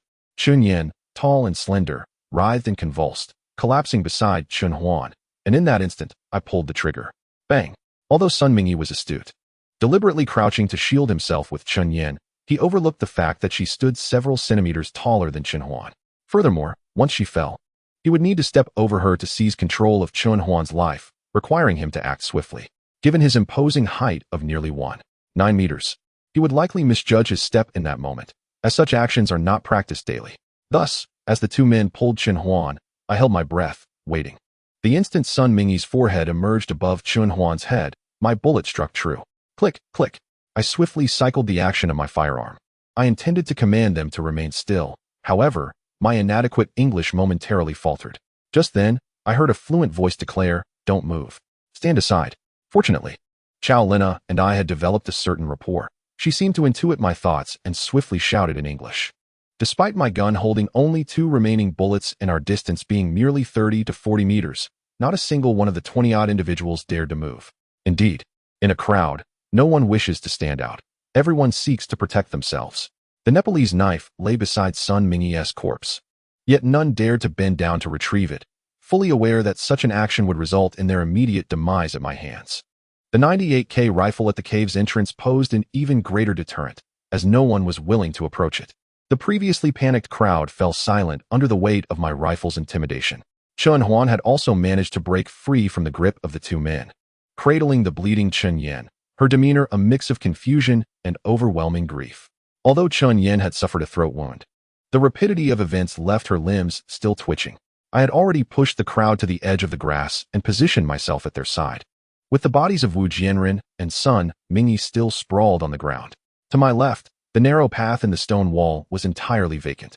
Chow Lina stepped forward, swiftly grasping the Nepalese knife beside Sun Mingyi. "Watch out," she exclaimed, glancing back at me. I nodded in acknowledgement and cautioned, "Be careful." She turned and proceeded towards the narrow passage in the stone wall, while I angled my body, keeping my firearm trained on the crowd, while also monitoring Chow Lina's actions.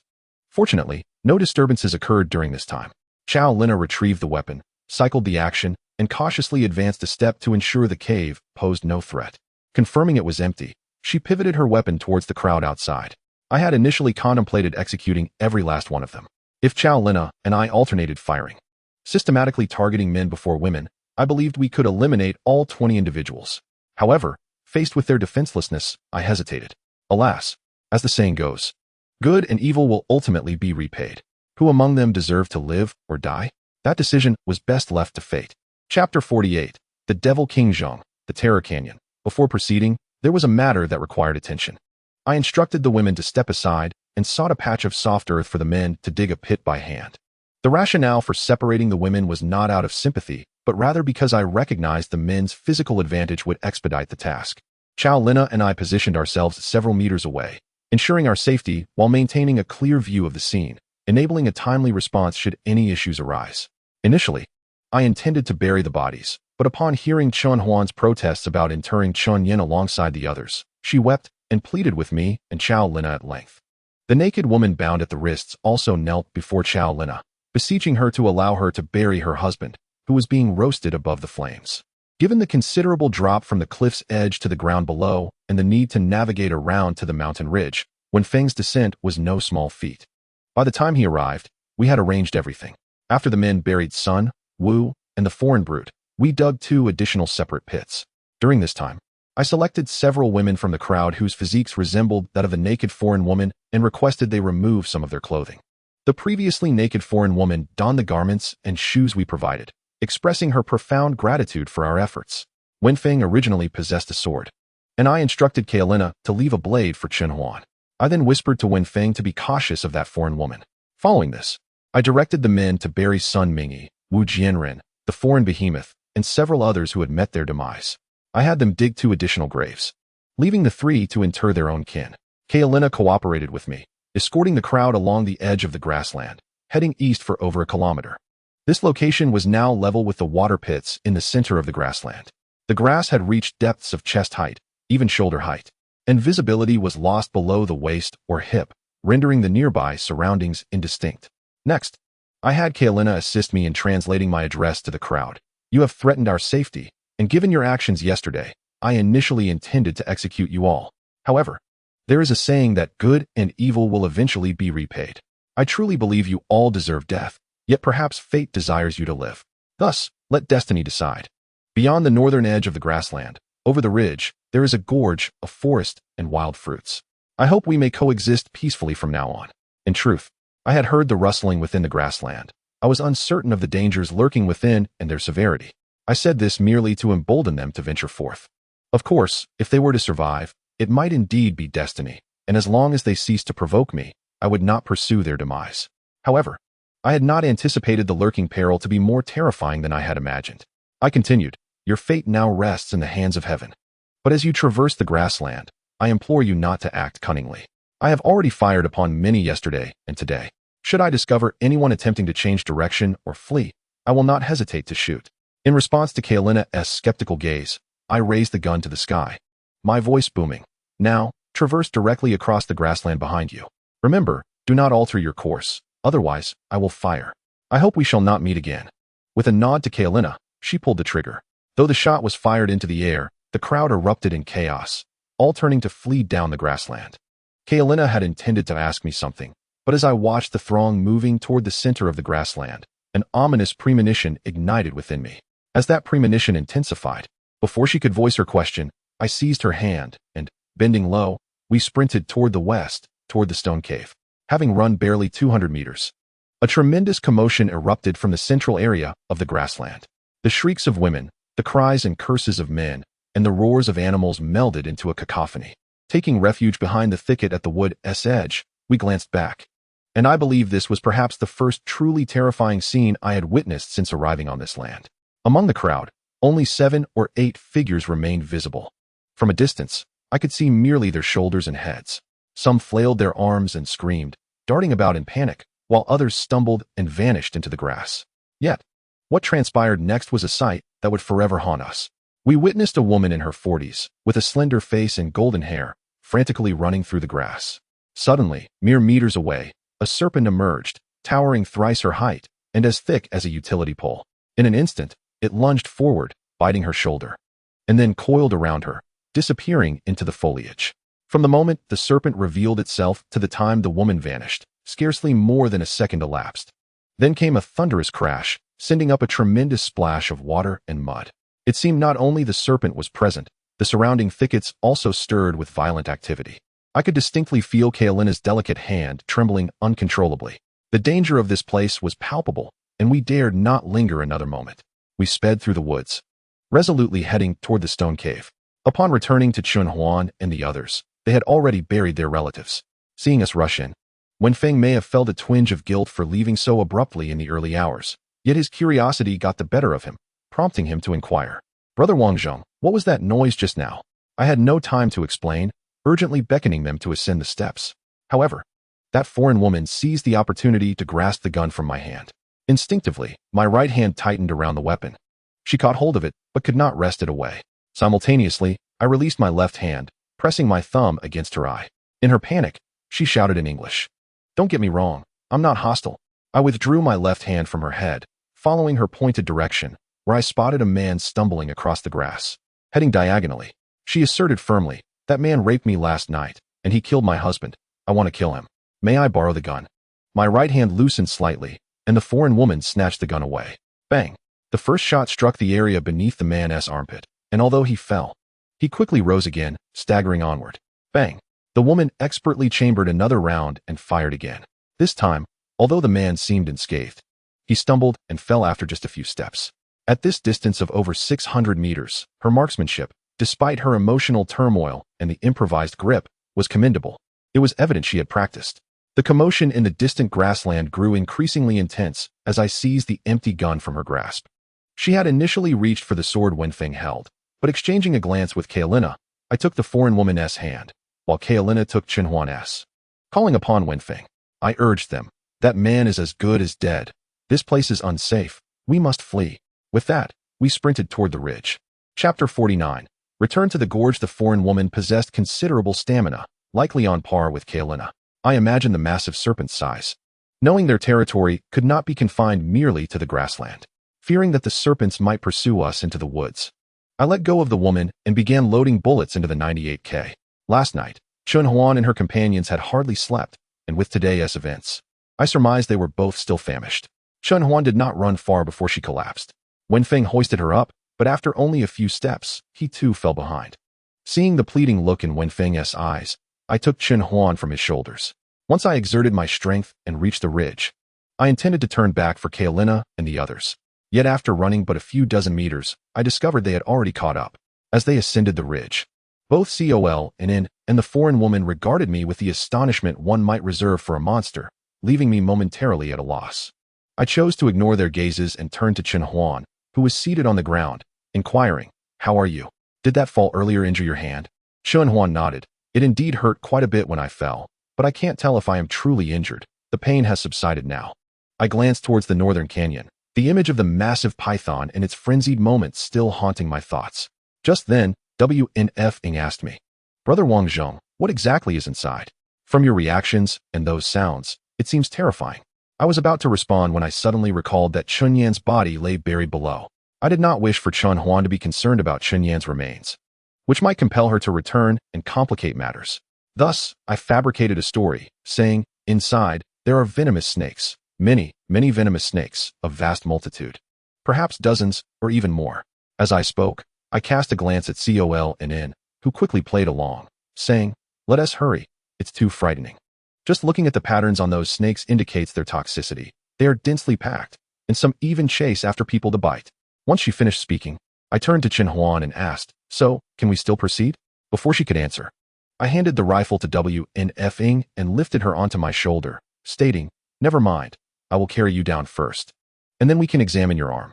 As I spoke, we hastily made our way down the mountain. Those familiar with the mountains understand the adage, ascending is easy, descending is arduous. Along the way, I nearly slipped several times, and it was thanks to COZH that my stamina and reflexes were greatly enhanced. Initially, we were quite eager, but as we descended halfway, we gradually relaxed. It was then that we heard the rumbling of stomachs from Chenhuan, WNF, and the foreign woman, resembling a symphony. Consequently, COLNN, WNF, and the foreign woman began to scour for wild fruits. Meanwhile, I carried Chenhuan towards the brook. At the brook's edge, I did not fully unwrap the cloth and wooden stick binding Chenhuan's arm. I merely loosened part of it and reached my fingers between the gaps to feel. Based on the tactile sensation and the time since her bones had been reconnected, that previous fall likely had not inflicted significant harm. After rewrapping Chenhuan's arm, COLNN and the others arrived, and they divided the wild fruits among themselves. While eating, the foreign woman introduced herself as GXK, explaining that she and her husband had fled the crowd the night they encountered LOWI and SNME. In fact, the following day, they had followed traces to the cave we had just left, as there were signs of habitation inside. They had intended to apologize and coexist peacefully upon the return of the owner. However, they did not anticipate that last night, just before midnight, S&M Ing's group would suddenly arrive at the cave. Clearly enraged, some murmured that had they known there would be fatalities, they should have retreated northward alongside another group directly southward. S&M Ing recognized them as former members of his team who had fled, promptly ordering their capture. They hurriedly consumed some wild fruits as the afternoon wore on. I informed GXK, Shenhuan, and WNF Ing that I needed to return to fetch my family, urging them to return to the camp while it was still light. Xiaowan was alone now, and I could not afford any more issues. Although S&M Ing and WGNR-N were deceased, we were not the only ones present. I reiterated to Chunhuan the importance of assisting Xiaowan with her bandages and dressings that evening. As they prepared to depart, we redistributed the weapons. COL-N noted that I had become accustomed to my rifle. Thus, she passed it to WNF Ing while I reclaimed my gun. I reminded them that ammunition was precious and should only be used for self-defense, not for hunting, and should be reserved for dire circumstances. I emphasized this to WNF Ing, who nodded in understanding. COL-N remarked that since she mostly stayed with me, one rifle sufficed. I initially intended to give her the sidearm, but she declined, stating that her dagger was satisfactory, joking that her dagger and my 98K were a perfect match, and in critical moments, we could wield both together. Therefore, the sidearm should be reserved for COZH. I also provided WNF Ing with a Nepali military knife, in addition to the one Xiaowan possessed. This way, even if we could not reach them in the short term, they should have enough supplies. Finally, I urged WNF Ing, Chenhuan, and GXK to return to the camp swiftly, as Xiaowan's solitude in the wilderness would test her psychological resilience. COL-N followed me as we proceeded along the stream towards the valley's base. Throughout the journey, I walked ahead, and she trailed behind, our conversation sparse. Occasionally, I would share anecdotes of our previous experiences in the canyon. She consistently responded with a smile, yet our discourse diminished. The canyon was exceptionally tranquil that afternoon. As we neared the base, my heartbeat quickened. It had already been 7 or 8 days since I last saw them. I wondered if their provisions had run out and how they were faring. At every bend, I envisioned them just around the corner. Yet, each turn revealed emptiness. Thus, amidst this cycle of hope and disappointment, we arrived at the final turn before the cave's entrance. To my astonishment, upon rounding the bend, I encountered COZH and KTL-NN approaching. However, I was taken aback when COZH and COL-NN met. The scent of gunpowder permeated the entire canyon. Chapter 50, 3 Women, 1 Stage. COZH walked just ahead of KTL-NN, their proximity evident.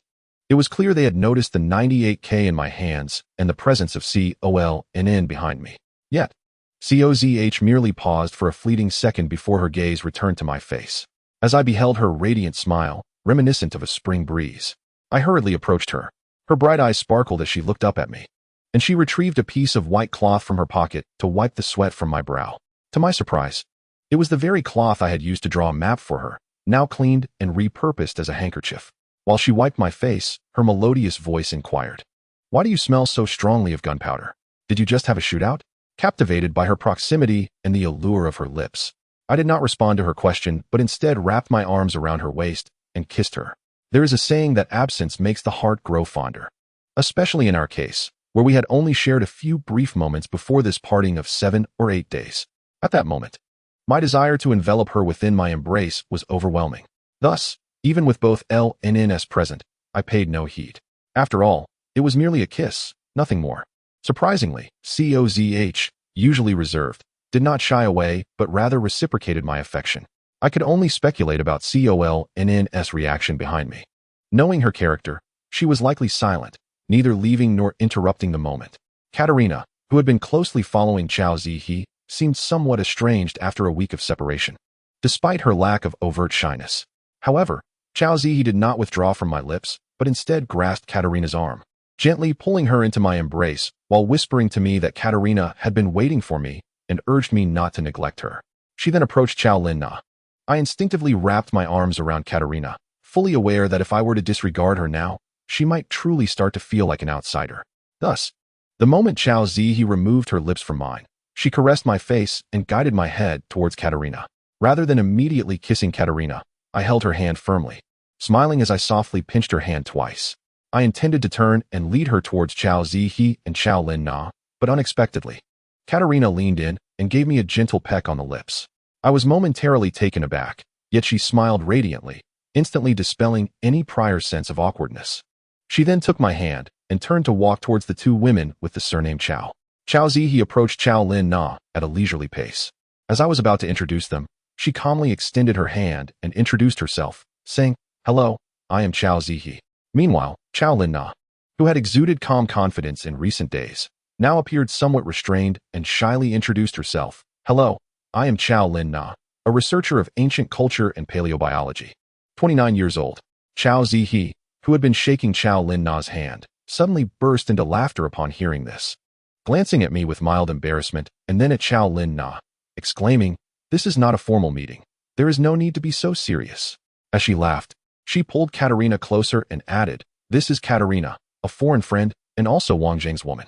Although Chao Zihe spoke in a neutral tone, she emphasized the word woman with intent. Chao Lin Na, slightly embarrassed, extended her right hand to Katarina and softly said, "Hello, I am Wang Zheng's friend, Chao Lin Na." Katarina responded with a polite greeting, but Chao Zihe immediately interjected, "You are not merely friends. Your eyes reveal that you desire him." Fortunately, I was not eating at the moment, and even Katarina looked surprised by Chao Zihe's unexpected candor. Just as Chao Lin Na was caught in an awkward silence, Chao Zihe's tone softened, "But you are truly beautiful. Although I am only 26, you appear even younger than I do. If anything, I look older." Chao Lin Na hesitated for a couple of seconds, seemingly recalling something. Finally, she smiled and met Chao Zihe's gaze, confidently stating, "In truth, you are far more beautiful than I am. However, I just thought of something. If I had an older sister, that would be quite nice. Since we both share the surname Chao, may I call you Zihe from now on?" As she spoke, she handed a knife to Chao Zihe, explaining, "This knife was originally a life and death companion's, but that companion passed away yesterday. When Wang Zheng allocated weapons, I suggested it be given to you." Upon hearing this, Chao Zihe's demeanor seemed to shift dramatically after a moment of contemplation. She accepted the knife, grasped Chao Lin Na's hand, and warmly stated, "If you could return with Wang Zheng, it signifies a bond forged in life and death. Let us return to the cave and discuss this further." The two women, both surnamed Chao, exchanged knowing smiles. I was acutely aware that Chao Zihe was not inherently competitive. I simply could not discern the reason for her behavior today. Chao Zihe then turned to me and said, "Wang Zheng, we have set several snare traps on the other side of the southern ridge. You and Katarina should retrieve them. I will not accompany you. I will head back to the cave with Najia." The changes in Chao Zihe were indeed quite pronounced, and while I found it perplexing, I still needed to discuss the southern expedition with her. Thus, I took a couple of minutes to quickly recount the content of the murals we had observed in the cave, expressing my desire to journey southward for a chance encounter. Chao Zihe understood my intention behind sharing only part of the information and smiled gently, saying, "You are the head of this family. You must make the decisions. If you are prepared, gather the snares and return with the complete story tonight." Subsequently, she candidly uttered a shocking remark, "You and Katarina need not rush back. Take your time to converse. Do what you must. You have been away for so many days. She is likely feeling unsettled." Although her tone was considerate, her volume left no room for misinterpretation, as both Chao Lin Na and Katarina clearly heard her words. For convenience in our actions, I entrusted the firearm to the two women of the Chao family, instructing them to return it to the cave, as ammunition was precious and not to be wasted on hunting. I then armed myself with a Tang Dao. As I departed, I unfastened my belt, which I had previously modified using a Nepalese army knife to create a compartment for the chip I had seized from Cat Taro. When I presented this chip to Chao Zihe, she was so exhilarated that she jumped up, repeatedly asking where I had obtained it. I teased her, saying I would reveal the details upon my return. At the mountaintop, Katarina and I conversed for an extended period, with her bright blue eyes sparkling. She gazed at me and remarked, "In our culture, there is a saying that true friendship is forged in adversity. Wang Zheng, would you consider our journey thus far as a shared hardship?" As she spoke, she clasped my hands and placed them around her waist. My heart raced, as if struck by a sudden surge of energy. Was this the moment? Faced with such international allure, even I felt a tinge of nervousness. Chapter 51. Katarina. I could perceive that Katarina was being mindful of my feelings. Typically, Western culture tends to be straightforward and direct. Yet, throughout our journey, she had shared numerous stories about her family, including her father, mother, grandparents, and other relatives. Standing at a height of 172 meters, She was not diminutive among women. Yet she feigned a delicate demeanor, intertwining her arm with mine, a departure from her usual style. I even began to suspect whether He had conversed with Katerina or perhaps instructed her in some manner. I, in turn, shared many personal anecdotes about my life. Coming from humble beginnings, I faced poverty and the early death of my father, due to the tumultuous relationship between my parents, which was marred by domestic violence.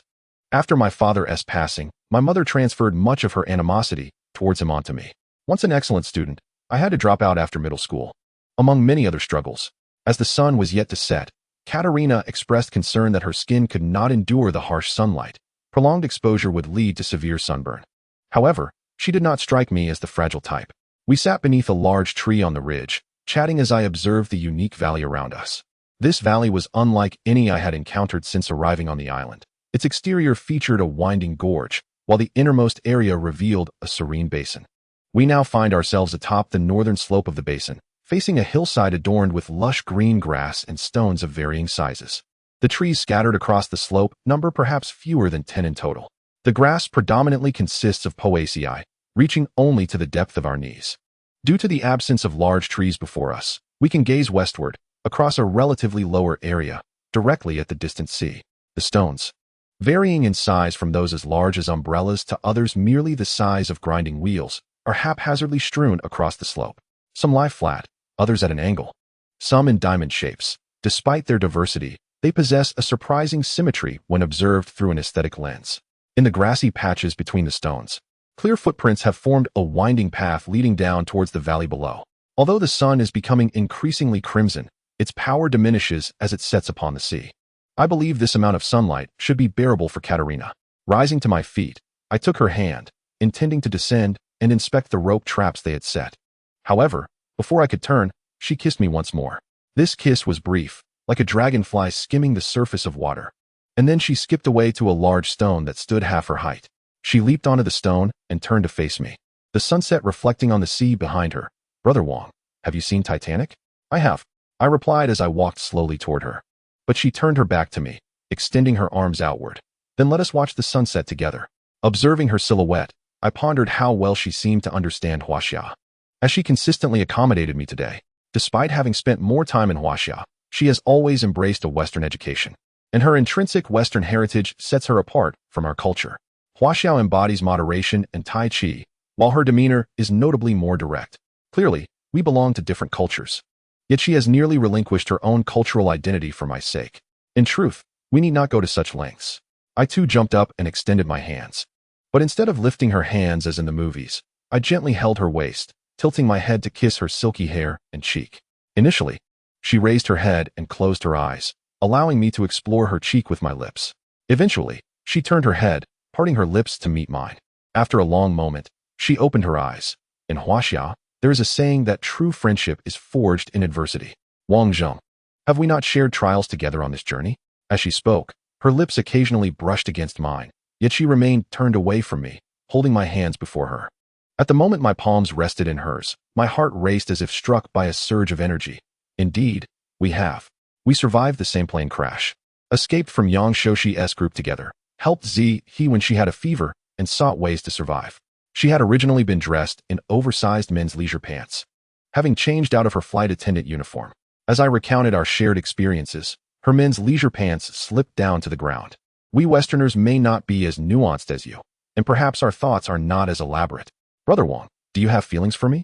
As the last remnants of the sun dipped beneath the horizon, I, considering her injuries, asked Katerina to wait here while I descended the mountain alone for expediency. Yet she insisted on accompanying me, inquiring about what He had said, that engaging in such activities could enhance strength and speed, and press me for my feelings. Now, she had fully embraced her Western openness. In just over an hour, she had transformed into a different person. Truthfully, I found it quite strange. We had both been so immersed, and the effect was so profound. Yet it felt unlike the overwhelming sense of vitality I experienced during my first encounter with He. An odd, perhaps inappropriate thought crossed my mind. Should I ask Chao Lin Na? Though her expertise lies in paleobiology, it does involve biology, and she might possess some insight. However, how could I possibly articulate such a question? Chapter 52. Unexpected harvest. Noticing my silence, Katerina repeatedly inquired about my feelings. In response, I lifted her and threw her over my shoulder, descending the mountain, conveying to her that the effect was indeed remarkable. To my surprise, she seemed to swell with pride. As the grass was occasionally slippery, upon reaching the bottom, I discovered that aside from the escape rope, Soldier.She and her companion had managed to set 6 additional traps. The ropes they crafted appeared sturdier than those made by Yuan Shihong and Wenfeng. The outcome was also highly satisfactory. The 7 traps had ensnared 2 mountain goats. The smaller one weighed barely over 10 pounds, still in the lamb stage, while the larger one was around 60 to 70 pounds, likely considered on the larger side among adult wild goats. Instantly captivated by the pure white lamb, Katerina would not allow me to approach it. In truth, my intention was to release the lamb, but considering her reaction and the positive synergy she displayed earlier, I decided to tie its 4 legs and let Katerina take it home to raise as a reward. Thus, I carried half a goat on each shoulder, with a large assortment of ropes hanging from me, while Chow Lin Na cradled the lamb in her arms, her face radiating joy. To return to the cave, we had to traverse a ridge and then proceed further inside, so by the time we entered the cave, darkness had fully enveloped us. However, I was taken aback by a remarkable and unforgettable scene involving the 2 women from the Chow family. I beheld them sitting harmoniously beside the fire, engaged in conversation, with Chow Lin Na cleaning the sheep intestines that I had soaked in salt water days prior. The intestines had become as thin as a cicada's wing, indicating they would soon be suitable for bowstrings. Although our firearms were excellent, ammunition posed a significant challenge, whereas arrows could be reused. Meanwhile, Soldier.She was skewering meat onto small sticks, arranging them neatly on a clean stone slab beside the fire, engaging in conversation with Chow Lin Na while also jotting down notes. Yet, what truly astonished me was that both women were clad only in their undergarments. The sight before me was nothing short of breathtaking, with their garments laid out beside the fire to dry. Noticing my unabashed gaze and the expression akin to that of a lovesick fool, Soldier.She playfully chided, "What are you staring at? It's not as if you've never seen this before. Look at your pig-like expression. Your nosebleed flows more than a faucet." Meanwhile, Chow Lin Na blushed, shyly turning away. "Wang Zheng, you intend to use those intestines for bowstrings, right? If you don't clean them soon, they'll spoil." After that, they ignored me entirely. However, when Katerina stepped into the cave, both women's eyes widened in unison upon spotting the lamb, and they sprang to their feet, rushing over. How adorable. Watching their reaction, I sighed inwardly. Alas, in this day and age, pets seem to be more cherished than husbands. 3 women, with nimble hands and feet, untied the little lamb's rope, instantly transforming the stone cave into a lively scene. It is evident that women are inherently unable to resist adorable pets. I hung the lamb meat on the rack and cast a glance at it. Over the past few days, the meat on the rack had not only remained unchanged but seemed to have slightly increased, and there was even a bamboo tube full of salt in the corner. For some inexplicable reason, thoughts of Chun Yin suddenly flooded into my mind, and upon recalling her, the earlier sorrow in my heart inexplicably morphed into a sense of happiness, evoking a sense of sympathy for the women. Perhaps this is the comparative effect between men's and women's football. I turned my head to see that the women had selected the thinnest rope and tied the little lamb to a stone close to the inner side. Katerina turned and exited the cave, claiming she was going out to cut some grass for the little lamb. I cautioned her to first use a stick to poke around and be mindful of her safety, perhaps seeking some sense of presence. I pointed to the ground where they had been chatting and asked, "What were you 2 discussing?" To my surprise, Chow Zihua retorted sharply, "Go away. Women are talking. Men should keep their mouths shut." Stung by her words, I turned away in disappointment, only for Chow Lina to remark, "Wang Zheng, look at you. Drenched in sweat and reeking of lamb. Go wash up." I tried it. The 4th puddle down from above has flat stones at the bottom, with no mud. After the fruitless encounter with Katerina and being rebuffed by Chow Zihua, I feigned a pitiful demeanor and descended outside the cave. As I stepped out, I heard Chow Zihua burst into laughter behind me. Although she was laughing at my expense, I felt a strange sense of relief, and for a moment, I thought, why return to the outside world? Isn't it perfectly fine to continue like this? Katerina called for me to wait as she returned with some grass and brought down some salt. Together we headed to the 4th puddle. Since arriving on the island, I had been scurrying about for survival, even engaging in battles. Not to mention making soap, I barely had time for hunting. Fortunately, I only bore minor scratches from branches and thickets, with no significant wounds. Thus, when Katerina applied salt to my body, though it stung, it was bearable. Bathing with salt could also eliminate sweat and body odors, and Katerina was quite discerning, aware of where to apply the salt and where it was inappropriate. However, when it came to washing her, I refrained from using salt, fearing she might not withstand it. Surprisingly, after days without a bath in such hot weather, this sudden wash was indescribably refreshing. Just as we finished cleaning ourselves and had not yet reached the shore, I turned to see Chao Zihua descending from the tree trunk ladder at the cave's entrance. She stood in a shadowy corner, secretly watching us and giggling. I feigned anger and called out, "Chao Zihua, either come up or come here. Why are you just standing there staring and laughing? Do you realize how creepy your smile is?" Upon hearing my words, Chao Zihua immediately suppressed her laughter. After a moment of contemplation, she gleefully approached us. Her face filled with surprise as she asked, "You could see me smile just now?" "Indeed," I jested, intentionally belittling her. "Your smile was rather sinister, akin to that of a bare grandmother spotting a freshly cleaned child." As soon as the words left my mouth, I was taken aback. It was night, and despite the moon being full these past few days, the light was limited. Moreover, Chao Zihua had been standing in the shadow of the cliff stone wall, at an angle where I shouldn't have been able to see her smile. Could it be? At this thought, I abruptly stood up, startling Katerina beside me. I rubbed my eyes and scrutinized the other dark corners of the cliff. I found that, although these areas did not appear as bright as under the moonlight, they were still discernible. Was it possible that Katerina was enhancing not just my physical strength, but my vision as well? If, 7 or 8 days ago, my newfound strength brought me excitement, the development of my vision now filled me with an eerie sense of unease. What exactly is this purification essence? And why does it have such effects? If this continues, will I one day transform into a green giant? Or develop terrifying scales or a tail? Initially, I had hoped to involve Chao Zihua and Katerina in a fusion of Eastern and Western approaches, but at this moment, my spirits had soured. Now, one name echoed in my mind. Chao Lina. Yes, Chao Lina specializes in ancient cultures and possesses considerable knowledge in paleobiology. She is the only person left for me to consult. Chapter 53. Chao Lina's hypothesis. I slipped on my damp undergarments and grabbed the clothes Katerina had just washed for me, quickly making my way to the cave entrance. I heard Chao Zihua behind me feigning a pout. Humph, men truly are heartless creatures, always seeking to consult experts, yet they are merely fickle. Sighing, I tried to suppress my urgency, spun around, and hoisted Chao Zihua onto my shoulder while cradling Katerina with the other arm, dashing back towards the cave entrance. In truth, I found it difficult to voice such questions, yet fortunately, Chao Zihua, being astute, managed to articulate them for me. Chao Lina furrowed her brow, pondering for over 20 seconds. Then, she lowered her head, shyly smiling, before forcing herself to maintain composure, and spoke to us in a tone reminiscent of an older sister tutoring her younger brother. "You see, some animal genes are remarkably fascinating. Your situation reminds me of a prehistoric creature, and let me provide you with a hint using a contemporary animal. When octopuses mate, the male's mating arm breaks off inside the female. After fertilization, the female ultimately digests it." I was astonished, my eyes widening in disbelief. "Are you saying the female octopus consumes the male's appendage?" Due to her minimal clothing, it was evident that her face reddened down to her neck. Nevertheless, she nodded with a smile. In simpler terms, yes. After losing the mating arm, the male octopus quickly regrows it.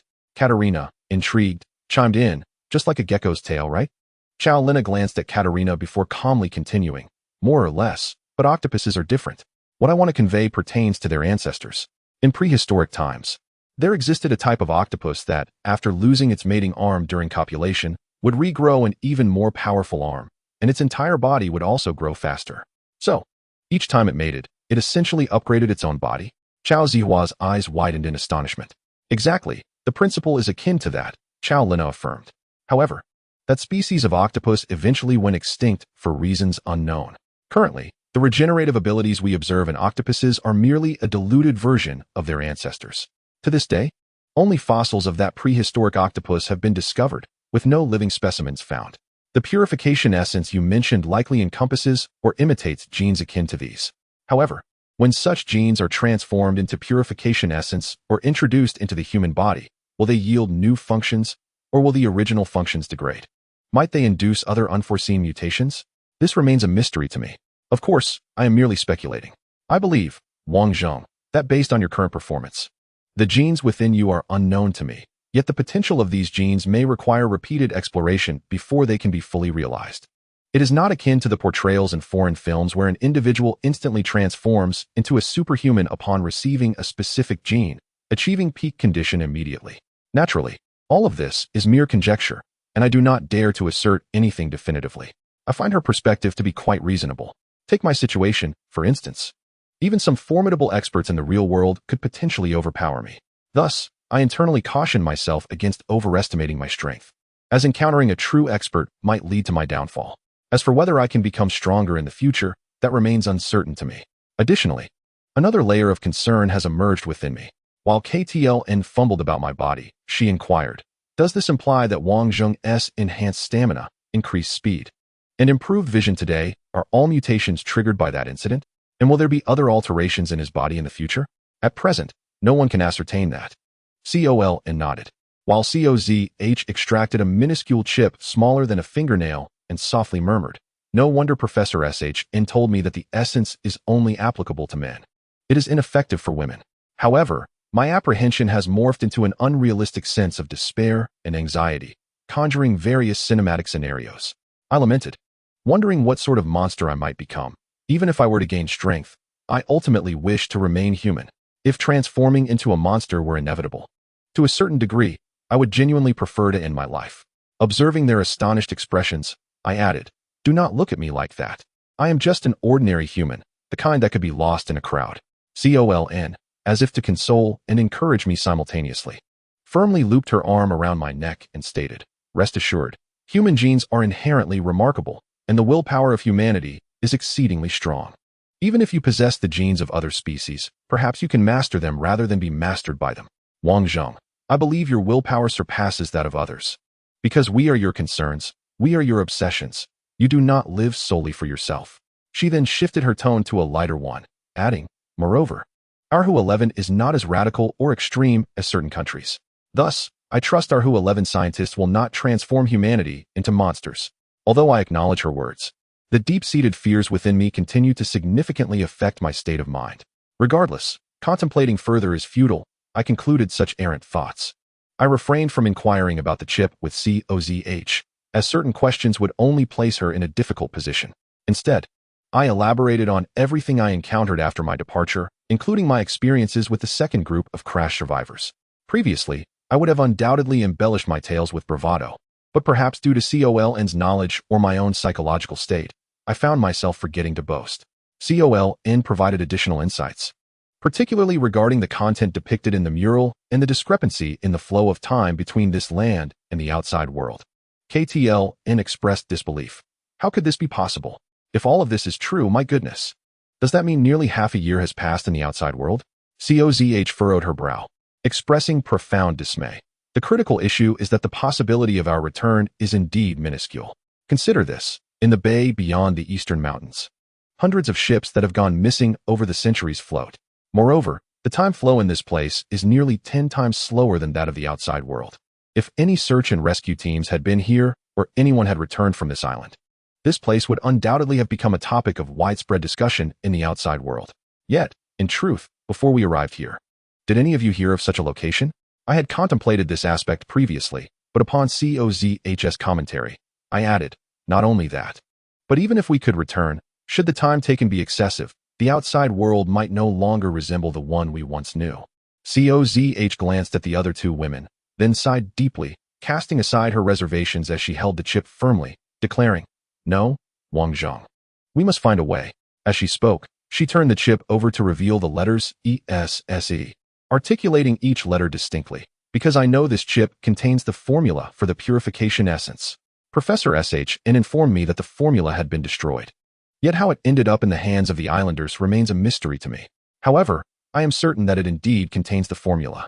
Then she stood, retrieved my belt from the corner, tucked the chip inside it, and returned to sit by my side, wrapping her arms around mine. Addressing us all, did the mural not mention that the youth who assassinated the Qin king had once returned to the outside world? Wang Zheng, shall we set off tomorrow? Let us venture southward across this land for a stroke of luck. Even if we cannot return, at least this intelligence must be delivered. It is my mission. I nodded, as the south was indeed our intended destination. Subsequently, we all sat in silence, refraining from further conversation. KTLN, perhaps sensing the oppressive atmosphere within the cave, sought to lighten the mood.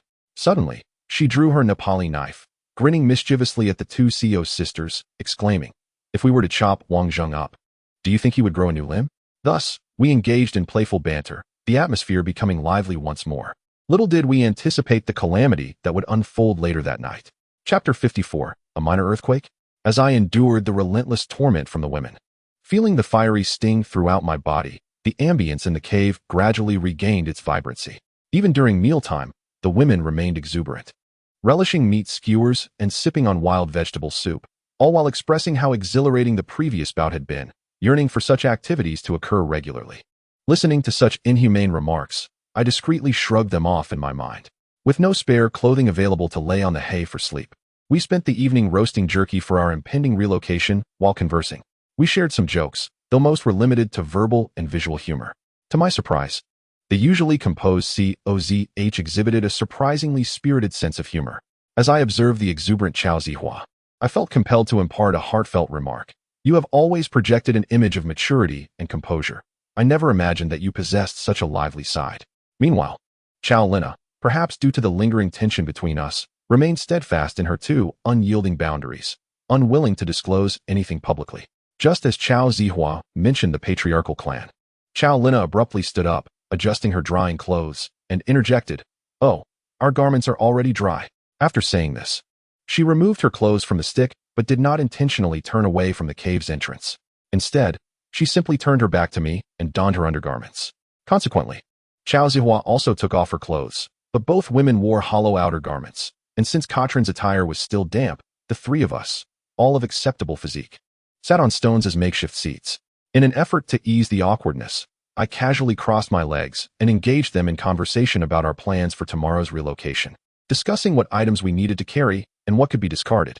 The women, occasionally stifling laughter, cast furtive glances in my direction, dismissing my reactions as if they had not noticed. Alas, as the saying goes, one monk fetches water, two monks lift water, but three monks have no water to drink. Here I was, surrounded by three exquisite beauties. Yet, what did it matter? On one hand, the presence of so many was inherently awkward. On the other, Chao Lina's speculative musings left me feeling somewhat apprehensive. Unbeknownst to me, I had begun to harbor concerns about what would transpire if yet another Chao Lina were to join our midst. Having endured 2 consecutive nights of little rest, we quickly fell asleep after putting on our dry clothes. I took the initiative to lie against the cave wall, deliberately avoiding Chao Lina.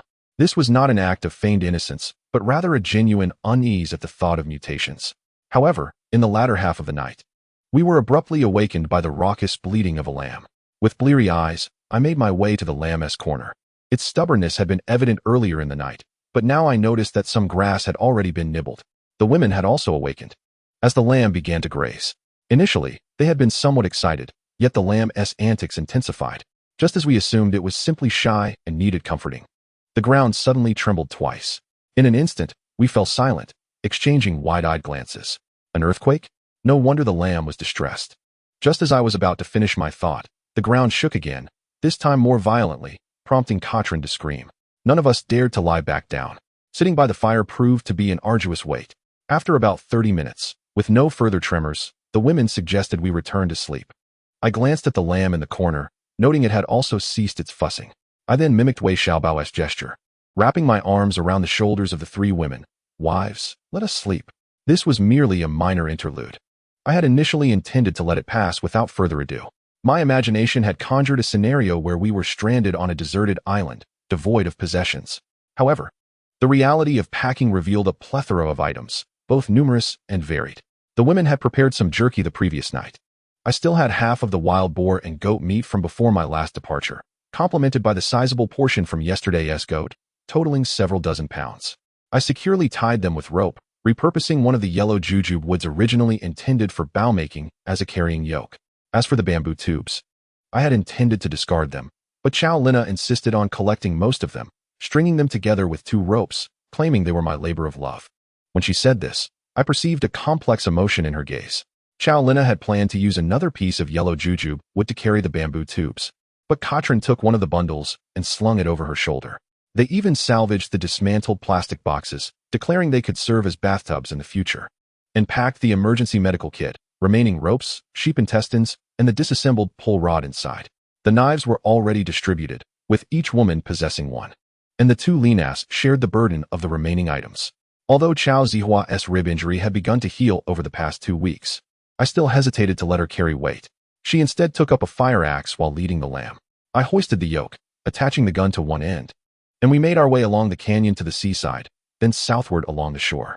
Along the way, several times when we called out to Lena, both Katrin and Xiao Lena responded simultaneously, much to the amusement of Zihua and me. Later, during a break, Katrin boldly declared that whenever we were together, she would forego the name Lena and simply be called Kat.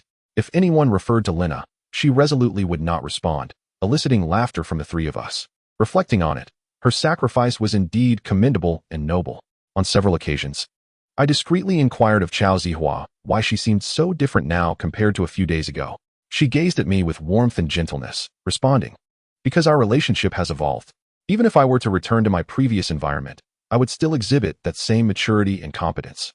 But now that we are a family, how could it be the same?" However, when I pressed her about what she and Xiao Lena had discussed before Katrin and I returned, she adamantly refused to divulge any details.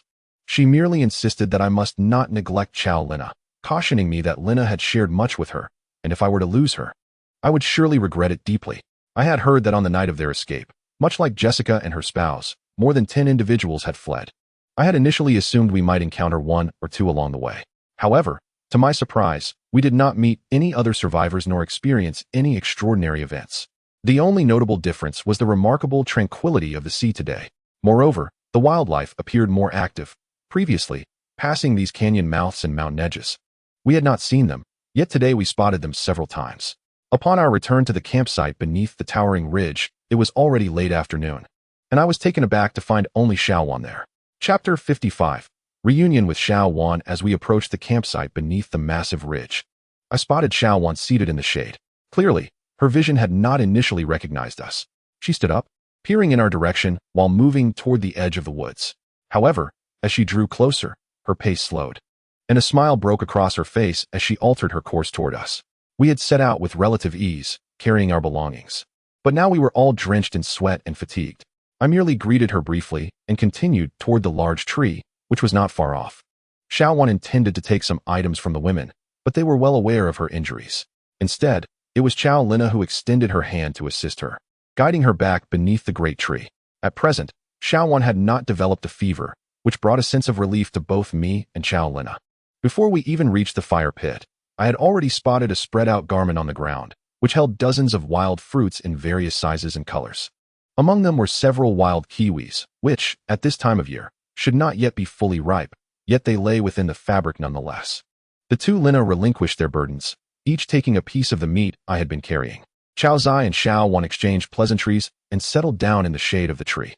The fire pit, used for smoking the meat, was still tended to, and a newly skinned animal had recently been added to the rack above.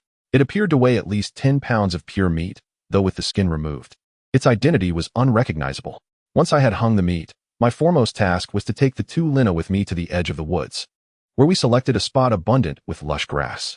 After driving away a few creatures with branches, we cut down several large bundles of grass and spread them on the beach to dry. We hastily ensured they would receive sunlight. I then sat down with the women, engaging in brief conversation with Xiaowan. It was heartening to observe that despite the short span of 2 days, Xiaowan's spirits had notably improved. Clearly, in this secluded environment, we all understood that survival was paramount, and Xiaowan had come to terms with the loss of Chen Yan. Chen Huan and Wen Feng had also been exceptionally kind to her. When the three returned last night, it was nearly midnight, and this morning, before dawn, they had already begun to rise and prepare for the tide. After the sun rose, they ventured out to fetch water and check their snares. As the morning progressed, with the sun intensifying, Wen Feng returned with some twigs and small branches the size of fingers. They stripped the bark, claiming it was for making rope, while the heartwood was placed upon the fire to be roasted as fuel. In the afternoon, they set out to arrange new traps. From the early morning rise to the present moment, they had not taken a break. Regardless of the tasks at hand, even with only one hand remaining, Chen Huan persisted in accompanying Wen Feng to assist. Many tasks were actually led by Chen Huan, with Wen Feng merely providing support. Jessica had also been steadfastly working alongside them throughout. As I recounted these events, Xiaowan's demeanor remained quite composed. She exhibited neither excessive anger nor overt displays of emotion. It seemed she was merely recounting a series of events. I understood that it was unrealistic to expect her to fully let go of her grief so quickly. After all, those two lives were her husband and brother. I could only hope that as time passed, our group would find greater harmony. I observed the sun descending towards the horizon once more and instructed Chao Zai and Xiao Wan to remain at the camp while I and the two Lina prepared for our evening rest. We collected the dried grass from the beach. Within this short span, it had not necessarily dried completely. However, this effort was preferable to having it remain fully damp. Moreover, by spreading it out in a thin layer, any small insects present would likely have fled. We moved the fire pit and laid the grass on either side of the green screen, thus expanding our sleeping area significantly. The garments that had been spread across the beach were gathered and set aside. After the women bathed in the evening, they could use these clothes for a change. Though we would sleep on the grass, wearing clothes would surely be far more comfortable than resting on the beach. We now had transformed our fire pit into 4 separate mounds. In addition to the 2 on the sides, we also lit one at each end of the green screen. Despite the intense heat of the sun during the day, the nights here were quite chilly. This arrangement ensured that those sleeping close to the middle of the screen would still be kept warm. After a long day of labor, cutting grass for bedding, and rearranging the fire pits, everyone was drenched in sweat. Now, with the newly separated suitcase, it was time to put it to good use. I emptied the contents of the 2 halves of the suitcase.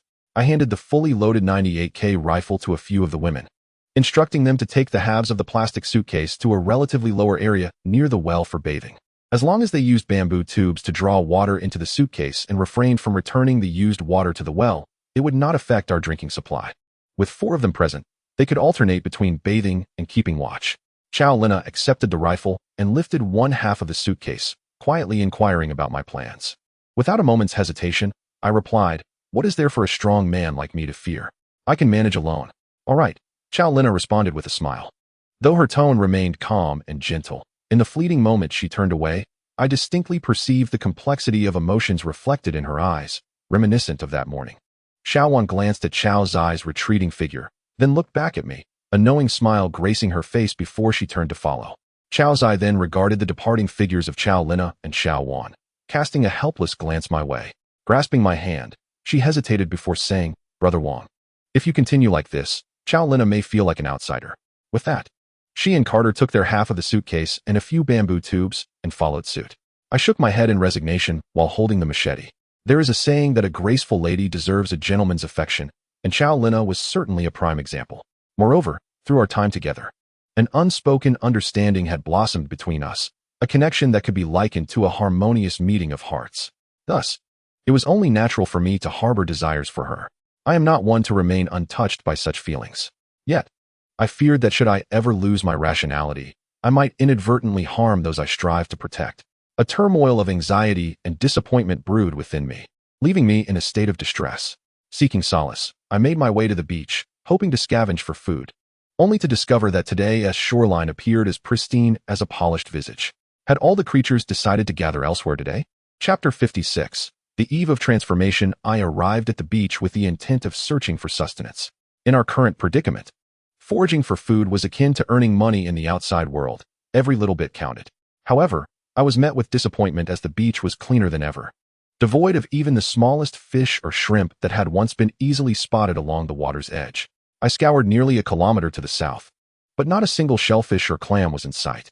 On my return, I did notice a couple of small holes the size of fingers, but digging revealed them to be empty, lacking any clams or other seafood. Had all the animals chosen today to convene elsewhere? It seemed that today was destined not to yield any catch. Nonetheless, the frustration within me lingered, an unrelenting force seeking an outlet. Perhaps, before darkness fell, I could prepare for our impending journey south. Contemplating this, I ventured into the woods with my fire axe. The dry twigs that had fallen in recent days had surely been collected already, making it necessary to venture far for firewood. A few days prior, I had spotted several dead trees in this very woodland. Now, the fire axe would prove its worth. I selected 2 branches, each about the width of a bowl and thoroughly dried, ready for use. The felled tree trunks are not easily chopped. I alternated between wielding a fire axe and swinging from the branches. After considerable effort, I finally managed to break 2 dead trees and drag them to the sandy beach near the sea. Upon my second foray into the woods, I encountered 4 women emerging just as I was entering. Unlike when we first went in, I was astonished to see Katerina holding a wild chicken in her hand. Meanwhile, Chalina had something wrapped in her spare clothing. Naturally, I wished for Chalina to grow closer to me, yet I harbored a lingering unease. I smiled at her, and upon closer inspection, I discovered she was carrying numerous bird eggs.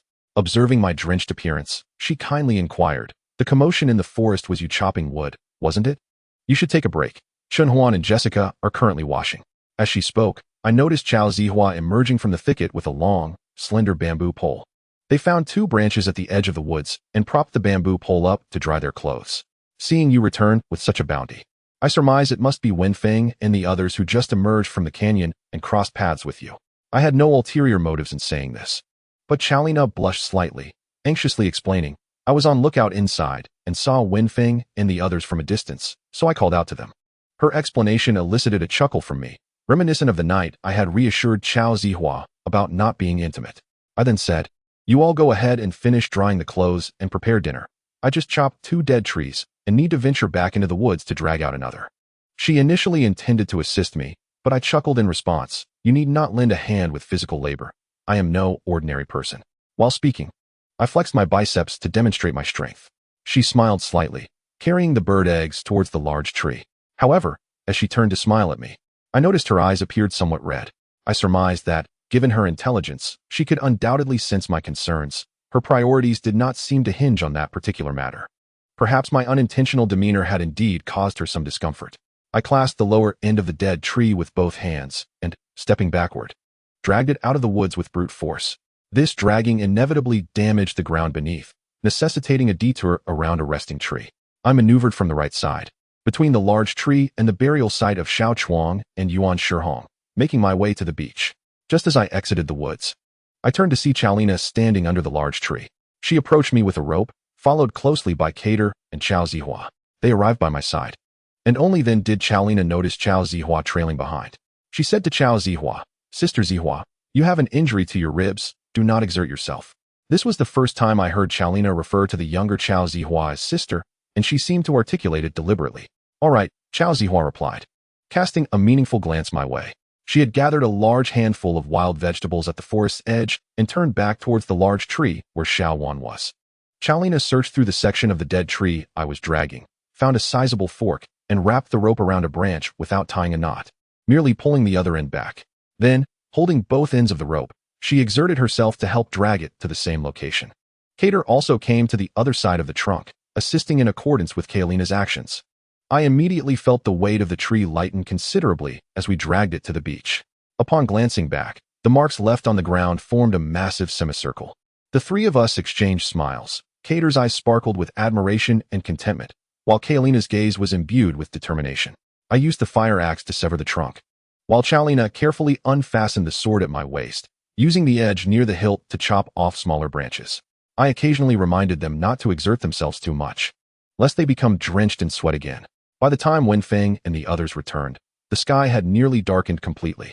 Aware of our return, they had surprisingly donned the washed clothes once more, since we still had a portion of the second dead tree to dismantle. Wenfeng changed out of his damp clothing into dry ones before immediately assisting us. Women seemed to possess an innate ability to bond. At the start of dinner, they were somewhat reserved with one another. Yet, by the end of the meal, they had become quite animated and friendly. Only I, despised by Chao Zihua and Cater for my sweat-soaked state, sat to the side, foolishly chuckling without uttering a word. It was only Chaolina who occasionally offered me soup, helped grill skewers, and even peeled 2 bird eggs for me. Shan Huan's glances towards me seemed laden with unspoken meaning. Yet I refrained from engaging too much with her gaze. As the saying goes, one must not betray a friend's spouse. I kept my distance from her eyes. Little did anyone expect that my current carelessness would sow the seeds of trouble within our group, nearly resulting in my own retribution. Perhaps due to my refreshing bath the previous night, my quality of life had improved. During dinner, I refrained from convening a representative assembly. As I was eager to wash again, I hastily consumed my fill, leaving only one last piece of dry clothing. Grabbing the garment, I suddenly remembered something and was about to speak to Chaolina when Chao Zihua squeezed Chaolina's wrist and interjected, "It's already dark. Perhaps I should accompany you to keep watch. We must be cautious of any sudden crocodile appearances that might take a bite out of you." I understood what she intended to convey, and I acknowledged that Chaolina was someone of great significance to me. At that moment, I resolved to take a considerable risk for her sake. So, amid Chao Zihua's surprised gaze, I turned to Chaolina and said, "Lin Na, you've also sweated a bit. Perhaps you should join me and wash up in another basin as well." Chapter 57. A gamble with my life upon inviting Chaolina to accompany me to the sandwell. Chao Zihua immediately bestowed upon me an appreciative glance before returning to eat with the others. I suggested they finish their meal before cooking the salt. Noting that both Chao Zihua and Cater had experience, and the bamboo tubes for boiling salt were readily available, I then entered the small woods with Chaolina. The two so-called bathtubs had been left near the sand well, so aside from my last piece of dry clothing, I only carried a few empty bamboo tubes. These would serve as tools for scooping water and could also be used to bring back some fresh water after bathing. The two bathtubs were positioned slightly west of the sand well, relatively low, yet not far from it. Chaolina and I, having shared previous physical contact, felt less need for reservation. I poured water over myself in one bathtub while still donning my underwear. She was nearby in another bathtub, washing my clothes. In truth, bathing on this island after dark is quite refreshing, and thankfully, my current constitution posed no issues. Moreover, with my vision, I could clearly discern my surroundings, noticing where a snake writhed and where a rabbit nibbled on grass. Although not as clear as in daylight, I could at least see well enough to require no concern over wild beasts. Chaolina, using a different bathtub not far away, was diligently washing my clothes. Perhaps to alleviate the awkwardness, I engaged her in trivial conversation. She initially responded with non-committal sounds, but just as I was about to finish my bath, she abruptly halted her scrubbing. With a noticeably tremulous voice, she gently inquired, "Wang Zheng, what do you think of me? Am I beautiful?" As she uttered these words, her face flushed crimson. I paused my actions, directly addressing her unspoken concern. "You are beautiful, exceedingly so, and I hold deep affection for you." Yet she followed up with another question. "However, since last night, your demeanor towards me seems somewhat different.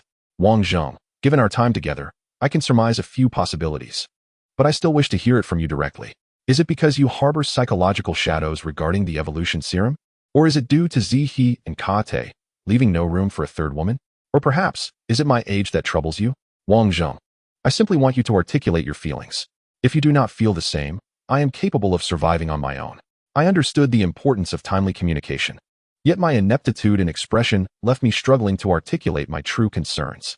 I confessed my genuine feelings. "My affection for you is no less than that for Zihe and Kate.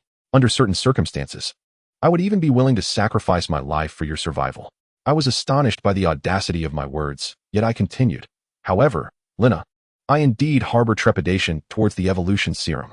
I fear that during our first encounter, unforeseen mutations may arise. What if, in that moment, I transform into something else entirely?" I admitted my lack of heroism, acknowledging my cowardice in facing certain truths.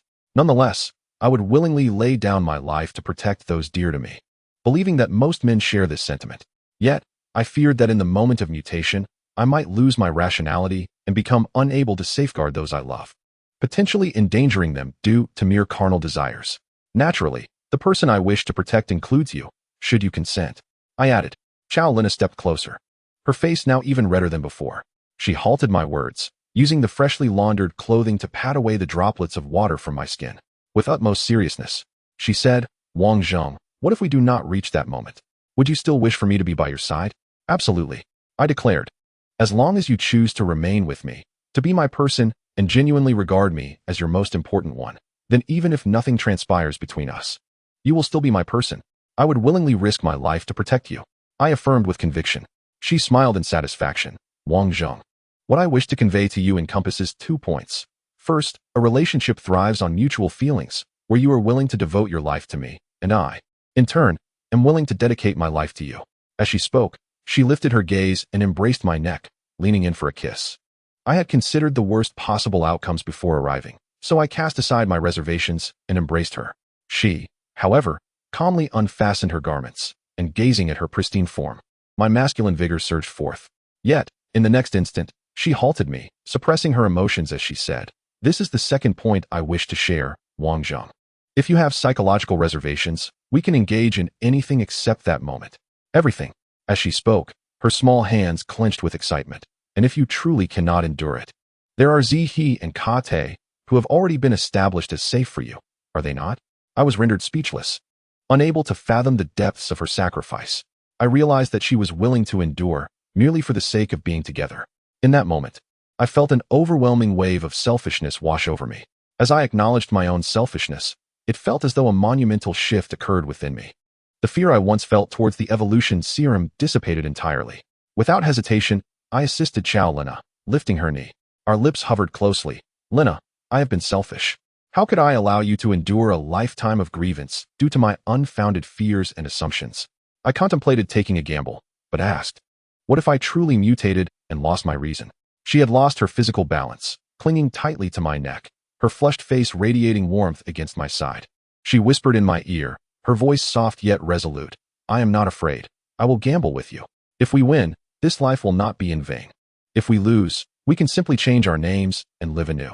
Her delicate form contrasted sharply with the fervent rhythm of my heartbeat. However, just as I prepared to break through to a new realm of intimacy, an unwelcome event occurred, one I had fervently wished to avoid. Chapter 58. The dreaded wild boar. I expressed my remorse to Chow Lina. I am sorry. I was too selfish before. Now, I wish to take a chance. Are you afraid? She clung tightly to my neck, her warm, flushed face close to my ear, softly yet firmly replying, I am not afraid. Yet, as I readied myself in excitement to break through the barriers of intimacy, my peripheral vision caught a glimpse of movement behind a dense thicket across the way. Initially pondering whether it might be a rabbit, I was suddenly confronted by a massive, dark figure charging towards us with astonishing speed. Without a moment's thought, I instinctively tightened my hold on Chow Lina, taking half a step back and pivoting sharply. The massive creature brushed past me, its bristles and the gust of wind it stirred palpable against my skin. I set Chow Lina down on the damp sand. And only then did I realize that the creature that had charged at us was a wild boar, standing nearly a meter tall and weighing over 400 pounds. Truth be told, despite its black exterior, I could have spotted it had I been more observant in that direction. However, my intense focus on my conversation with Chow Lina had rendered me oblivious to its approach. The beast turned, its head cocked in confusion as it stared at us. To my astonishment, it did not flee as most wild animals would upon encountering humans. Instead, I sensed a thrill of excitement emanating from its gaze, as if it was assessing its potential adversaries, weighing the odds of a confrontation. I believe that at this very moment, it is likely pondering whether it can overpower me. Currently, both Chow Lina and I are unarmed. We had originally entered with a broadsword and a 98K rifle. Moreover, Chow Lina still possessed her bayonet. Regrettably, we had become so engrossed in our emotions that we left our weapons and even Chow Lina's clothing beside the sand well at the entrance from which we came. That entrance is precisely where this formidable beast now stands.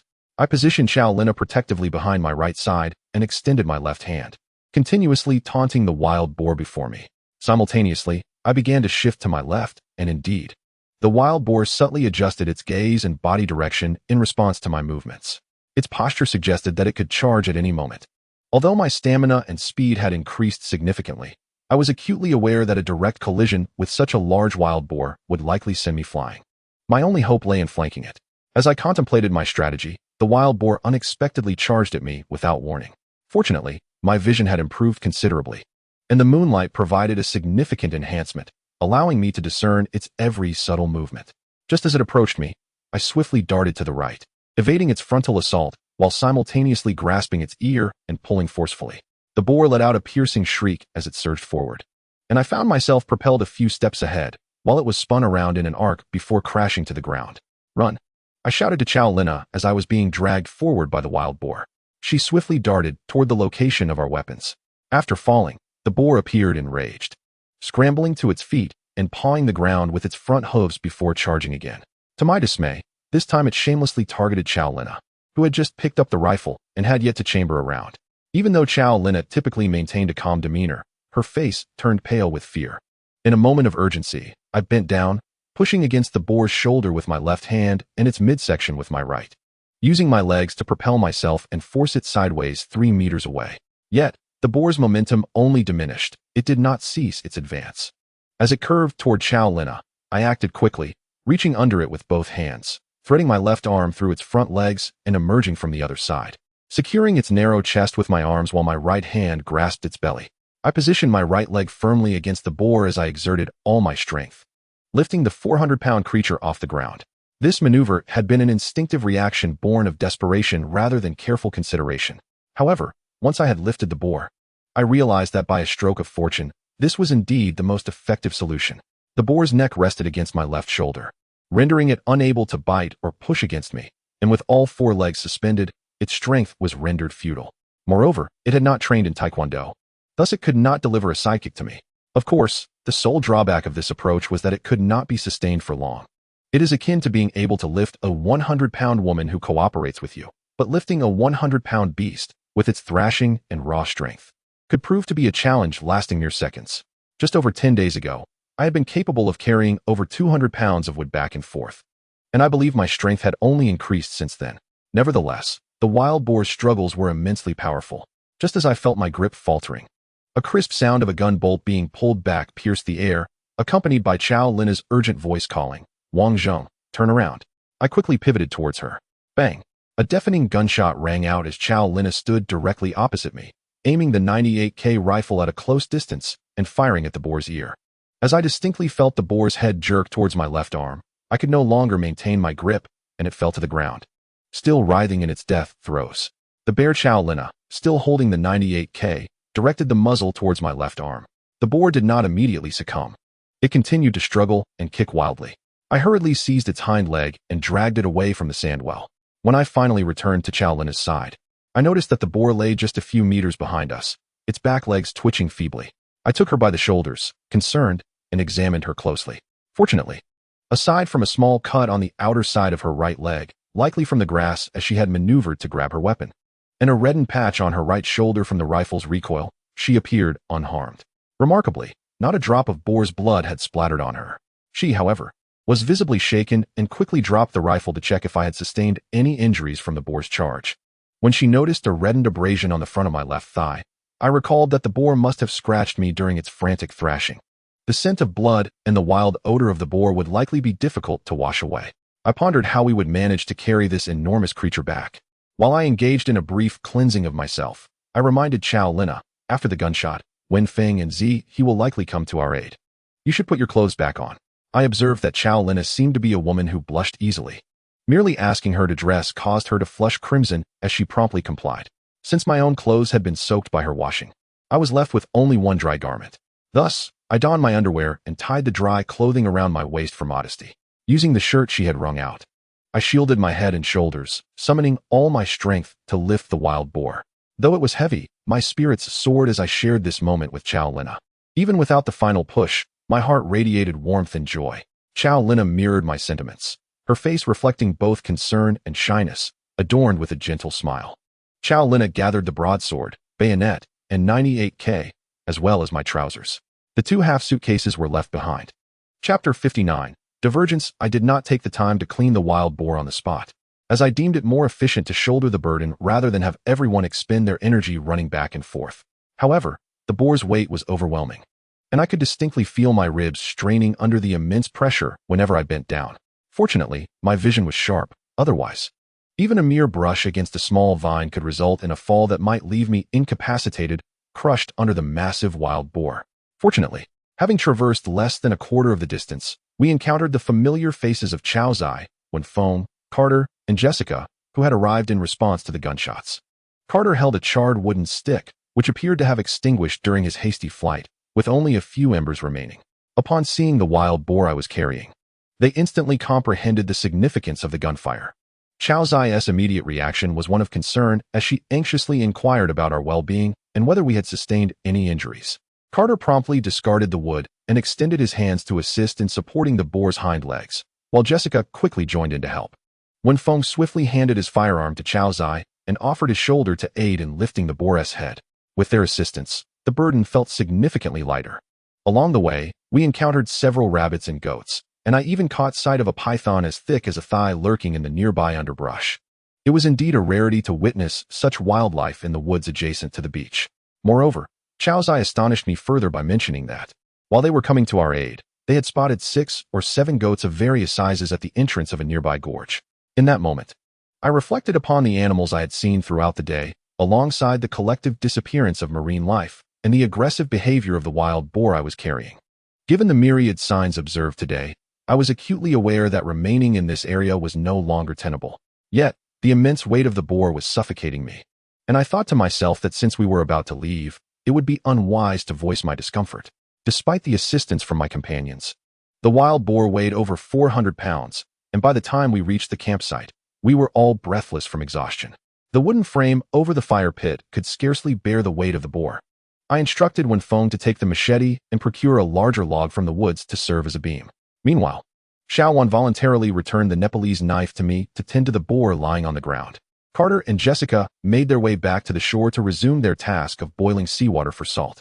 By the flickering light of the campfire, Chow's eye noticed that Chow Lina's button was misaligned and, with concern, asked, "How are you, Najia? Are you hurt?" Following Chow's eyes gaze, Chow Lina glanced down at her chest and, with a hint of panic, replied, "I'm fine. I was just nudged by the wild boar." As she rebut-toned her clothing, she caught sight of the playful expressions on Chow's eye and Xiao Wan's faces, and I couldn't help but wonder if it was intentional when she turned to glance at me. Fortunately, she seemed unscathed. With a smile, she added, "Everything is all right," before turning to assist Chow's eye at the seaside. However, as she passed by me, she unexpectedly slipped her left arm beneath my armpit, embracing my back, and while planting a fleeting kiss on me, softly whispered, "Remember our words from earlier, we are steadfast for life." As I continued to tend to the wild boar, I frequently glanced toward the highest, flat-topped peak in the east. It was not just me. Chow Lina, Chow's eye, and even Jessica, at the water's edge, occasionally looked up at the mountain. I surmised that they, like me, harbored doubts about that peak. If my assumptions were correct, it could very well be the mouth of a dormant volcano. Chow Lina returned from the shore and, as if to offer comfort, gently patted my shoulder, saying, "Worrying about it now is futile. We should finish our tasks and rest early. Even if it is a volcano, the likelihood of it erupting tonight is minimal." At that moment, the atmosphere between Chow Lina and me felt sweet, as if every word and gesture was imbued with tenderness. I nodded in agreement and continued with my chores. Everything was manageable except for the garment wrapped around my waist, which shielded the front but left my back exposed to the wind. After I finished with the wild boar and took the salt to wash at the sandwell, I refrained from asking Chow Lina for assistance, feeling somewhat shy with so many onlookers. The subtropical rainforest had already opened its embrace to me, allowing for research opportunities at any moment. To my astonishment, upon my return from washing, a divergence of opinions emerged during our community assembly. As I settled beside the fire, I noticed that Jessica, Wenfeng, Chow's eye, and Carter had returned from the shore, engaged in conversation about our recent encounter with the wild boar. Initially, I had intended to regale them with an exaggerated tale, but with Wenfeng, Chen Huan, and Xiao Wan present, I opted to maintain a semblance of decorum. Therefore, I chose to spare them my embellishments, considering it an act of kindness. Chow Lina and I began to recount in detail our previous expedition's experiences. Naturally, they were already aware of the discrepancies in the flow of time, so our focus shifted to the ship's grave and the cave paintings within the rock cave behind Dongshan. Ultimately, Chow Lina provided a summation for everyone. The benefits of heading south are evident. Based on the clues left by the cave paintings, it is highly probable that there exists a population of humans in the southern region. Coupled with the survivors who have already migrated south, there may be, to some extent, a semblance of civilization.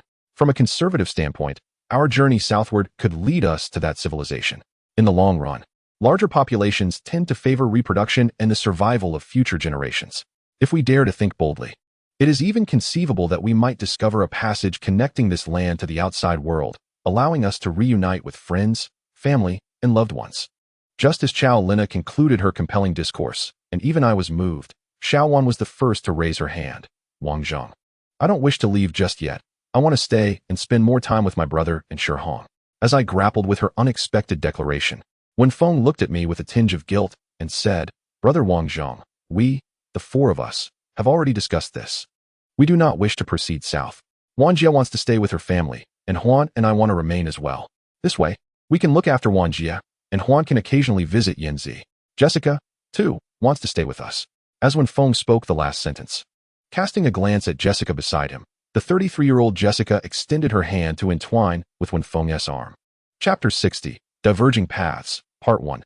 Chao Zai and I analyzed the pros and cons of remaining here. Considering the potential dangers posed by new disaster survivors and the cycles of conflict we might face, the eastern volcano, according to recent animal behavior, could awaken at any moment. Moreover, the last high tide had seen the seawater surge through the gorge, nearly submerging the easternmost depths.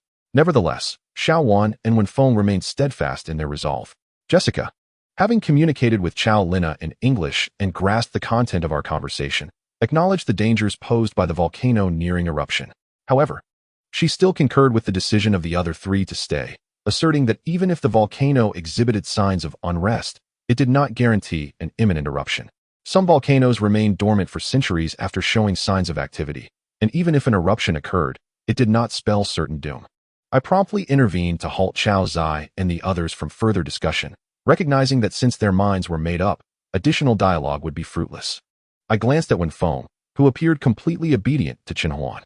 Jessica has evidently become quite enamored with the young and robust Wenfeng, which is rather astonishing given the brevity of time involved. Of course, Xiao Juan's obsession with her husband and brother borders on the pathological. At present, it seems that Chen Huan is the one truly influencing the opinions of these women. I am also aware that Chen Huan harbors deep feelings of guilt towards Xiao Jun, having previously expressed that if Xiao Jun is willing, she may share Wenfeng with her. I even suspect that her desire to compensate Xiao Jun could very well be one of her primary motivations that night. Regarding the decisions made by the group, I find myself feeling somewhat unsettled. As someone who genuinely considers others as allies, I hold them in the same regard as my own brothers. While I can be merciless towards adversaries, I would fiercely protect my kin. After the three women consented, I entrusted my Nepalese knife back to Xiao Jun. Consequently, Wenfeng now possesses a 98K rifle, and Xiao Jun wields a Nepalese knife. The Nepalese knife I had given Wenfeng during our farewell yesterday is now in Jessica's possession. Additionally, they have a fire axe without a wooden handle, and with the abundance of trees surrounding us, procuring a handle should pose no challenge. Armed with these tools, survival is no longer a concern. As long as we refrain from engaging in conflict with other large groups of survivors, or if we do, as long as they lack advanced weaponry, they should be able to protect themselves. Naturally, Wenfeng and the others are immensely grateful for our generosity. After discussions with the three women, we also resolved to extend our stay by 1 to 2 days, provided that the volcano remains dormant. This extra time will allow us to offer them further assistance, while also enabling us to smoke some jerky. To be honest, my subconscious perhaps harbors a deeper motive for agreeing to stay an additional 2 days. Wenfeng's thoughtfulness and innocence, along with Chen Huan and Xiao Juan's kindness, are compelling. As for Jessica, I have yet to form a complete understanding of her. But observing her foraging for wild fruits and her adept use of the Nepalese knife suggests she possesses a certain competence in wilderness survival.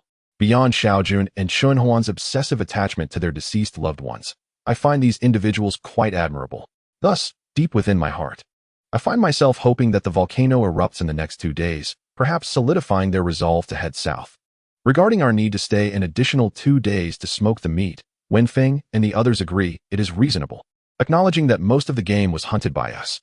Even if we were to take all the meat, it would be justified, having left them with so many weapons. They are already grateful. Naturally, we could not take all the meat.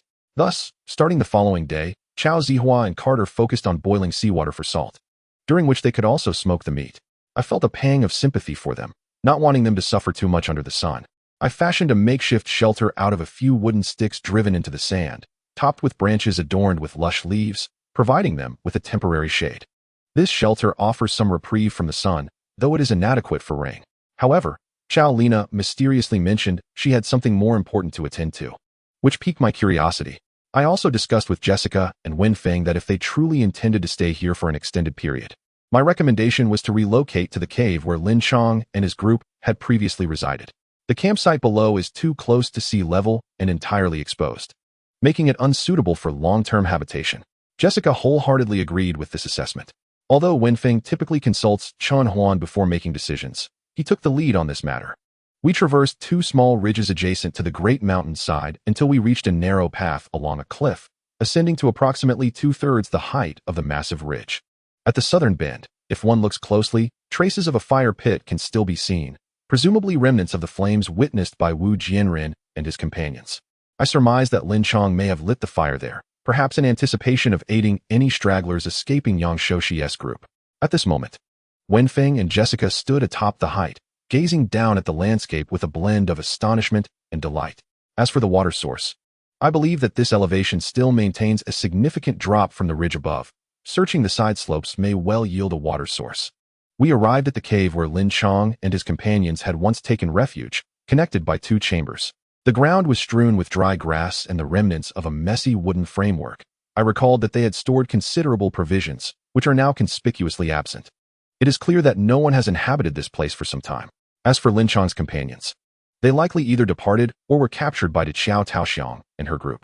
Jessica and Wenfeng were quite pleased with the cave, particularly Wenfeng, who had endured several rain showers while residing below, often retreating with only a few fire starters to the cliff's recesses as the rain soaked their camp. Now, with the cave, they finally have a refuge from the elements. Jessica and Wenfeng cleared out the remnants of others' bedding from the cave, while they retained the useful scattered wooden frames and sticks. As we retraced our steps back, Wenfeng devised a plan for the small, 2 to 3 meter wide cave that had once been inhabited. He intended to convert it into a storage room for timber, smoked meat, and tools that may not be immediately needed. I smiled and nodded at his plan, refraining from offering my opinion, for in a family, a man should learn to be decisive. Chapter 61. Parting Ways. 2. We followed the narrow path around the cliff, returning to the edge of the forest. Near the western edge of the slope, there lay a dense thicket of grass. As Wenfeng and Jessica believed there was no longer any threat from other humans, they felt it unnecessary to conceal their presence. Thus, I assisted them in driving the branches through the grass and subsequently cut a substantial amount of grass.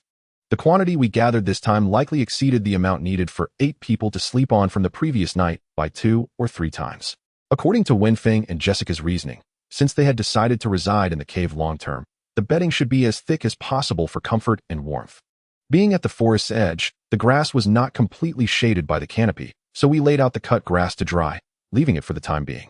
As we navigated through the woods, I shared with Wenfeng some knowledge I possessed. For instance, when crafting rope, stripping the bark directly to twist it can result in a coarse and weak product due to the rough outer bark and impurities. Therefore, soaking the bark in water until it softens, then beating it against stones or logs to remove the impurities, will yield stronger fibers for rope making. Even some delicate fibers can be utilized to weave coarse fabric. Moreover, when it comes to the art of friction fire, the selection of suitable wood and the crafting of tinder are paramount. The construction of a thatched shelter must be executed in such a manner as to prevent rain from seeping in. The identification of various herbs and plants, including the differentiation between toxic and non-toxic wild fruits, is essential, and even the combat techniques learned from military training play a significant role. Undoubtedly, I too invested considerable time in memorization and rigorous training to acquire these skills. Growing up in a rural area plagued by poverty, I absorbed knowledge from my environment over the years. Ultimately, how much he can remember in just 2 days depends solely on his own efforts. For the kind-hearted and sensible Wenfeng, I can confidently say that I have offered my all without reservation. I sincerely hope that he and his companions can survive and thrive. During the outdoor activities over the past 2 days, on the first day, animals were far more active than the previous night. The prey we ensnared exceeded what seemed feasible. By midday, we decided to release all the juvenile and smaller animals. By the end of the day, although we had not captured any colossal beasts like the wild boar, we managed to gather around 300 to 400 pounds of clean meat altogether. However, on the second day, the forest experienced an unexpected shift. All animals vanished without a trace, resulting in a day filled with empty snares. Yet, to the north of our camp, we encountered a couple who had escaped from Sun Mingyi's team in the third valley near the bottom. They explained that they remained in that valley due to the hardness of the stones, which, when forcibly broken, offered a chance to obtain stone tools. When we met them, they had even constructed 6 or 7 vertical mud kilns, each about a person's height, where they were producing charcoal, perhaps seeing our 2 guns and knives. They were eager to invite us to join them and shared many ambitious plans. It was evident that their breadth of knowledge was impressive. It seemed that this group intended to spark an industrial revolution on a deserted island. However, during our brief conversation, they expressed significant concern about the volcano to the east, sharing my fear that it might awaken at any moment. We lent them a knife to assist in their hunting, but did not invite them to join my team, possibly due to my reservations after the numerous upheavals involving Sun Mingyi and Agent.She. Having experienced so many changes, I felt increasingly uneasy around unfamiliar faces. Thus, after they finished processing their catch, we reclaimed our Nepali knife and departed. Yet, it later proved that even those familiar could not be fully trusted. The volcano did not erupt, at least not yet. The night before our departure, several women were tallying supplies while I retrieved my old backpack from beneath a large tree. According to the customs of my hometown, carrying a bowl when departing is considered inauspicious. Therefore, we left the bowls and dishes in the camp. Instead, my backpack was filled with dried meat, and considering the limited extra clothing, the 4 of us took only 2 sets. Each of the 3 women and I prepared 2 bamboo tubes, ensuring the nodes were intact. These tubes, when stuffed with cloth at one end, would prevent water leakage more effectively. To my surprise, Chow Lina crafted a bow using the sheep's intestine I had previously soaked and some huangjing wood. The intestine, when fashioned into a string, yielded very little. She trimmed the huangjing wood down to about 1 meter in length, removed the bark, and meticulously scraped the surface with my Nepali knife until it attained a thickness slightly greater than a thumb, tapering at both ends. Remarkably, she fashioned the ends of the bow into a recurved shape. As I caressed the smooth bow, with its beautifully curved limbs darkened by roasting, Chow Lina explained that this recurved design was crucial as it would enhance both the range and velocity of the arrows. However, time was of the essence, and she had to resort to intense heat during the roasting process. Due to the scarcity of sheep's intestines, the bow's length was also compromised. I handed the bow to Carter and gently pried open Chow Lina's hands, only to discover blisters forming on the joints of her fingers. I kissed her palms and tenderly assured her that I would take charge of crafting the arrows. In truth, compared to the bow, the creation of arrows was considerably simpler. I took my fire axe and ventured into the woods, heading towards the valley. The moon was no longer as full as it had been in previous nights. Yet my vision no longer required a torch. Naturally, daylight visibility was unmatched. Initially, I sought a type of bamboo known for its hollow, narrow structure and thick walls. In the absence of other materials, splitting this bamboo into strips could suffice for arrow shafts. To my surprise, I stumbled upon a tree with a remarkably straight trunk, resembling a fir but with broad leaves. I imagined its wood grain would also be distinctly straight and clear. The trunk, about the thickness of a calf, was the perfect size, prompting me to fell the tree. After removing the branches, I retained a segment of about 3 meters from the lower end and carried it back to camp. I carefully divided the trunk into 4 equal parts, stripping away the bark. Using the fire axe, I split them vertically several times until they measured approximately 1.5 centimeters thick. I laid the planks flat on the ground, thankful for the straight grain of the wood. With the tip of my Nepali knife, I meticulously marked lines along the grain at intervals of 1.5 centimeters. Once the cuts were sufficiently defined, I positioned the knife tip on the cuts and struck the knife handle with my palm, effortlessly splitting the wood into strips. I successfully produced 40 to 50 strips, though undoubtedly many more were damaged in the process due to the absence of advanced tools. As I worked on the strips, I directed the women to roast the undamaged ones by the fire, while Wenfeng and Jessica joined to assist. Once I finished with the strips, I retrieved the hollow metal rod I had previously disassembled from the plastic suitcase. I placed a fire axe flat on the ground and used another axe to forcefully break the rod into approximately 4-inch segments. Following this, I employed the tip of Chow Lina's dagger to reshape the ends into a hollow, tubular form. Upon completion, I selected the straight, undistorted strips from the dried wood, using the Nepali knife and dagger to smooth out the edges. I then inserted the hollow metal rod into one end of the wood strip, ensuring it penetrated about 1.5 inches. Using the axe, I gently hammered the inserted section to secure a firm connection between the wood and metal. I extended the rod beyond the wood by a couple of inches and shaped the tip into a point. While this point may lack sharpness, it would certainly penetrate flesh without issue. Moreover, it was not smooth. Several strips bore incidental barbs. Such arrowheads, upon entering a body, would likely complicate removal, even during surgery. Despite having gathered ample materials, I ultimately succeeded in crafting fewer than 10 arrows, and the durability of these arrowheads would undoubtedly require frequent repairs after a few uses.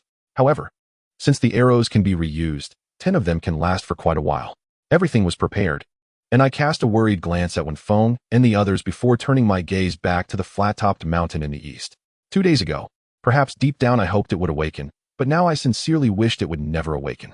Chapter 62. The most unwanted event occurred as dawn broke. The 3 women and I had already risen and prepared everything. I slung a backpack filled with jerky over my shoulders and carried the 98K rifle. In truth, only about 1/3 of the jerky was used from that wild boar. Perhaps out of a sense of ritual, I retrieved a non-electric razor from the outside of my backpack and shaved my beard clean. Despite Wenfeng's repeated insistence, I still shared the bullets with him. Now, counting those in my gun and pockets, we had barely over 10 rounds left. As for the lamb, we brought trouble upon ourselves. Killing it would be cruel, so we left it behind. For these past few days, Chao Zi he crafted a sheath for the broadsword using 2 large bamboo pieces. She held the broadsword in her hands while a bundle of 2 sets of dry clothes rested on her shoulder. Chao Lin now had a dagger at her waist, held a wooden bow in her hands, and carried a bamboo quiver on her back. Her demeanor matched harmoniously with the classical weapons she bore. Meanwhile, Carter fastened a Nepalese knife to her waist and clutched a first aid kit in her hands. The surrounding environment had grown eerily quiet. The chirping of insects and birds that typically belonged to this season had vanished without a trace, and even the sea had calmed to a mirror-like stillness. Wenfeng, Chunhuan, Jessica, and Xiaowan escorted us to the slope in the woods. Along the way, Wenfeng expressed his reluctance to part ways. Though Xiaowan was younger than Jessica, she spoke to us in a nurturing tone, advising us to return promptly if the conditions in the south differed from our expectations. I reminded them that Xiaowan's wound needed a fresh bandage every day until it healed completely, and that Chunhuan would be able to remove the splint and bandages from her arm in half a month. This time, I did not shy away from meeting Chunhuan's gaze. In her eyes, I once again perceived a different emotion, one that seemed to harbor a sense of loss and helplessness.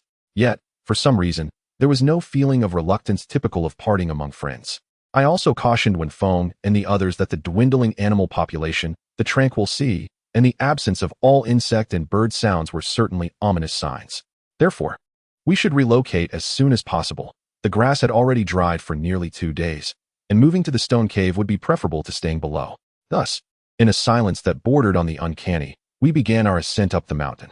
On the second ridge, we found a bare rocky area to rest.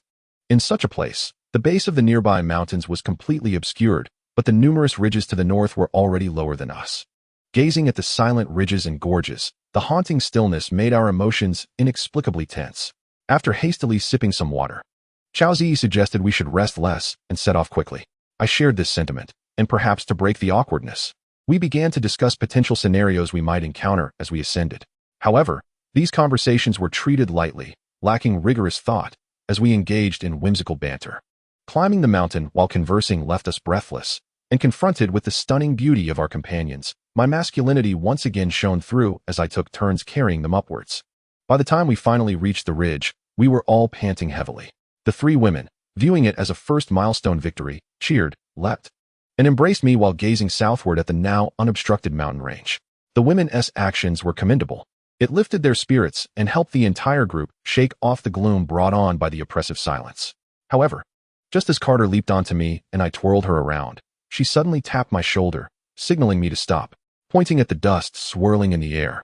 She frowned and said, "In an isolated island surrounded by almost complete vegetation, how can there be dust, and so much of it?" At that moment, we paused our playful antics and noticed there was indeed dust floating in the air, some so small it strained my vision, while larger particles were even the size of snowflakes. We exchanged surprised glances, turning in unison to face the flat-topped mountain, only to discover that black smoke was now rising ominously from its peak, and it seemed to be thickening. Volcanic ash? Chao Lin Na murmured in shock. It has awakened after all. I had certainly heard of volcanic ash, but my understanding of it was superficial. Thus, Chao Lin Na swiftly educated us, explaining that volcanic ash consists of tiny particles expelled when a volcano erupts after accumulating energy underground.